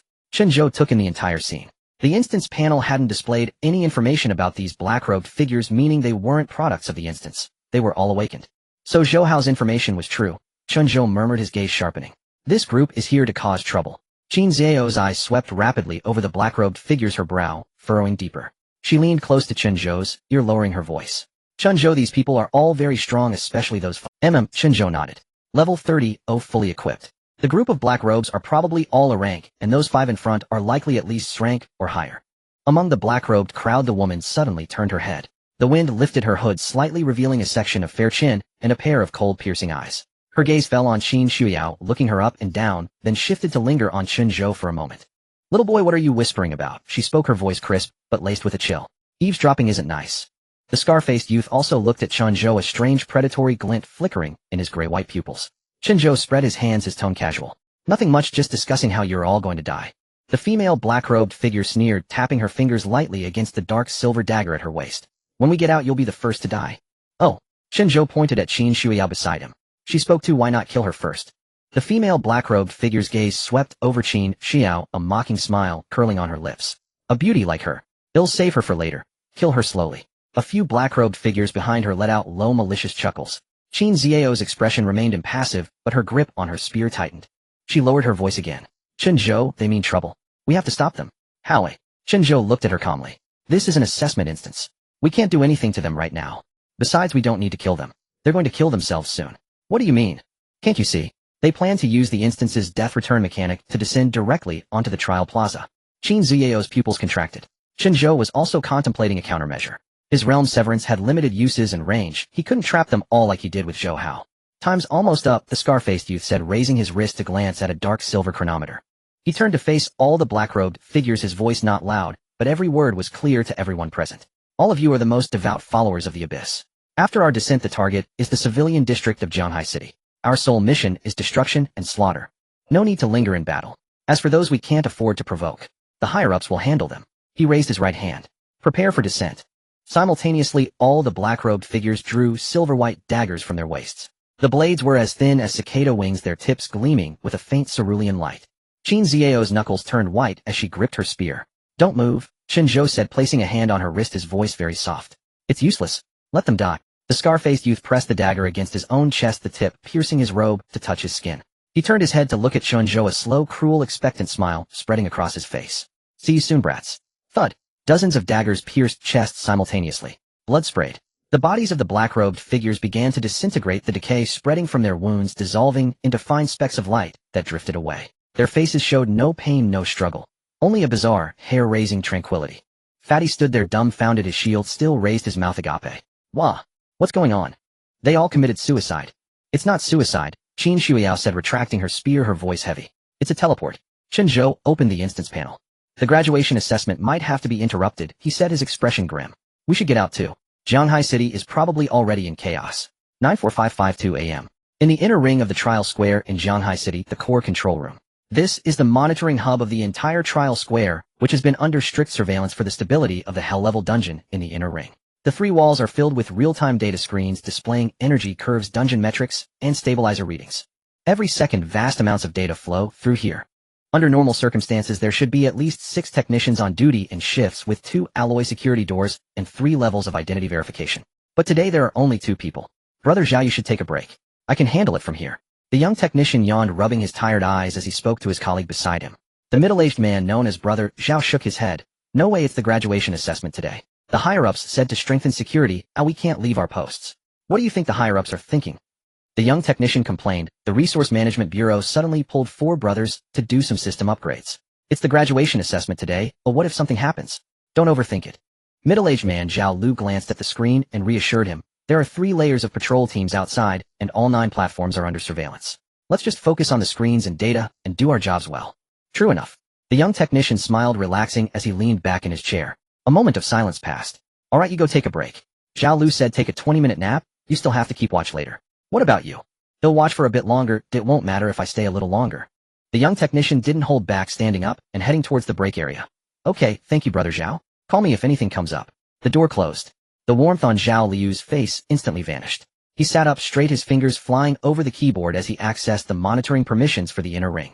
3 days ago, the Resource Management Bureau granted him the highest authority, citing the need for an emergency passage during system upgrades. He didn't shut off the monitoring, doing so would trigger a log alert. He replaced the monitoring footage of the 9 circular platforms in the inner ring with a loop of empty shots. Everything appeared normal on screen, while the real footage was cut off. Then he opened the stabilizer energy monitoring system and raised the alarm threshold 3 times above normal. This meant that small-scale energy fluctuations and rune decay would not trigger any alarms. After completing all this, he glanced at the time, 1:01 a.m. He pushed the keyboard back into place, leaned against the chair, and picked up a teacup, directing his gaze back to the screen. On the screen, everything appeared normal. 20 seconds later, in the core area at the 9 circular platforms, the red indicator lights on the monitoring cameras blinked twice, and then extinguished. 3 seconds later, they lit up again, turning green as the screen switched. The patrol team leader Lin Yuan quietly said into his earpiece, "Go ahead." The 4 patrol team members behind him simultaneously turned around, drawing their sidearms and aiming at the backs of the other 5 patrol members. The sound of suppressed fire echoed, and 5 fell silently to the ground. Pools of black goo slid down the pants of Lin Yuan, and the 4 others quickly expanding, coalescing, and taking. The 5 were dragged into the shadows, their uniforms stripped off, and put on the humanoid figures. The entire process took less than 30 seconds. Lin Yuan led the 5 new team members swiftly towards the circular platform.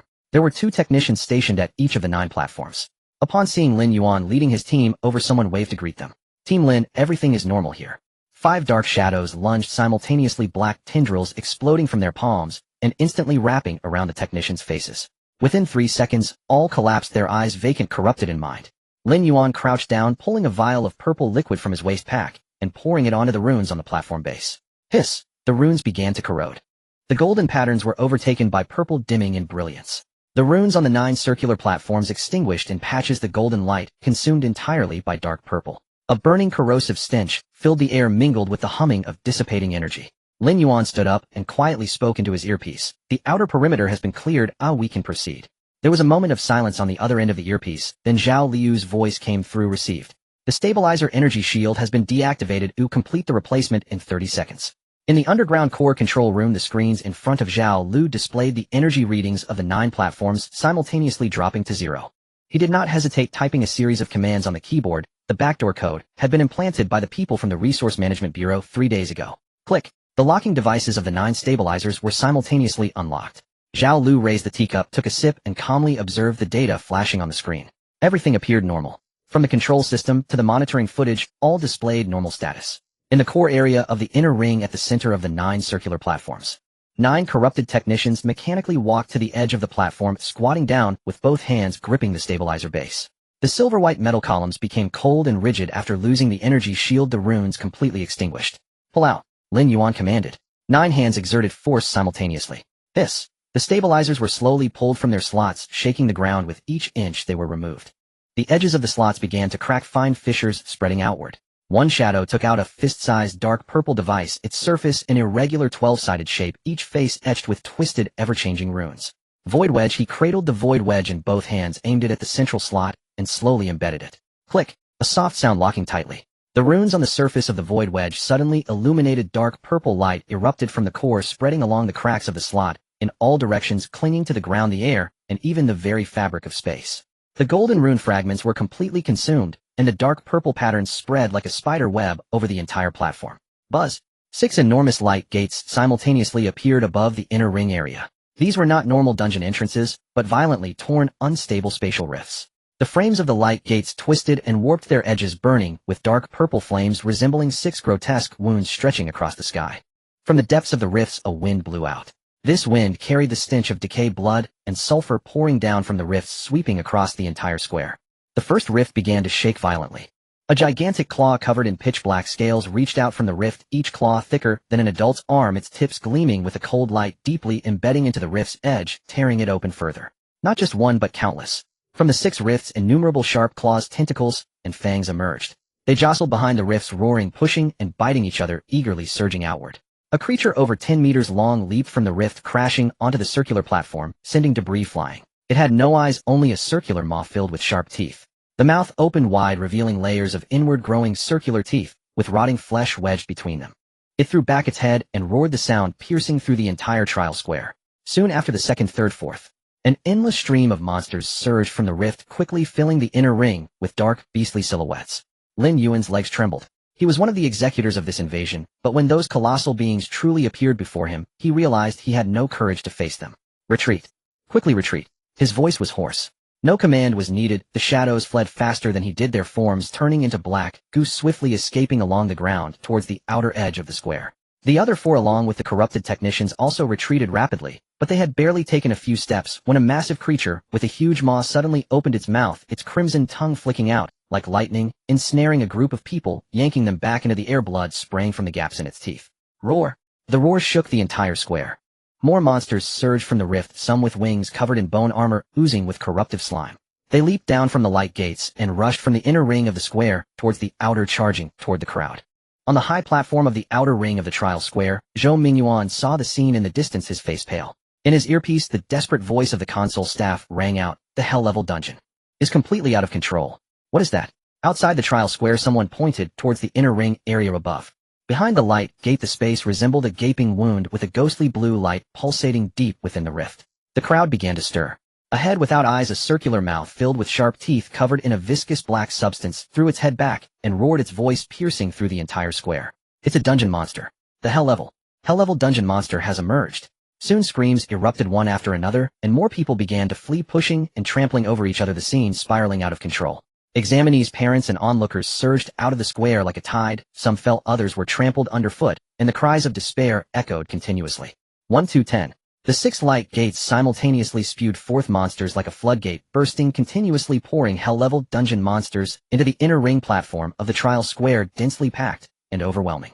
They leaped off the platform, rushing towards the outer ring of the square. Shield warriors. Form a line. The patrol commander yelled, his voice nearly drowned out by the chaos. On the high platform, Chen Zhou suddenly vanished.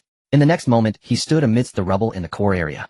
The 9 circular platforms shattered completely, large swathes of runes dimmed and extinguished, the stabilizers disappeared without a trace, and only the central slot emitted a faint ghostly blue light, housing a fist-sized irregular dodecahedron, its surface patterns constantly shifting, as if alive and breathing.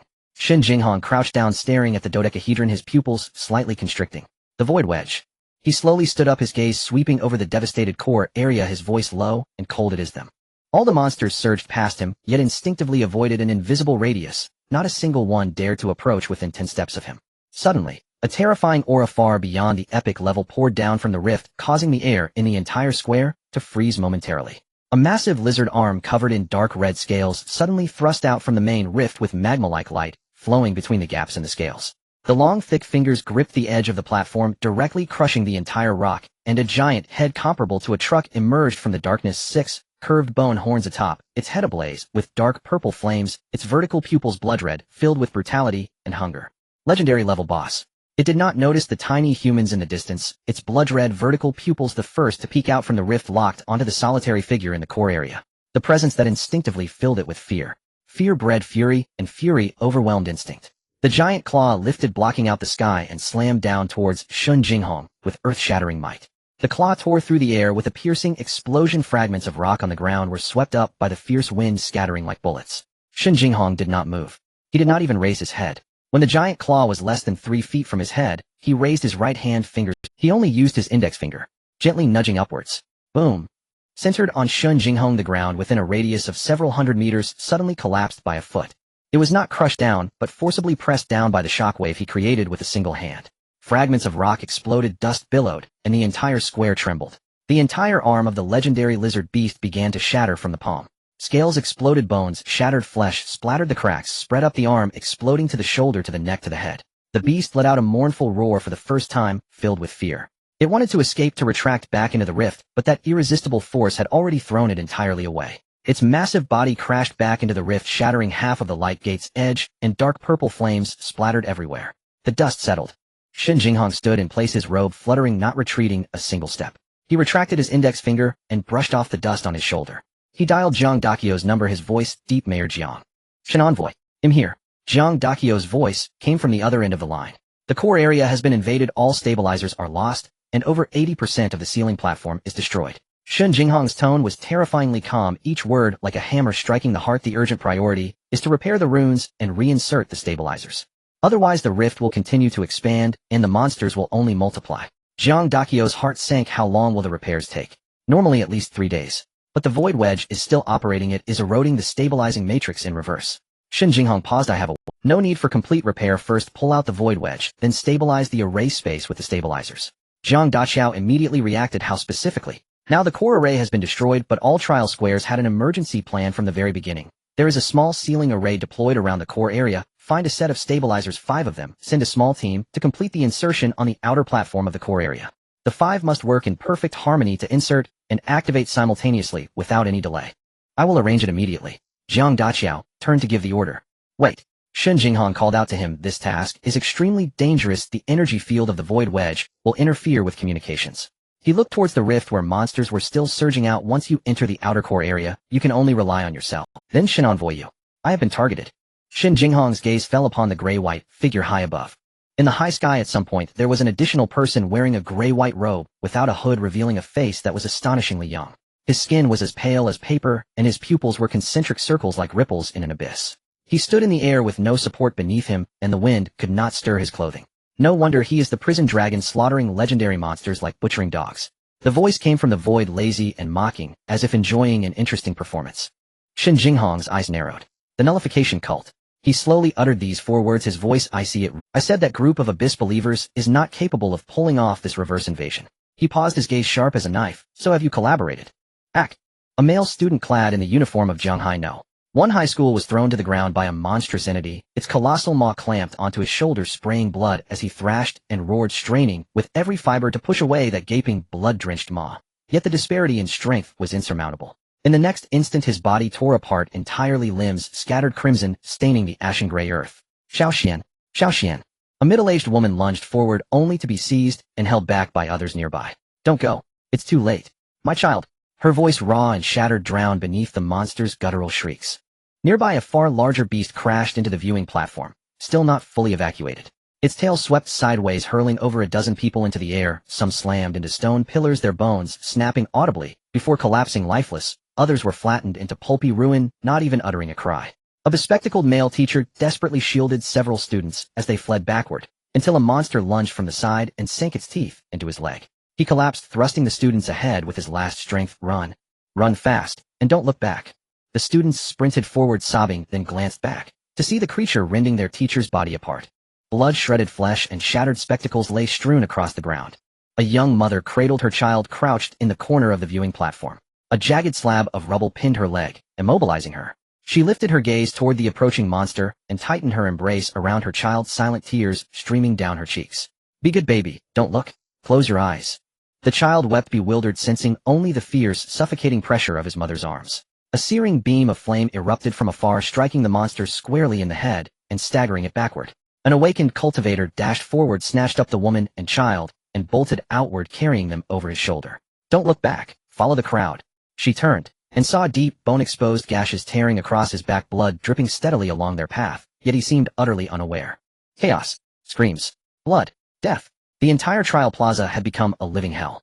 Jiang Daqiao stood atop the high platform, palms braced against the railing, his knuckles bleached white. His eyes burned crimson as he stared unblinking at the civilians being slaughtered below. The city is to enter Level 1 combat readiness. Immediately. Report to Longdu and request reinforcements. His voice trembled, yet each word struck like iron upon stone. Yes, sir. Mobilize the 4 great clans, all first-tier families, Jianghai Martial Alliance, and Jianghai Mercenary Guild. All civilian combat-capable forces are hereby conscripted for urban defense. Jiang Daqiao pivoted toward the direction of the Longwei office. Notify the Longwei office, Qiyuan Department, and Resource Administration. All non-essential personnel are to be deployed to active combat duty, immediately. He paused, then turned to Lei Meng, his voice heavy with gravity. Commander Lei Meng, you will assume full command of the garrison forces. Your sole priority is the safety of the populace. Lei Meng snapped upright, raised a salute, his voice hoarse yet unwavering. Understood. His hand lowered as his gaze swept across the inferno below, jaw clenched tight. But our urban defenses are critically weakened. The 3 heavy armor brigades were redeployed to Maiyuan City. Our remaining forces amount to less than half our standard garrison. We cannot possibly intercept every assault vector.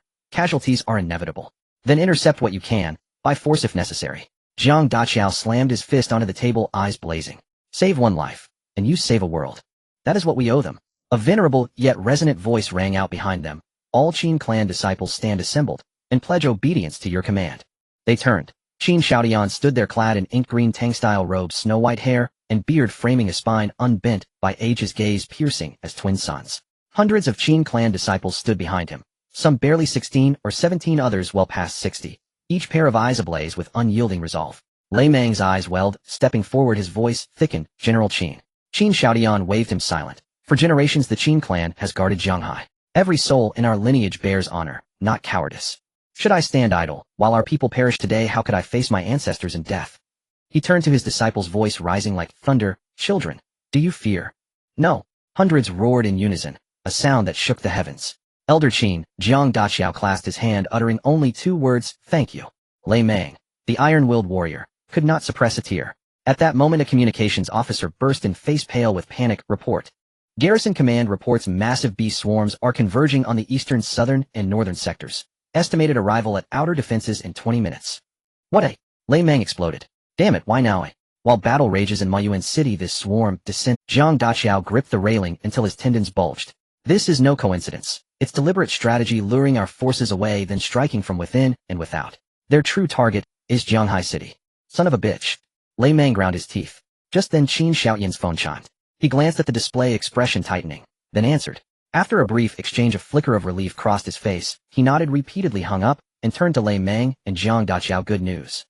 Huaiqian's investigation team has returned, and they're just outside the city walls. They'll reinforce our defensive line. Excellent. Lei Meng's eyes lit up, he clenched his fist. When it counts, Huaiqian brothers never fail us. Jiang Daqiao exhaled, then swiftly ordered his aide. Which of Jianghai's 3 Xian Yuan pavilion members remains in the city? The secretary replied instantly. Only the Yi clan's representative is present, but he is currently in seclusion. All communication channels are inaccessible. Jiang Daqiao gritted his teeth. Never mind. I'll go myself. He turned to descend. When Zhou Mingyuan's voice halted him, Mayor Jiang, leave this to me. His gaze tracked the monsters surging outward from the inner ring, calm, yet resolute. As director of the Qiyuan department protecting students and citizens is my sworn duty. Jiang Daqiao paused mid-step, recalling something. And the resource administration. He frowned. The stabilizer is destroyed. The rune platform requires repair. They hold backup components and schematics. Contact Zhou Mingxing immediately. Mobilize all inventory. Dispatch it here without delay. The secretary dialed the resource administration. The line rang endlessly before someone answered. Mayor Jiang asks how much of the resource administration strategic reserve is currently accessible. Are stabilizer backups available? Silence stretched for several seconds. Director Zhou left the office early this morning. Before departing, he said he was securing encryption permissions for a critical facility, but gave no specifics. Who is acting in his stead? The deputy director, but he insists that releasing strategic reserves requires Director Zhou's personal authorization. Without his signature, no one dares proceed. The secretary covered the receiver, face grim, and looked to Jiang Daqiao. He seized the phone, voice low and commanding. This is Jiang Daqiao. This is an emergency. Procedures will be formalized afterward. Stabilizer components and combat supplies must reach the front lines. Now. This is an order. Longer silence followed. Mayor Jiang, it's not reluctance on our part. Director Zhou took the master access key with him when he left. Without it, we cannot even open the stabilizer. Jiang Daqiao's grip on the phone tightened. When did he leave? Early this morning, around 7 o'clock. Jiang Daqiao slowly lowered the handset. A glacial stillness settled in his eyes. Issue orders, dispatch teams to the resource administration. Locate Zhou Mingxing. Alive or dead, we will have him. In the square, the crowd was still frantically fleeing. A flying magical beast swooped down from the sky, its claws tearing through the air, aiming directly at the unsuspecting crowd on the outer observation platform. A group of students was trapped at the edge of the stands with no way to retreat. The girl at the forefront closed her eyes. Lingxi Illusion Realm. Zhou Mingyuan's voice thundered like a storm, and a massive translucent barrier formed instantly, enveloping the area above the observation platform. The barrier's edges shimmered with lively runes resembling an inverted giant bowl, shielding everyone within. The claws of the flying magical beast crashed into the barrier, sending ripples radiating outward, but it could not break through. It roared and madly slammed against the barrier, only to be repelled each time. Zhou Mingyuan stood beneath the barrier, his hands raised to the sky, veins throbbing on his forehead. Maintaining such a massive barrier was taking a tremendous toll on him. Students, fall back. His voice was hoarse. Don't stop. Move outward. The students cried out and urged each other on as they fled. Below the observation platform, the examiners from various universities had all engaged in battle.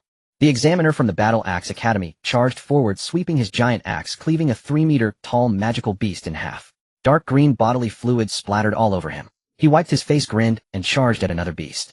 The silver-robed mage from the Star Academy stood atop a height, raising his hand as starlight rained down, precisely striking the magical beast's vital points, each beam taking a life. The examiner from the Qingmu Academy snapped his fingers, and blue vines emerged from the ground, binding the magical beast's limbs and pinning them in place, allowing his allies to reap the rewards. But the one truly stabilizing the formation was Lan Ko from the South Wind Academy. Standing in the center of the group, hands raised, a faint golden aura emanating around her, her long hair flowing without wind. Thousand-faced concerto, iron wall. The aura expanded within a radius of nearly 100 meters. A layer of faint golden membrane appeared on all allied forces. Those awakened who had lost most of their health from the beast's claws now only lost less than a third. The magical beasts, entangled by the vines, struggled desperately, but found their attacks significantly weakened by the membrane, like hitting cotton. Blade edge. The golden light faded, replaced by a bright silver.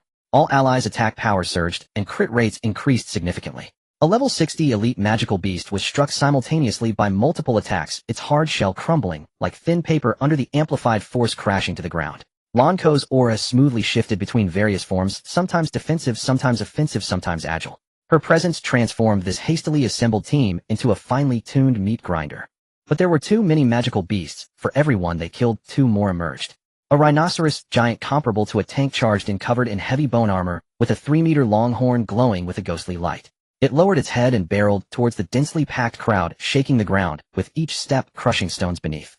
The few low-level awakened ones blocking its path turned pale, instinctively trying to dodge, but it was too fast. A figure darted out from the side, her trench coat billowing, long curly hair flying. Lu Lingxue gripped a black heavy hammer in one hand, its head larger than her own body. She swung the massive hammer with one hand, as if wielding a chopstick enveloped in a tempest of wind and thunder, and struck the side of the rhinoceros giant's head. At the moment of impact between the hammer head and the bone armor, the air exploded into a visible shockwave. The 3-meter-long horn snapped off at the base, the entire head caving in. The gigantic body was sent flying, carving a bloody trench dozens of meters long into the ground, crashing into several other magical beasts before finally coming to a halt. Lu Lingxue landed, her deep blue trench coat rustling. She hoisted the giant hammer onto her shoulder, looking at the magical beasts that continued to surge forth, a slight smile appearing at the corner of her mouth. Longxi Academy, Lu Lingxue. Her voice was not loud, yet it echoed across the battlefield. Anyone who still has strength, follow me. No one spoke, everyone was stunned by that one hammer strike. This woman, who appeared delicate and beautiful, had just single-handedly sent a tank-sized magical beast flying. Amidst the chaos, a small safe zone had temporarily opened up. Lan Ko retracted her aura, beads of sweat appearing on her forehead. She glanced at the 6 light gates in the distance, her tone grave. This is just the beginning. Lu Lingxue, a hammer in hand, fixed her gaze on the ghostly blue pillar of light being consumed by the rift. She said lightly, so someone needs to go stop that thing. In Su Hongyan's villa living room. Sunlight streamed in through the gaps in the floor-to-ceiling window curtains, illuminating 2 cups of already cold tea on the coffee table. Outside the window, faint alarm sounds could be heard from afar, but muffled by the double-glazed glass. Gu Yunshu sat on the sofa, holding a picture frame, her fingertips gently stroking the face of the boy in the photo. It was Chen Zhou's middle school graduation picture, wearing a white shirt, standing at the school gate, smiling brightly. Su Hongyan sat across from her, watching her teacher's increasingly gaunt figure, feeling a knot in her heart. Over the past half-month, Gu Yunshu had lost a whole circle of weight, silver strands appearing at her temples, and the wrinkles at the corners of her eyes deepening. Teacher, once Xiao Chen's assessment is over, I will bring him over to live with you. Su Hongyan spoke, trying to keep her tone light. There's plenty of space here, it's safe. In the future, you two can settle down at my place. Gu Yunshu looked up, forcing a smile. Child, you are too much trouble for me. We've already burdened you too much. What do you mean burdened? Su Hongyan grasped Gu Yunshu's hand, her gaze earnest. If it weren't for Team Chen back then, I would have died in that instance. This life was given to me by him, I've taken care of you, and Xiao Chun is only right. Gu Yunshu's eyes reddened. She opened her mouth to say something. Ding ding ding. Su Hongyan's phone rang. She glanced at the caller ID, her expression slightly tense, and answered the phone. Hello? A deep male voice came from the other end of the line, unusually grave. Hongyan, the holiday is over, return to your post immediately. There's big trouble in Jianhai City. Su Hongyan's brows tightened instantly. She stood up, walked to the window, and pulled back the curtains. In the distance, faint black smoke could be seen rising on the skyline. I'm on my way now. She hung up the phone and turned to look at Gu Yunshu. Gu Yunshu had already stood up from the sofa, her face drained of color. She looked at Su Hongyan. Child, what exactly happened? Is Xiao Zhou safe? Will there be any trouble? Her voice trembled. Su Hongyan quickly walked up to Gu Yunshu, pressing her hands on her shoulders, looking directly into her eyes, and spoke each word clearly. Teacher, listen to me, something has happened. I must rush over now. Chen Zhou is in the assessment instance, he should be safe for the time being. She paused, emphasizing, I will bring him back safely, I promise you. Gu Yunshu's lips trembled, wanting to say something, but ultimately managed to squeeze out one sentence. You. Be careful. Su Hongyan nodded, pulling Gu Yunshu quickly towards the stairs. She opened the door to the basement, which was a small refuge prepared in advance, equipped with an independent ventilation system, stored food and water, and emergency communication devices. You stay here for now. Don't come out until you hear from me. Su Hongyan helped Gu Yunshu inside, and checked the door lock and communication devices again. Gu Yunshu sat on a chair inside, gripping her clothing, her nails digging into her palms. Watching Su Hongyan turn to leave, she suddenly spoke, Child. Su Hongyan stopped in her tracks. Bring Xiao Zhou back. Gu Yunshu's voice was hoarse, her eyes red. He's all outside the trial square. Hundreds of figures, all dressed in black combat uniforms, bore the embroidered character Qin on their chests. At the forefront walked Qin Xiaotian, his stature as straight as a pine tree, his silver-white hair billowing in the wind. He donned a dark green tang suit with military boots on his feet and an ancient long sword at his waist. Though he was nearly 100 years old, the battle intent radiating from him was more intense than that of any young man beside him. Qin family disciples, heed my command. Qin Zhaoshan's voice resonated across the square like a tolling bell, overpowering even the distant roars of beasts. Form up. Hundreds of people dispersed, simultaneously forming a sharp arrowhead formation. The front row consisted entirely of shield warriors, while the back row comprised spearmen and crossbowmen, with 2 mobile squads on either side for flank protection. Their movements were synchronized and precise, demonstrating discipline that surpassed that of regular garrison troops. This battle formation had been passed down through generations of the Qin family, since the onset of the Great Disaster, having endured countless beast waves with the memory of the battlefield etched into every bone and blood of its members. Lei Meng was organizing the defense line, and upon seeing the Qin army complete their formation, he couldn't help but exclaim, his tone rugged, Old General. You haven't lost your touch. Qin Xiaotian waved his hand and strode toward the densest part of the crowd. As he passed by Lan Ko, he paused, saying, Little girl, give this old man a halo. Lan Ko was momentarily taken aback, but then raised her hands, enveloping Qin Xiaotian and the hundreds of Qin family disciples behind him in a golden halo. Blade edge. A silver-white radiance flared up, and the Qin family disciples felt their strength surge, their weapons feeling lighter. Qin Xiaodian drew his long sword, and a golden light glimmered along the blade, indicating the aura of a level 90 powerhouse. Qin family disciples, follow me and slay. Kill. Hundreds of voices roared in unison, shaking. Qin Xiaodian led the charge, a surge of sword energy cutting through the air. The three level 80 Lord-class beasts at the front were cleaved in half by a single stroke as hundreds surged forward like a tide, their weapons forming a sea of blades tearing a path through the throng of beasts. The Qin family's combat style was exceedingly ancient, devoid of flashy skills, relying solely on the purest form of cooperation. Shield warriors holding the line, spearmen thrusting through the gaps, and crossbowmen delivering precise shots from the rear. Each strike might not be powerful alone, but with hundreds working in unison, their lethality was terrifying.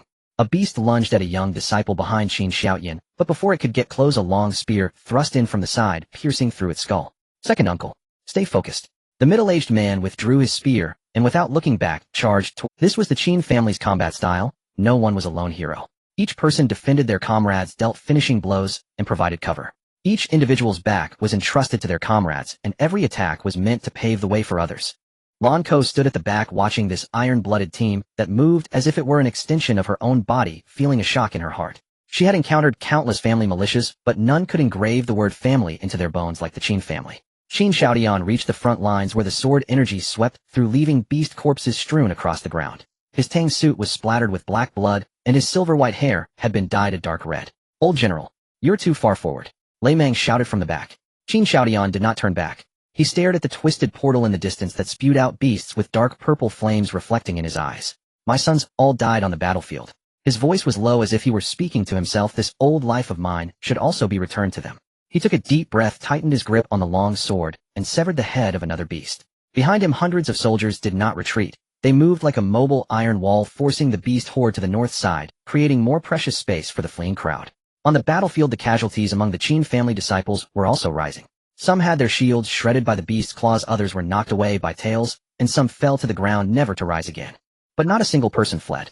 It was not that they were not afraid of death, it was that they could not retreat, even in death. This was the Qin family's family motto: live and die with the city. On the other side of the trial square, Su Hongyan's figure suddenly appeared, and from her back sprouted 4 wind wings. Dressed in black combat gear with her long hair tied up high, she was surrounded by a cold aura of killing intent. Just as she arrived, she collided head-on with 3 epic-class beasts. In 3 seconds, all 3 beasts were decapitated. No one even saw how she struck. Only 3 flashes of cold light passed, and 3 heads fell simultaneously. She did not linger, turning to rush toward another densely packed area of people, killing her way through, leaving a trail of beast corpses in her wake. Some garrison soldiers saw her pass and instinctively shouted, "Commander Su." She merely nodded and continued her slaughter. Su Hongyan pressed her earpiece, saying, "Director, I have arrived at the trial square. What is the situation now? The city mayor has already sent someone to find Zhou Mingqing." The director's voice came through the earpiece. Su Hongyan's expression turned cold. "Is there a problem with the Resource Management Bureau?" "It's still uncertain, but stabilizers were damaged, the rune platform was destroyed, and Zhou Mingqing just happened to leave early this morning with even the highest privilege key taken." The director's voice lowered. "This cannot be a coincidence." Su Hongyan did not respond further, weaving through the crowd, and every time she struck, a beast fell. Her black combat gear was stained with the blood of beasts, making it impossible to distinguish whether it was her own or theirs. A flying beast swooped over her head, aiming directly at a group of students retreating behind. Su Hongyan did not even look up. She swung her sword backward, and the sword energy slashed upward from the ground, cleaving the beast into midair. Its foul blood rained down, and she sidestepped to avoid it continuing forward. In her earpiece, the director's voice continued, "Hongyan, there's one more thing. From the Resource Management Bureau, the deputy director under Zhou Mingqing mentioned that the Lin family has been frequently interacting with the Resource Management Bureau over the past few years, and many irregular approvals were facilitated by the Lin family, with Zhou Mingqing's approval. We suspect the Lin family is also involved in this infiltration." Su Hongyan's movements momentarily halted. "The Lin family." She repeated the words, her gaze turning icy. "Lin Wantong. Not just Lin Wantong. The Lin family has expanded too rapidly in recent years, and many of their resource sources are not clean. The head of the Lin family has not been seen for 2 months, very likely encountering misfortune." The director's voice lowered. "Moreover, we found in the surveillance records from the trial square that members of the Lin family frequently accessed the restricted areas near the core zone just before the assessment started this morning." Su Hongyan's heart sank. She thought of the data deletion and Lin Wantong's targeting of Chen Zhou. Had they been keeping an eye on Chen Zhou all along? Suddenly, 3 massive shadows burst forth from the core area of the trial square's portal, directly locking onto the direction of the Qin army. Su Hongyan frowned slightly. "Old Qin. Above." Her voice pierced through the entire battlefield, and Qin Xiaodian suddenly looked up, his pupils constricting. Those were 3 level 90 legendary flying beasts. They spread their claws wide, blocking out the sun, targeting the most densely packed center of the Qin army's formation. On the ground, hundreds of Qin family disciples had no time to evade. They raised their shields above their heads, but that meager defense was no different from paper in front of the claws of legendary beasts. Su Hongyan's wind wings flared, her figure shooting up into the sky like a meteor. At the last moment before the giant beast's claws descended, she positioned herself between them and the Qin army. Not an attack, but a demonstration of power. Su Hongyan gripped her sword with both hands, blinding light erupting from the blade. Not to slay enemies, but to attract hatred. The legendary beasts were intelligent enough to identify who posed the greatest threat. Sure enough, the pupils of the 3 giant beasts simultaneously locked onto her. The leader of the beasts opened its massive jaws, letting out a thunderous roar, drool splattering everywhere. The 3 giant beasts abandoned the Qin army on the ground, and simultaneously turned towards Su Hongyan, their claws tearing through the air as they lunged at her. Su Hongyan did not retreat. She turned her wind wings, propelling her upward with all their might. The 3 giant beasts followed closely, their wings tearing through the clouds, leaving trails of crimson energy behind. They flew higher and higher, from several hundred meters to over 1,000 meters, until from the ground only 4 increasingly smaller black dots could be seen. In the chaotic crowd, shadows in black robes appeared out of thin air in the trial square. They were the Abyssal Followers team, just returned from their death in the dungeon. The scar-faced man at the forefront raised his head, his gaze sweeping around. The terrified screams and the rampaging monsters were all as anticipated. He licked his lips, revealing a manic smile. Everyone, let's have some fun. He clenched his fist tightly. Dozens of figures behind him instantly scattered without hesitation or pause, like a pack of trained hunting dogs disappearing into the crowd, and the beast tied like wraiths. Scarface, what about us? The female figure in a black robe leaned against a broken stone pillar, tilting her head to look at the scar-faced man, while the other 3 equally powerful individuals remained still. The scar-faced man looked up at the 6 distorted light gates hovering above the core area of the trial square, from which monsters were continuously pouring out. Of course we have an important task. He withdrew his gaze, a cold curve forming at the corner of his mouth. Let's go. 5 figures disappeared simultaneously. Screams echoed everywhere, blood flowed freely. Their appearances and disappearances were incredibly swift, unnoticed amidst the chaotic crowd, and the beast tied. Moments later, another flash of white light appeared. Chen Zhou, Zhang Fanming, Qin Qin Xiao, Hua Xiaotong, Lu Rinjia, and Lu Rini, 7 figures emerged simultaneously at the gate of the assessment dungeon. The moment Qin Xiao opened her eyes, her pupils constricted sharply. The world before her was completely different from what it had been before she entered the dungeon. The ground was littered with corpses, patrolling team members, defense soldiers, civilian students in uniforms, blood pooled into streams flowing through the cracks in the tiles, dyeing the gray-white square a shocking dark red. Screams, roars, cries, explosions, metal clashing, and bones fracturing. What the hell? What's going on? The chubby boy exclaimed, his eyes bulging almost out of their sockets. Why are there more monsters here than in the dungeon? Hua Xiatang's face turned pale, her lips trembling, unable to utter a word. Qin Shuiyao looked at Chen Zhou. Chen Zhou remained silent, standing there, his gaze sweeping across the entire battlefield. At that moment, a loud shout came from the side. Beasts! A figure was grappling with a minotaur monster, gripping its 2 horns tightly. With white hair and bulging muscles, the ground beneath him cracked underfoot. It was Xiao Zhenbang, the principal of Jianghai No. 2 High School, his gray training suit in tatters, covered in blood, indistinguishable as to whether it was his own or that of the monsters. He exerted a sudden force, twisting the minotaur's head a half-turn, causing the monster's body to convulse twice before crashing to the ground. Xiao Zhenbang gasped for breath, and upon looking up, he saw Chen Zhou. His pupils shrank sharply. In the next second, he had already flashed to Chen Zhou's side. Chen Zhou, this place is not safe. Xiao Zhenbang's voice was hoarse and urgent as he grabbed Chen Zhou's arm. Special Envoy Shen specifically instructed to ensure your safety. I'll take you away. Principal, Chen Zhou began, but before he could finish, a larger monster pounced from the side, its jaws wide, fangs still dripping, with a severed limb lunging at Xiao Zhenbang's back. Xiao Zhenbang had no time to turn around. Just at that moment, "Old Xiao, can you focus?" A figure burst out from the side, crashing into the monster's midsection and sending the massive beast flying. It was Wang Hongbin, the principal of Jianghai No. 1 High School. He landed, shook off his numbed shoulder, and shot Xiao Zhenbang a glance. "You're an old fossil still trying to show off. If you die, who's responsible?" Xiao Zhenbang stared blankly for a moment before snorting coldly, "Mind your own business, old tortoise." The 2 exchanged glances as rivals for a lifetime. They spared no words, but their cooperation was so tacit that one couldn't find any flaws. Wang Hongbin defended the side, while Xiao Zhenbang protected the front, the 2 old men firmly shielding Chen Zhou behind them. "Chen Zhou, come with me." Then another voice sounded. Zhou Mingyuan squeezed through the crowd, his face pale as paper, his forehead dripping with cold sweat, his steps unsteady.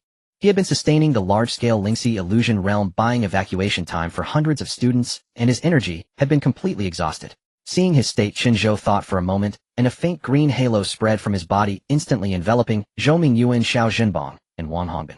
The Ganin domain was at full power without reservation. 1 second.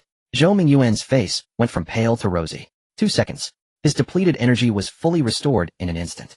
In 2 seconds. Less than 2 seconds. Zhou Mingyuan suddenly looked up, his eyes staring at Chen Zhou, as if he were looking at something incredible.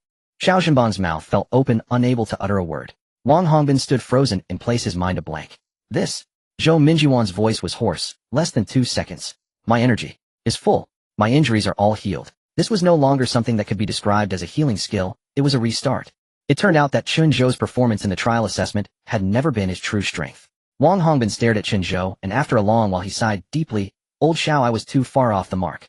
This child cannot be described as a genius anymore. He paused, his gaze shifting from Chen Zhou to the blood-soaked battlefield. He belongs to your no. To school, to Jianghai, and to Longhua. If we old fools die, we cannot let him come to harm. It's rare to hear you say such a thing. Xiao Zhenbang's mouth twitched, but he couldn't smile. Enough with the nonsense, I'll escort Chen Zhou away. This place is too dangerous. Principal. Chen Zhou spoke up, his voice not loud but exceptionally clear. You've seen my abilities, I'm needed. This isn't just about self-preservation. Xiao Zhenbang was anxious. Your life is more important than anything. You're a national treasure. Your survival is the greatest contribution. Principal. Don't say any more. Xiao Zhenbang waved his hand, his tone leaving no room for argument. Come with me. Xiao Zhenbang looked into Chen Zhou's eyes, where there was no impulsiveness, no bloodlust, only a heavy, unyielding determination that did not belong to his age. He opened his mouth about to say something. Ding ding ding. Zhou Mingyuan's phone rang. He frowned and answered. The voice on the other end was urgent to the point of distortion. Director Zhou, there's been an incident. The team sent to the inner ring core area has been completely wiped out. The last batch of backup stabilizers is all gone. What did you say? Zhou Mingyuan's face turned pale instantly, the phone nearly slipping from his hand. The last batch of stabilizers is all gone. We have no backup components left. Zhou Mingyuan slowly lowered his phone, raising his head to look at the 6 light gates in the distance, which were still operating, still spewing out monsters. Without stabilizers, we cannot repair the ceiling platform. Without repairing the ceiling platform, we cannot block the rift. If the rift cannot be closed, monsters will continue to pour out until the entire Jianghai city is completely submerged. It's over. He muttered, his voice as soft as smoke. All over. What's wrong, Director Zhou? Xiao Zhenbang pressed on. Zhou Mingyuan turned around, his complexion completely drained. The repair team heading to the inner ring has been annihilated, and the last batch of backup stabilizers is gone. Silence. A deathly silence. Xiao Zhenbang's fists clenched, making cracking sounds, while Wang Hongbin remained silent. Chen Zhou's pupils shrank slightly. The stabilizer was the core device anchoring the dungeon entrance, the heart of the ceiling matrix. Without it, the rift could not be repaired, and the influx of monsters could not be stopped. At that moment, a weak voice came from the back of the group. About the stabilizers. Hua Xiaodang raised a hand, as if answering a question in class, her round little face filled with tension. My family might have some. My family supplies trial equipment. Although stabilizers are not commonly mass-produced, I remember there are a few engineering samples in the warehouse. I don't know if they'll work. Are you sure? Yes. Zhou Mingyuan grabbed Hua Xiaotang's shoulder, his voice trembling. I'm not sure if they'll work, but I can call and ask my dad. Hua Xiaodang was startled by his reaction. Call right now. Zhou Mingyuan shoved his phone into her hand. Hua Xiaodang took the phone, her fingers trembling slightly, but she dialed the number. The phone rang twice before it was answered. Dad. Hua Xiaotang's voice was choked with tears. Do we still have stabilizers in our warehouse? Sweetheart, your dad has already been notified. The goods are on the truck, and will be there soon. A middle-aged man's voice came from the other end of the line. The roar of the engine approached from afar. A pitch-black armored SUV recklessly navigated through the chaotic crowd, and Beast tied its body covered in claw marks and dents with half of the windshield shattered. The driver was clearly driving for his life, making a sudden brake that screeched the tires against the ground, finally stopping steadily at the edge of the trial square. The car door swung open, and a middle-aged man, portly and out of breath, stumbled out. He wore an expensive tailored suit, which now clung to him in wrinkled disarray, his tie askew and sweat pouring down his face. Dad. Hua Xiaodang immediately rushed over, hanging onto her father with tears streaming down her face. There are monsters outside. I was so worried about you. The middle-aged man staggered back 2 steps from her collision, steadied himself, and patted his daughter's back, feigning a relaxed tone. Daughter, what kind of storms have I not weathered? A few small monsters think they can stop me. You're lying. Your legs are shaking. Hua Xiaodang cried. The middle-aged man glanced down at his trembling legs and coughed lightly. That was from the bumpy ride. Hua Xiaodang smiled through her tears, wiped her eyes on her father's clothes, and glared at him. Couldn't you let them fetch you? Why did you have to drive here yourself? It's so dangerous.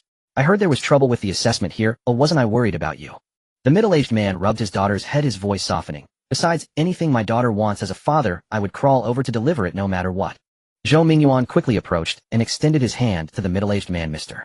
Hua, thank you so much. Jiang Haishi will not forget your kindness. The middle-aged man quickly shook hands, smiling shyly. Just call me Wuk. Director Zhou, you're too polite. It's the least I could do. The stabilizers are in the trunk. Hua. Wuk. Chen Zhou stood in the back, hearing this name almost couldn't hold it together in this ravaged, blood-soaked battlefield. He took a deep breath, suppressing the inappropriate smile. Hua Wuk turned around and opened the trunk, dragging out a heavy silver metal box. He pressed the latch and the lid popped open. It was filled to the brim. A dense array of stabilizers was neatly stacked in specially designed sponge slots, the silver-white metal columns glinting coldly in the sunlight, each as thick as an adult's arm, with unactivated runes faintly visible on the surface. Wow! The portly man exclaimed, his jaw nearly dropping. Is Hua Xiatang's family this wealthy? Are these things just being thrown in the warehouse? Hua Wuk glanced at the portly man, then sized him up, suddenly smiling. You look quite sturdy. Oh, would you like to work from room and board provided excellent benefits? The portly man scratched his head and chuckled. Thank you, uncle. If I fail the assessment, I might consider it. Zhou Mingyuan crouched down, his gaze sweeping over the stabilizers, furrowing his brow slightly.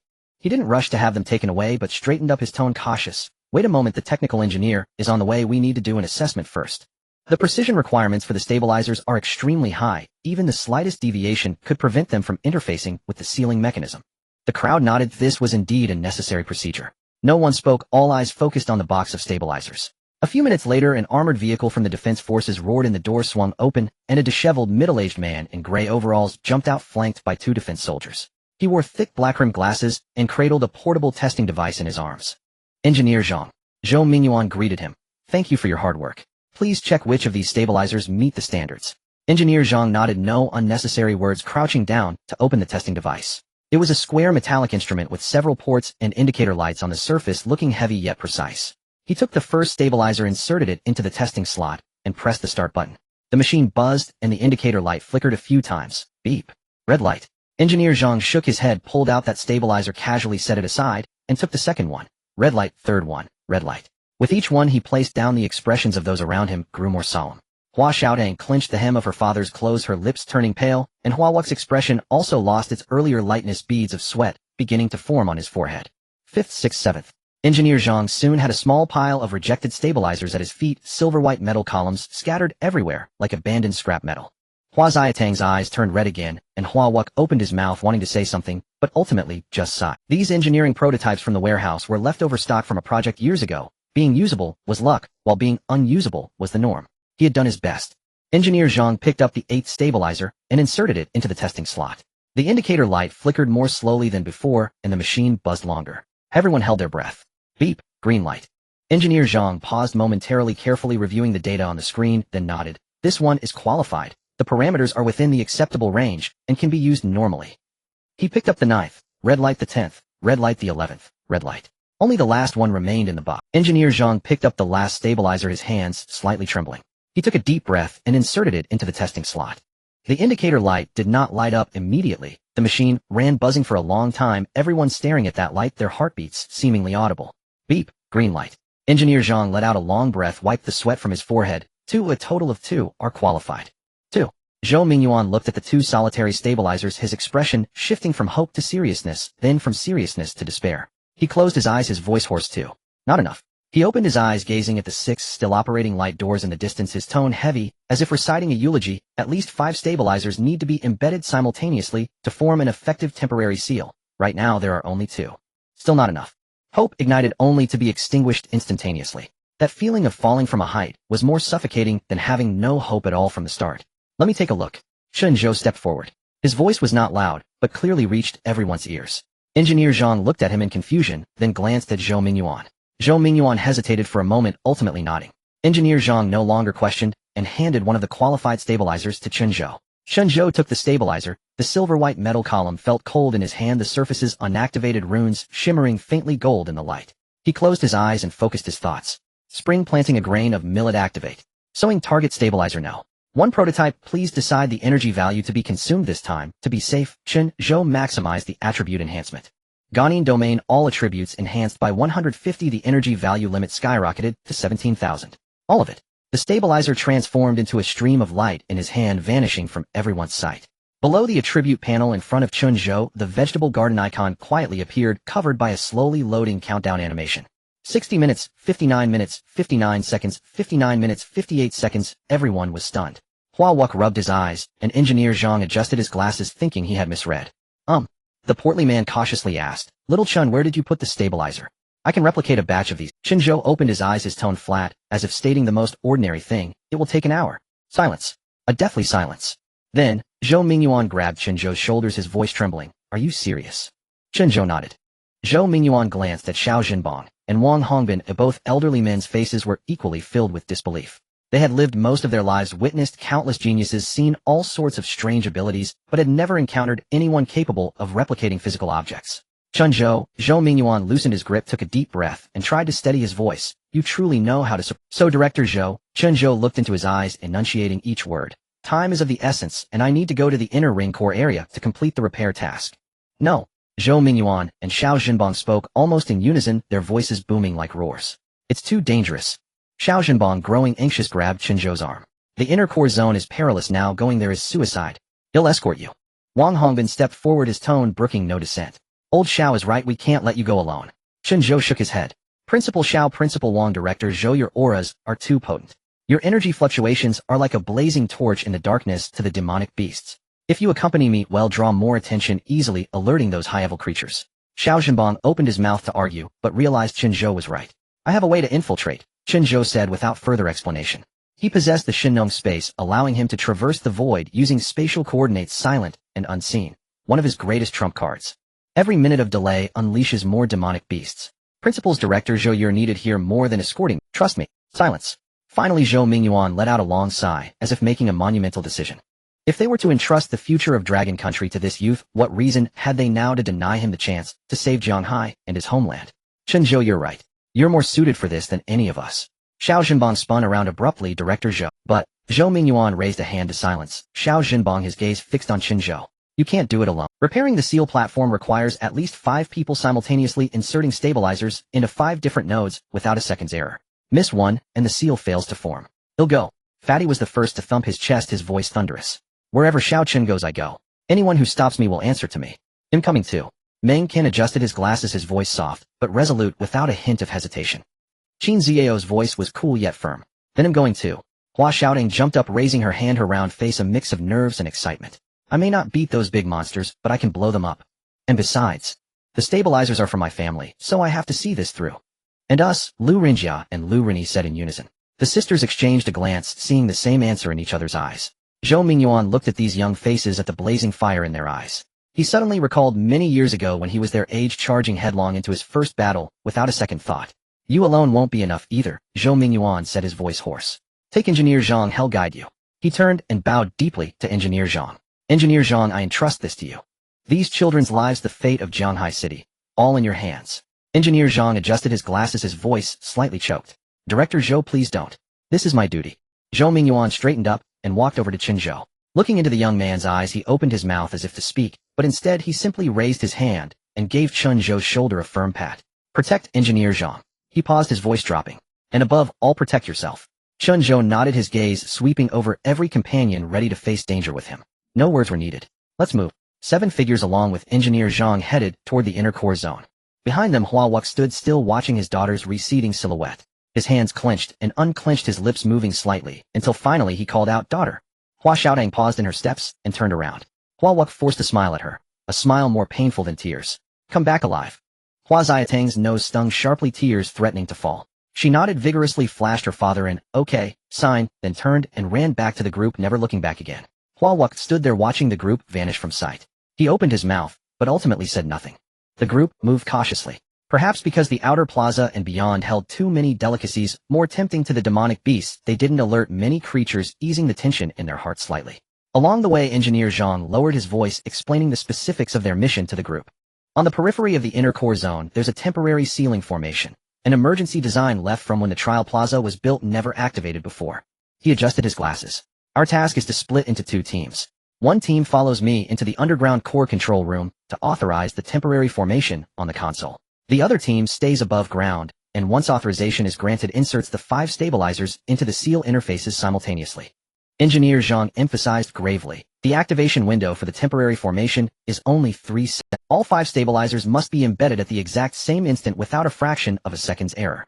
Otherwise the formation won't solidify and all efforts will be wasted. There's no second chance. Qin Shuyao asked, how do we find the stabilizer interfaces?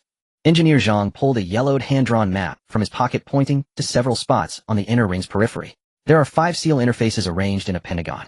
Each interface has specific runic markers. Once found, insert the stabilizer vertically and turn it clockwise a quarter rotation until you hear a click. He spoke slowly, ensuring everyone remembered. May I take a look? Hua Xiaodang leaned in, studying the markings on. Engineer Zhang glanced at her and handed over the map. Hua Xiaodang pointed to one spot. Isn't this marking wrong? I recall the seal interface's rune sequence should start with the Ken position, but here it's marked as Li. Engineer Zhang froze, looked down, then back at Hua Xiaodang, his expression shifting. You've studied this. My dad's company made trial equipment accessories. Hua Xiaodang said softly. I used to flip through his technical manuals as a kid. Engineer Zhang stared at her for 3 seconds, then turned abruptly to Chen Zhou. Shall come with me to the control room. I need someone who can read technical parameters. Hua Xiaodang lifted her chin with a hint of pride. Engineer Zhang then turned to the tallest and stoutest member of the team, sizing him up. The control room has 2 alloy doors, each weighing half a ton. I expect a widespread power outage there. After verifying authorization, we'll need brute force to pull them open manually. Big guy, you're with us. Fatty thumped his chest. No problem. The group split into 2 teams. Chen Zhou, Qin Xiaoming, Ken Lurinjia, and Lu Rini would handle inserting the stabilizers above ground, while Engineer Zhang led Hua Xiaodang and Fatty into the control room. Once you find the interface positions and authorization passes, golden rune circuits will light up on the ground. Engineer Zhang gave his final instructions. When you see the golden light, you'll have 3 seconds to insert the stabilizers. Everyone nodded earnestly. They continued their stealthy advance and finally reached the inner ring's periphery. Engineer Zhang crouched before a wall covered in runes. He pulled a palm-sized decoder from his pocket and pressed it against the surface. The device hummed, the runes slowly illuminated, and a door appeared in the wall, revealing a staircase descending downward. This is the emergency entrance. The core control room is below. Engineer Zhang turned to Hua Xiaodang and Fatty. You 2 stick close to me. Don't fall behind. As he stepped through the door, he looked back at Chen Zhou. There's interference here, so we can't use communication devices. We'll go down and complete the authorization in about 10 minutes. Chen Zhou glanced at the countdown for a seed sown in spring. 8 minutes remaining. He nodded. Understood. The 3 of them disappeared into the dim doorway. Chen Zhou picked up the map. Everyone locate the interface positions based on this map first. But at that moment, a languid female voice sounded from behind the group. Waiting by the trap. It really works. Everyone spun around. 5 figures stood atop a broken high wall. At the forefront, a scar-faced man crossed his arms, looking down at them with a cold smirk. Behind him, the female black-robed figure tilted her head, a smile playing on her lips as she surveyed the group like prey delivered to her doorstep. 3 other black-robed figures, equally formidable in aura, fanned out, blocking all escape routes. Little brother, we meet again.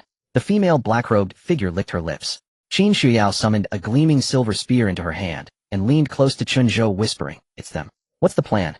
The spear in her hand had already given its answer. Chen Zhou's gaze swept over the 5 black-robed figures, his expression calm. He said flatly, Take them down within 10 minutes. A pale green aura erupted around Chen Zhou, instantly enveloping Qin Shuyao and the others. In the domain of Ganlin, maximum power for all attribute enhancement. Qin Xiaoming, Ken Lurinjia, and Lu Rini felt a tremor throughout their bodies as their strength, agility, constitution, maximum health, and maximum energy surged simultaneously. The sensation was akin to a continuous stream of warmth suddenly surging within their bodies, flowing from their limbs to their fingertips, palms, and the tips of their weapons. Not enough. Chen Zhou willed at summoning a necklace from his storage, a legendary item, the epic Lingxi resonance, placing it into the equipment slot. Link, Chen Zhou has sent you a link invitation. Do you accept? Accept. Although the 4 felt taken aback, they did not hesitate, their voices echoing almost in unison. In the next moment, the link was established. All 4 felt as if they had formed a mysterious connection with Chen Zhou. Qin Shuyao glanced at her attribute panel, noticing a significant increase in her stats. She could also vaguely sense that something deeper within her was being shared. Lingxi Resonance Epic Effect, Health 100, Energy 100, Skill Link, actively link up to 10 teammates. A link can be established if the other party agrees. Link Effect 1, everyone shares health and energy values. This effect can be toggled on or off by Link Effect 2. The other party gains a 20 enhancement to all attributes, and you can randomly and temporarily acquire one of their talents or skills during the link effective for a maximum distance of 2,000 meters. Qin Zhao's health limit surged from over 7,000 to over 20,000 under the dual enhancement of the Ganlin domain and Lingxi resonance. Meng Qin's flames were more vigorous than ever. Lu Rinjia and Lu Rini felt their ice energy resonating. Meanwhile, Chen Zhou's mind was bombarded with successive prompts. Temporarily acquired skill Fireball, temporarily acquired skill Ice, Spike, temporarily acquired talent Mastery of Firearms. Chen Zhou clenched his fist, the powers of flames and frost manifesting in his palm. The Mastery of Firearms fused with his combat instincts, instantly elevating his understanding of polearm weapons. After 3 prompts, another one exploded. Congratulations, you have acquired the permanent trait Dual Profession. Chen Zhou's pupils constricted suddenly. Dual Profession. Did he acquire Chen Zhao's Dual Profession attributes? A 1 in 10,000 chance triggered on the first use of Lingxi Resonance. Moreover, it was not a skill or talent, but the incredibly precious permanent trait Dual Profession. Dual Profession meant he could awaken another profession beyond Shenong Dadi. He had no time to think further. Opposite him, 5 figures leaped down from the high wall, landing soundlessly. The scar-faced man squinted, his gaze scanning back and forth between Chen Zhou and Qin Shuiyao. He sensed that these individuals had experienced a surge in aura within mere seconds, a level of increase that was abnormal. Interesting. His voice was low, like sandpaper scraping against itself. The woman in the black robe tilted her head, licking her lips. Interesting means there's something to play with. At once the 5 figures flicked their black robes aside, revealing the tight-fitting combat suits beneath. The suits were all a deep gray, tailored to fit closely. For men and 1 woman, the men sculpting impressive muscle lines while the woman's suit hugged her tall, slender form, tightly accentuating her curves with 2 rows of silver short daggers strapped to her waist, each blade as thin as a cicada's wing. 5 minutes. The scar-faced man raised his left hand, extending 5 fingers. Eliminate them. It won't take that long, the female assassin chuckled lightly. Before her words finished, the scar-faced man suddenly waved his hand. Dense darkness descended. Chen Zhou and the others' vision instantly plummeted to 0. They could see nothing, not even the figures of their teammates nearby. All that filled their ears were the sounds of wind, footsteps, and the distant roars of monsters. Qin Shuiyao clasped her hands together, palms facing each other, as a pure white light surged through her fingers. This light struggled, expanded, and attempted to tear through the surrounding darkness like a suppressed sun. She raised her hands above her head and forcefully spread them apart. A light orb the size of a fist rose from her palms, slowly, yet surely ascending. The light orb wasn't large, but its radiance seemed capable of piercing through everything. The darkness before it disintegrated bit by bit, like the morning mist being torn apart and evaporated. The light orb reached midair and hovered. The explosion of light illuminated a 100-meter radius, as bright as day. In the darkness, 5 figures attempting to stealthily approach were revealed, with the closest already within 2 meters of Mengqian. Qin Zhao's long spear swept horizontally, forcing the opponents back several meters. You have the skill too. Chen Zhou's voice came from behind her, tinged with surprise. I thought you only knew how to wield a spear. Qin Shuiyao rolled her eyes, her tone cool, yet slightly proud. I am a dual profession. The Holy Flame Lancer is my primary focus, and the Holy Light Mage is also a primary focus. However, she paused, I just prefer close combat. Alright then, Zhou Shuren would give you a thumbs up for that. Chen Zhou chuckled, retracting his gaze to the 5 figures in black robes.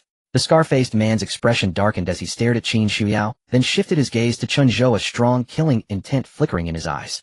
The core of this team was not the seemingly strongest spear-wielding girl, but the boy standing in the middle. Calm and kill him, the scar-faced man said in a low voice. The female assassin's lips curled into a cruel smile.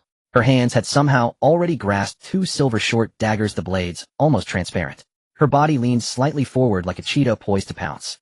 In the next second she moved, not charging, but her figure left a shadow in place as her actual body darted over dozens of meters, appearing less than 5 meters in front of Chen Zhou. Her speed was so fast that the naked eye could barely capture it, the air torn apart with a sharp whistling sound. She flicked her right hand. A short dagger flew out. This was no ordinary throw. The dagger's speed was unreasonably fast. As if propelled by space itself, the blade tip ripping through the air, leaving a trace of bluish light, aimed directly at Chen Zhou's throat. Qin Zhao's long spear crossed in an attempt to block. Too late. The dagger's speed was too swift. Before her spear tip could reach its position, the blade had already brushed past the side of her weapon. Mengqian released a fireball. It was also too late. The fireball was still in midair when the dagger had already crossed its trajectory. Lu Rinjia and Lu Renai's ice walls rose from the ground, blocking in front of Chen Zhou. Crack! The ice wall shattered. The dagger pierced through the ice wall with hardly any reduction in speed. Everyone's hearts leapt to their throats. The dagger was less than an arm's length from Chen Zhou. Then, without warning, a yellowish shield erupted from the ground in front of Chen Zhou. It wasn't a summoning, nor a gathering. The earth itself seemed to grow into a thick shield wall in a fraction of a second, as if it were alive. Ding! The dagger's tip pierced into the earth shield, sinking 3 inches before coming to a halt. It did not penetrate. It wasn't due to insufficient power, but because the earth shield's defense was too strong. The blade was stuck in the yellowish rock layer, vibrating with a hum, like a snake pinned by its 7 inches. The assassin's smile froze on her face. She knew just how fast and sharp her dagger was. That was an epic weapon enhanced by corruptive power, capable of piercing even the scales of epic monsters, yet this seemingly casually grown earth shield had managed to block it. Thick Earth Affinity Body passive automatically triggers Earth Shield defense against ranged attacks. Shield value grows with Constitution. At this moment, Chen Zhou's Constitution, boosted by the Gonlin domains, all attribute increase, was nearing 20,000. Moreover, there was another layer of defense. In Chen Zhou's achievement badge, slot a badge named City Defender Eternal was slowly glowing. City Defender Eternal effect. After remaining still for 10 seconds, a defense increases by 10 every 5 seconds, stacking up to 100. Moving resets the effect. It seemed like a rather useless function, but it fit Chen Zhou perfectly. He had not moved from the start of the battle, and his defense had already doubled. With the 2000 Constitution of the Earth Shield and the effect of the City Defender badge, not to mention the dagger, even a full-force strike from a level 30 epic monster might not penetrate. Chen Zhou raised his head, looking towards the female assassin who had retreated back to her formation, a slight smirk on his lips. Is that all? Previously in the dungeon, didn't you boast about wanting to kill me? Now I'm standing here motionless, and you still can't break through my defense. The female assassin's expression darkened. The scar-faced man's killing intent intensified.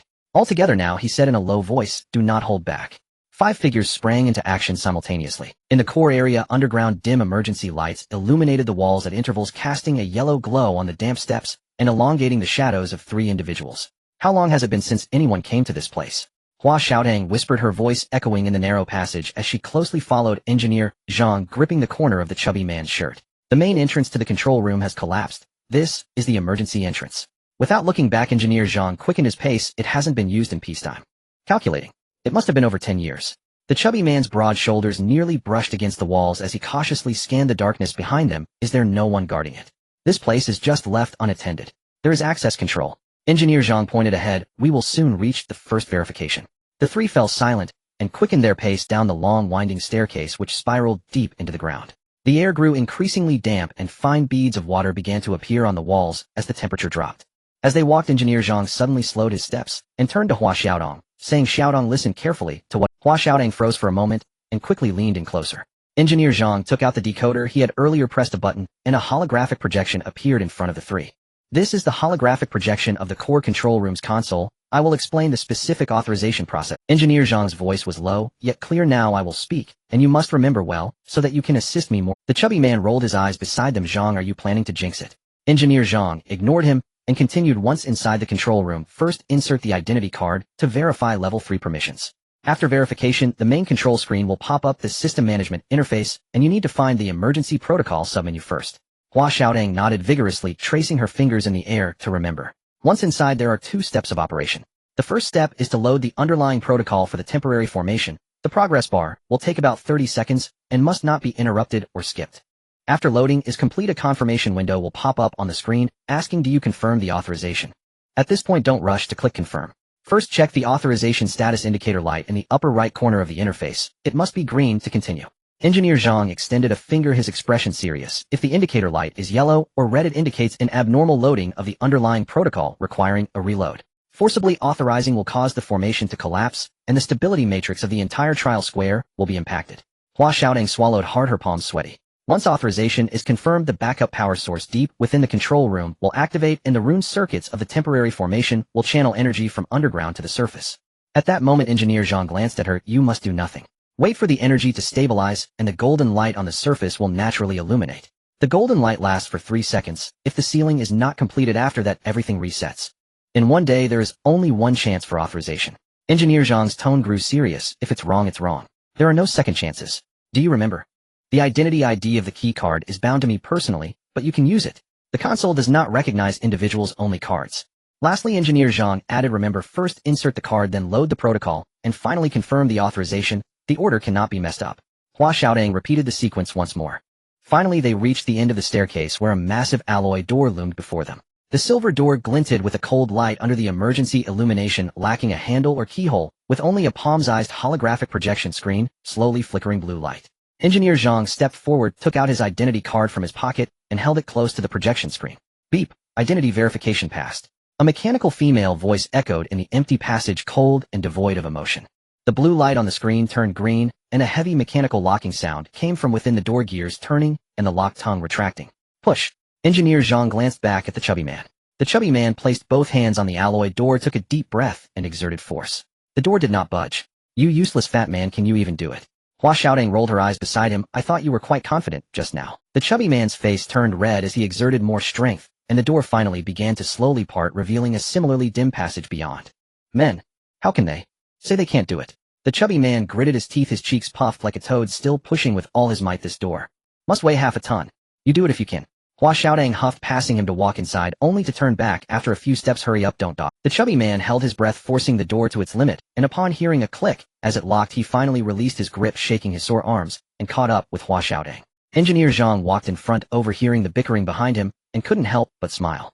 He thought of his daughter of the same age, who also had a sharp tongue but a soft heart. He hadn't seen her in months, and once this mission was over, no, he mustn't jinx it. He quickened his pace. After walking for a while longer, they arrived at the second alloy door. The second door was as heavy as the first, but this time the chubby man, having gained experience, adjusted his stance, and together with Engineer Zhang, they pushed from opposite sides, slowly opening the door.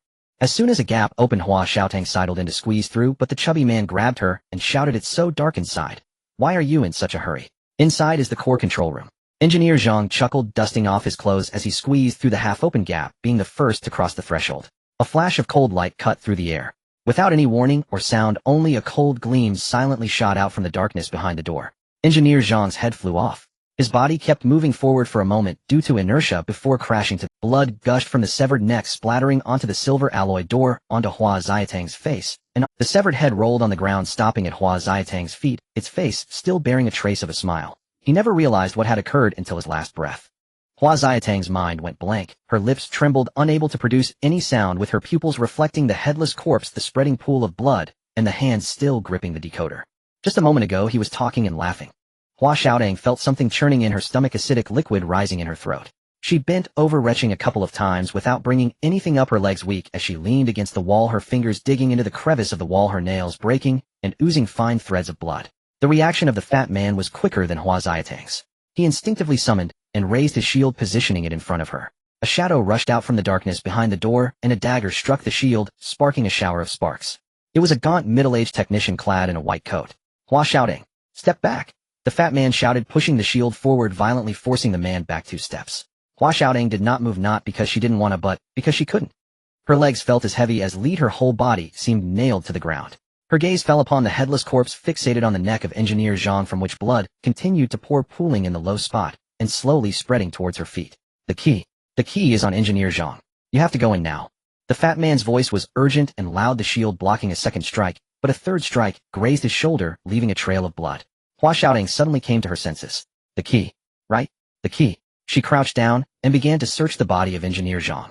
Her fingers brushed against the slick blood, touched the cold skin, and felt the stiff fingers. She dared not look at his face. Rather, she couldn't bear to look at his neck, where his face should have been. Tears streamed down her cheeks, splattering onto Engineer Zhang's bloodstained work uniform, creating small circles of pale red. After groping for a while, she finally found the hard identity card in Engineer Zhang's inner pocket. I've got it. Her voice was choked with tears. Then go in. Hurry. The fat man was blocking and retreating towards the door. Hua Xiaodong stumbled to her feet and squeezed through the half-open door into the control room. Her foot caught on Engineer Zhang's corpse, causing her to fall to the ground, her knees banging against the cold floor, sending pain shooting through her. She didn't stop, scrambling to her feet and running further inside. After a couple of steps, she looked back and saw the fat man engaged in a struggle with the gaunt man, the two rolling on the ground in a fierce fight. The man appeared thin, but showed no lack of strength, clearly another awakened one. The dagger slashed across the fat man's arms, shoulders, and legs, spraying blood everywhere. Fat man! Hua Xiaodong shouted hoarsely. The fat man kicked the man away and climbed up from the ground, dragging his injured leg to the door. He bent down, grasping the edge of the alloy door with both hands, exerting force to close it. A dagger stabbed from behind the fat man, embedding itself deep into his back. The fat man's body stiffened suddenly. The dagger sank into his back at least 2 inches deep, piercing in at an angle from below the scapula. He gritted his teeth, veins bulging on his forehead, blood oozing from his bitten lip, but he did not let go. He held the door firmly, gradually closing the gap. Go execute the authorization. The fat man roared, his voice changing pitch. But you, hurry up. The door was shut, blocking Hua Xiaodong from the two fighting outside. Finally, the tears in her eyes broke free, and she turned around, stumbling towards the control console. The control room was large, with data screens covering 3 walls, but at this moment all the screens were black, with only the central control panel lit by a faint standby indicator resembling the last flicker of a firefly in the ruins. On the chair in front of the control panel leaned the body of a young male technician, also dressed in technician attire, with a penetrating wound in his chest, already devoid of life. Hua Xiaodong took a step back in fright, her whole body shivering violently. That pale face, those eyes that would not close, were directly facing her. She covered her mouth, forcing back the rising nausea, biting her lip as she pushed the corpse off the chair. The corpse thudded to the ground, and Hua Xiaodang wanted to look away, but found herself unable to. Her gaze was glued to the corpse for like Engineer Zhang, he could no longer stand. Outside the sounds of metal clashing and roaring continued. Hua Xiaodang took a deep breath, forcing herself to sit down. Her hands trembled, unable to steady the identity card, and it took several attempts before she managed to insert it into the card slot of the control panel. Beep, identity verification passed. A mechanical female voice echoed, delivering a cold notification. Hua Xiaodang stared blankly at the operation interface that popped up on the screen. The words that Engineer Zhang had spoken on the stairs just a few minutes ago, the technical specifications authorization processes key permissions, swirled together in her mind, becoming a muddled mess. She didn't know which to select first, didn't know which to select next, and had no idea where the authorization button was. A dull thud echoed from outside, as if someone had slammed hard against the door. Tears dripped onto the console, and she wiped her eyes staring at the screen, striving to calm herself down. Engineer Zhang said. She muttered, her voice trembling. He said to do it in 2 steps. First, load the underlying protocol for the temporary formation. Then. Her gaze scanned rapidly across the screen, her fingers trembling as she clicked into the system management interface, then into the emergency protocol submenu. A line of small text popped up on the screen. Temporary formation authorization requires level 3 permission. Do you wish to load the underlying protocol? Yes, that was it. Hua Xiaodang tremblingly clicked confirm. The progress bar on the screen began to slowly load. 5%, 10%, 15%. Each step felt like it lasted a century. Another loud bang echoed outside, followed by a muffled grunt from the fat man. Hua Xiaodang's tears flowed even more fiercely. She clenched her fists, her nails digging into her palms, biting her lip to keep herself from crying out. 50%, 75%, 100%. Underlying protocol loaded successfully. Temporary formation authorization permission verification succeeded. Do you confirm the authorization? On the screen, the green confirm button lit up. Hua Xiaodang stared at the button, her finger hovering above it. She knew that as soon as she pressed it, golden light would illuminate the ground, and Chen Zhou and the others would immediately spring into action. Yet she still didn't know what was happening outside, didn't know if Chen Zhou and the others were ready, didn't know how much longer the fat man could hold on, and didn't know if she could survive after pressing it. The image of Engineer Zhang's head flying off flashed through her mind, along with the blood gushing from the neck of that headless corpse, and the face of the fat man gritting his teeth when stabbed by the dagger. Hua Xiaodang, you can do this. She bit her lip and pressed down hard. Confirm authorization. The screen's glow shifted from green to gold, and deep within the control room some unknown device began to operate, a buzzing roar resonating from the walls, the floor, and the ceiling, causing the entire control room to tremble slightly. On the ground, golden light illuminated the area. Meanwhile, Hua Xiaodang leaned against the control panel, sobbing uncontrollably. Outside, the fat man's furious shouts continued. She raised her head, wiped her tears, and looked towards the alloy door behind her, gripping the bomb at her waist tightly. The outskirts of the core area. 5 figures erupted simultaneously. The scarred man took the lead, his short knife slicing through the darkness in a cold arc aimed directly at Chen Zhou's throat. The female assassin, wielding a dagger in each hand, flanked from the side, her steps as light as a cat, the blade tip glimmering with a ghostly blue poison. The slender man with metallic limbs approached silently from the back, fingers spread wide, his thin blade glinting under the emergency lighting. The stout muscular one clenched his fists, cracking knuckles like a battering ram charging forward. The 5 worked in perfect harmony, sealing off all of Chen Zhou's escape routes. At the same time, Qin Shuiyao, with a shake of her spear, platinum flames erupted at the tip, but she did not stop the charging scarred man. Instead she accurately intercepted the female assassin flanking from the side. The spear tip clashed with the dagger, producing a shower of dazzling sparks. The speed of the female assassin was incredibly fast, but Qin Xiao's spear was even faster. With the dual enhancements of Sweet Rain Domain and Spiritual Resonance, Qin Xiao's attributes had surged to levels surpassing an ordinary level 30 SS tier awakened. She advanced instead of retreating, her spear like a silver snake darting out of its hole, thrusting towards the female assassin's face. The assassin sidestepped, countering with a dagger aimed at Qin Xiao's waist, but Qin Xiao pressed down with her spear, sweeping the tail in to strike the assassin's wrist. The dagger flew from her hand, embedding itself in a distant wall. The female assassin's pupils suddenly contracted. She couldn't believe that a level 30 SS tier awakened could be subdued by a girl who appeared much younger than her. Qin Xiao did not give her a chance to breathe, repeatedly thrusting her spear, each attack targeting vital points. The female assassin retreated again and again, barely managing to block with her remaining dagger. Each block left her hands tingling. On the other side, Meng Qian pushed with both hands, launching a fireball 3 times larger than usual, roaring toward the fireball's temperature was extremely high, distorting the air. The man dared not take it heed and rolling to the side to evade. The fireball struck the ground behind him, exploding with a wave of scorching shock. Lu Renjia and Lu Rini acted simultaneously. 2 ice blue beams intertwined, forming a massive ice net that descended upon the scarred man and the slender man. The net's mesh was extremely dense, with fine ice crystals forming at the edges.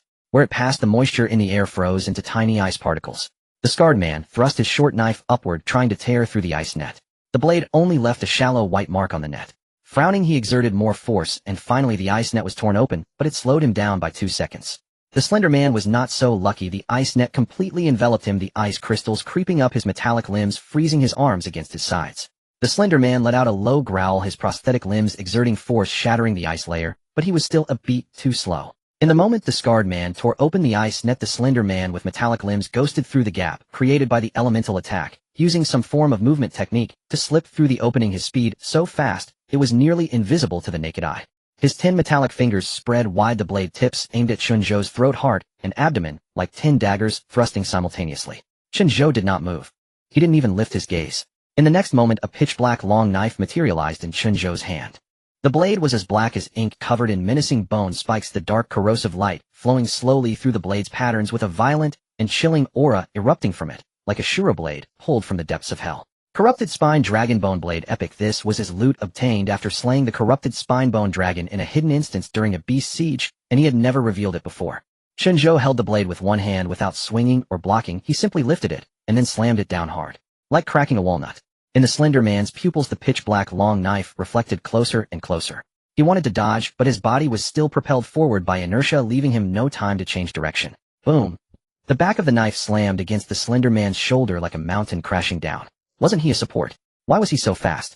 Such a powerful attack. This was the only thought that exploded in the slender man's mind at the moment he was struck. His body showed no signs of stopping, directly smashing into the ground, with that terrifying force shattering the stone slabs, debris, flying dust, rising, creating a nearly 2-meter-wide deep pit in the ground, with his human silhouette deeply embedded in the rubble. The slender man lay at the bottom of the pit, countless bones, presumably broken, black blood frothing from his mouth. More terrifying was that the corrosive power attached to the corrupted spine dragon bone blade seeped into his body, violently clashing with the original abyssal corruptive power within him. Two disparate energies battled within him like two armies clashing through his veins, muscles, and bones. Strange lumps bulged beneath his skin, black slime oozing from his pores. He curled up at the bottom of the pit, convulsing in pain, a hoarse gurgling sound escaping his throat like a drowning person making their last struggle. The entire battlefield fell silent for a moment. The scarred man halted, staring intently at the pitch-black long knife in Chen Zhou's hand. The female assassin stepped back 2 paces, distancing herself from Chen Zhou, her gaze sweeping over her convulsing companion in the pit, her face pale. The stout man also ceased his charge, standing still, his fists cracking loudly. That knife seems particularly effective against you all. Chen Zhou smiled, shouldering the corrupted spine dragon bone blade, the black corrosive light flowing down the blade, casting shadows across half of his face. The scarred man and the others hesitated. If you don't come, I'm coming over. Chen Zhou's voice was not loud, but it clearly reached everyone's ears. Before he finished speaking, his figure suddenly vanished, not moving quickly, but disappearing as if he had never existed. The scarred man's expression turned grave. Where is he? Behind you. The voice came from behind, so close it felt like it was whispered in his ear. The scarred man turned sharply, sweeping his short knife, but struck nothing. There was nothing behind him. Watch out. The female assassin's scream came from the side. Chen Zhou's figure appeared beside the stout man only for a moment. In that instant, the corrupted spine dragon bone blade struck horizontally against his waist like swatting a fly. The stout man flew out, crashing through 2 stone pillars, landing in the rubble, unable to rise again. Chen Zhou vanished again, reappearing. The scarred man's short knife pierced the air, yet could not even brush against the edge of Chen Zhou's clothing, like a ghost silently weaving between them. This was the coordinate movement of the Shinnong space silent, and without any energy fluctuations, combined with the special combat effect of the corrupted spine dragon bone blade, allowing Chen Zhou to strike with a dimensional advantage on this battlefield. In less than 2 minutes, 3 bodies lay sprawled on the ground, blood staining the shattered stone slabs. The scarred man was the last, having been kicked down by Chen Zhou, the tip of the corrupted spine dragon bone blade pressed against his throat. He did not struggle, only stared at Chen Zhou with unyielding disbelief and resentment in his eyes. Who are you? Chen Zhou asked indifferently. Kekekek, even if you kill me, I want. Ugh. Before the scarred man could finish his words, Chen Zhou's blade had already fallen. Chen Zhou sheathed the corrupted spine dragon bone blade, standing in the center of the 4 bodies, not a hair out of place. I didn't even exert myself, and you all went down. He dusted off non-existent dirt from his hands. In the distance, Chen Zhao's spear pierced through the female assassin's chest, platinum flames erupting from the spear tip. The assassin's body slumped down, and Chen Xiao tossed her corpse aside, next to the pile of bodies standing with her spear. Meng Qin adjusted his glasses, his expression unchanged, but his heart was profoundly shocked. We are really impressive. He looked at the sprawled bodies before him, unable to contain his emotions. In their team, the highest level was Chen Xiao at level 26, and the lowest himself at level 20, while the opponents were 5 level 30s awakened. And yet, the opponents were all wiped out, and they hadn't even been scratched. although Chen Zhou single-handedly took the bulk of it. How long did it take? 8 minutes, Qin Shuiao glanced at the time. Chen Zhou nodded, looking at the countdown for spring, sowing a grain of millet on the attribute panel. 3, 2, 1. Harvesting the crops. Chen Zhou flipped his hand, and a silvery metal cylinder appeared in his grasp. He took out 5 of them from the storage compartment, handing one to Qin Shuiao-ming, Ken Lu Rinjia, and Lu Rini, keeping one for himself. The silvery stabilizers in everyone's hands emitted a chilling light. Brother Zhou, you are truly amazing, Meng Ken said, adjusting his glasses as he stared at the stabilizer in his hand. You really replicated it successfully. But how can we ensure that we insert the stabilizers simultaneously? The distance between us 5 is at least 100 to 200 meters, or even 4 to 500 meters. We can't even hear each other, let alone insert them at the same time. I actually have an idea, Chen Zhou said, and everyone's gaze turned towards him. Chen Zhou calmly said, later you all focus on your panel attributes. Once the attributes surge, insert the stabilizers immediately. The increase in attributes has no delay, faster than any signal. That's brilliant, Brother Zhou. Meng Qin's eyes lit up. But Lu Rini spoke, his tone slightly uncertain. Chen Zhou, can your skill cover such a large area? Chen Zhou, isn't that an aura-type skill?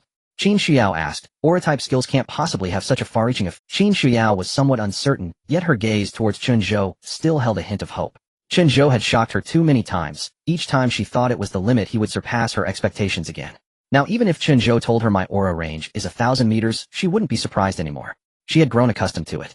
However, what Chen Zhou said next completely shattered her psychological defenses. Not an aura. Chen Zhou shook his head. That is my domain.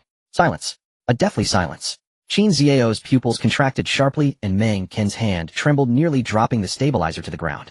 A domain, eh? This time not just Qin Shuiao, but everyone exclaimed in unison. You, a level 20-something novice, have a domain. What does a domain even mean? It is a rule-level ability that even 100-level powerhouses might not possess, a primordial force transcending skills, each one representing the national strength of the Dragon Kingdom. And this boy, who was of the same age as them and had awakened less than a month ago, claimed to have a domain. Chen Zhou had anticipated the shock of everyone and waved his hand, saying, I'm not sure either, it might just be a skill name, including domain, not a true domain. No. Qin Xiao shook her head, her gaze earnest, as if examining an extraordinary treasure. It is I understand now. I understand why you can ignore the health deduction rules to heal others. The essence of a domain is rule manipulation, and the priority of your domain's rules is higher than that of Life Decay Storm. Meng Qin was left speechless, his mouth agape. Lu Rinjia murmured, a domain. And such a large range. All right, Chen Zhou interrupted them with a wry smile. I think I've seen my own power. But time is running out. Engineer Zhang will likely authorize access soon. If we miss the window, it's all over. He glanced at the hand-drawn map left by Engineer Zhang before entering and said to everyone, everyone split up and find the interfaces. Only then did the group come to their senses from the shock. The 5 quickly dispersed, searching for the 5 rune interfaces marked by Engineer Zhang on the outer perimeter. Qin Shuiao squatted in front of a wall covered in runes. There's one here. Meng Qin stopped by a collapsed platform base. I have one here too. Lu Rinjia and Lu Rini found the other 2 almost simultaneously. Chen Zhou stood at the last location, looking up at the sky, where 6 light gates were still operating and magical creatures were continuously pouring out. He closed his eyes. The Gonlin domain, extension. A light green halo spread from around him, rippling outward 100 meters, 200 meters, 300 meters, 400 meters. When the faint green light illuminated Lu Rini at the farthest distance, Chen Zhou opened his eyes. The 5 individuals pointed their stabilizers at the grooves of the interfaces, gripping them tightly, ready to insert them at any moment. No one spoke, no one moved, only the roars of magical creatures and the distant sounds of explosions echoed in the air. At this moment, time felt incredibly long. Suddenly the ground trembled slightly, and the rune patterns beneath the 5 of them lit up with a faint glow simultaneously, as if a giant beast that had slept for years was finally awakened and blinked its eyes. Chen Zhou's heart jolted. Engineer Zhang and the others succeeded. Without hesitation, he activated the attribute enhancement of the Gonlin domain. The Gonlin domain. All attributes enhanced by 100. At the moment the attributes surged, all 5 simultaneously inserted their stabilizers into the interfaces, rotating them a quarter turn clockwise. Click. 5 crisp sounds overlapped, indistinguishable from one another. The earth trembled.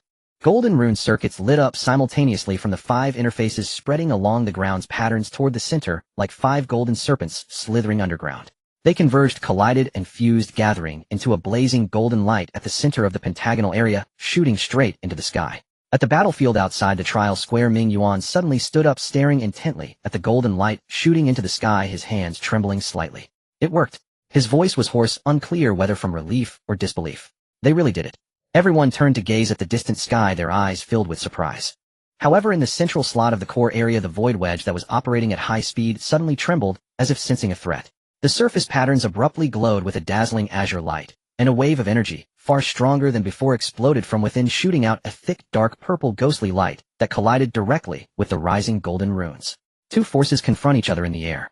The golden light attempts to break through the sky, while the dark purple ghostly glow fiercely suppresses it. The spread of the runic circuits suddenly slows down, visibly becoming arduous as the golden radiance dims inch by inch under the encroachment of the dark purple. Chen Zhou furrowed his brows tightly. Following the ghostly glow, he finally discerned the source of the power, a fist-sized irregular dodecahedron deeply embedded in the central slot, its surface patterns constantly changing like the heart of a living creature pulsating. The space around it slightly twisted, with visible energy ripples spreading outward, shattering stone slabs and scorching the air along their path. That object emitted a chilling aura of death, as if anyone who approached would be shredded by the energy ripples surrounding. Chen Zhou's gaze fell upon the strange, unknown object, his mind racing. The distance was too far from where he stood to the central core. With his current energy level, the distance for domain separation was unattainable. He gritted his teeth. "You all wait here," Chen Zhou uttered, and suddenly charged forward. "Chen Zhou!" Qin Shuiyao called from behind, but he did not look back.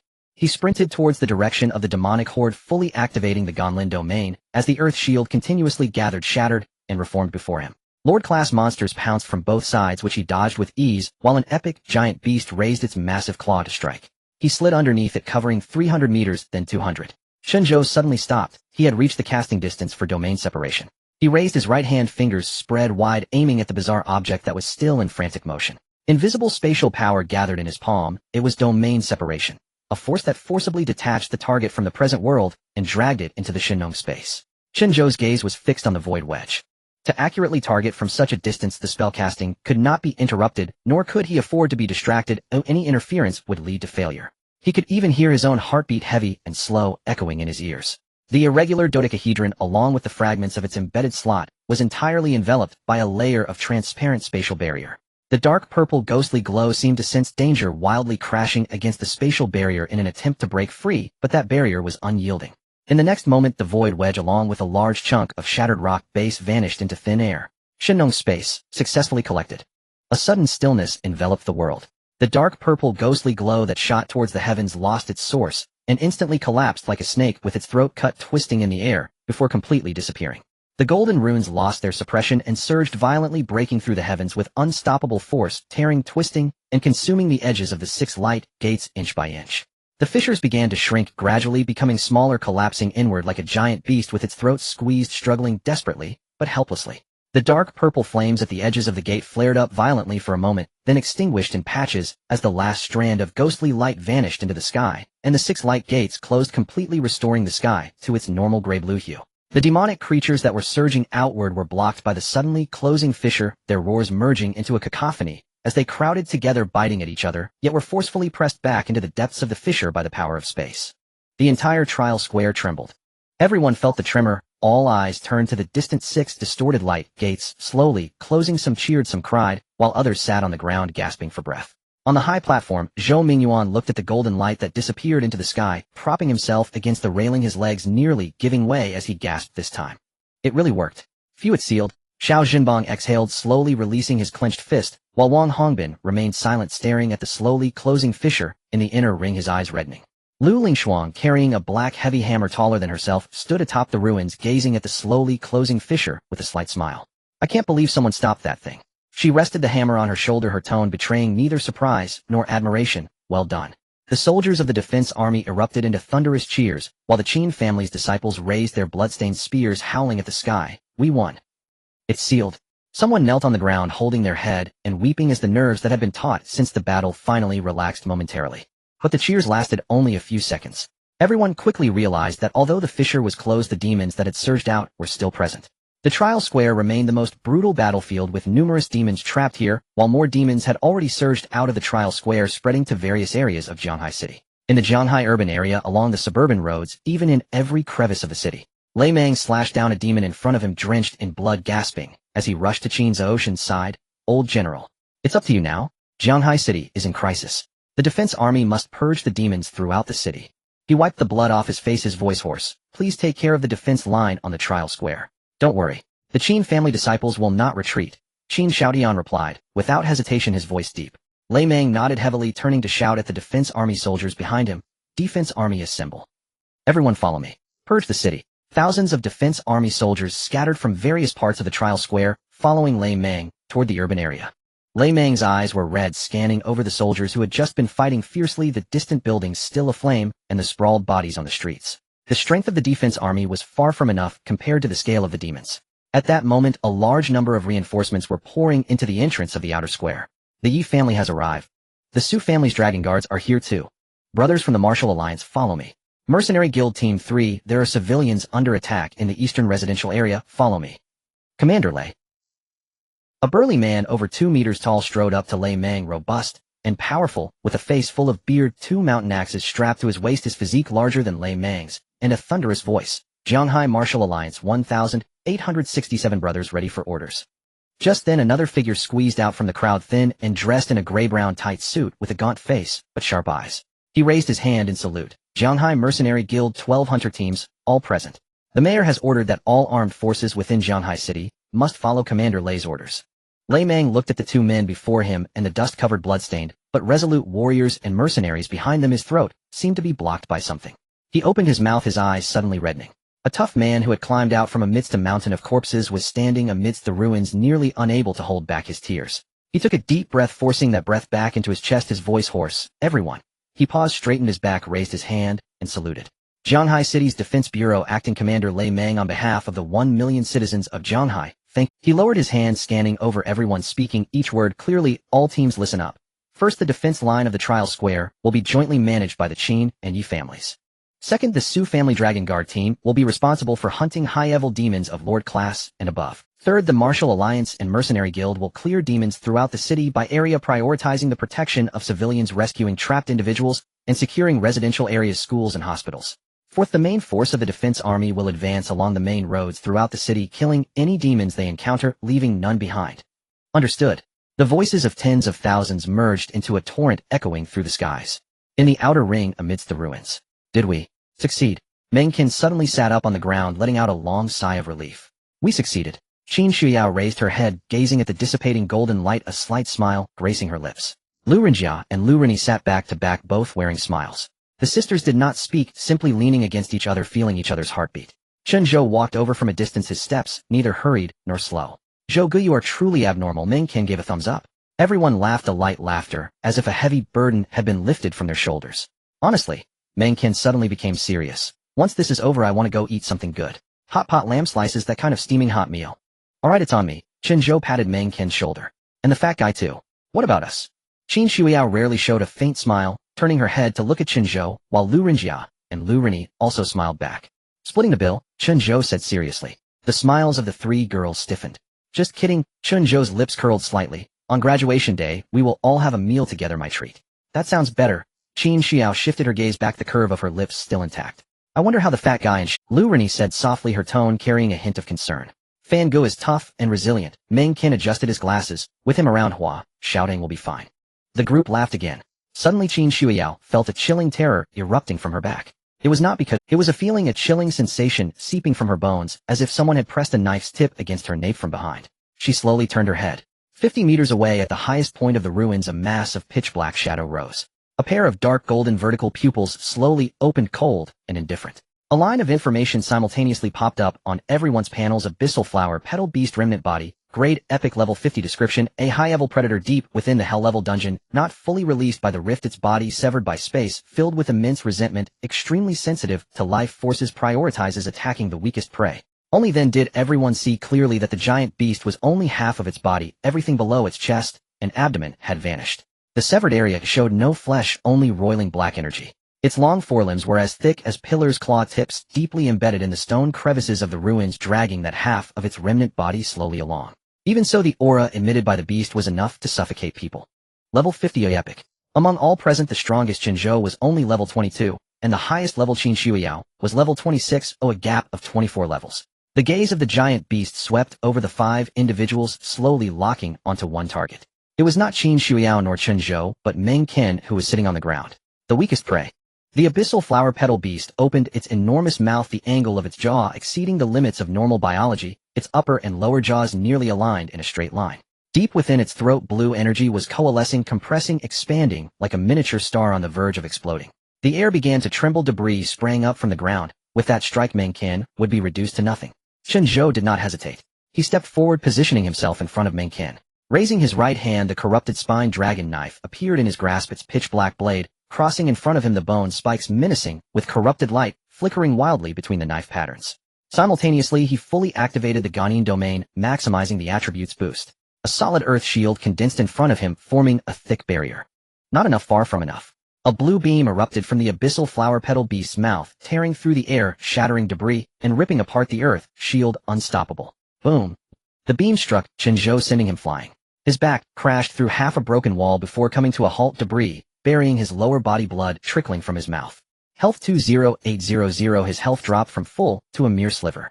The halo of the Guanyin domain suddenly brightened, a faint green light enveloping everyone.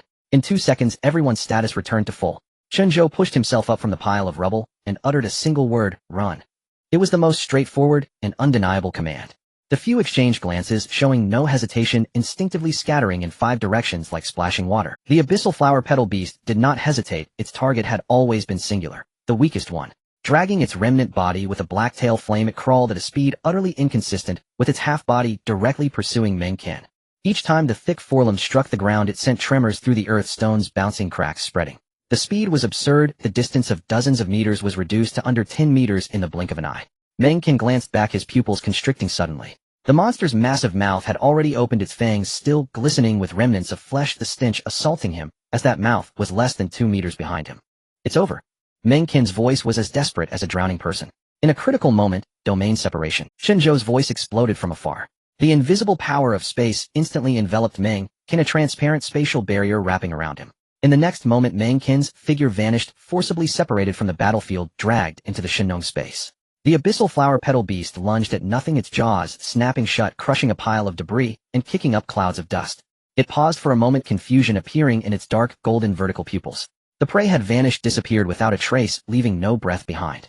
Its remnant body turned in circles, its head swaying left and right, as if searching for something. Then it found another target, not Meng Qin, but another prey. The dark, golden vertical pupils abruptly locked onto Lu Rini, its remnant body twisting in a strange, contorted manner as it exerted force, with its forelimbs lunging at Lu Rini at a speed that was almost impossible for the naked eye to catch, faster and more frenzied than when it pursued Meng Qin. Lu Rini felt that terrifying presence bearing down on her from behind, like a collapsing mountain pressing towards her. Her legs suddenly gave way, her knees hitting the rubble as she collapsed onto the ground. It wasn't that she didn't want to run, as she simply couldn't. Such overwhelming pressure rendered her body completely uncontrollable, as if she were nailed to the spot. Her lips trembled, tears welling in her eyes, wanting to scream for help, but no sound came from her throat. She wanted to stand up, but her legs felt as if they were not her own, completely unresponsive. Get up! Get up! She pounded her fist against her thigh once, twice, 3 times. Purple bruises quickly appeared on her fair skin, but it was of no use, her legs still wouldn't move. Sister, get up quickly! Lu Rinjia shouted hoarsely from not far away, tears streaming down her face. The giant claw of the abyssal flower petal beast had already been raised, its claw tips glimmering with a cold light. If it struck down, Lu Rini would be reduced to a pulp. Domain separation. The invisible power of space surged again. A transparent spatial barrier condensed around Lu Rini, and in the next moment, like Meng Qin, her figure vanished, forcibly pulled away from the monster's claw. Lu Rinjia sat down on the ground, trembling all over, watching where her sister had disappeared, gasping for breath, tears streaming uncontrollably. Chen Zhou leaned against half a broken wall, bent over, gasping heavily. His temples throbbed, and his head felt like countless needles were stabbing him, each one burrowing deeper, nauseating, dizzying, and excruciating. That was the price for using domain separation too frequently, and the compatibility with the Shinong space was still in the adjustment phase. But there was no time to wait for him to recover. The giant beast suddenly whipped its remnant body, changing direction and lunging towards Lu Rinjia. Domain separation. Chen Zhou gritted his teeth, raising his hand again. But this time a thin barrier just emerged before it instantly shattered and dissipated. A heart-wrenching pain exploded in Chen Zhou's mind, as if something had suddenly expanded and exploded within his skull. He clutched his head and knelt on the ground, his vision darkening, a buzzing in his ears, something warm flowing from his nostrils. Blood. He couldn't cast domain separation. It wasn't a matter of energy, but a deeper limitation. Since the bizarre 12-faced polyhedron was separated from an ultra-long distance, continuously using domain separation had exceeded his current threshold. Lu Rinjia did not run, as she knew she couldn't outrun it. She stood up, ice blue energy coalescing in her palms, transforming into 2 crystalline ice blades crossing in front of her. Her face held no fear, only a calm, resigned determination. Come on, she whispered, her voice very soft. The abyssal flower petal beast's massive mouth opened wide, biting down fiercely at Lu Rinjia. Contrary to expectations, the scene of flesh and blood flying did not occur. A long spear was wedged between the massive jaws of the abyssal bloom beast, its body slightly bent by the terrifying force of the bite, producing a piercing metallic screech, while platinum flames erupted from the spear tip, scorching the monster's upper jaw. Run! Qin Xiao braced herself against the spear, pulling Lu Renjia's wrist with all her strength, dragging him out from under the monster's jaws, as he stumbled, almost being yanked forward by her. Captain! Lu Renjia's voice was tinged with a sob. Qin Xiao did not look back. As she ran, she cast a spell releasing a fist-sized orb of light behind her. The orb was not an attack skill, but floated in front of the abyssal bloom beast, and suddenly exploded with a blinding white light.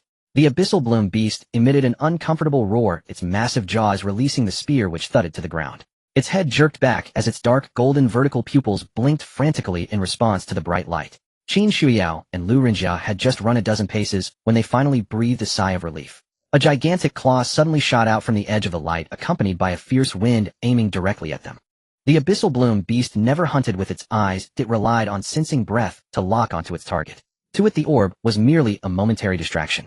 Qin Xiao's pupils dilated, there was no time to run. Instinctively, she shielded Lu Renjia, standing in front of him, and closed her eyes.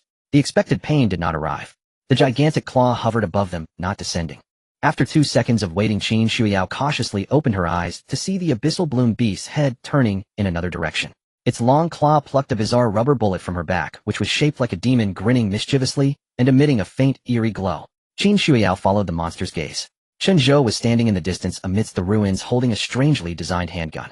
The tentacles at the grip were deeply embedded in his palm, an arm greedily siphoning his blood. Qin Xiao instantly recognized the weapon as the legendary handgun belonging to Lin Duan. No, it now belonged to Chen Zhou. Blood Feast of Satakagaya. Form 2 Graveyard of Remains. Evil Thought Fishing costs 10 of health, firing a grudge bullet at the target causing no damage, but applying an evil thought mark. The more layers it has, the higher the target's grudge against you. The abyssal bloom beast hesitated, unsure of which target to attack, as it wanted to kill and devour both. Big guy, where's your rear? Chen Zhou shouted, his tone flippant, as if he were teasing a dog. Whoosh. The second rubber bullet arced through the air, striking the abyssal bloom beast squarely on the forehead. The monster was utterly enraged, its dark, golden vertical pupils locking onto the grinning boy in the distance. It let out a thunderous roar, its remaining body twisting violently, as it charged madly towards Chen Zhou. Qin Xiao, you all need to run. Chen Zhou shouted, his voice echoing through the ruins. But, stop dawdle. Chen Zhou bellowed, his voice devoid of anger, only carrying an undeniable command. Qin Xiao shuddered. She had never heard Chen Zhou speak that way. Gritting her teeth, she grabbed Lu Renjia and ran back, only to turn and shout, you must stay alive. Chen Zhou paid her no heed, not having the time. He was not sacrificing himself, but had been calculating how to kill this level 50 half-damaged legendary monster from the very beginning. Previously, while defeating the pseudo-epic boss, the Wraith Armored Axe Guardian, in the trial dungeon, there had been no drop of spirit plant seeds. Thus, Chen Zhou speculated that the stronger the boss power, the greater the probability of dropping spirit plant seeds. On the flip side, with the life-saving trump card of the Shinong space, even if he could not kill the monster, he was confident in thought the agility boost of the Ganin domain had reached its limit. He turned and ran in the opposite direction from Qin Xiao and the others.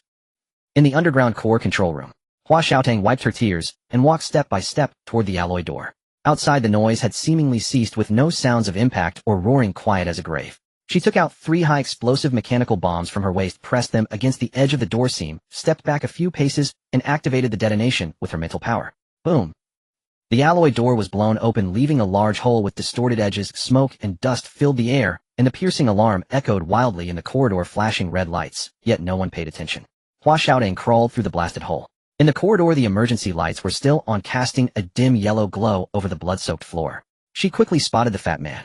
The fat man leaned against the wall, his arms tightly wrapped around the neck of the man in white. The man's body sagged limply, his head tilted at an unnatural angle, eyes bulging, tongue protruding, already lifeless. The fat man's arms remained in a strangling position, his muscles stiff, as if he had used his last ounce of strength to secure this deadly grip. Yet the fat man himself was battered and bruised. His clothes were soaked in blood, making it impossible to distinguish which were from knife wounds, which were from impacts, and which were from bites. His arms, shoulders, and legs were riddled with cuts, the deepest of which was on his rear shoulder, where a dagger had yet to be pulled out, the hilt visible, the blade embedded in flesh. Blood was seeping from the corners of his mouth, nostrils, and eyes, droplets dripping from his chin onto his collar, making him look as if he had just been pulled from a pool of blood. Fat man. Hua Xiaotang rushed over, reaching out to pull the man in white from the fat man's grip.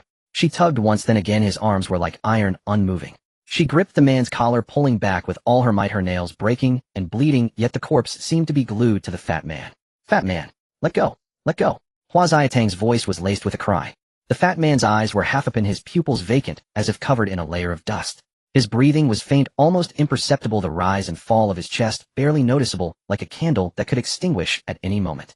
Hua Xiaotang knelt before him, reaching out to touch his face. It was icy cold, devoid of color. Fat man, please don't scare me. Dead fat man, say something. Her tears dripped onto the fat man's face, mingling with his blood flowing down his cheeks. At that moment the fat man's eyes slightly moved, his vacant pupils refocused, as if returning to light. His lips moved, and he squeezed out a hoarse, nearly inaudible voice. Did we complete the mission? Hua Xiaotang nodded vigorously, her tears flying everywhere. We did it. We completed the mission. The corners of the fat man's mouth twitched slightly, as if he wanted to smile, but lacked the strength. That's good. Didn't hold. Xiao Chun and the others. Back. Fat man. Hold on. I'll take you to find Chen Zhou. He definitely can save you. Hua Xiaotang cried as she pried his arm off the white-clad man's neck, finally creating a gap. The corpse slid to the ground with a dull thud. She hugged the fat man's arm, trying to lift him, but he was too heavy for her to move. Fat man. Can you hear me? Hold on. The fat man leaned against her shoulder, his head drooping, no longer responding. His eyes closed, the trace of an incomplete smile still on his lips, his chest no longer rising and falling. Fat man. Hua Xiaotang's voice trembled. She shook his shoulder. Dead fat man. Stop pretending. Weren't you just able to scold me? There was no response. Wake up. Wake up. Her voice grew smaller and hoarser, finally fading into silent tears. In the corridor alarms still blared, red lights still flashed. Hua Xiaotang buried her face in the fat man's shoulder, trembling as she cried, her tears soaking into his bloodstained shirt. The ruins of the core zone.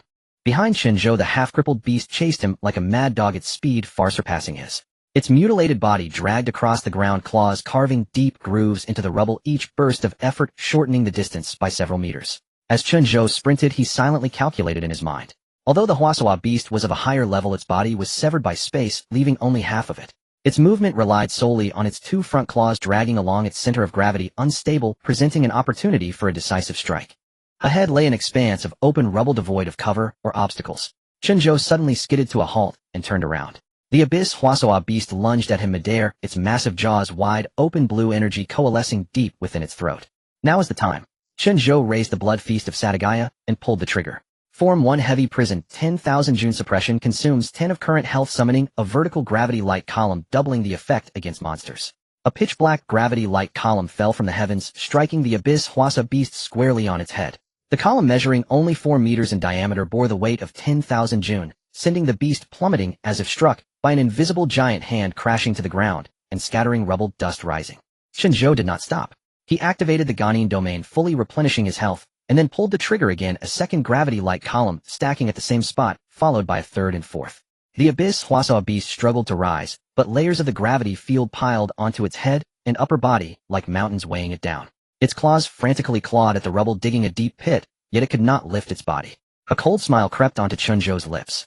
In terms of output, he might not measure up, but regarding health sustainability during this age of global bloodlessness, who could rival him? He pulled the trigger continuously, once, twice, 5 times, 10 times, 15 times, his health fluctuating wildly between consumption and replenishment like an unending heartbeat.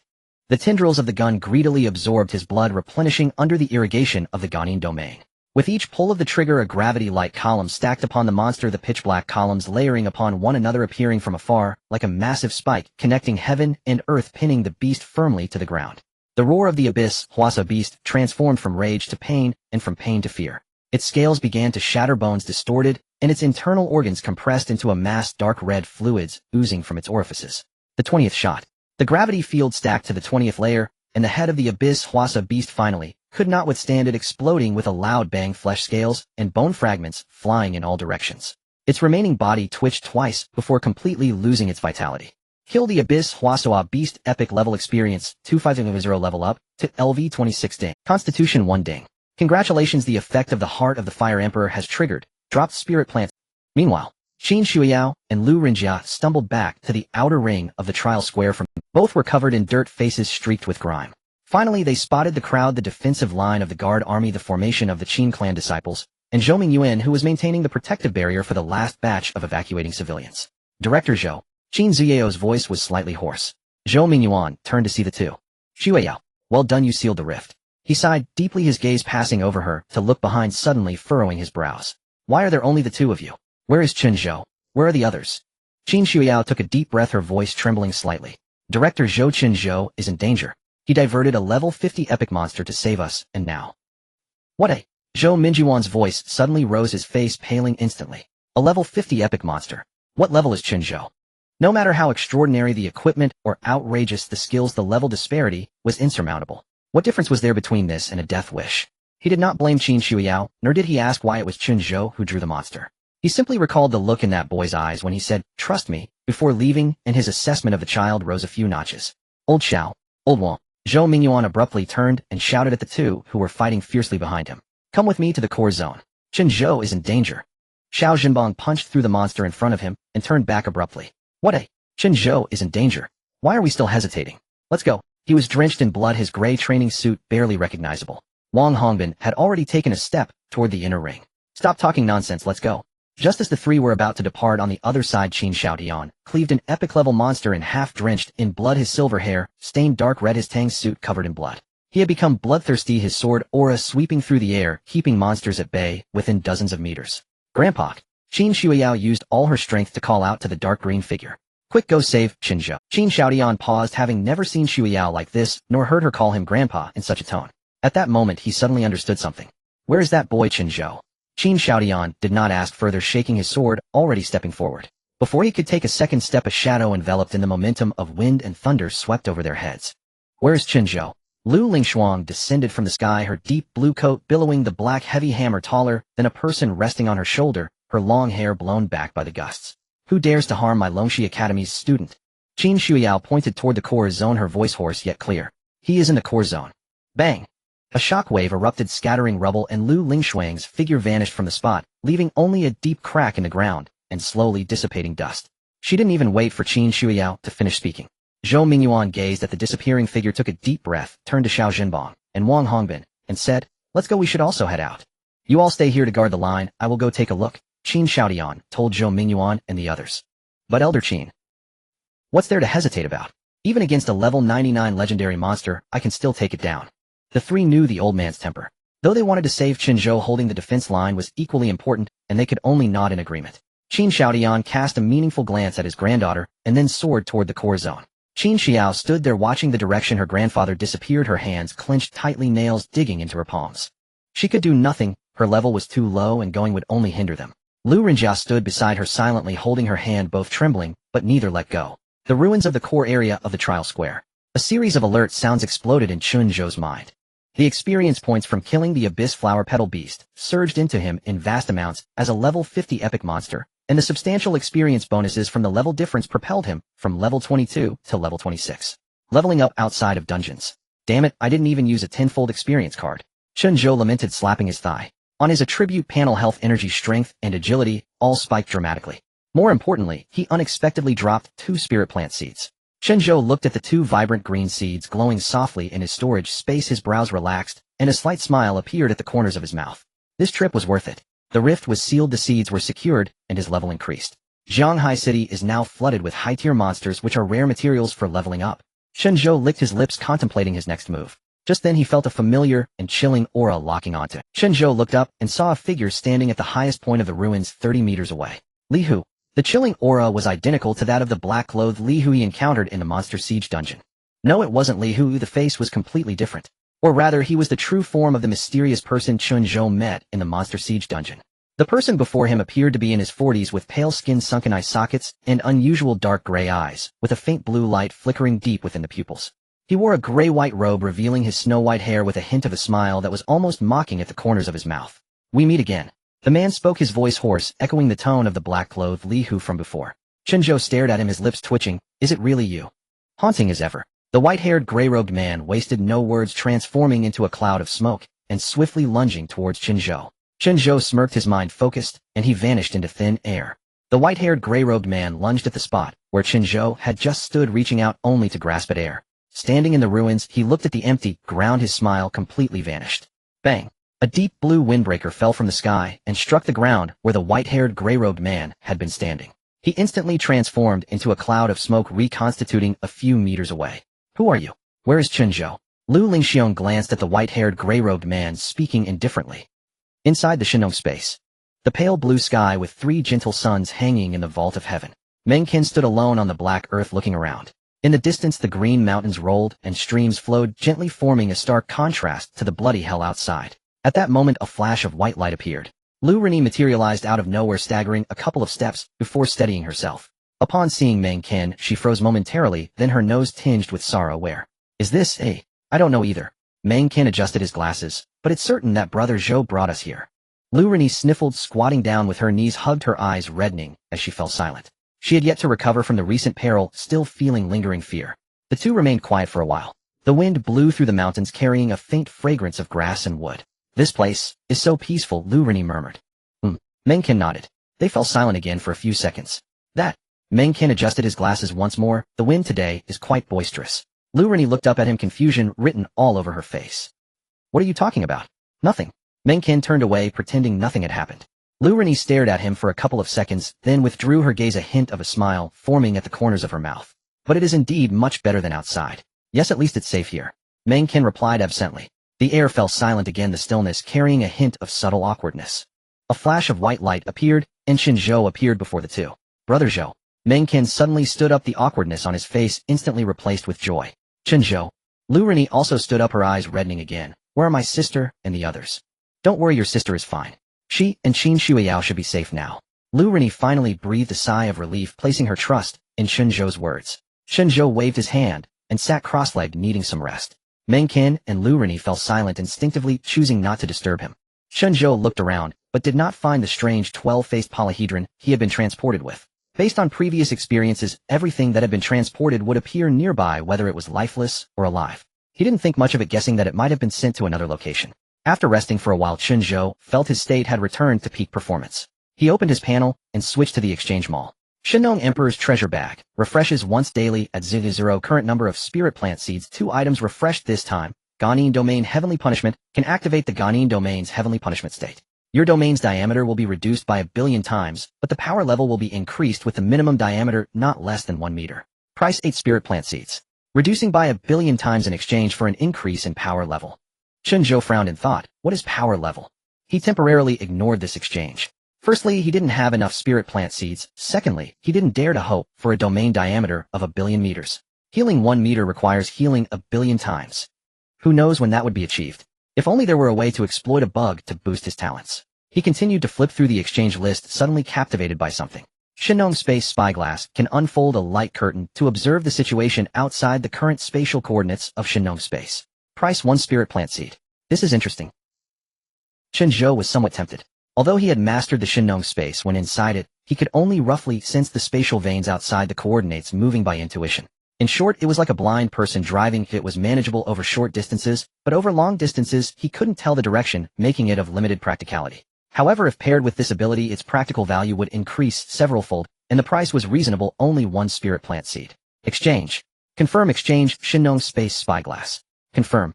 Exchange successful. Congratulations, you have obtained Shenong Space Spyglass. Current number of spirit plant seeds 1. Chen Zhou focused his mind, and a semi-transparent light curtain unfurled in the sky ahead, rippling like water waves, the image gradually clarifying, revealing the ruins of the core area of the trial square. At that moment a woman with flying curls was battling the white-haired, gray-robed man. The woman wore a black eye patch over one eye, gripping a black heavy hammer taller than herself with one hand. The hammer struck the ground, shattering stones and raising dust as the two wrestled, the aftershocks of their energy collision plowing through the surrounding ruins once more. The white-haired, gray-robed man's movements were elusive. He did not confront the woman heat-in. Each time her heavy hammer struck down, his body transformed into smoke and dispersed, reconstituting several meters away. The woman missed her strike, the hammerhead crashing into the ground, creating a giant pit several meters deep with debris flying, yet she hadn't even grazed his clothing. The white-haired, gray-robed man floated behind her, his dark hand silently reaching for her back. The woman turned sideways, sweeping the hammer handle to deflect the dark hand. The point of impact between her palm and the hammer handle produced a metallic clink. On the surface it seemed that the two were evenly matched, but Chen Zhou observed closely. Beads of sweat trickled down the woman's forehead. Her windbreaker bore several new black scorch marks, while the smile at the corner of the white-haired man's mouth never faded. Chen Zhou frowned. It wasn't that the woman wasn't strong, rather her attack method was being countered. Chen Zhou turned off the light curtain and stood up. Brother Zhou, that woman seems to be wearing an examiner's badge on her chest. Meng Qin observed closely. It's likely someone came to rescue us, but got entangled. Chen Zhou flexed his wrist, looking at Meng Qin and Lu Rini. You two stay here, it's safe. They'll step out for a bit. Be careful. Lu Rini and Meng Qin said in unison. They did not stop him or ask to follow. Following Chen Zhou's arrangements had become their instinctive understanding. Chen Zhou nodded, focusing his mind, and disappeared from the Shenong space. In the ruins, a deep blue trench coat billowed in the wind as Lu Ling Shuang gripped a black heavy hammer taller than herself with one hand, engaged in a fierce battle with a white-haired man in a gray robe. The roles of offense and defense gradually shifted. The white-haired man moved with an uncanny grace, launching surprise attacks from unexpected angles, striking toward Lu Ling Shuang's back, with a palm his fingers as dark as ink. Without turning her head, Lu Ling Shuang swung the hammer behind her, accurately striking his wrist and deflecting the blow. Sparks flew, yet Lu Ling Shuang remained unmoved.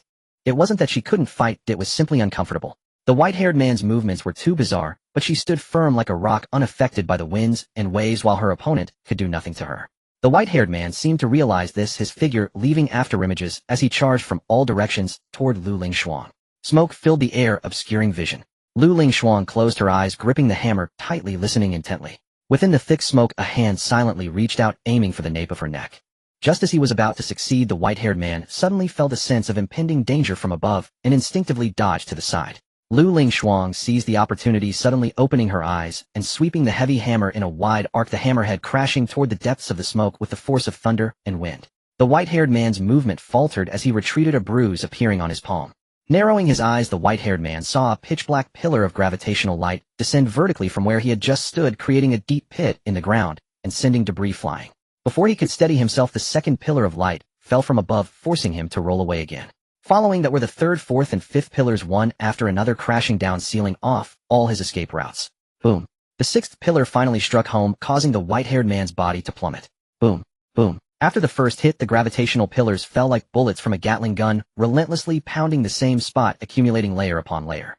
The white-haired man was forced to kneel on one knee under the weight of the gravitational field, the ground beneath him cracking inch by inch, as if an invisible mountain pressed down upon him. He struggled to lift his head.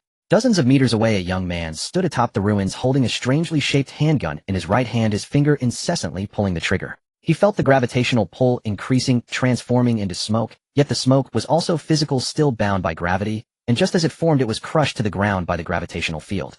His body flickered between smoke and human form, repeatedly unable to break free. Beside him, Lu Ling Shuang recognized the newcomer, her eyes lighting up. She had come for this young man, a national treasure-level genius that Longxi Academy was determined to secure. Now seeing him up close, he had a handsome face and calm eyes. She was about to step forward with her hammer. "Stop!" Chen Zhou shouted at her. Lu Ling Shuang paused in her tracks. "Take off your eye mask." "Why?" Lu Ling Shuang frowned. "What if there are laser beams under your eye mask?" Chen Zhou's tone was serious. "I don't know you and I'm not at ease. What if you're putting on an act to lure me out, and then kill?" This isn't Chen Zhou being overly cautious. He understood his importance and needed to maintain a mindset of always expecting treachery, especially given the current situation in Jianghai City where no stranger could be trusted. Lu Ling Shuang was momentarily taken aback. Her eye mask was one of the taboos of Longxi Academy that shouldn't be easily trifled with. She should have been angry, yet strangely hearing those words from Chen Zhou didn't invoke much resentment. Instead, she found his reasoning quite sound. "I am Lu Ling Shuang, a mentor at Longxi Academy, and the examiner for this graduation assessment in the Jianghai City examination zone." She paused, her tone serious. "I came specifically for you." Longxi Academy. Chen Zhou glanced at her, remaining silent, but his finger on the trigger did not stop. Bang! In the overlapping gravitational field, the white-haired man's body exploded, blood and flesh scattering, mist swirling. "Is he dead?" Chen Zhou frowned at the opponent, seemed to have died a bit too easily. But before he could react, that familiar and chilling aura reappeared. Chen Zhou turned his head sharply, finding the white-haired man standing unscathed in the exact spot where he had first appeared, his robe pristine, and a smirk lingering at the corner of his mouth. The blood banquet of Satogwa. The white-haired man looked at the gun in Chen Zhou's hand, his tone laced with amusement. "I didn't expect you to master this weapon so perfectly." Chen Zhou said nothing. He raised his hand and fired again, the gravitational light pillar crashing down vertically, striking the white-haired man, followed by the second, third, and fourth consecutive pillars bombarding the same spot, gravitational force crazily stacking up once more. Then the white-haired man walked out from the gravitational field. Chen Zhou's pupils constricted suddenly as he observed the man moving slowly, as if taking a leisurely stroll, the gravitational field pressing down on him, yet his robe remained undisturbed, not even a step faltering. Phantomization. Lu Ling Shuang stared at the white-haired man, her voice heavy with concern. This was a higher-level ability than mere smoke transformation, a temporary withdrawal of one's existence from physical laws, making him impervious to gravity, temperature, and impact. All physical attacks could not touch him. Chen Zhou squinted, dead, and then reappeared. Was it a clone or a resurrection? Moreover, he noticed a detail: the white-haired man clearly could have used phantomization to evade the gravitational field. Why wait until he was struck to employ it? Was dying once a trade for a different ability? Come with me. The white-haired man raised his hand, his pitch-black palm aimed at Chen Zhou, or die. Before his words had faded, his form lunged forward suddenly, that black hand slicing through the air toward Chen Zhou's throat. Lu Lingshuang swung her hammer down, the hammerhead passing through the white-haired man's body, striking the ground and creating a deep pit. That black hand was getting closer to Chen Zhou's throat. Buzz! In a critical moment, a silver-white blade of light shot down from above, accompanied by a piercing sound, plunging straight into the ground between Chen Zhou and the white-haired man, the sword vibrating and erupting with dazzling light, its intent surging forth, pushing the white-haired man back. The white-haired man steadied himself, gazing at the long sword embedded in the ground, his expression turning dark. On the blade of the sword was inscribed an ancient seal. Qin. Sword intent. Lu Lingshuang turned her head. This was not ordinary sword energy, it was sword intent. Sword intent is the combat will refined by merging one's own will with the power of rules into a weapon formless and intangible, yet more lethal than any physical attack. Phasing can evade physical damage, but it cannot escape the crushing force at the level of will for sword intent itself. Qin Xiaodian stepped through the air, his silver hair fluttering in the wind, the hem of his dark green tang suit rustling, as he descended in front of Chen Zhou, drawing his long sword, its tip aimed directly at the gray-robed man with white hair. Old Qin. Chen Zhou cupped his hands, expressing respect for the elder. Chen Zhou, boy. Qin Xiaodian did not turn around, his voice low. Step back. Chen Zhou complied, without hesitation, retreating several steps. However, he did not retreat far, he wanted to witness this level of battle. With a thought, his figure quietly vanished, retreating into the Shinong space. Sitting cross-legged, Chen Zhou opened a translucent viewing mirror before him, capturing everything from the outside world. Brother Zhou, you're back. Meng Ken leaned in. Monkey, do you have any sunflower seeds? Chen Zhou asked. I actually do. Meng Ken chuckled. After we first cleared the slime breeding nest together, I developed the habit of carrying supplies with me, just in case of emergencies. Meng Ken took out a bag of sunflower seeds, opened it, and handed it to Chen Zhou, while leaning in closer. Brother Zhou, what's going on outside? Celestials are fighting. Chen Zhou grabbed a handful of seeds, munching as he spoke. Lu Rini also leaned in, the three squeezing in front of the light screen, watching the ruins outside, as if it were a movie. In the light screen, Lu Lingshuang stood shoulder to shoulder with Qin Xiaoyan, one wielding a hammer, and the other a sword, sealing off all attack routes of the gray-robed man with white hair. The gray-robed man looked at them, the smile at the corner of his mouth gradually fading.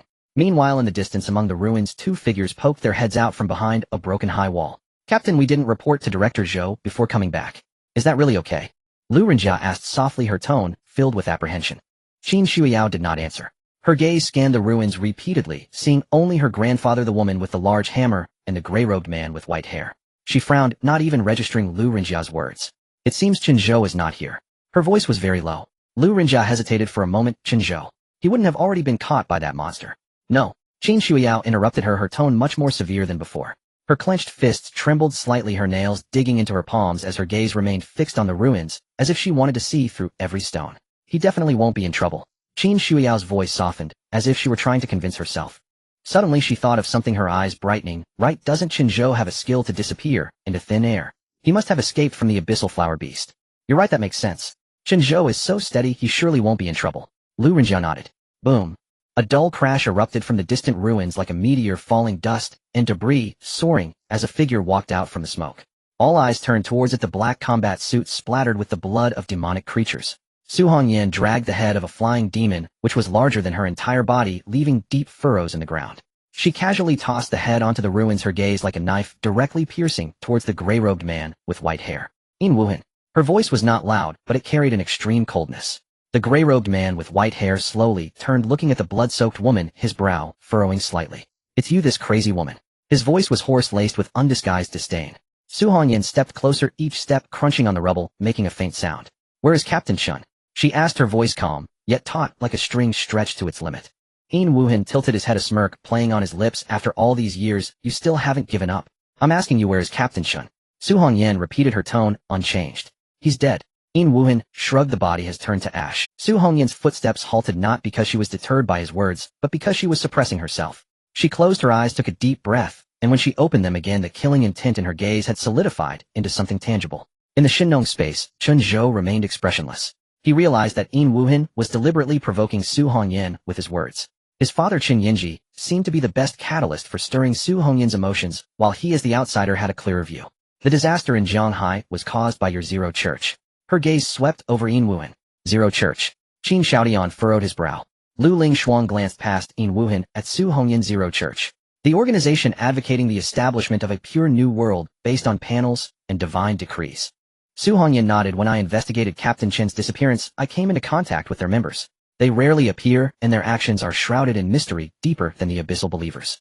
I spent 2.5 years just managing to grasp a bit of their trail. She paused, her gaze returning to Yin Wuhan. Each of them possesses a unique forbidden ability, believing that deification is a purification and trial from the gods for the old humanity, advocating the destruction of all relics technology, an order of the old era, deeming the current order of Longhua as a desecration of divine intent. Yin Wuhan listened without rebuttal, his expression unchanged, standing quietly like a statue devoid of emotion. So Qin Xiaodian held his sword horizontally before him, sword intent, swirling. The disaster in Zhanghai today is your doing. Yin Wuhan did not answer directly, a meaningful smile gracing his lips. Old man, don't you think this way of playing in Longhua is quite a failure? Qin Xiaodian frowned. Failure? Do you understand the essence of this global catastrophe? What disaster in Zhanghai, the demise of a city, or even a country, is ultimately just the dust of history. Yin Wuhan's tone was dismissive, as if stating an utterly mundane fact. You people, other than guarding the order of the old era like loyal dogs, what else can you do? Qin Xiaoyan's gaze darkened. He did not become angry, but slowly raised his long sword, its tip directed at Yin Wuhan. Loyal dogs. His voice was low, but every word struck like iron. My family, the Qin family, has lost countless lives to protect Zhanghai. That failure of the old era you speak of was sustained to this day by their lives. You people lurking in the shadows dare to speak of failure. Yin Wuhan's smile gradually faded. Buzz. The space high above the ruins suddenly twisted, and a gray-white figure fell from it, plummeting like a meteor, crashing heavily onto the ground before the group. As the dust settled, the figure got up, wearing a gray-white robe, revealing a young face, skin pale as paper, with pupils resembling concentric circles like the ripples of the abyss. He looked godlike when standing in the air, and when he fell to the ground, he looked human too. Yin Wuhan observed the other's disheveled appearance, raising an eyebrow. Can't win. The young gray-robed man brushed off the dust from his robe, his tone indifferent, showing no embarrassment. In a dungeon perhaps, but here. He looked up at the fading golden light in the sky. Can't win. He paused, his gaze sweeping over everyone present, finally landing on Yin Wuhan, a smile that was neither here nor there. Zhanghai is their home ground. In the air, a golden streak of light cut across the sky. Shen Jinghong stepped out from the spatial ripples, standing firm in the air. His black, dragon-patterned uniform had multiple tiers, but his posture remained straight, exuding a calm aura like an unshakable mountain. Sikongji, are you ready to surrender? Shen Jinghong looked down from his high position, shifting his gaze from the young gray-robed man to Yin Wuhan. Oh, the Void Messenger is also here. Yin Wuhan looked up at him, but did not respond. Shen Jinghong's voice grew cold, each word laced with undeniable pressure. Speak. How many people has your Zero Church sent this time? For a brief moment, silence enveloped the ruins as the wind swept through, stirring up fine particles of dust. Sikongji turned to his side and asked Yin Wuhan, did you obtain the items? No, Yin Wuhan replied calmly. In just a few days that boy managed to learn spatial techniques at the rule level. I couldn't catch him, and now I don't know where he is hidden. Sikongji looked up at the figure standing with arms behind his back high in the sky. Shen Jinghong stood suspended in the air, his black, dragon-patterned uniform flapping in the wind, but his gaze remained tranquil and unfaltering. Master Envoy Sikongji's voice was not loud, yet it clearly reached the ears of everyone present. Do you think there is anyone here that boy cares about? His gaze slowly swept over Qin Xiaoyan, then Lu Lingshuang, finally resting on Su Hongyan. If you are on the brink of death, would he reveal himself to save you? The corners of Sikongji's mouth curled slightly, a shallow smile that sent chills down spines. Such grand. Lu Lingshuang lowered her heavy hammer from her shoulder, the hammerhead crashing into the ground and creating a shallow pit as her voice turned icy. Why don't you try? You want to kill my people on my territory? Shen Jinghong looked down at Sikongji, his tone calm, as if stating an impossible fact. You may very well try. Sikongji did not reply. He raised his right hand, revealing a bizarre pitch-black orb in his palm. The orb was the size of a fist, its surface smooth as a mirror, yet reflecting nothing. Within the orb, dark purple energy roiled, resembling a storm compressed to its limits. Inside the Shinong space, before the viewing mirror, Chen Zhou's pupils suddenly constricted. He recognized the object. In the Beast Siege dungeon, Yin Wuhan had produced an identical orb, its strange energy clashing with the dungeon's return rules, trapping him in the void for over half a month. The energy that could resist even the dungeon's return rules left him with lingering shadows. Brother Zhou, do you recognize that object? Meng Qin noticed Chen Zhou's reaction, fixating on the strange orb in the mirror. I don't know. Chen Zhou's voice was low, but it is extremely dangerous. Above the ruins. Zero creation. Shen Jinghong fixed his gaze on the orb, his voice deep, a one-time item forged from the core of the dungeon.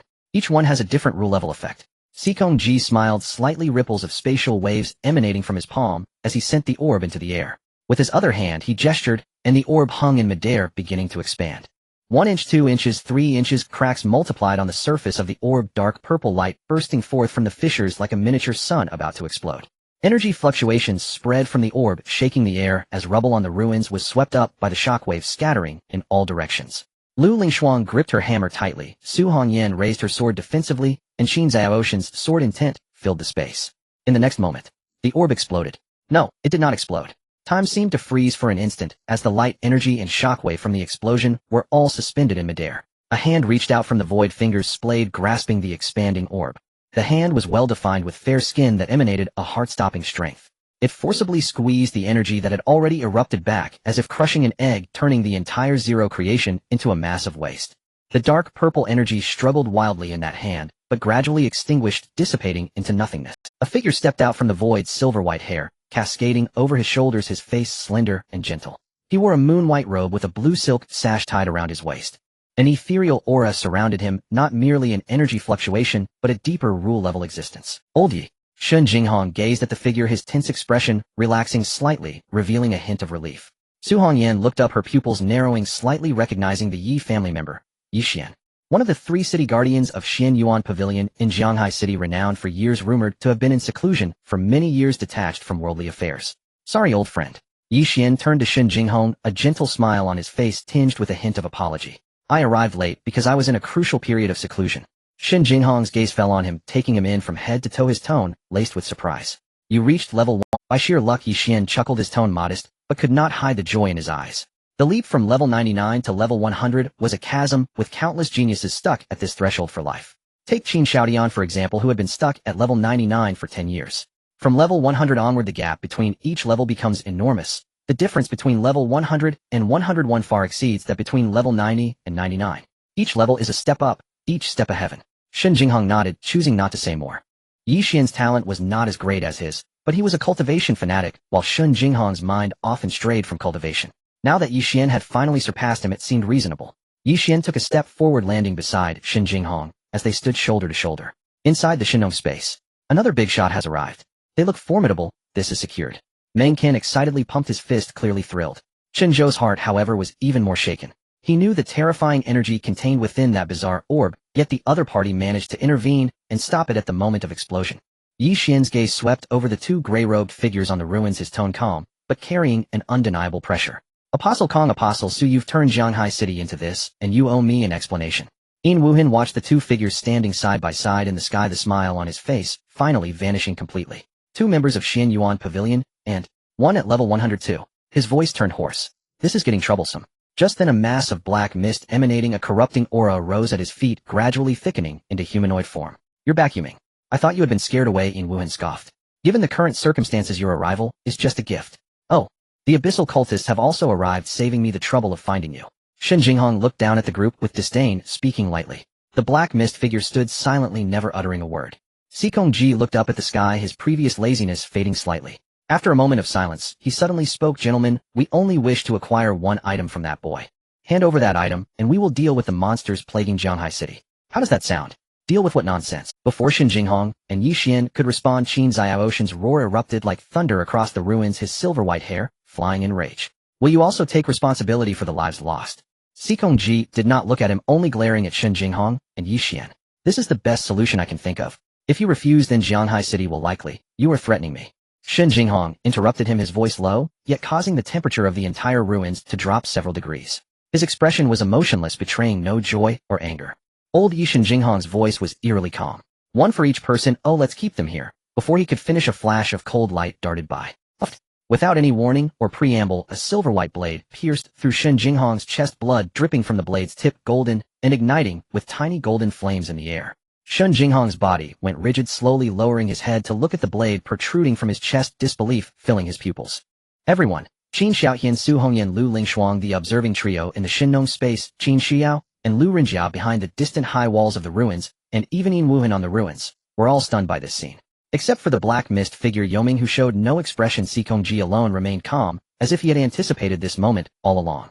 Yi Xian stood behind Shen Jinghong, his right hand gripping the hilt of the blade, while his left hand rested on Shen Jinghong's shoulder. There was no ferocity or madness on his face, only a calmness that was chillingly indifferent. Yi Xian, you. Shen Jinghong's voice was hoarse, blood frothing in his throat. He struggled to turn his head, confronting the familiar face behind him. You all. The Yi family, are you going to betray the Dragon Kingdom? Yi Xian calmly looked at Shen Jinghong, his gaze unwavering, devoid of guilt, only exuding a chilling composure. This is solely my doing, unrelated to the Yi family.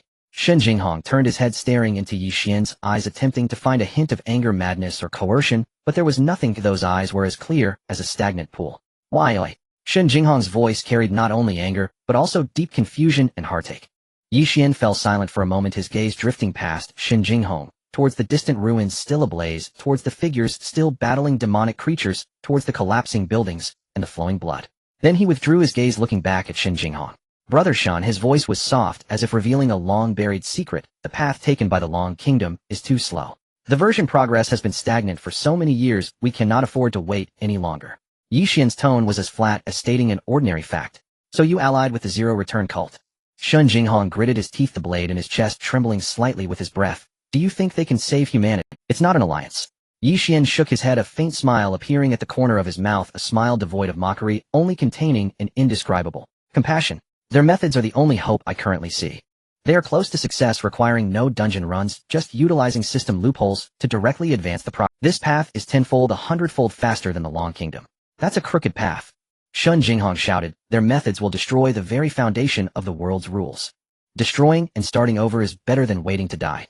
Yi Xian's tone showed no fluctuation. Brother Shen, I have not betrayed the Long Kingdom. I am merely using my way to redeem. Redeem.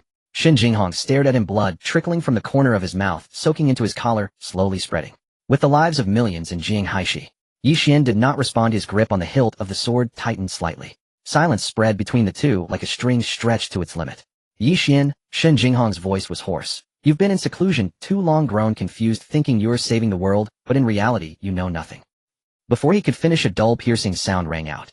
Yi Xian's hand pierced through Shen Jinghong's left chest, fingers splayed, palm grasping a still beating heart, golden blood dripping through his fingers, igniting tiny flames in the air. Shen Jinghong's body stiffened suddenly. Brother Shen, Yi Xian's voice dropped, you will understand. He withdrew his hand and gently pushed.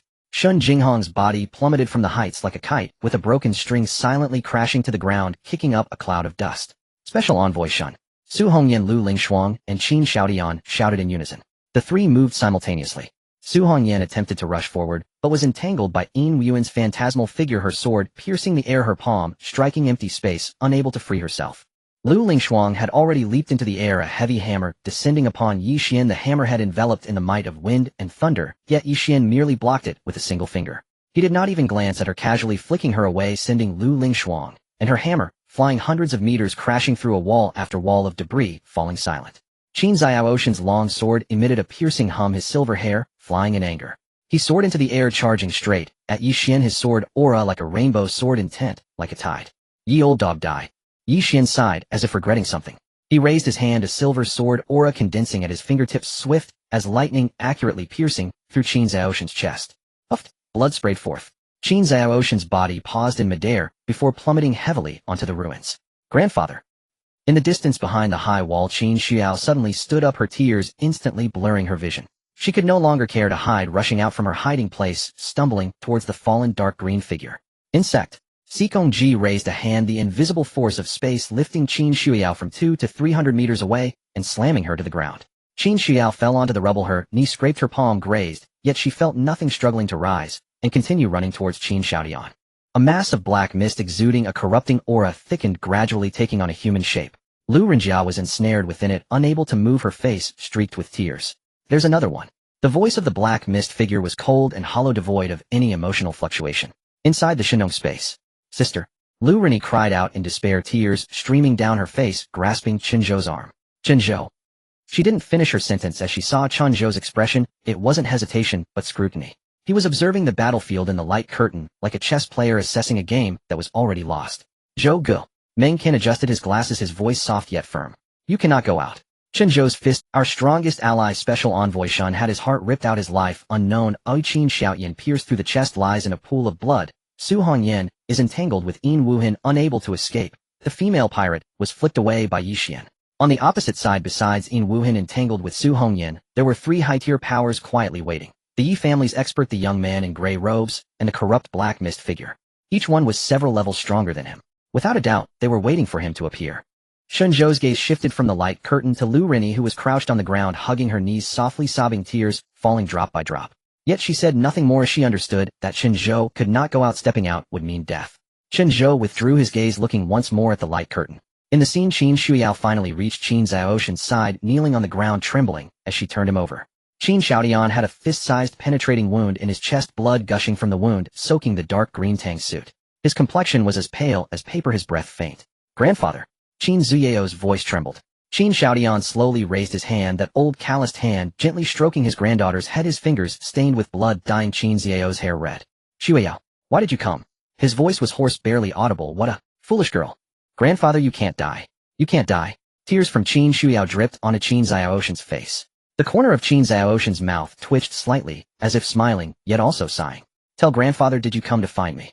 Or did you come looking for that brat? Qin Shuiyao could not speak, her tears blurring her vision. She could not see her grandfather's face. Grandfather, she whispered, burying her face in Qin Zhaoshan's shoulder. At that moment a thought suddenly exploded in Qin Zhao's mind. If only Chen Zhou were here, he would surely save grandfather. With his healing domain, as long as grandfather still drew breath, he could bring him back. But she did not know where Chen Zhou was. Unknowingly, she had developed a deep reliance on Chen Zhou, as if no matter what, as long as Chen Zhou was present, she would feel particularly at ease. Chen Zhou. Her voice was soft. No one responded. In the high air, Yixian stood with his hands clasped behind his back, his moon-white robe billowing in the wind. In the distance on the ruins, Yin Wuhan and Su Hongyan were entangled in battle. Not far away, Sikong Ji and the black mist figure quietly watched her, not intervening. Sikong Ji wore a smile, he was waiting. Chen Zhou. Her voice grew louder, tinged with crying and despair. Where are you? Still there was no response. She lowered her head, gazing at her grandfather, whose breathing grew weaker, his Tang suit stained with blood, the hand that had stroked her head, now hanging limply. She could no longer feel her grandfather's heartbeat. Chen Zhou. Qin Shuiyao raised her head to the gray sky, using all her strength to scream, please, save my grandfather. Her voice pierced through the ruins, through the smoke, through the wind, and the roars of the demonic creatures. It was a final cry from a girl in despair, not a command, not a request, but a plea, a supplication that crushed all pride, all restraint, all dignity, emerging from the very depths of her soul. A gust of wind swept through the ruins, stirring up fine ashes and dust. The ashes settled in Qin Zhao's hair, on her bloodstained hands, on Qin Zhaoshan's pale face, before quickly being dispersed by the wind. On the ruins, piles of rubble stained with blood, broken steel bars jutted towards the sky, like withered bones. The sky remained gray, the sunlight unable to penetrate the smoke, only the dark purple afterglow lingered on the horizon. Buzz. A pale green halo suddenly rippled outward. That halo was warm and gentle, like the breeze of spring, like the sunlight of winter, like a drowning person finally finding solid ground. The ashes slowly settled in the halo, the bloodstains on the rubble covered by light, even the smoke lingering in the air was partially cleansed. That light entered Qin Zhao's eyes, reigniting her dim pupils. Qin Shuiyao abruptly raised her head. The youth stood before her, his tousled hair blown by the wind, his clothes dusted with dirt, his back to her, as he gazed at the enemies in the distant ruins. Chen Zhou. Qin Shuiyao whispered, her voice trembling. Chen Zhou did not turn around, merely spoke softly. Classmate Qin.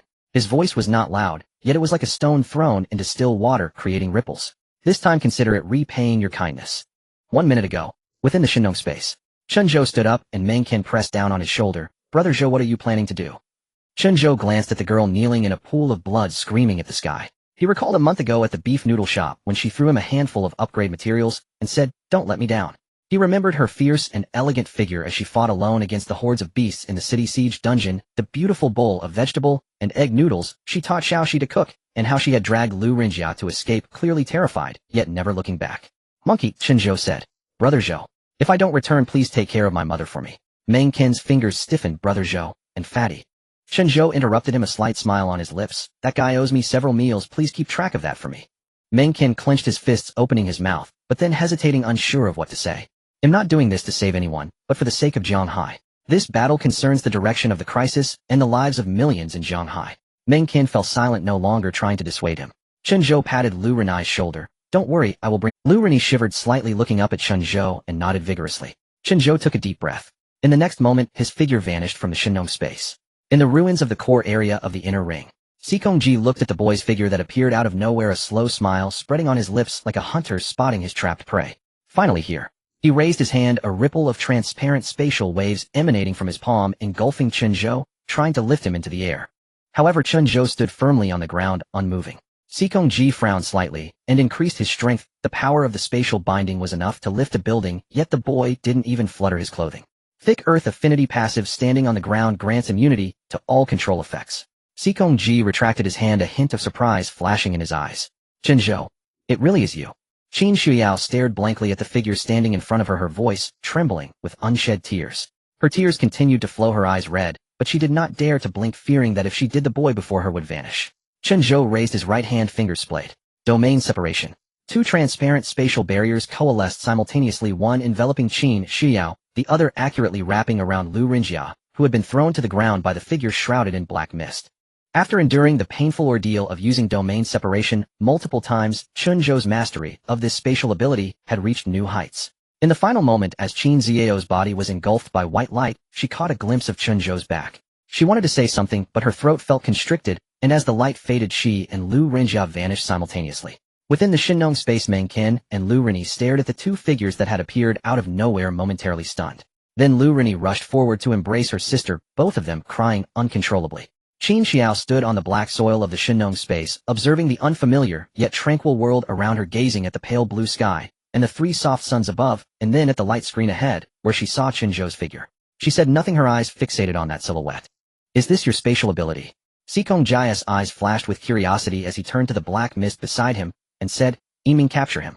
The figure in the black mist moved silently, at first dissipated, then reformed in front of Chen Zhou, a decaying aura rushing towards him.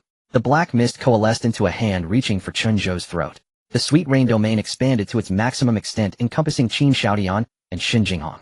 Ding! A crisp notification sound exploded in Chen Zhou's mind, golden light flickering on the panel. Detected. A rule level target recovery function. Energy consumption increased to 20 points per second, healing 2 individuals, maximum health 20. Sweet rain domain radius 2 meters, current radius 500 meters. Sweet rain domain level increased to LV3, current maximum recovery rate 70 per second, current maximum attribute boost 200. Chen Zhou felt delighted. The sweet rain domain had leveled up in an emergency, which was undoubtedly good news. The hand of the figure in the black mist had already reached in front of Chen Zhou. Buzz! A silver-white sword light erupted from behind Chen Zhou, the cold gleam flashing as the pitch-black arm was severed at the root, the severed limb falling to the ground and dissipating into a cloud of black smoke. Qin Xiaodian stood beside Chen Zhou, his long sword held horizontally in front of him, silver-white hair billowing in the wind. The penetrating wound on his chest healed without leaving a scar. His complexion was rosy and his aura steady, making him appear 20 years younger. Young man Chen Zhou. Qin Xiaodian turned to look at Chen Zhou, his gaze complex, filled with gratitude, admiration, and an indescribable sense of relief. "Thank you for saving my life." Chen Zhou cupped his hands in respect. "No need to be polite, old man." At the same time, the sweet rain domain's attribute boost activated at full power, enhancing all attributes by 200. Suddenly Qin Xiaodian felt a surge of power within him. Not only had his injuries healed and his state fully restored, but his attributes skyrocketed to 3 times their normal levels. He had never experienced such an abundance of power. It felt like a warm current was coursing through his limbs and bones, every cell rejoicing. The bottleneck that had held him back for a full 10 years had finally loosened. Boom! The air around Qin Xiaodian exploded, sending visible shockwaves radiating from him, lifting debris from the ground. In that moment, his momentum broke through a certain shackle, soaring into the sky. Silver-white sword intent erupted from him, coalescing into substance, swirling and roaring overhead. Level 100. 10 years. One morning to break through. Qin Xiaodian laughed heartily, his laughter rumbling like thunder, causing debris on the ruins to tumble down. He turned, deeply bowing to Chen Zhou, bending lower than ever. Within the Shinnong space, Qin Shuyao watched this, seeing her eyes brimming with tears. "Young friend Chen Zhou, from this day forth you are the greatest benefactor of the Qin family." Before Chen Zhou could respond, Qin Xiaodian straightened up, waved his hand, and the long sword embedded in the ground flew back to him. With a hum, the silver-white sword intent on it intensified several times, nearly becoming solid. "Old man, my skill range is only 300 meters. Chen Zhou shouted at his back. Qin Xiaodian did not look back, stepping forward, only 2 words drifting back on the wind. "Enough." Qin Xiaodian swung his sword, the sword energy like a rainbow scattering most of the reformed body of Yiming. He did not linger, his figure soaring towards Sikongji. In the high sky, Yi Xian observed everything, his gaze falling upon the boy, a hint of curiosity crossing his eyes. His silver-white hair billowed in the wind, his moon-white robe rustling. Yi Xian stepped forward, vanishing from the high sky. In the next second, he appeared right in front of Chen Zhou, less than 3 feet away. Chen Zhou's body suddenly stiffened. He realized he couldn't move. Yi Xian did not bind him or use any skills, merely standing there like an invisible mountain, his aura pressing down so heavily that he couldn't even lift a finger. Yi Xian raised his hand, reaching towards the top of Chen Zhou's head, his movement slow, as if he were patting the head of a junior. Chen Zhou stared at that hand, his eyes wide with despair. He wanted to use domain separation to retreat back to the Shinnong space, to activate the full attribute boost of the sweet rain domain, to break free from this mountain. However, it was all in vain. The gap was too vast, rendering all his trump cards like toys in a child's hands. That hand drew closer to his head. Just as the fingertips were about to touch his hair, another hand reached out from behind Chen Zhou, fingers splayed firmly gripping Yi Xian's wrist. A magnetic male voice slowly transmitted. Yi Xian, if you dare to touch him, there will be no place for you in the Dragon Kingdom. You will be hunted down by all members of the Xian Yuan Pavilion to the ends of the earth until death do us part. Yi Xian's pupils slightly contracted as he saw the figure standing behind Chen Zhou. Shen Jinghong. Shen Jinghong stood behind Chen Zhou, his dragon-pattern uniform, stained with dried blood. The wound that Yi Xian had pierced through with his own hands had healed, leaving only a faint pink scar. His long hair was disheveled, blown over half of his face by the wind, and the exposed eye shone like a blade tempered in fire.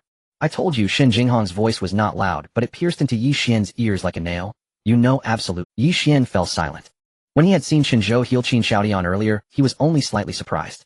Although humanity had lost their healing abilities since the onset of the Life Decay Storm, and while it was rare for someone to possess healing skills, it was not entirely incomprehensible. At his level, very few things could stir his emotions.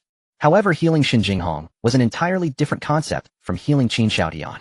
As a level 101 powerhouse, Shen Jinghong's life essence was completely different from that of level 99 Qin Xiaodian, and the cost of healing would also be vastly different. The stronger the healed individual, the greater the cost of healing. This was a universally acknowledged fact even before the Life Decay Storm struck. Moreover, Shen Jinghong had had his heart ripped out by Yi Xian himself, and now standing here perfectly intact, it indicated that a brand new heart belonging to a level 101 powerhouse had grown within him.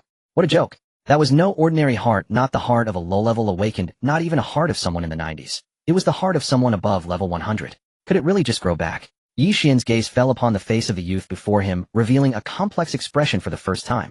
No anger, no greed, only a kind of confusion that he himself could not articulate. Are you surprised? Shen Jinghong smiled at Yi Xian's expression, a hint of provocation curling at the corners of his mouth. Let me tell you an even more heart-wrenching fact. I feel much better now than I did before. Impossible. Yi Xian's voice was low, as if trying to convince himself. Even a 3S level profession could never achieve that. At the level of 100, who was not 3S? Or rather, at this level, the profession tier was no longer important. He had even forgotten the existence of professional tiers. Those labels of FS and SSS were utterly meaningless beyond level 100. Not only was Yi Xian surprised, but everyone else was also shocked to see Shen Jinghong stand up again. Instantly healing a dying level 101 powerhouse and regrowing a shattered heart could not simply be explained by the term healing skill. This was a miracle. Lord Yi. In the distance, Sikong Jai's palm rippled as he effortlessly neutralized Qin Xiaoshan's fierce assault, his tone brimming with restrained excitement. Capture that kid. He could be the legendary, super god-level profession. Super god-level profession. A complex light flickered in Yi Xian's eyes. Legend has it that above the SSS rank there exists a tier that transcends all known professions. The Return to Zero cult had studied for many years and had never truly seen an awakened individual of a super god-level profession. If this youth is truly... Yi Xian extended his other hand, not reaching for Chen Zhou, but instead pressing down toward Chen Zhou's head with an overwhelming aura. His movement was not swift, yet it carried an oppressive sense of inevitability. The will of level 102 locked onto Chen Zhou, rendering him unable to even blink. Shen Jinghong was about to act.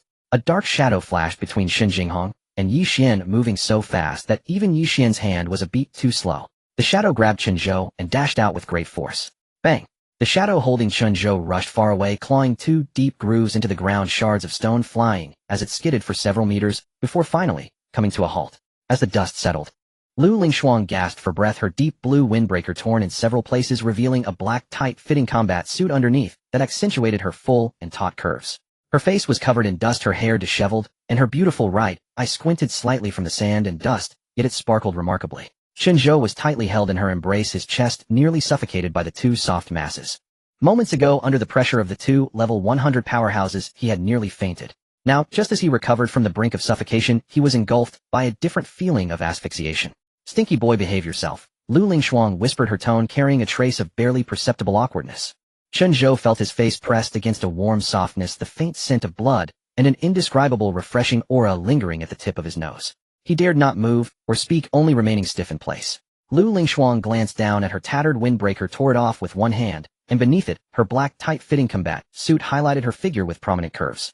Her shoulders and back were smooth and powerful, not exaggerated muscles, but the lean physique honed from years of combat. She set Chen Zhou down, crouched slightly, turned her back to him, and tilted her head. Get on. Huh. Chen Zhou, what are you dawdling for? Lu Lingshuang impatiently pulled him onto her back, her movements rough, like she was lifting a sack of grain. Chen Zhou instinctively wrapped his arms around her neck and clamped his legs around her waist. Lu Lingshuang tore the removed windbreaker into long strips and firmly bound Chen Zhou and herself together in a matter of moments. She had to securely bind Chen Zhou to herself. Only in this way could she provide the best protection for him. Do you know what to do next? Lu Lingshuang stood up, moved her shoulders to adjust to the added weight behind her. I know, Chen Zhou's voice came from behind her head, tinged with a hint of resignation. To be a pendant. A light green halo suddenly erupted. The Reign of Grace Domain. 200 all-attribute amplification. Lu Lingshuang felt a surge of heat erupting from within her, her strength, agility, and physique soaring simultaneously. It felt as if an unceasing engine had suddenly been added to her body. Her eyes brightened, and the corners of her mouth curled up. 3 times the attributes. Not bad. Wait, this feeling. You are a domain. Lu Lingshuang was once again shocked. Chen Zhou's healing skill was not a mere aura-type skill, but a domain. She vaguely sensed a power that was rule level, or even of a higher tier. Sister, it's our first collaboration, let's take it easy, Chen Zhou replied with some unease. Lu Lingshuang took a deep breath to calm her shock, and excitement waved her hand, and a black heavy hammer appeared. Gripping the hammer tightly, its head was larger than her head, yet it felt lighter than before. Hold on tight, Lu Lingshuang said. Before her words fell, her figure had already vanished from the spot. In the next moment, Lu Lingshuang appeared before the corrupted black mist figure, striking with her heavy hammer, wielding a violent force, 3 times her attributes, smashing the black mist figure's newly formed body into pieces. The black mist figure let out a muffled grunt, retreating in all directions. Lu Lingshuang laughed heartily, her voice echoing through the ruins. This feeling is just too exhilarating. She hoisted the heavy hammer onto her shoulder, with Chen Zhou securely bound to her back, enveloped in a faint green aura. Lu Lingshuang did not pursue the dispersing black mist figure. Instead, she pivoted and swung the heavy hammer toward Yin Wu Hen, who was entangled with Su Hongyan. Bang! The heavy hammer descended, sending rocks flying and creating a huge pit several meters deep. Su Hongyan and Yin Wu Hen both dodged to the side simultaneously. Yin Wu Hen landed several zhang away, while Su Hongyan gracefully rolled back, her sword tip touching the ground to stabilize her stance. Lu Lingshuang, can't you tell friend from foe? Su Hongyan raised an eyebrow, her tone laced with dissatisfaction. Haha, sorry, my hand slipped. I must clarify, I didn't slip because you stood me up. Lu Lingshuang rested the heavy hammer on her shoulder, her laughter. Tisk, narrow-minded woman. Su Hongyan rolled her eyes. Lu Lingshuang spoke again, a hint of boasting in her tone. Hongyan, your little brother is really handy. You came up with this trick, huh? Su Hongyan glanced at the two tied together, curling her lips. Sister Hongyan, do you recognize this pirate? Chen Zhou's voice came from behind Lu Lingshuang. Squeezed tightly by the cloth strips, his face was pressed against Lu Lingshuang's back, his voice somewhat muffled. Huffed. Su Hongyan couldn't hold back her laughter and quickly turned her face away. Lu Lingshuang took a deep breath, her neck muscles twitching as she held it in, knowing that this little guy on her back was precious and shouldn't be easily harmed. Yin Wu Hen stood at a distance, watching the trio bicker without a care, his expression darkening. However, Su Hongyan's sword was always pointed at him intentionally, or not with the sword's intent, following him closely no matter which angle he floated to. Yin, protect me. Lu Lingshuang no longer wasted words as she lowered her heavy hammer from her shoulder, gripping it with both hands, ready to swing. 1 swing, 2 swings, 3 swings. This wasn't an ordinary hammer swing, it resembled a set of military boxing moves integrated with hammer techniques, slow and heavy, each swing stirring the air like thick sludge. The heavy hammer sliced through the air, emitting a low, resonant hum akin to an ancient beast awakening and breathing. 4 swings, 5 swings, 6 swings. As the hammer moved, an invisible momentum gathered around her, not an energy fluctuation, but a more primal, pure force field.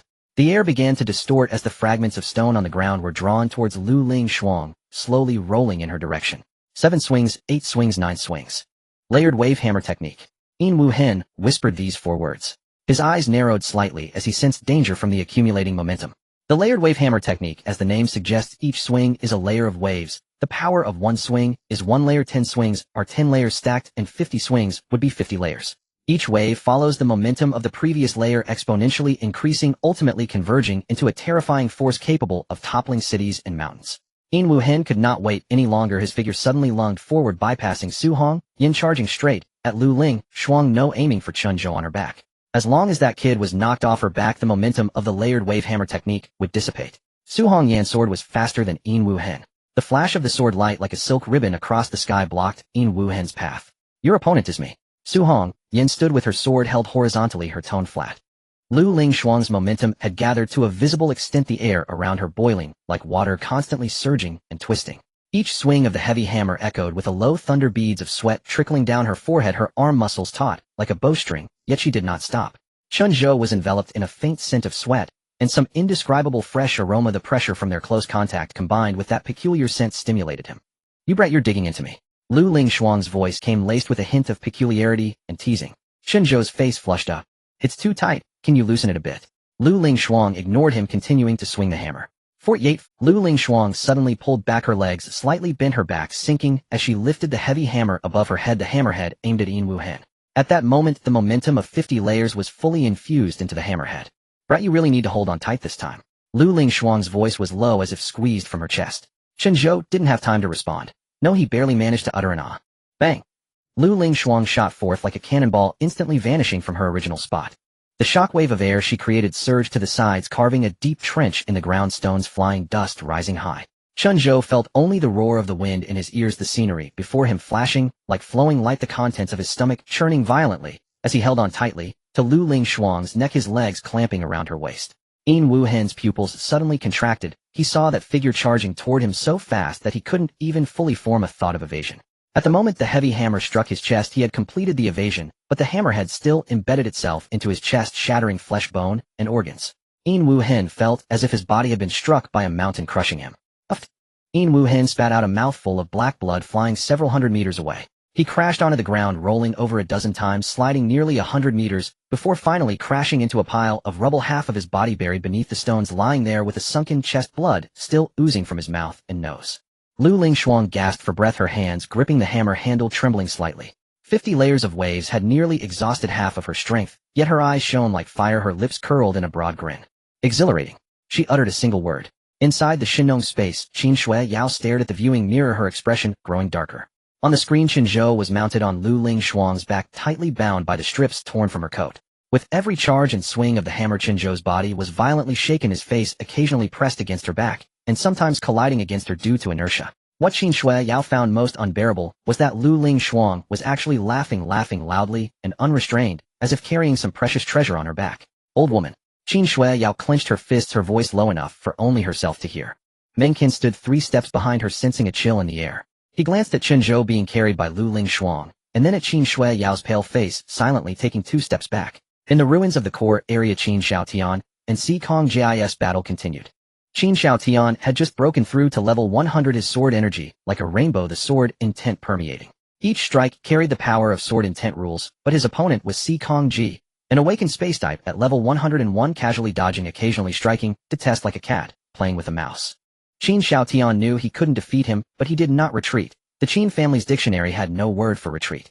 Lu Lingshuang charged forward with her heavy hammer, while Su Hongyan flanked from the other side. The 3 of them plus Chen Zhou made a total of 4, forming a triangular formation to surround Si Kongji. Qin Xiaotian held his long sword horizontally in front of him, sword intent soaring. Su Hongyan's sword tip touched the ground, her aura steady. Lu Lingshuang carried the heavy hammer on her shoulder, breathing heavily, but smiling freely. Chen Zhou lay on Lu Lingshuang's back like a sloth. But at this moment, this most comical boy in the posture was the real core, because he was the anchor. The 3 of them were enveloped in the domain of Ganlin, with all attributes amplified threefold. Si Kongji glanced around, the smile at the corners of his mouth finally fading a bit. Layered wave hammer technique, dragon guard sword, art, Qin family sword intent. Si Kongji spoke calmly. If you all attack together, it might be somewhat interesting. To clarify, Yin Wuhen is not his true body, so his peak fighting power is level 99, a Shun Jinghong, at level 101, Si Kongji, also at level 101, while Qin Xiaotian, having just broken 100, can barely match Si Kongji when he isn't taking it seriously. Ruins of the core zone. Kongsi Ji raised his right hand, fingers splayed wide. No gathering of force, no preparatory motion, merely a gentle, effortless clench. Spatial folding. Kongsi Ji murmured, voice calm and detached. The world shifted. The ground beneath their feet suddenly arced upward to become the ceiling overhead. The sky above plummeted downward to replace the earth beneath them. All began falling toward the inverted heavens below. Qin Xiaotian instinctively twisted his body midair and landed upright, only to find his sword thrust leftward while its tip emerged on the right. Su Hongyan adjusted her stance and lunged forward, blade flashing straight for Kongsi Ji's throat. Before the gleam traveled 3 chi, it veered sharply sideways, striking instead toward Qin Xiaotian. She yanked her sword back, just in time. The tip grazed Qin Xiaotian's sleeve. A faint smirk curled Kongsi Ji's lips. Lu Lingfeng brought her hammer down with crushing force, its target Kongsi Ji. Yet the hammerhead struck Tianzhong above him, slamming into rubble suspended in the air. Shards exploded outward, dust billowed, but not a single thread of Kongsi Ji's robe stirred. Within my spatial domain, your attacks will never strike true. Kongsi Ji's voice echoed from all directions, simultaneously whispering in their ears and resonating from the farthest horizon. You're up, down, left, and right. I define them all. Chen Zhou lay slumped across Lu Lingfeng's back, eyes locked on the warping space around them. He attempted to decipher its structure using the spatial meridians of his Shinnong space, but found himself utterly confounded. Kung Si Ji's spatial folding was no mere distortion. It reconfigured topology itself. Like folding a sheet of paper, 2 points once separated by linear distance now overlapped, twisted into a helix, and what was left of point A became beneath point B. Boy, your spatial ability is meaningless before me, Kung Si Ji said, glancing toward Chen Zhou with faint mockery. Chen Zhou did not reply. Sister Pirate, could you throw that military fist technique again? He whispered into Lu Lingfeng's ear. What's your plan? Lu Lingfeng tilted her head slightly. The force field generated by your hammer strikes refracts endlessly through this space. It helps me map its meridian patterns more clearly. In short, it's sonar, Chen Zhou murmured softly. Understood. Without hesitation, Lu Lingfeng swung her hammer once more. Ripples of force radiated outward. Chen Zhou closed his eyes, and gradually the architecture of the spatial meridians resolved within his mind. At that moment, Kung Si Ji raised his left-hand palms pressed together, then gently rubbed them apart. Hum. The entire space trembled, not like an earthquake, but as if reality itself vibrated at an impossibly low frequency, nearly inaudible, yet penetrating every fiber of their being. Organs resonated in unison, bones ached, muscles softened, blood surged hot within their veins. Spatial resonance, Kung Si Ji intoned, voice flat and clinical like reciting an instruction manual. When the frequency matches your physiology, your bones will shatter, vessels rupture, and viscera melt into pulp. Qin Xiaoyan's sword intent fractured under the resonance, his grip trembled. Su Hongyan's blade aura scattered. She clenched her teeth, anchoring herself against the disintegrating force. Lu Lingfeng's hammer grew leaden. The layered momentum of her wave-stacking technique eroded steadily beneath the resonance. Chen Zhou felt the vibration seep into his marrow, bones aching, blood burning, a thin trickle of crimson leaking from his lip. Yet he kept his eyes shut, sensing, until aided by the force ripples, the warped spatial logic coalesced in his mind into a precise, vivid diagram. He snapped his eyes open. Right hand outstretched, fingers splayed. He slashed violently at empty air before him, targeting a point invisible to all others. Domain severance, spatial incision strike. An invisible rift tore forth from his fingertips, exactly bisecting the crease of Kung Si Ji's spatial fold. Like an unseen blade slicing folded paper, the rift cleaved the folded dimension. Distorted axes snapped back into alignment, chaos surrendered to order, directionality reasserted itself. What? Kung Si Ji's pupils contracted ever so slightly. Now, Chen Zhou barked. Qin Xiaoyan reacted first, sword intent blazing like a rainbow, cleaving straight toward Kung Si Ji's front. Su Hongyan's blade flashed from the left flank. Lu Lingfeng's hammer descended from the right. No longer misaligned, all three strikes converged, precisely lethally, upon a single point. Kung Si Ji raised a hand. Before him, space coalesced into a translucent shield. Boom. He staggered backward several paces, but showed no concern. His gaze locked onto Chen Zhou, brow furrowing deeply. Could that youth truly unravel his spatial domain? Kung Si Ji stared intently at Chen Zhou astride Lu Lingfeng's back, his earlier disdain now edged with genuine astonishment and deep abiding curiosity. Above the ruins of the core zone, Shen Jinghong and Yi Xian stood facing each other 100 zhang apart. Wind swept between them, lifting ash from shattered stone, yet vanished soundlessly 10 zhang from either man's aura. Shen Jinghong stepped forward and vanished from his place. In the next breath, he materialized beside Yi Xian, palm striking outward. No golden light, no explosive chi. Only the wind of his blow crumpling space itself, like wrinkled parchment, layer upon layer collapsing inward toward Yi Xian. Yi Xian sidestepped. With a flick of his index finger, an invisible ripple emanated from his fingertip, shattering the compressed spatial folds. They passed each other in silence, then detonated. A visible shockwave erupted, carving a canyon-like fissure across the ruins below. Your wound has just healed, Yi Xian said, tone unreadable. Impatience is inevitable when strength A faint smile curved Shen Jinghong's lips. Then he threw another punch. This time no faint air compressed before his fist into a transparent cannonball charged with his indomitable will. Fist forging prison, suppressing all laws. Yi Xian did not block Hedon. Instead, he traced a circle in the air with his finger. Silver-white light flared, solidifying into a circular shield that absorbed, refracted, and dissolved Shen Jinghong's fist intent entirely. Level 102, Shen Jinghong withdrew his fist, eyes narrowing slightly. Indeed, you are different. Each level is a celestial realm. Yi Xian replied, fingers relaxing, voice serene. You know that better than anyone. Shen Jinghong fell silent. His aura swelled, air thickened around him. Golden sigils bloomed from his feet, spreading like gossamer webs across the sky, his prison-subduing domain, compressing, binding, suppressing. Yi Xian watched the golden filaments advance, then shook his head. Silver-white radiance ignited around him, purer, more fundamental, law made manifest. Brother Shen, Yi Xian said, you cannot stop me. Whether I can, or cannot, remains to be seen, Shen Jinghong retorted and punched again. This blow channeled his full might. Golden fist intent erupting like a wrathful dragon, rending air, tearing space, aimed straight at Yi Xian's chest. Yi Xian clasped his hands together, silver-white light condensed in his palms, forging an invisible sword that met the golden torrent heating. The golden fist intent splintered inch by inch beneath the silver blade. Unbroken, the sword light pierced onward, straight for Chen Zhou. The golden fist intent splintered inch by inch beneath the silver blade. Unbroken, the sword light pierced onward, straight for Chen Zhou. Chen Zhou twisted aside. The blade skimmed his shoulders, scorching a blackened trail across his dragon-embroidered uniform. He retreated several steps, steadied himself, and a thin line of blood traced his lip. I told you, you cannot stop me, Yi Xian said, voice barely above a whisper. Chen Zhou answered nothing. Wiping the blood away, he tightened his fist, golden intent coalescing anew within his palm. Yi Xian raised his hand, preparing to end the battle, inevitable and absolute. Then, everything's silence swallowed heaven and earth. High above, a rift split open, not torn but parted, like water yielding to a breeze, revealing deeper, stiller, colder depths beneath. The rift widened into a luminous gateway, and from within a throne of black gold glided forth. Its frame was forged from profound obsidian metal studded with countless dark gold runes, each rotating slowly, pulsing with arcane rhythm.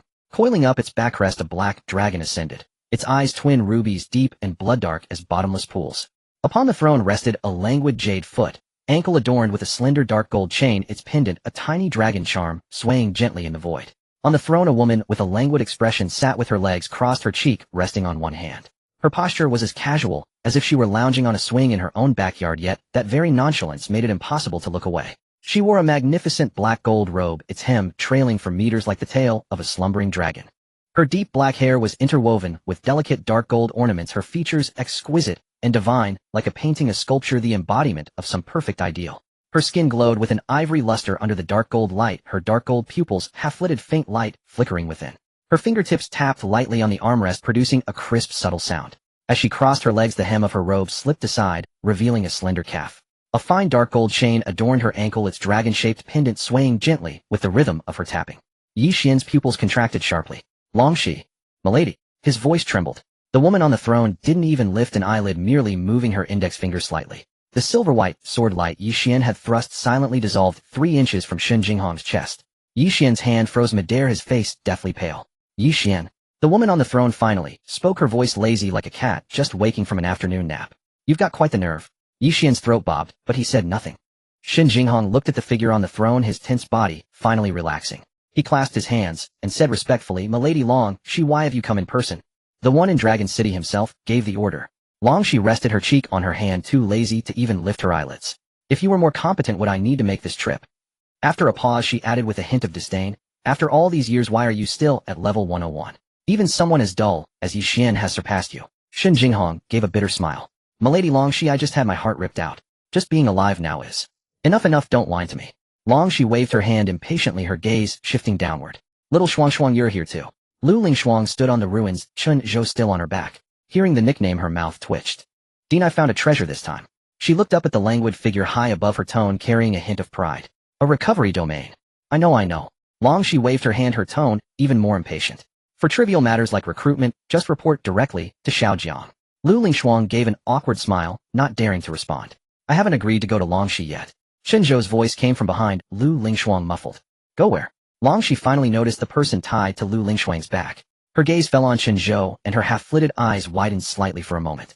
Oh, the corner of her mouth lifted slightly, revealing a hint of interest. Think Longxi Academy isn't good enough. It's not that. Chen Zhou poked his head out from behind Lu Lingshuang, looking at the figure on the throne high above. I'm just asking, are there any rewards? Like a mythical grade item or something? Lu Lingshuang turned her head frantically, signaling him with her eyes.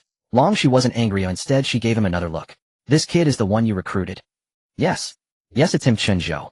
Long's eyes gaze fell on Chen Zhou again, her eyes deep. Her half-lidded eyes suddenly brightened, not with light, but with a deeper kind of seeing. Divine grade. Shinnom, indestructible body. Sweet dew domain. Sao 1 grain in spring.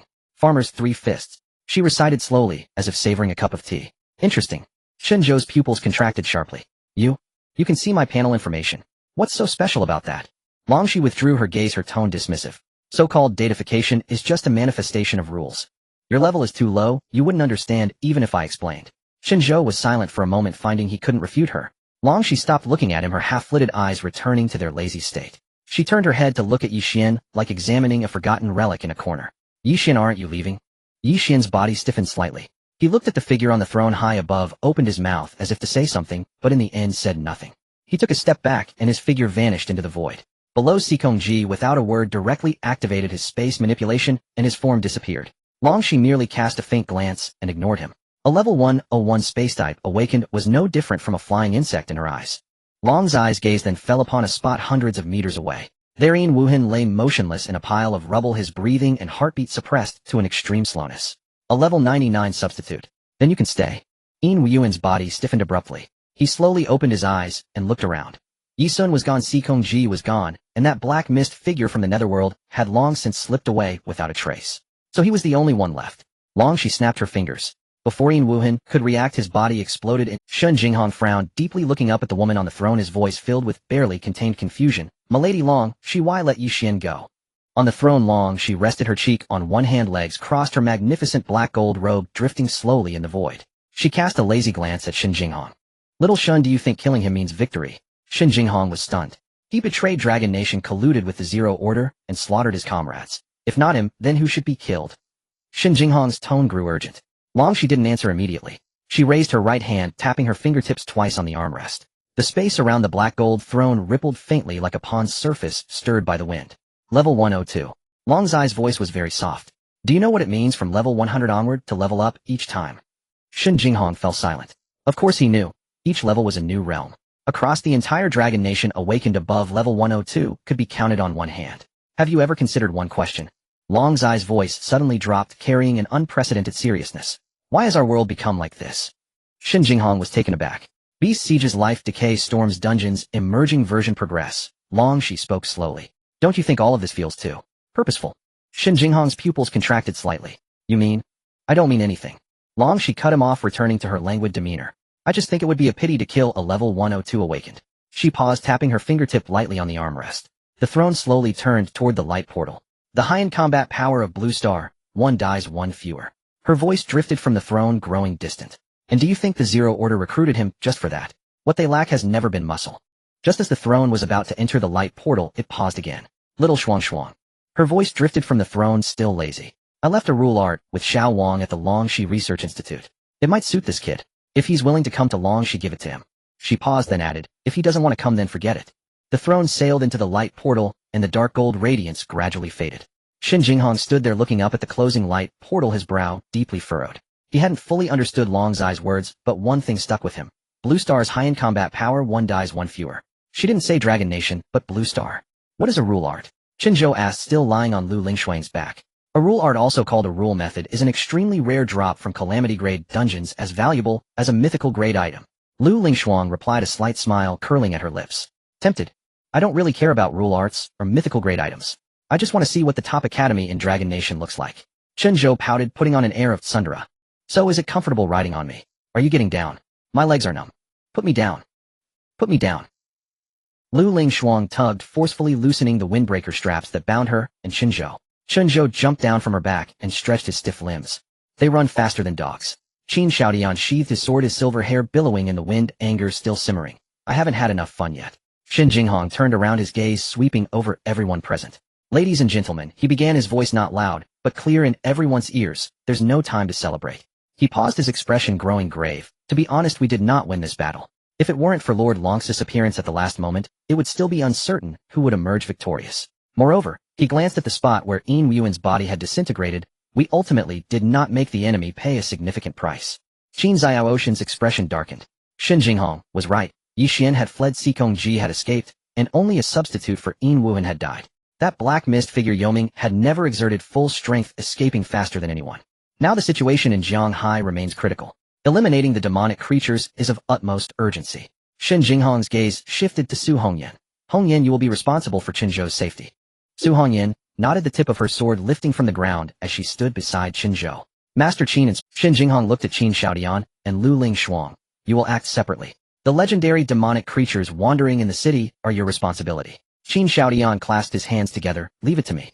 Lu Lingshuang rested her heavy hammer on her shoulder. "No problem. Can I also join the battle?" Chen Zhou raised his hand to ask. Qin Shaodian frowned slightly. "Chen Zhou, you have performed well enough. Your contributions to this war are invaluable. Leave the rest to us." "Master Qin, you misunderstand," Chen Zhou said earnestly. "I just want to tag along to collect heads. To be honest, hunting high-tier demonic creatures is very beneficial for me. The higher the tier, the better." Qin Shaodian was taken aback. Shen Jinghong's gaze sharpened as he caught on to something whispering. Is this the growth potential of a super divine profession? Killing monsters can make you stronger. The others present did not press further. To protect Chen Zhou meant protecting everything about him, whatever he needed. Alright, Su Hongyan replied. They'll take you to hunt monsters. They'll go too, it will be faster that way, Lu Lingshuang said. The Dragon Guard and your Su family are currently clearing out height-ear demonic creatures. Make sure they leave a few for us. Wait a moment, let me make a call. Su Hongyan took out her phone and dialed a number. Hello, this is Su Hongyan. Her voice was short and powerful. Please try to leave alive all epic tier and above demonic creatures for me. On the other end of the line, a cacophony of background noise and a few hurried responses came through. Yes, everything must prioritize the protection of infrastructure and public safety. On that basis, try to leave them alive. I will be there shortly. She hung up and turned to Chen Zhou. Thanks, Hongyan, Chen Zhou said. Su Hongyan lightly patted him on the head. Without discussing anything else, your contributions during this Jianghai crisis have earned you this special treatment. She was not wrong. From repairing the hell-level dungeon's spatial rift to stepping up and turning the tide of battle, Chen Zhou's actions directly saved Jianghai from a dire situation. Chen Zhou Qin Xiaodian suddenly spoke. Where are Shui Yao and the others? Chen Zhou almost forgot about it. With a thought, he snapped his fingers. For figures materialized amid the ruins. Meng Qin steadied himself, and upon seeing Chen Zhou broke into a smile. Brother Zhou. The Lu sisters simultaneously turned to Chen Zhou, their gazes filled with gratitude and admiration. Student Chen Zhou and Qin Shui Yao stood at the very back of the group. Upon seeing Chen Zhou for the first time, an indescribable emotion surged within her. Not gratitude, not sentiment, but a warmth that welled up from her chest, and her first thought was to walk over and give Chen Zhou a hug. Qin classmate, Chen Zhou said as he noticed Qin Shui Yao approaching. Is there something you need?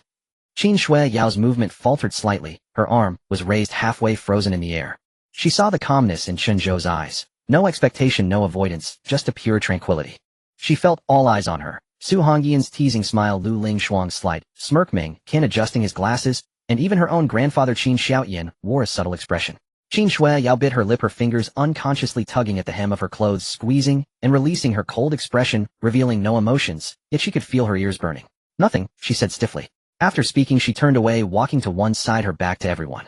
Chen Zhou was left bewildered. Qin Xiaodian shook his head. Little straight man. Lu Lingshuang scoffed, her tone laced with schadenfreude. Meng Qin adjusted his glasses and leaned closer to Chen Zhou, whispering, Brother Zhou being too charming can sometimes be a curse. Chen Zhou was momentarily taken aback. Who? Me. Meng Qin did not answer directly, but asked a mysterious question. If a school beauty and 1,000,000 credit points were in front of you, which would you choose? Chen Zhou replied seriously, women only affect my sword drawing speed. So Brother Zhou, which would you choose? Meng Qin pressed on with a grin. Chen Zhou's lips curled into a smirk as he exchanged a mischievous glance with Meng Qin. I want them both. Hee. The two shared a knowing laugh, the kind only men understand, like two losers squatting by the roadside watching beautiful women, lewd yet genuine. All the women present cast disdainful glances at them. Su Hongyan rolled her eyes. Lu Lingshuang scoffed. The Lu sisters exchanged glances, both reflecting the same disdain, and even Qin Shui Yao, who turned her back to everyone, slightly trembled, unsure if it was from anger or amusement. Not only is he a little straight man, but also a loudmouth, Lu Lingshuang commented. Chen Zhou blinked innocently, while Meng Qin laughed so hard he couldn't straighten up. Shen Jinghong watched this scene, the corners of his mouth slightly lifting, also feeling a hint of teasing. Chen Zhou, what did it feel like riding on Inspector Lu's back just now? Special Envoy Shun. Lu Lingshuang pouted, playfully scolding Shen Jinghong. Ha ha. Laughter echoed through the ruins, dissipating the smoke and blood. Qin Shui Yao stood at a distance, listening to the laughter behind her, her lips involuntarily curving upward. She did not turn around, but her ears were no longer burning. Let's go. Su Hongyan sheathed her long sword at her waist and lifted her hand to press against her forehead. A faint golden rune ignited on her forehead, resembling a brand that was set ablaze. The light from the rune spread outwards, transforming into 4 slender beams of light that extended from her shoulder blades, coalescing into 4 translucent wings. The wings were as thin as cicada wings, with edges shimmering in a pale golden hue. Each wing was as long as an adult's arm, vibrating slightly and emitting a faint hum. These were rare skills that could only be equipped after accumulating a certain amount of merit as the leader of the Dragon Guard. Flight equipment, wind wings. Concentrated by the power of runes, it did not rely on any external devices, solely driven by one's own energy. Su Hongyan turned around, her back to Chen Zhou, crouching slightly, her black battle attire illuminated by the light patterns of the wind wings. Ride on. Chen Zhou asked uncertainly. Come on up. Su Hongyan replied, her tone as flat as if she were saying sit. Chen Zhou swallowed hard. The captain of the Jianghai Dragon Guard, a ruthless leader and one of the decision-makers of the Su family, was now half crouched in front of him, saying, get on. If this got out, it would certainly stir up the entire upper class of Jianghai. Copying me. Lu Lingshuang scoffed from the side, putting away her heavy hammer. I just rode earlier. This is my brother, what's wrong? Su Hongyan said without turning her head, her tone firm. Brother, do you share blood tie? Lu Lingshuang raised an eyebrow. No, Su Hongyan admitted candidly, he's better than a real brother. Then it's a fair competition. Seeing Su Hongyan's attitude, Lu Lingshuang put her hammer down from her shoulder and slammed it into the ground, creating a shallow pit. Chen Zhou, get on my back, 3 times the speed, it'll take you over right away. Su Hongyan finally turned her head to look at Lu Lingshuang. I have the flight capability, do you? My back curves comfortably to ride on. Lu Lingshuang patted her back, her black form-fitting battle suit accentuating her curves. Does your wind wings jab it? Have you ridden before? Su Hongyan countered. No, but I can tell. Lu Lingshuang examined Su Hongyan's waist and back. Back in Longxi Academy, you were as skinny as a bamboo pole. All these years have passed, and you still have no meat, it hurts to ride. You were skinnier than me back then, Su Hongyan shot back. That was my first and second year. In my third and fourth years I trained in hammer techniques and built muscle in my back.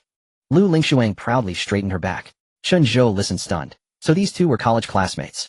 Special Envoy Shin just instructed me to protect Chen Zhou. Su Hongyan drew out the imperial sword. Of course it's to follow me. Special Envoy Shin, don't you think so? Shin Jinghong stood not far away. When he heard his name mentioned, he paused, glancing at Su Hongyan and then at Lu Lingshuang, both women staring at him with piercing eyes. One as sharp as a knife, the other hiding a blade within a smile. Shin Jinghong took out his phone, glanced at the dark screen, then held it to his ear. Hello, it's me. What? Can't handle the legendary magic creature. Fine, I'm on my way. He put down the phone, his expression serious as he looked at the three. You all discuss your matters among yourselves. I only have one request. He paused, locking his gaze on Chen Zhou. Make sure Chen Zhou's safety is guaranteed. Before he finished speaking, his figure suddenly vanished, leaving no time for Su Hongyan and Lu Lingshuang to react. He runs really fast, Lu Lingshuang scoffed. Coward, Su Hongyan added. The two looked at Chen Zhou simultaneously. Chen Zhou, choose one. Su Hongyan said. Who to ride on? Lu Lingshuang asked. Chen Zhou scratched his head and smiled awkwardly. How about not riding? It's not that urgent. No way, both women exclaimed in unison. Chen Zhou was startled back a step by their shout. Lu Lingshuang, you have to compete with me for everything, right? Su Hongyan began, a hint of helplessness in her tone. What do you mean by compete? Lu Lingshuang tilted her head. It's a fair competition. You competed for my first place in grades, my trial tower record, my position as the top of the practical assessment. Su Hongyan counted on her fingers. Now you even want to compete for my brother? Su Hongyan rolled her eyes. All right, Lu Lingshuang waved her hand. This time I'll let you have it. Spend a little more time with your brother. She paused, a meaningful smile on her lips. Anyway, he'll soon be part of my Longxi Academy. Su Hongyan raised an eyebrow but did not refute. She knew Lu Lingshuang was speaking the truth. With Lord Longxi personally speaking, it was nearly a certainty that Chen Zhou would go to Longxi Academy. In the end, Chen Zhou climbed onto Su Hongyan's back. He carefully mounted his hands, resting on Su Hongyan's shoulders, not daring to hug too tightly. Su Hongyan's back was slightly narrower than Lu Lingshuang's, but very stable, the light patterns of the wind wings brushing against his calves, warm, but not hot. Hold on tight, Su Hongyan said. Okay. Su Hongyan stood up, and Chen Zhou hung onto her back like a koala. Oh right. Chen Zhou suddenly remembered something, turning to Meng Qin and Qin Xiao. Monkey Qin, classmate, it seems like there hasn't been any movement from the fat guy and Hua Xiaodong. You guys should check on them later. Meng Qin pushed up his glasses, nodding. Alright. Qin Xiao ignored Chen Zhou, taking out her phone to check the signal bars. Full bars. She dialed Hua Xiatang's number. Chen Zhou turned back to Su Hongyan, saying, Sister Hongyan, let's go. Hold on tight. The rune on Su Hongyan's forehead suddenly lit up, and 4 wind wings spread out violently, the light patterns surging. The aura of the sweet rain domain radiated from around Chen Zhou, enveloping Su Hongyan. 200 attribute enhancement. Whoosh! Su Hongyan transformed into a streak of flowing light, shooting up into the sky so fast that Chen Zhou almost slipped off her back, his hands instinctively wrapping around her neck. Cough, cough. Su Hongyan rolled her eyes at being choked. Loosen a bit. Sorry. The streak of light cut through the grayish sky, flying toward the outskirts of the ruins. Bang! Lu Lingshuang leapt up, immediately vanishing from sight, leaving a shallow pit in the ground, her figure already hundreds of meters away. Having a boost is great, she flies really fast, Lu Lingshuang muttered, picking up speed. In the ruins, Qin Shuiyao held her phone, listening to the dialing tone. Beep, beep, beep. Hua Xiaodong never let a call ring more than 3 times, but this time it rang over 10 times without anyone picking up. Meng Qin stood beside her, adjusting his glasses, remaining silent as Qin Xiao's frown deepened. Could it be that the signal still hasn't recovered? But her phone clearly showed full bars. Could they still be in the control room, blocked from signal by the alloy door? They should have come out long ago since the mission was completed. Beep, beep, beep. The phone rang for half a minute. Finally connected. Qin Shuiyao let out a sigh of relief. Shouting. She began. Yet there was still no sound on the other end. She almost thought she dialed the wrong number, glancing at the screen. Hua Xiatang's name, no doubt. A few seconds later, a faint strained breath came from the other end of the line, the kind that sounded like someone had been crying for a long time, their throat hoarse and trembling. Qin Xiao's heart sank painfully. Shouting. What happened? On the other end, Hua Xiaodong finally spoke, her voice hoarse and intermittent, as if squeezed out from the depths of her throat. Shuiyao. Just calling her name made her voice choke. Qin Shuyao tightened her grip on the phone, her knuckles. Zhang Fan. On the other end, Hua Xiatang's voice slowly came through. Zhang Fan. He is dead. Qin Shuyao froze, feeling a sense of unreality. She opened her mouth wanting to say something, but her throat felt blocked. She heard Hua Xiaotang on the other end, unable to hold back any longer, crying out loud. Meng Qin noticed that something was off with Qin Shuyao. Qin classmate? Meng Qin asked tentatively. Qin Shuyao slowly lowered her phone, mechanically turning to look at Meng Qin. Fatty. Her voice was soft, but trembled slightly. He's gone. In Jianghai City West District, amidst the ruins, dozens of members from the Dragon Guard are engaged in eliminating the remaining magical creatures. Leading the charge is a woman in her late 20s with a delicate face and sharp eyes. Her short hair, damp with sweat, clings to her forehead, and her black combat attire is splattered with the blood of magical creatures. She is Lin Wei, the deputy captain of the execution team in the Dragon Guard and the assistant to Su Hongyan. Lin Wei is not a member of the Su family, but having followed Su Hongyan for many years, she rose from an ordinary Dragon Guard member to deputy captain through her solid achievements. During the years Su Hongyan was transferred away from Jianghai, Lin Wei was suppressed by the vice captain, moving from the front lines to logistics, and almost being expelled from the Dragon Guard. Upon Su Hongyan's return, the first thing she did was to transfer Lin Wei back to the execution team, promoting her to deputy captain. Team 3, there are 2 Lord-level magical creatures in the eastern ruins. Proceed to eliminate them quickly. Receive. Lin Wei lowered her hand, her gaze scanning the battlefield. The number of magical creatures had significantly decreased, but those that remained. Receive. Lin Wei lowered her hand, her gaze scanning the battlefield. The number of magical creatures had significantly decreased, but those that remained were still wreaking havoc. The guards, the Martial Alliance, and the Mercenary Guild. The various groups are moving through the ruins. Although their coordination is still awkward, everyone is fighting desperately. Lin, team leader. A young team member rushed over, panting heavily.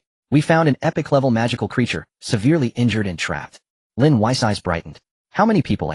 Just our small team, 6. Do not kill it, Lin Wei instructed. The young member was taken aback. Not kill it. Why? The captain has ordered that epic-level and higher magical creatures are to be kept alive. Lin Wei's tone was unwavering.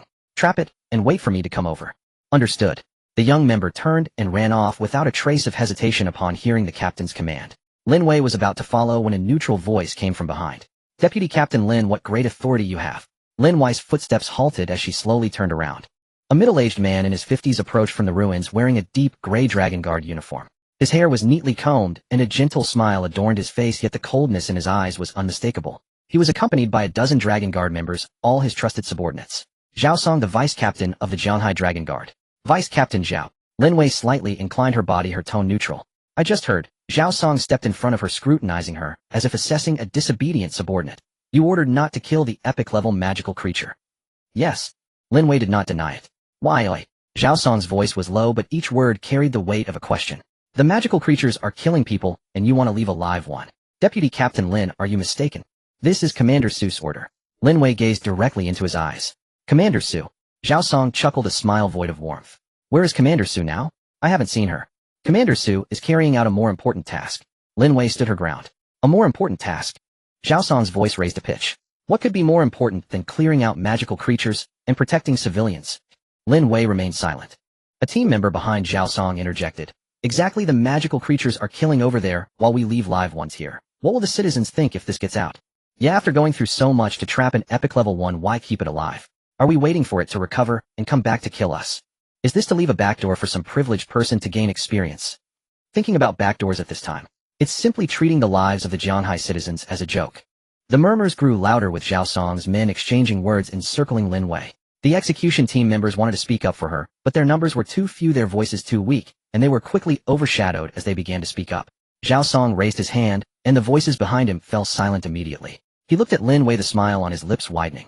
Deputy Captain Lin, you heard them. It's not that I am unwilling to cooperate, but everyone finds it unreasonable. How about this? I know it's difficult for you, let my people handle that epic-level magical creature, so you won't be violating Commander Su Hongyan's orders. Lin Wei's fingers tightened slightly. This is Commander Su's order, she said firmly. We cannot kill it, must not be. Her voice was not loud, but every word was enunciated clearly. Zhao Song's smile vanished as he stared at Lin Wei as if looking at something ungrateful. Without Su Hongyan, what are you? His tone turned cold, laced with unmasked disdain. Do you think you are worthy to argue with me here? He paused, his voice chilling further. Let Su Hongyan come and speak. Lin Wei's face turned pale, but she did not back down. Have you said enough? A clear, cold voice drifted down from the sky, not loud, but like a bucket of icy water poured accurately over everyone present. The murmurs abruptly ceased. Everyone looked up simultaneously. A streak of light cut across the sky, moving as fast as a meteor, halting abruptly above them, four translucent wings unfurling in the air. Su Hongyan hovered in midair, her black combat attire gleaming in the light patterns of the wind wings, her long hair billowing in the wind, her icy gaze sweeping over every individual below. On her back was a young man. Chen Zhou rested his hands on Su Hongyan's shoulders, looking down at the crowd from above. His gaze passed over Zhao Song and the team members behind him. Many of those faces he recognized. 5 years ago, many of these people whispered and pointed at him and his mother in the corridors of the Dragon Guard compound. Take care of your son, don't bring shame to the deceased. This was the very sentence Zhao Song had said to his mother Gu Yinshu back then. Back then in the Dragon Guard compound, Chen Zhou and his mother were ostracized, forced by Zhao Song to apologize. The boy Chen Zhou had fought was Zhao Song's son. Zhao Song looked at Chen Zhou, his pupils narrowing slightly. This face felt familiar. He recalled that although it had changed significantly in 5 years, it was increasingly resembling his father's. The boy who had once clenched his fists, eyes red with anger in the Dragon Guard compound, had now grown up taller, and his gaze had transformed from anger and resentment to a chilling calm. Zhao Song, Vice Captain Zhao. Chen Zhou spoke, his voice not loud, yet clearly reaching the ears of everyone present. Long time no see. You are Chen Yanzi's son, Chen Zhou. Zhao Song's tone cooled further. Su Hongyan slowly descended, folding her wind wings into 4 light patterns that retracted to her brow. She stood beside Lin Wei, her gaze sweeping over the people behind Zhao Song, her voice as icy as tempered ice. All epic level and above magical creatures must be kept alive. If there are any objections, come to me. The scene fell silent save for the sound of the wind. Zhao Song looked at Su Hongyan, then glanced at Chen Zhou behind her, a slight smirk tugging at the corners of his mouth. The people behind him dared not utter a word. Su Hongyan's oppressive presence kept everyone silent. However, Zhao Song was no ordinary person. He had spent 30 years in the Longwei department, rising from a regular guard to the deputy director. He had seen all kinds of storms, and no matter how formidable Su Hongyan was, she wouldn't dare to act against him in front of so many witnesses.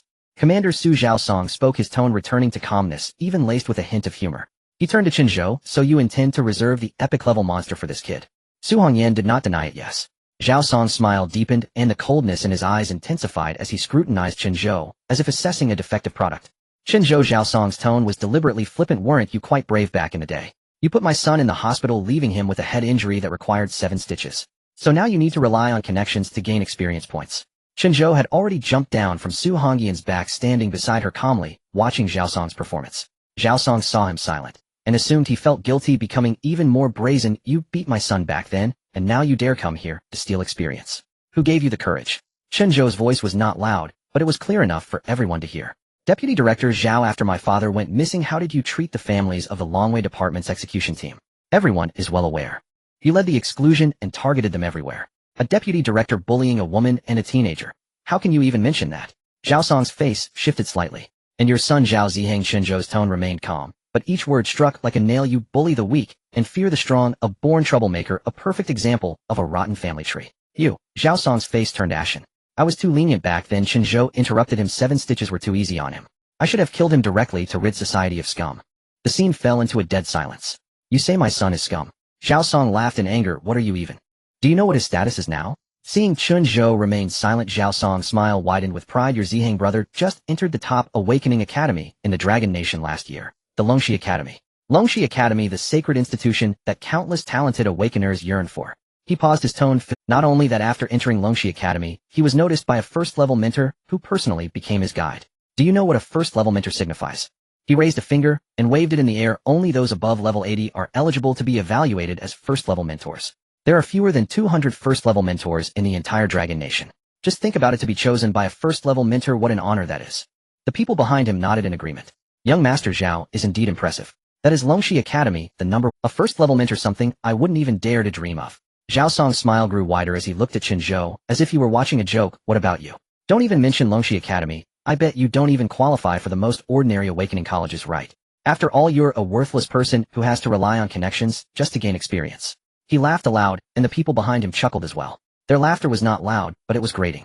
Su Hongyan's expression turned cold, and just as she was about to speak, crash! A dull crashing sound erupted from behind the crowd, like a meteor falling to the ground, raising clouds of dust and sending gravel flying. Everyone was startled by the sudden loud noise. Amidst the dust, a dark figure slowly emerged, one eye covered by a black eye patch, a heavy black hammer resting on her shoulder. It was Lu Lingshuang. She walked over step by step, her pace neither fast nor slow, but each step seemed to tread on Zhao Song's heartbeat. She reached Chen Zhou's side, slamming the heavy hammer onto the ground, creating a shallow pit and sending shards flying. I just heard. She tilted her head looking at Zhao Song, her voice low. Someone said my student is worthless. Zhao Song's pupils constricted suddenly. He didn't recognize Lu Lingshuang's face, but that black eye patch. His son Zhao Ziheng had mentioned it countless times. Dad, we have a legendary mentor at Longxi Academy. Her surname is Lu. She wears a black eye patch and wields a heavy hammer to sweep through her peers. If I could ever become her student, my life would be worth it. Zhao Song's throat moved, and he spoke hoarsely. May I ask who you are? Lu Lingshuang rested one hand on the hammer's handle, crossing her arms looking down at him. I am Lu Lingshuang, a special level mentor at Longxi Academy. Who bullied my student? Silence. Deathly silence. Then, a special level mentor at Longxi Academy. That is a higher existence than a first level mentor. A rare talent. It is said that only those at least level 90 are eligible for evaluation, and the evaluation requirements are extremely strict. Did she just say? Chen Zhou is her student. The crowd erupted in chaos, and the expressions of the people behind Zhao Song changed dramatically. Zhao Song's face turned pale for a moment, then he forced a smile. So it's mentor Lu. My son is also a student at Longxi Academy, a freshman last year. Zhao Ziheng. He often mentions you, saying you are his most. Lu Lingshuang's expression was unchanging. I haven't heard of him. Zhao Song's smile froze on his face. I didn't know Chen Zhou was your student. His voice was a bit dry. Now you know? Lu Lingshuang interrupted him, her tone flat, yet carrying an undeniable pressure. So do you want to repeat what you just said? Zhao Song's throat moved, and he couldn't utter a single word. Lu Lingshuang withdrew her gaze, turned around, and in front of everyone raised her hand and patted Chen Zhou's shoulder, speaking casually, as if addressing her own child. Kid, if someone bullied you, why didn't you report my name? Chen Zhou's mouth twitched. How was I supposed to know your name was so useful? Besides, you never told me your name. Now you know. Lu Lingshuang smiled. So how does it feel to be my student? Chen Zhou shrugged. I haven't really agreed to go to Longxi yet. Hearing Chen Zhou's words, Zhao Song and the Longwei members behind him were stunned for a moment. Why did it feel like this kid had no respect for the legendary special level mentor in front of him? As if the other party still had to beg him to attend Longxi. If their children could study under a special level mentor at Longxi Academy, it would be like their ancestors had struck gold. It's only a matter of time. Lu Lingshuang patted Chen Zhou's shoulder, her tone as certain as if she were stating that the sun rises in the east. The dean has already spoken. Can you run away? Chen Zhou was left speechless. Chen Zhou is my student, Lu Lingshuang said, her tone even. Do you still object? If not, step aside. Zhao Song's smile faded some as he regarded Lu Lingshuang. His voice assumed a polite edge. Director Lu, I mean no offense to you. Chen Zhou is your student, that I will not dispute. But that does not justify him taking credit for the fruits of others. He paused, straightened his back, and adopted an official demeanor. At the Longwei Bureau, we always reward according to me. Chen Zhou is your student, that I will not dispute. But that does not justify him taking credit for the fruits of others' desperate toil. Is unmistakably the elite beasts our bureau has hunted down with great effort. Are we to hand over the spoils to a boy who did nothing? Even if I agreed, how could I explain it to my subordinates? As soon as he finished speaking, the men behind him chimed in. Exactly. Why should the whole city give him way? How many monsters has he slain? How many civilians has he saved? What has he accomplished? When Shanghai faced its crisis, everyone else risked their lives. He's just trying to freeload. How shameless.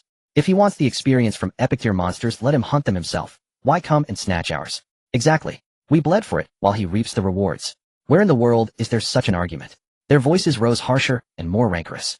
Zhao Song made no attempt to quiet them. He stood with his hands clasped behind his back, a faint, inscrutable smile at his lips, as if savoring a scene of his own direction. Zhao Song's smile vanished as he turned to Su Hongyan. Commander Su, look. Even I must ask, on what grounds? He spread his hands. Is it simply because his father was that deserter, the former execution squad captain of the Shanghai Longwei Bureau? At those words, Su Hongyan's gaze chilled utterly. Repeat that, Zhao Song. Su Hongyan fixed him with a stare that altered her entire bearing. Zhao Song kept his face composed, but a tremor of unease stirred within him. This woman appeared outwardly normal, but her obstinacy about certain matters was notoriously unhinged. To truly anger her was to court unknown consequences. His phone rang, the tones slicing through the taut atmosphere. He glanced at the caller ID. His expression shifted slightly as he answered. Hello, Director. On the other end came a man's voice, magnetic and unhurried, carrying an undeniable weight. Old Zhao, assign all epic tier monsters to Commander Su's command. Zhao Song blinked in surprise. Why? That is an order from above, the director replied evenly. Zhao Song's brow knit. He surveyed his subordinates, then looked to Su Hongyan and Chen Zhou. Abruptly he hit the director. His voice rose a little. These high-tier monsters were earned with the brothers' lives. On what grounds do you give them to an— Lin Wei could no longer contain herself and spoke coldly. Deputy Director Zhao, the execution squad felled the leader class and above. How does that become your men's entitlement? Zhao Song seemed to ignore her and continued into the phone. Director, this violates protocol. The Longwei Bureau has always rewarded by merit. Doing this will chill the brothers' morale. A nearby aide immediately added loudly, exactly. Why should the heads we earned— I killed 8 level 45 elite monsters and 3 level 40 lord class beasts. Why do I not get the credit? What has that kid contributed? Where was he when we were slaughtering monsters? Now he comes out to snatch heads and leech experience. Right? Why should he? Well said. We refuse to accept this. Zhao Song's men raised their voices in a swelling chorus. For a moment the line was silent on the other end. Then the director's voice returned, still calm and deliberate, yet carrying a chill that ran down spines. On what ground? You insist on embarrassing yourselves by contesting merits and contributions. You imagine you have given great service? Very well, I shall tell you on what grounds. The men fell quiet, every ear strained to hear. The director spoke with deliberate clarity. First he slew 5 S-tier members of the Abyss cultists. The clamor behind Zhao Song subsided noticeably. S-tier Abyss cultists were enemies everyone preferred to avoid at all costs. Second, he led a squad to successfully repair the rift in the Hell-level instance, cutting off the monster's source of invasion. What? He repaired the dungeon rift. Third, he killed an epic tier level 50 monster. The silence that followed was absolute, mouths opened, but no sound came out. The director's voice remained calm.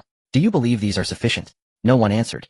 Zhao Song's face had drained of color, his prior composure hardened into a brittle mask. The men behind him stared with disbelief, eyes wide. He repaired the Hell-level rift. Truly, how could he possibly have done that? Killed a level 50 epic beast. They murmured again, but this time their tones had shifted from derision to stunned doubt. The director's voice returned, this time threaded with an ineffable pity. Still unconvinced. What follows? Perhaps even if I were to beat it into you, you would refuse to accept. Everyone held their breath. Fourth, at a decisive battle that determined the course of the Zhanghai crisis, Chen Zhou rescued envoy Shen of Xinyuan and saved Qin Xiaoyan, head of the Qin family, single-handedly turning the tide. Finally, he participated in combat against century-tier adversaries, helping to repel a hostile level 101 powerhouse, and playing the pivotal role that broke the stalemate. Is that enough? There was a deathly stillness. The wind threaded through the ruins, stirring fine ash. No one spoke, moved, or dared to breathe loudly. If they could have strained to accept the earlier claims, these 2 last deeds forced them to a harsher judgment. Either the director babbled, or the caller was an imposter. What rank was envoy Shen of Xinyuan? What sort of powerhouse was Qin Xiaoyan? A hostile level 101 foe. What scale did that imply? They had only heard of such beings, and none had gazed upon them in battle. Yet this Chen Zhou, a mere high schooler, had supposedly turned the fate of conflicts at that level. Played the pivotal role. The world had surely gone mad. Zhao Song's hand trembled as he gripped the phone, his knuckles blanched, and his lips quivered, words failing him entirely. The director's voice returned once more, mingling counsel with warning. Old Zhao, if you wish to remain in your post, do not. He paused, and then spoke with a weight that ended the call. Right now, Chen Zhou stands backed by the whole of Longhua. The line went dead, and the screen went dark. Zhao Song remained rooted to the spot, phone still in hand, utterly motionless. Those behind him bowed their heads, none dared meet his gaze or speak. Su Hongyan looked at him with the faintest upturn at her mouth. Deputy Director Zhao, any further objections? Zhao Song's Adam's apple bobbed. He shook his head with difficulty. Then step aside. Zhao Song moved to one side, clearing the path. His men likewise parted like a tide cut by an unseen blade. Lu Lingshuang hoisted her heavy hammer and strode forward first, Su Hongyan following close behind. Chen Zhou walked last, hands in his pockets, his pace unhurried. As he passed, he casually raised a hand, and a pale green aura spread out, invigorating Lin Wei and several execution squad members, knitting their wounds and restoring their vitality. Lin Wei started in surprise, then looked at Chen Zhou's retreating figure with grateful warmth. When he passed Zhao Song, Chen Zhou paused. His voice was low but carved with the clarity of stone. Deputy Director Zhao. The first person who spread the rumor that my father was a deserter, that was you, wasn't it? Chen Zhou's words fell like a sentence. Zhao Song stiffened, but said nothing. Chen Zhou withdrew his gaze and strode on. Behind him, Zhao Song stood pale as iron, staring at Chen Zhou's departing back. In his eyes flickered a fear he would not even admit to himself. We've arrived. Su Hongyan carried Chen Zhou and reached the location where the epic-level monster was trapped. It was a ruin where a massive creature was tightly bound by several runic chains. It was a lizard-like giant beast covered in dark brown scales with sturdy limbs and sharp claws deeply embedded in the rubble. Its vertical pupils fixed intensely on the humans surrounding it, emitting a low, menacing growl. Rock-armored lizard quality, epic level 45, several team members bloodied and panting stood at the edge of the runic chains. Upon seeing Su Hongyan descend from the sky, they immediately stood at attention. Captain, thank you for your hard work. Su Hongyan nodded, her gaze sweeping over the trapped rock-armored lizard. Did it injure anyone? 3 light injuries, already treated. Su Hongyan stepped aside to make way for Chen Zhou. Chen Zhou raised his hand, and the wounds on the others instantly healed. The team members exchanged glances, seeing the shock in each other's eyes. Chen Zhou, let's start with this one, she said, looking at the struggling rock-armored lizard. Do you need me to bring it down to your kill line? No need. Chen Zhou stepped forward. I'll do it myself. He raised his hand and summoned a golden-hued card from his storage space, a tenfold experience card which he crushed. Golden light burst forth from his fingertips, merging into his body. Then he grasped his right hand in the air, and a bizarrely designed handgun appeared out of nowhere. Blood Feast, perhaps having eaten too well recently, the entire body of Blood Feast gleamed with a sheen reminiscent of a young woman. Chen Zhou tightened his grip on the gun, feeling its handle pierce into his palm and arm. The team members stared at the gun, their eyes widening. The aura emitted from the gun was strangely suffocating. Chen Zhou raised the gun, aiming at the rock-armored lizard. Bang! A black gravity light beam fell from the sky, accurately striking the head of the rock-armored lizard. The giant beast's body suddenly sank, its limbs bending, knees crashing against the rubble, sending up a cloud of dust. Bang bang bang. Chen Zhou continued to pull the trigger, gravity light beams striking the same spot one after another. The head of the rock-armored lizard was forced down into the rubble, dark purple blood seeping from the gaps in its scales. Its struggles grew weaker and weaker. The 12th shot. The head of the rock-armored lizard exploded, its massive body convulsing twice before finally losing all signs of life. Kill rock-armored lizard, epic level experience 1000 ding. Constitution 1. Chen Zhou put away the gun, looking at the notifications popping up on the panel, his brow furrowing slightly. No spirit plant seeds dropped. What's wrong? Su Hongyan asked. Nothing. Chen Zhou shook his head. Didn't get what you wanted. Lu Lingshuang noticed the fleeting disappointment on Chen Zhou's face and, hefting a heavy hammer, scoffed from the side. It's only the first one, why the hurry? Right, Chen Zhou smiled. Let's go, Sister Hongyan, and check out other places. Su Hongyan nodded. Over the next few hours, Chen Zhou, guided by Su Hongyan and Lu Lingshuang, traversed the ruins of Jianghai City. One epic level monster after another fell to Chen Zhou's hands as he harvested them, with the blood feast gravity light beams crashing down time and time again. With each kill, he earned a massive amount of experience points, occasionally dropping emerald green spirit plant seeds. Chen Zhou's level skyrocketed visibly. Level 28, 29, 30. The sky gradually darkened. The gray sky turned deep gray, and the smoke from the ruins appeared denser in the twilight, with distant sounds of monsters roaring and humans shouting in battle. Chen Zhou sat cross-legged on a piece of rubble, drinking water in large gulps, unable to suppress the smile at the corner of his mouth. He opened the panel. He had killed 21 epic-level monsters and obtained 8 spirit plant seeds. Adding the 1 seed he had left over from before, he now had 9 spirit plant seeds. His level had soared from 26 to 39, which would normally take several months or even a year. Epic-level monsters were lining up for him to kill and harvest. Such an opportunity was rare. Level 39 meant he had officially bid farewell to being a novice and stepped into the ranks of elite awakeners. Awesome, Chen Zhou exclaimed. Lu Lingshuang squatted beside him and poked his shoulder with the hammer handle. Look at your small achievements. You're a strong player over level 90, so of course you wouldn't care about this little experience. Chen Zhou rolled his eyes. To me, this is a big harvest. Only the experience points allow you to pick up the spoils. Lu Lingshuang pouted. These monsters came from a dungeon invasion. Their bodies will disintegrate just minutes after death. Otherwise, these monster bodies would be valuable treasures. Chen Zhou paused, recalling that the bodies of the monsters did indeed turn into light spots shortly after being killed. At that time, he was too focused on the experience points and spirit plant seeds to notice this. What a pity, he nodded. Su Hongyan stood to the side, a slight smile curving her lips as she watched Chen Zhou's face smeared with dust and sweat, and the joy in his eyes stirred an indescribable feeling in her heart. The captain's son had grown up. Let's go, Su Hongyan said. There's one more place. Another. Chen Zhou's eyes. The garrison encountered a legendary level creature, level 70. Commander Lei Meng just sent the message asking if you could go help. Without hesitation, Chen Zhou stood up.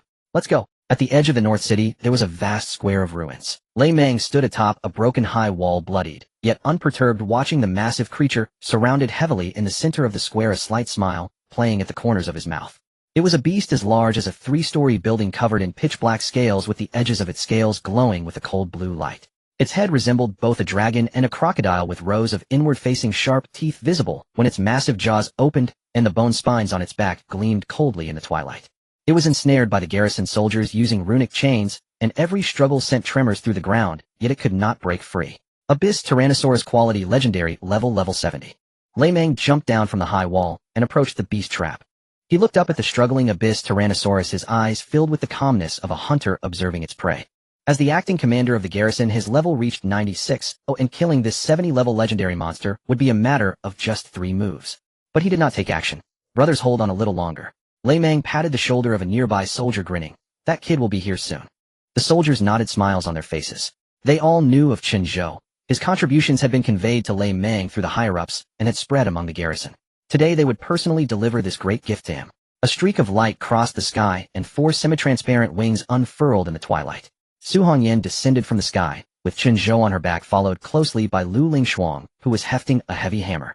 Commander Su. Lei Meng strode over, his voice hoarse yet filled with an undeniable excitement. You finally made it.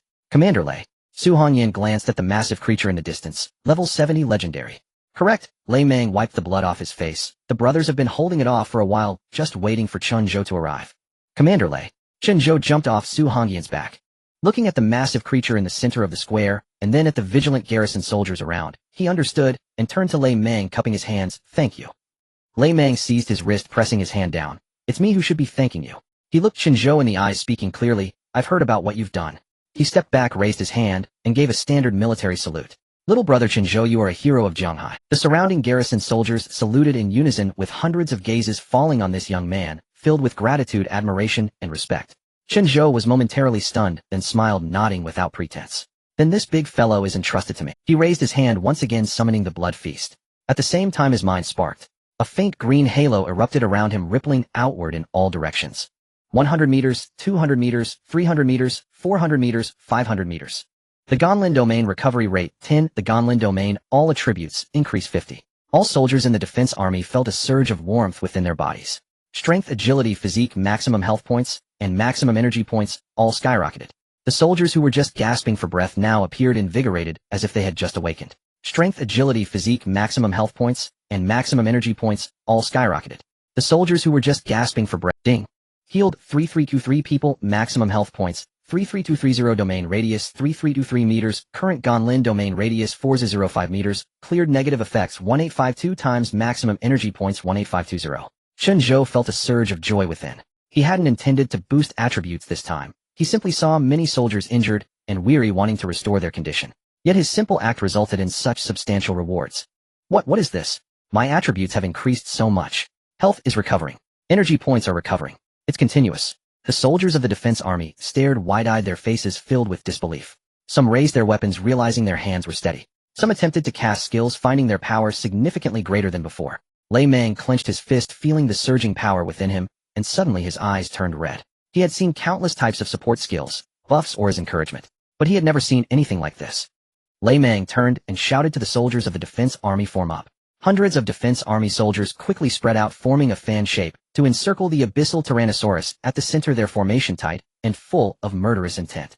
Chen Zhou stood at the center of the formation, the halo of the Gonlin domain steadily expanding outward. He raised the blood feast, aiming at the struggling abyssal Tyrannosaurus. Bang! A black gravity beam descended from the heavens, striking the head of the abyssal Tyrannosaurus accurately. The colossal beast's body merely sank, slightly, not collapsing. Attack! Lei Meng commanded. Hundreds of skills were unleashed simultaneously. Flames, lightning, frost, energy blasts, confinement spells. Colors exploded in the twilight, engulfing the massive creature in a barrage of firepower. Each skill's power was amplified by the Gonlin domain, and the casters did not need to worry about energy consumption. As soon as energy was depleted, it was replenished in the next moment.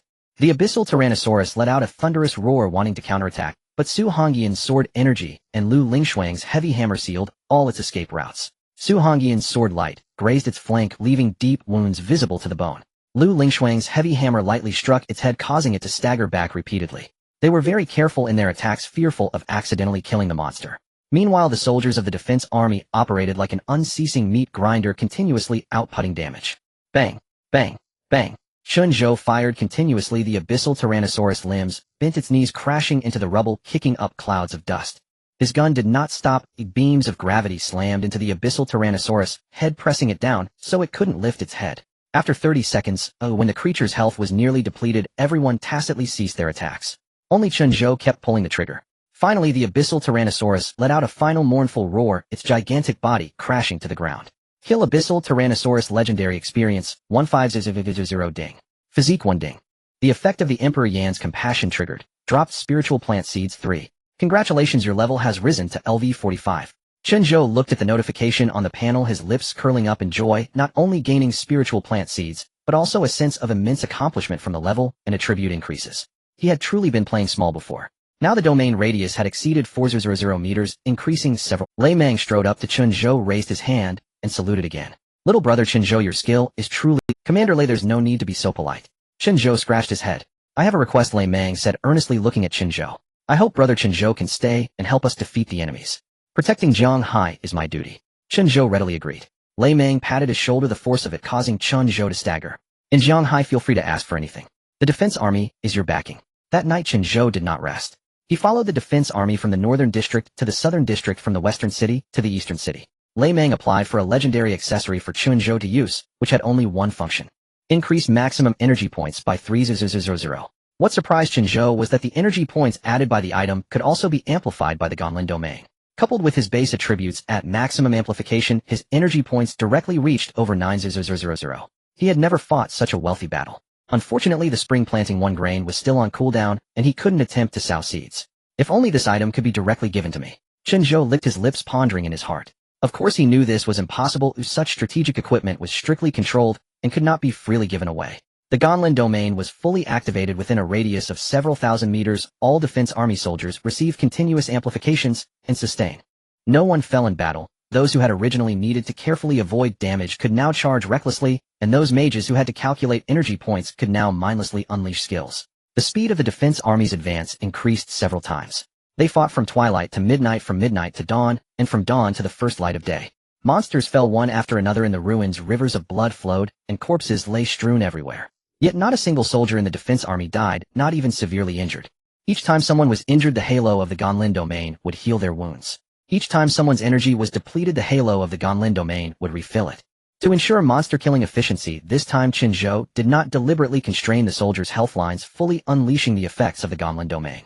Lei Meng stood high on the ruins, watching the unstoppable troops below, his eyes turning red again and again. He had been a soldier for 30 years and had never seen a battle like this. Not even before the Life Decay Storm arrived. Commander the Adjutant walked up to him, his voice somewhat choked. The brothers all say that with Chen Zhou here we are invincible. Indeed, Lei Meng nodded, not speaking. He turned his head to look at the youth standing at the center of the position. A faint green halo continuously expanded from him, like an ever-burning lamp. Daylight broke. The first rays of morning light pierced through the smoke, illuminating the ruins, and the roars of the monsters finally ceased. Jianghai City was safe. The soldiers of the defense army sat exhausted among the ruins, gasping for breath. Some were laughing, some were crying, some embraced each other, and some knelt on the ground. Lei Meng approached Chen Zhou, looking at the boy, his face covered in ash, lips pale, and his eyes full of bloodshot veins. Chen Zhou. Lei Meng spoke, his voice hoarse. Chen Zhou looked up at him. Lei Meng reached out, grasping Chen Zhou's hand. His hand was large, rough, and full of calluses and scars. But he held it lightly, as if afraid to crush something precious. If you don't mind, regardless of age, just based on our affinity, Lei Meng said, from now on you are my brother Lei Meng, and a brother of our defense army. All right. Chen Zhou smiled. Behind them the sun rose from the edge of the ruins, golden sunlight pouring onto the... Not far away, Su Hongyan's aunt smiled at this scene, while Lu Lingshuang crossed her arms, a smile playing on her. Some soldiers of the defense army whistled while others shouted, "Brother Chen Zhou," and some raised their weapons, waving them toward... Chen Zhou turned around, looking at the soldiers who were protected by his Gonlin domain. Throughout the night a wave of indescribable warmth surged in his heart. He waved his hand. The soldiers cheered. Surrounded by the guards, Chen Zhou was encircled by a group of soldiers. Some offered water, while others patted his shoulder, expressing their gratitude. He smiled in response, but in his heart, he wondered if he could hunt a few high-grade magical beasts today. Ding ding ding. His phone rang. Chen Zhou glanced down. It was Meng Qian. "Hey monkey," he answered the call, his tone casual. On the other end there was silence, only the sound of breathing, heavy and labored. "What's wrong, monkey?" Chen Zhou's smile faded slightly. "Zhou Ge." Meng Qian spoke, his voice hoarse, trembling in a way Chen Zhou had never heard before. "We're at Jianghai First People's Hospital." Chen Zhou's fingers tightened slightly. "Fan Ge." He. Meng Qian's voice began to choke, as if something was stuck in his throat, unable to be expressed. He was just choking on the name repeatedly. But Chen Zhou understood. The knuckles of his hand gripping the phone turned white. "They'll be there right away." His voice was calm, so calm that it felt strange even to him. After hanging up, he turned to Su Hongyan beside him. "Sister Hongyan, please take me to Jianghai First People's Hospital." Su Hongyan looked at him. His eyes were red, but there were no tears in the sockets, just a desperate struggle to suppress something that was about to overflow. "Let's go." Su Hongyan asked no further questions, her forehead glowing with runes as four wind wings unfurled. After returning the legendary equipment to Lei Meng, Chen Zhou took his leave. At Jianghai First People's Hospital. From above, the hospital square was densely packed with people. There weren't enough stretchers, not enough beds, even the corridors were overcrowded. Some people were brought in groaning, while others had already fallen silent.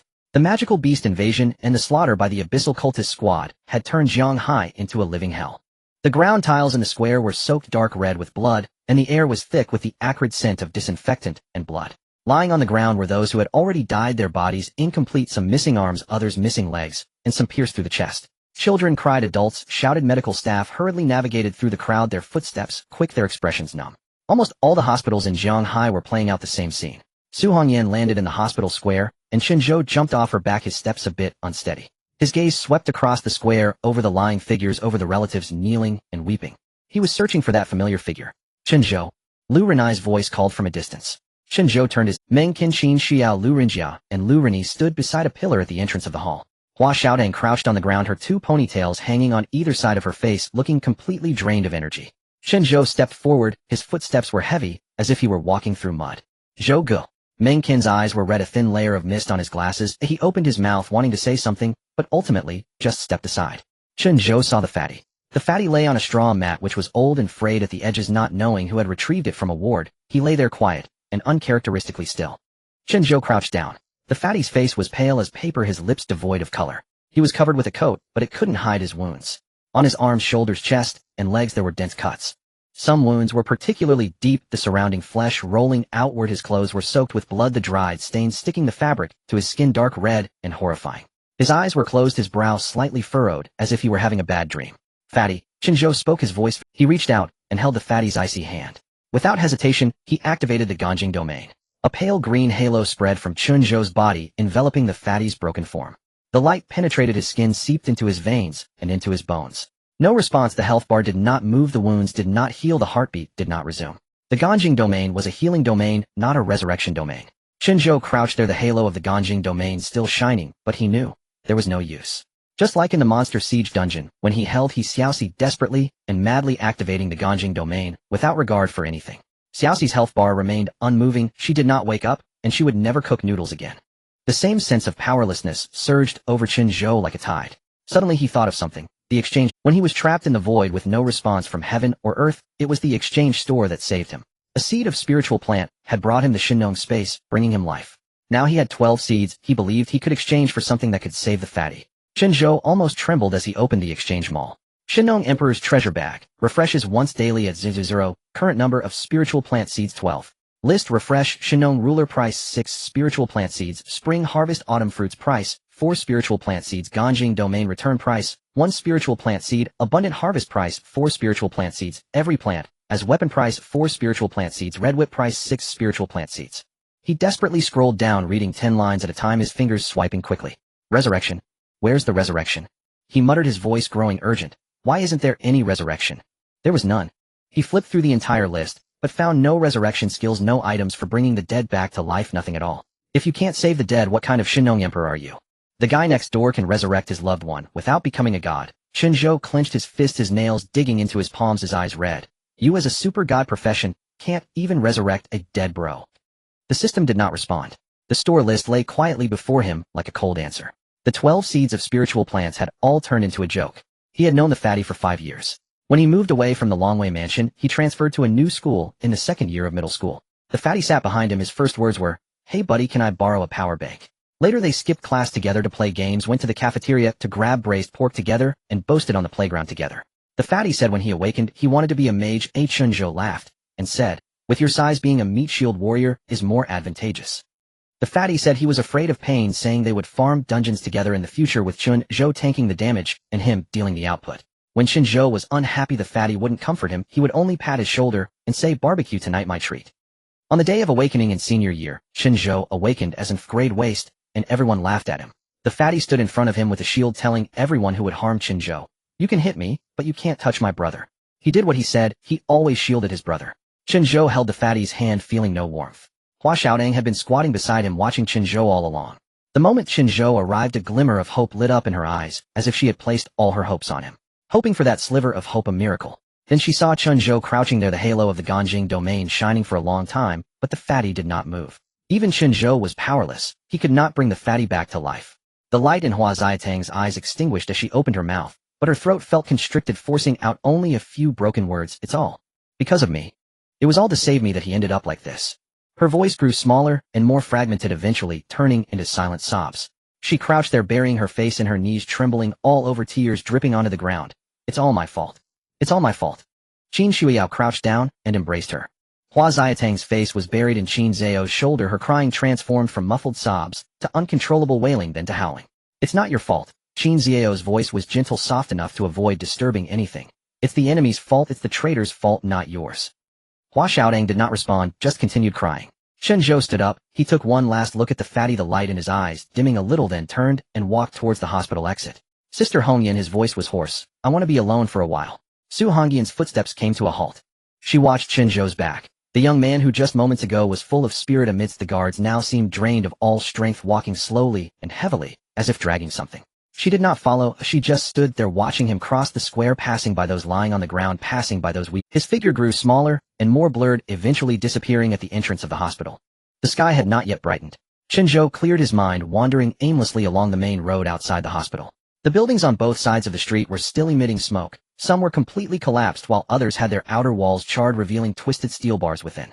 The air was thick with the smell of burnt flesh and blood mixed with the morning's humidity clinging to the skin like a sticky. Occasionally someone would dig something out from the rubble, crouching on the ground and weeping, and then an ambulance would wail past, stirring up a gust of wind that scattered the ashes on the ground. The sky was gray, the earth was gray, and the people were shrouded in a misty haze. The crisis had been contained, but the wounds it caused continued to bleed. Chen Zhou reached an alley and stopped in his tracks. He heard voices coming from within.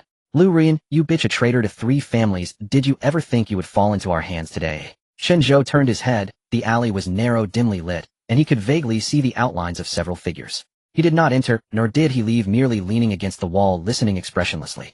Li Qing's son Xian, what do you want? Lu Rian's voice came from deep within the alley, urgent and tense, laced with an uncontrollable tremor. Chen Zhou stood at the entrance of the alley, neither entering nor leaving. What do we want? Li Qing's chuckled, his laughter filled with malice. You filthy bitch, after taking so many benefits from my Li family, you think you can just kick me away? Do you think that by clinging to Lin Duan's thigh, everything will be fine? The Lin family is about to fall apart. What are you worth? Class blessing God officer healing skills. Li Qing's voice rose, dripping with undisguised mockery. What a noble profession indeed. He paused, then changed his tone, but at the same time, it's also quite a useless profession, wouldn't you say? Your strength lies in support, but in terms of combat, I really want to see if this class can withstand me in a class demon sword master. The sounds of energy clashing echoed in the alley. Divine shield. Lu Rian's voice was short and urgent. Then came a muffled thud like a fist striking flesh. Lu Rian let out a muffled groan, but did not scream. Don't touch my mother. Her voice trembled. She was not crying, she was holding back. Aren't you supposed to be able to heal, eh? Li Qing's voice was filled with mockery. Why aren't you using it? You can't even heal your own mother, what a waste. Lu Rian did not respond. What about your master Lin Duan? Let him come save you. I've heard that the Lin family was involved in creating this disaster. They will soon face retribution, and by then who knows what fate awaits you. Another voice chimed in. This cheap woman, a pauper bullied since high school, later clinging to the powerful, shielded by Chen Zhou, allowing her to live safely for 3 years. And what happened? During the awakening ceremony, Chen Zhou only awakened in class profession, and she immediately severed ties with him. What a thankless wolf. The voice chuckled, more mocking. Who knew Chen Zhou was playing the pig to eat the tiger, rising to the top of both lists in a single day, crushing Lin Duan. Do you think she regrets it? Regret? Is that what you call it? Li Qing's laughed and replied, she is just envious. A dull sound echoed in the alley as a kick landed on someone's body. You? Don't touch my mother. Lu Rian suddenly lifted her head, her eyes red like a cornered young beast, glaring fiercely at the 2 men before her. Her voice was not loud, but it came out through clenched teeth, carrying a near-mad ferocity. Whoever dares to touch her, I will fight to the death. Your mother? Li Qing's scoffed. Your mother is as good as dead. Are you still dragging a corpse around? Don't you feel cursed? What? Daring to look at me like that? Li Qing's voice turned colder. Do you think you are still that high and mighty? Fists and feet rained down like a storm. Lu Rian did not fight back. She merely curled up in the corner, using her body to shield the middle-aged woman's figure. Chen Zhou sighed and stepped into the alley's entrance. What? His voice was low, yet it cut through the chaos in the alley like a knife. Li Qing's raised hand froze in midair. Both men turned to see the youth standing at the alley's entrance, his eyes red, as if he had not slept well or had been crying. But his gaze was calm, so calm it sent chills down their spines. Chen Zhou. Li Qing's was momentarily stunned, then the ferocity on his face instantly transformed into a polite smile. Oh no, young Master Chen. Chen Zhou did not respond. He swept a glance across the scene in the alley. Lu Rian was half kneeling on the ground, covered in wounds, blood oozing from the corner of her mouth, and her forehead wound was still bleeding. Behind her lay a middle-aged woman, motionless. Lu Rian shielded her with her own body, as if protecting something. Did you kill her? Chen Zhou asked coldly. No, Li Qing's hurriedly waved his hands. We are still students. How could we kill someone? We just happened to see Lu Rian carrying someone towards the hospital. Who knew she was carrying a corpse? We have grievances with her, so we just wanted to stop her and teach her a lesson. Li Qing's eyes darted, forcing a smile as he approached. Young Master Chen, you've come at the right time. A treacherous person like this, surely young Master Chen would not stoop to dirtying his hands. Let us handle it to spare your hands from getting soiled. Chen Zhou glanced at him. That look held no emotion, yet it froze the smile on Li Qing's face. All right, Chen Zhou said, no need to involve me. Yes, a woman like her is not worthy of being associated with young Master Chen. She is unworthy. Li Qing's echoed. Chen Zhou ignored his flattery and continued. You've hit and scolded her, let out your anger, right? You can leave now, it will be bad if someone dies. But young Master Chen, do I need to repeat myself? Chen Zhou's voice was not loud, but in that moment a terrifying aura erupted from him. That was not the presence of a novice awakened, it was at least level 30A, the aura of one who had experienced life and get lost. Li Cheng's legs trembled. He was not foolish. Lin Duan had been crushed by this person before him. What qualifications did he have to challenge him? He swallowed hard and nodded repeatedly. Yes, young Master Chen, we will leave now, we will leave. The two quickly retreated down the other end of the alley, their footsteps fading, and the alley fell silent. Chen Zhou did not look at Lu Rian. He turned to leave. Chen Zhou. Lu Rian's voice came from behind, hoarse and weak, as if drifting from a very distant place. Chen Zhou paused. Is there something else? Can you? Her voice trembled. Can you save my mother? Chen Zhou turned around. Lu Rian was already kneeling on the ground, cradling a middle-aged woman covered in blood in her arms. Lu Rian looked up at Chen Zhou. Her face was marred with injuries, her lips cracked, her eyes bruised, and the wound on her forehead was still, but her eyes were bright, shining like a drowning person seeing the light on the shore. Her eyes were slightly moist, yet not a single tear fell. Don't you have a healing skill yourself? Chen Zhou said flatly. If you can't save her, why do you think I can? His voice held no mockery or sympathy, it was merely a calm statement. It's different. Lu Rian's voice was hoarse. The Light of Revival is not an ordinary skill. Most skills are capped at level 5, but the Light of Revival has already grown to level 8, and I feel its growth has no upper limit. I have been concealing it from everyone, disguising it as a level 5 skill. She paused, staring directly at Chen Zhou. But with a skill like that, when it encountered you. Yesterday in the assessment dungeon, when I used the Light of Revival to heal Lin Duan, you were not far away. That was the first time I used the Light of Revival in front of you. Her voice lowered. I felt that the Light of Revival was being drawn by some more primal force within you. It was not something I could control, it was actively approaching you. Perhaps. Things that the Light of Revival cannot achieve, you can. Hearing Lu Rian's words, Chen Zhou, he recalled a similar remark made by Wang Zheng during the Besiege dungeon, saying that his healing skills were different from others. They were not healing energy, but life energy. Seeing Chen Zhou remain silent, Lu Rian assumed he was rejecting her. Looking at her mother in her arms, her emotions began to crumble at that moment. Isn't it just wanting a better life? Lu Rian suddenly spoke, her voice soft, yet carrying a long-suppressed, finally uncontrollable grievance and anger. Am I wrong? She raised her head, her eyes reddened, but no tears fell. I know many people talk about me behind my back, looking down on me. Those who were born with a golden key, what right do they have to laugh at me? My father is better than my mother, works odd jobs to support the family, and sometimes I can't even fill my stomach. Everyone mocks me for being poor, for not being able to afford nice clothes, for not having awakening resources. My voice trembled. Everything I do is to survive, to give my family a good life. No one has the right to judge me from a moral high ground. I'm not wrong. She bit her lip, desperately holding back, but the tears kept coming. The tears that did not fall when being mocked and beaten by Li Cheng's, the tears that did not fall when Sun Xian called her a white-eyed wolf. At this moment, before Chen Zhou's indifferent face, like a child unable to hold back, they all burst forth like a flooded river. Yes, she was not wrong, as she owed nothing to anyone except for the young man in front of her. She lowered her head, burying her face in her mother's shoulder, crying uncontrollably. Her mother in her arms was motionless, her chest no longer rising and falling. The blood had run dry. The alley fell silent for a moment. Only her cries could be heard, suppressed, broken, like the sound of wind drilling up from the ground. Chen Zhou was silent for a moment, then walked over. He squatted down and reached out his hand. A faint green halo spread from his palm, enveloping Lu Rian's mother.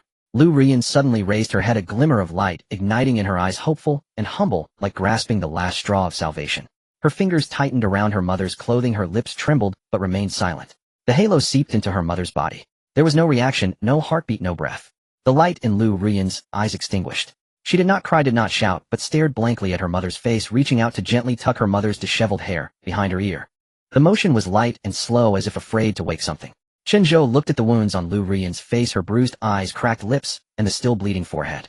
He recalled a year in freshman year when she was cornered in an alley by some delinquents. He rushed up to stand in front of her, taking a few punches. Afterwards, she squatted by the roadside crying, and after she finished, she looked up at him and said, "You're bleeding." He smiled and said, "It's nothing." She pulled out a crumpled tissue and carefully pressed it against his face. Since then, she always followed behind him, calling him Zhou Ge, like a little sparrow that could never be chased away. In the cafeteria, she queued behind him. In gym class, she stood next to him. After school, she followed behind him, and the chubby boy, not speaking, just following. The chubby boy joked, "Are you trying to be my sister-in-law?" Her face instantly turned red, chasing the chubby boy for 2 streets. Chen Zhou withdrew his thoughts.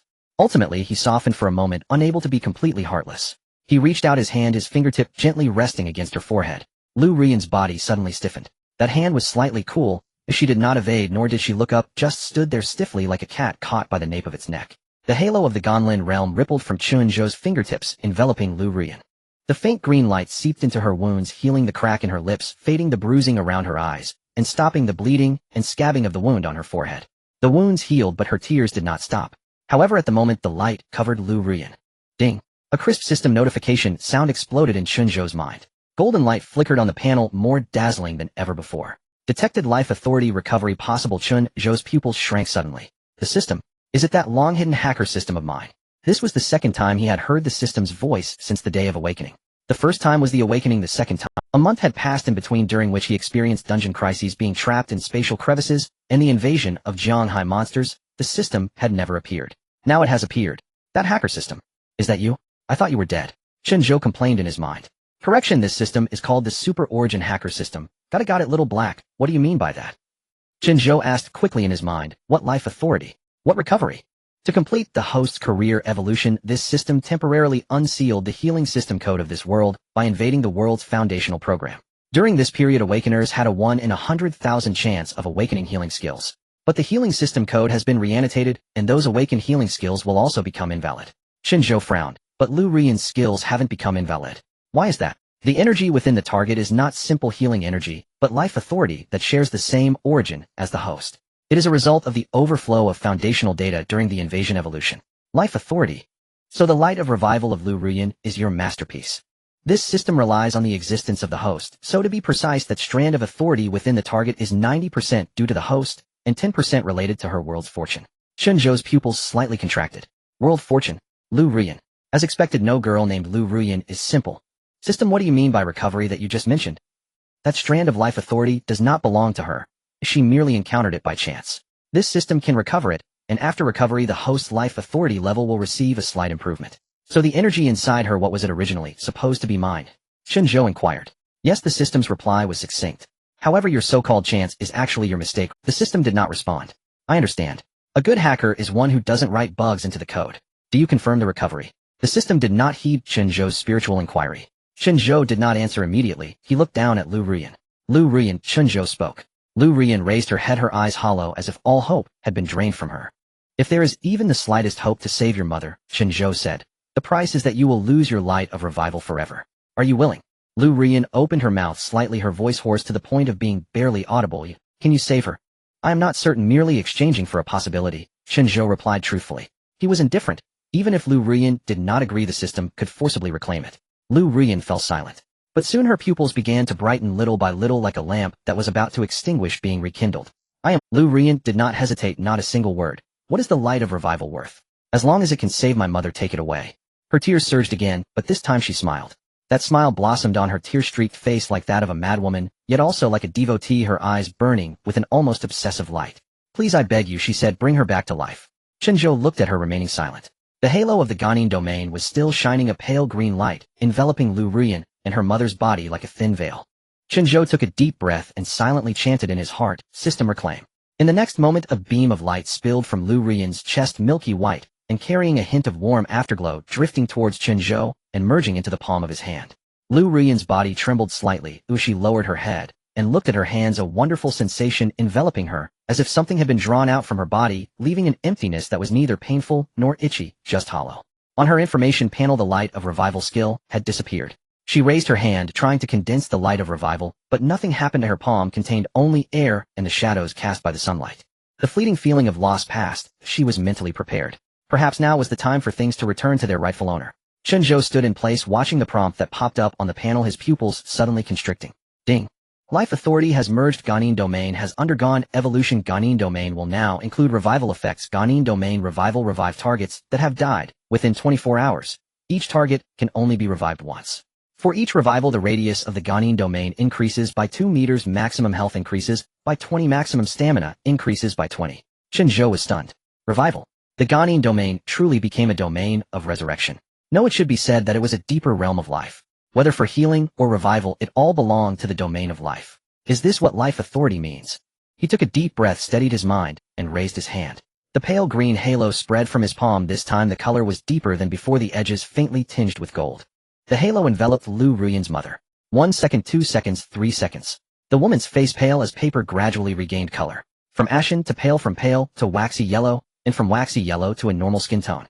Her eyelashes trembled, then her eyelids followed by her fingers. Lu Ruyan felt it. She sensed her mother stirring in her arms, not the stiffness of a corpse, but the warmth of a living person, the beating of a heart, the rise and fall of breath. She lowered her head and watched as her mother's eyes slowly opened. Mom. The woman's pupils were still somewhat unfocused as if she had just awakened from a very deep dream. She blinked looking at Lu Rian's tear-streaked face, her lips moving a few times. Yen. Yen. Lu Rian opened her mouth, her throat feeling blocked by something. She wanted to call out Mom, to scream it many times, to hold her mother, and cry to let out all the fear, grievances, and despair. But her voice was lost, and she could only nod vigorously, tears dripping onto her mother's clothing. The woman raised her hand and touched Lu Rian's face, her movements slow and gentle, as if confirming something. You are hurt. Lu Rian desperately shook her head, then desperately nodded, not even knowing what she was doing. She knelt on the ground, crying so hard that her whole body shook. The woman embraced her, gently patting her back, just like when she used to lull her to sleep as a child. It's okay, Mom is here, Mom is here. Chen Zhou watched this scene. The slight resentment he felt towards Lu Rian seemed to dissipate, and he turned to leave. Chen Zhou. Seeing him walking away, Lu Rian wiped her tears and called out to him. Chen Zhou stopped in his tracks. Lu Rian looked at him, this young man, her former light, the one she thought would never rise again after falling into the abyss, the one she had abandoned for her own interests. He saved her mother, and in her most desperate, helpless, and humble moment, he reached out his hand once more. Chen Zhou. Her voice shattered. I'm sorry. I was wrong. She knelt on the ground, her knees hitting the gravel. I'm sorry. I regret it. I truly regret it. She buried her face in her palms, crying like a child. Chen Zhou looked at her, remaining silent for a moment. We're classmates, and I would save anyone in your situation. Lu Rian raised her head, looking at him with tear-filled eyes. She wanted to find a hint of resentment, a trace of indifference on his face. His gaze was calm, devoid of hatred or resentment, only a kind of relief that was almost imperceptible. She opened her mouth, wanting to say something, but swallowed it back. You can take Annie to the hospital for a checkup to make sure everything is okay, Chen Zhou said. I have something else to attend to. He turned and walked quickly towards the alley exit as if he were in a hurry. Lu Rian watched his retreating figure, her lips moved a few times, ultimately squeezing out a few words. Thank you, Zhou Go. Chen Zhou did not look back. Upon exiting the alley, he almost ran towards the hospital. The Ganin domain had evolved to allow the revival of those who had died within 24 hours. The fat man had been dead for less than 24 hours. There was still time. At the First People's Hospital of Jianghai City, in the lobby, the bodies lying on the ground were being carried away one by one, wails, moans, and cries mixing together like a requiem without melody. A nurse squatted beside the fat man's corpse, checking the tag on his wrist, then stood up and shook her head at her colleague. I'm sorry, it's too crowded. Those confirmed dead cannot stay in the lobby any longer. We need to free up space. Her voice was soft, laced with apology. I am truly sorry. Two medical staff pushed a stretcher over, skillfully lifting the corpse from the cooling mat onto it. Hua Xiaodong squatted beside a pillar, her eyes swollen like peaches. She watched as the fat man's corpse was lifted onto the stretcher, momentarily dazed, her body swaying. She reached out to support herself against the pillar to keep from falling. She wanted to stand up to walk over and take one last look at the fat man, but her legs felt like they were filled with lead, unable to move at all. From the underground control room, she dragged the fat man's corpse down the dark corridor. For several hundred meters, her fingers were scraped, her knees were bruised, and the muscles in her back were strained. She did not know where she got the strength. She only knew she could not let the fat man lie alone in that dark underground. Qin Shuiao squatted beside her, wrapping her arms around her shoulders. They will take care of the fat man. Her voice was soft. You should rest for a while. Wait a moment. A voice came from the entrance of the lobby, clearly reaching everyone's ears.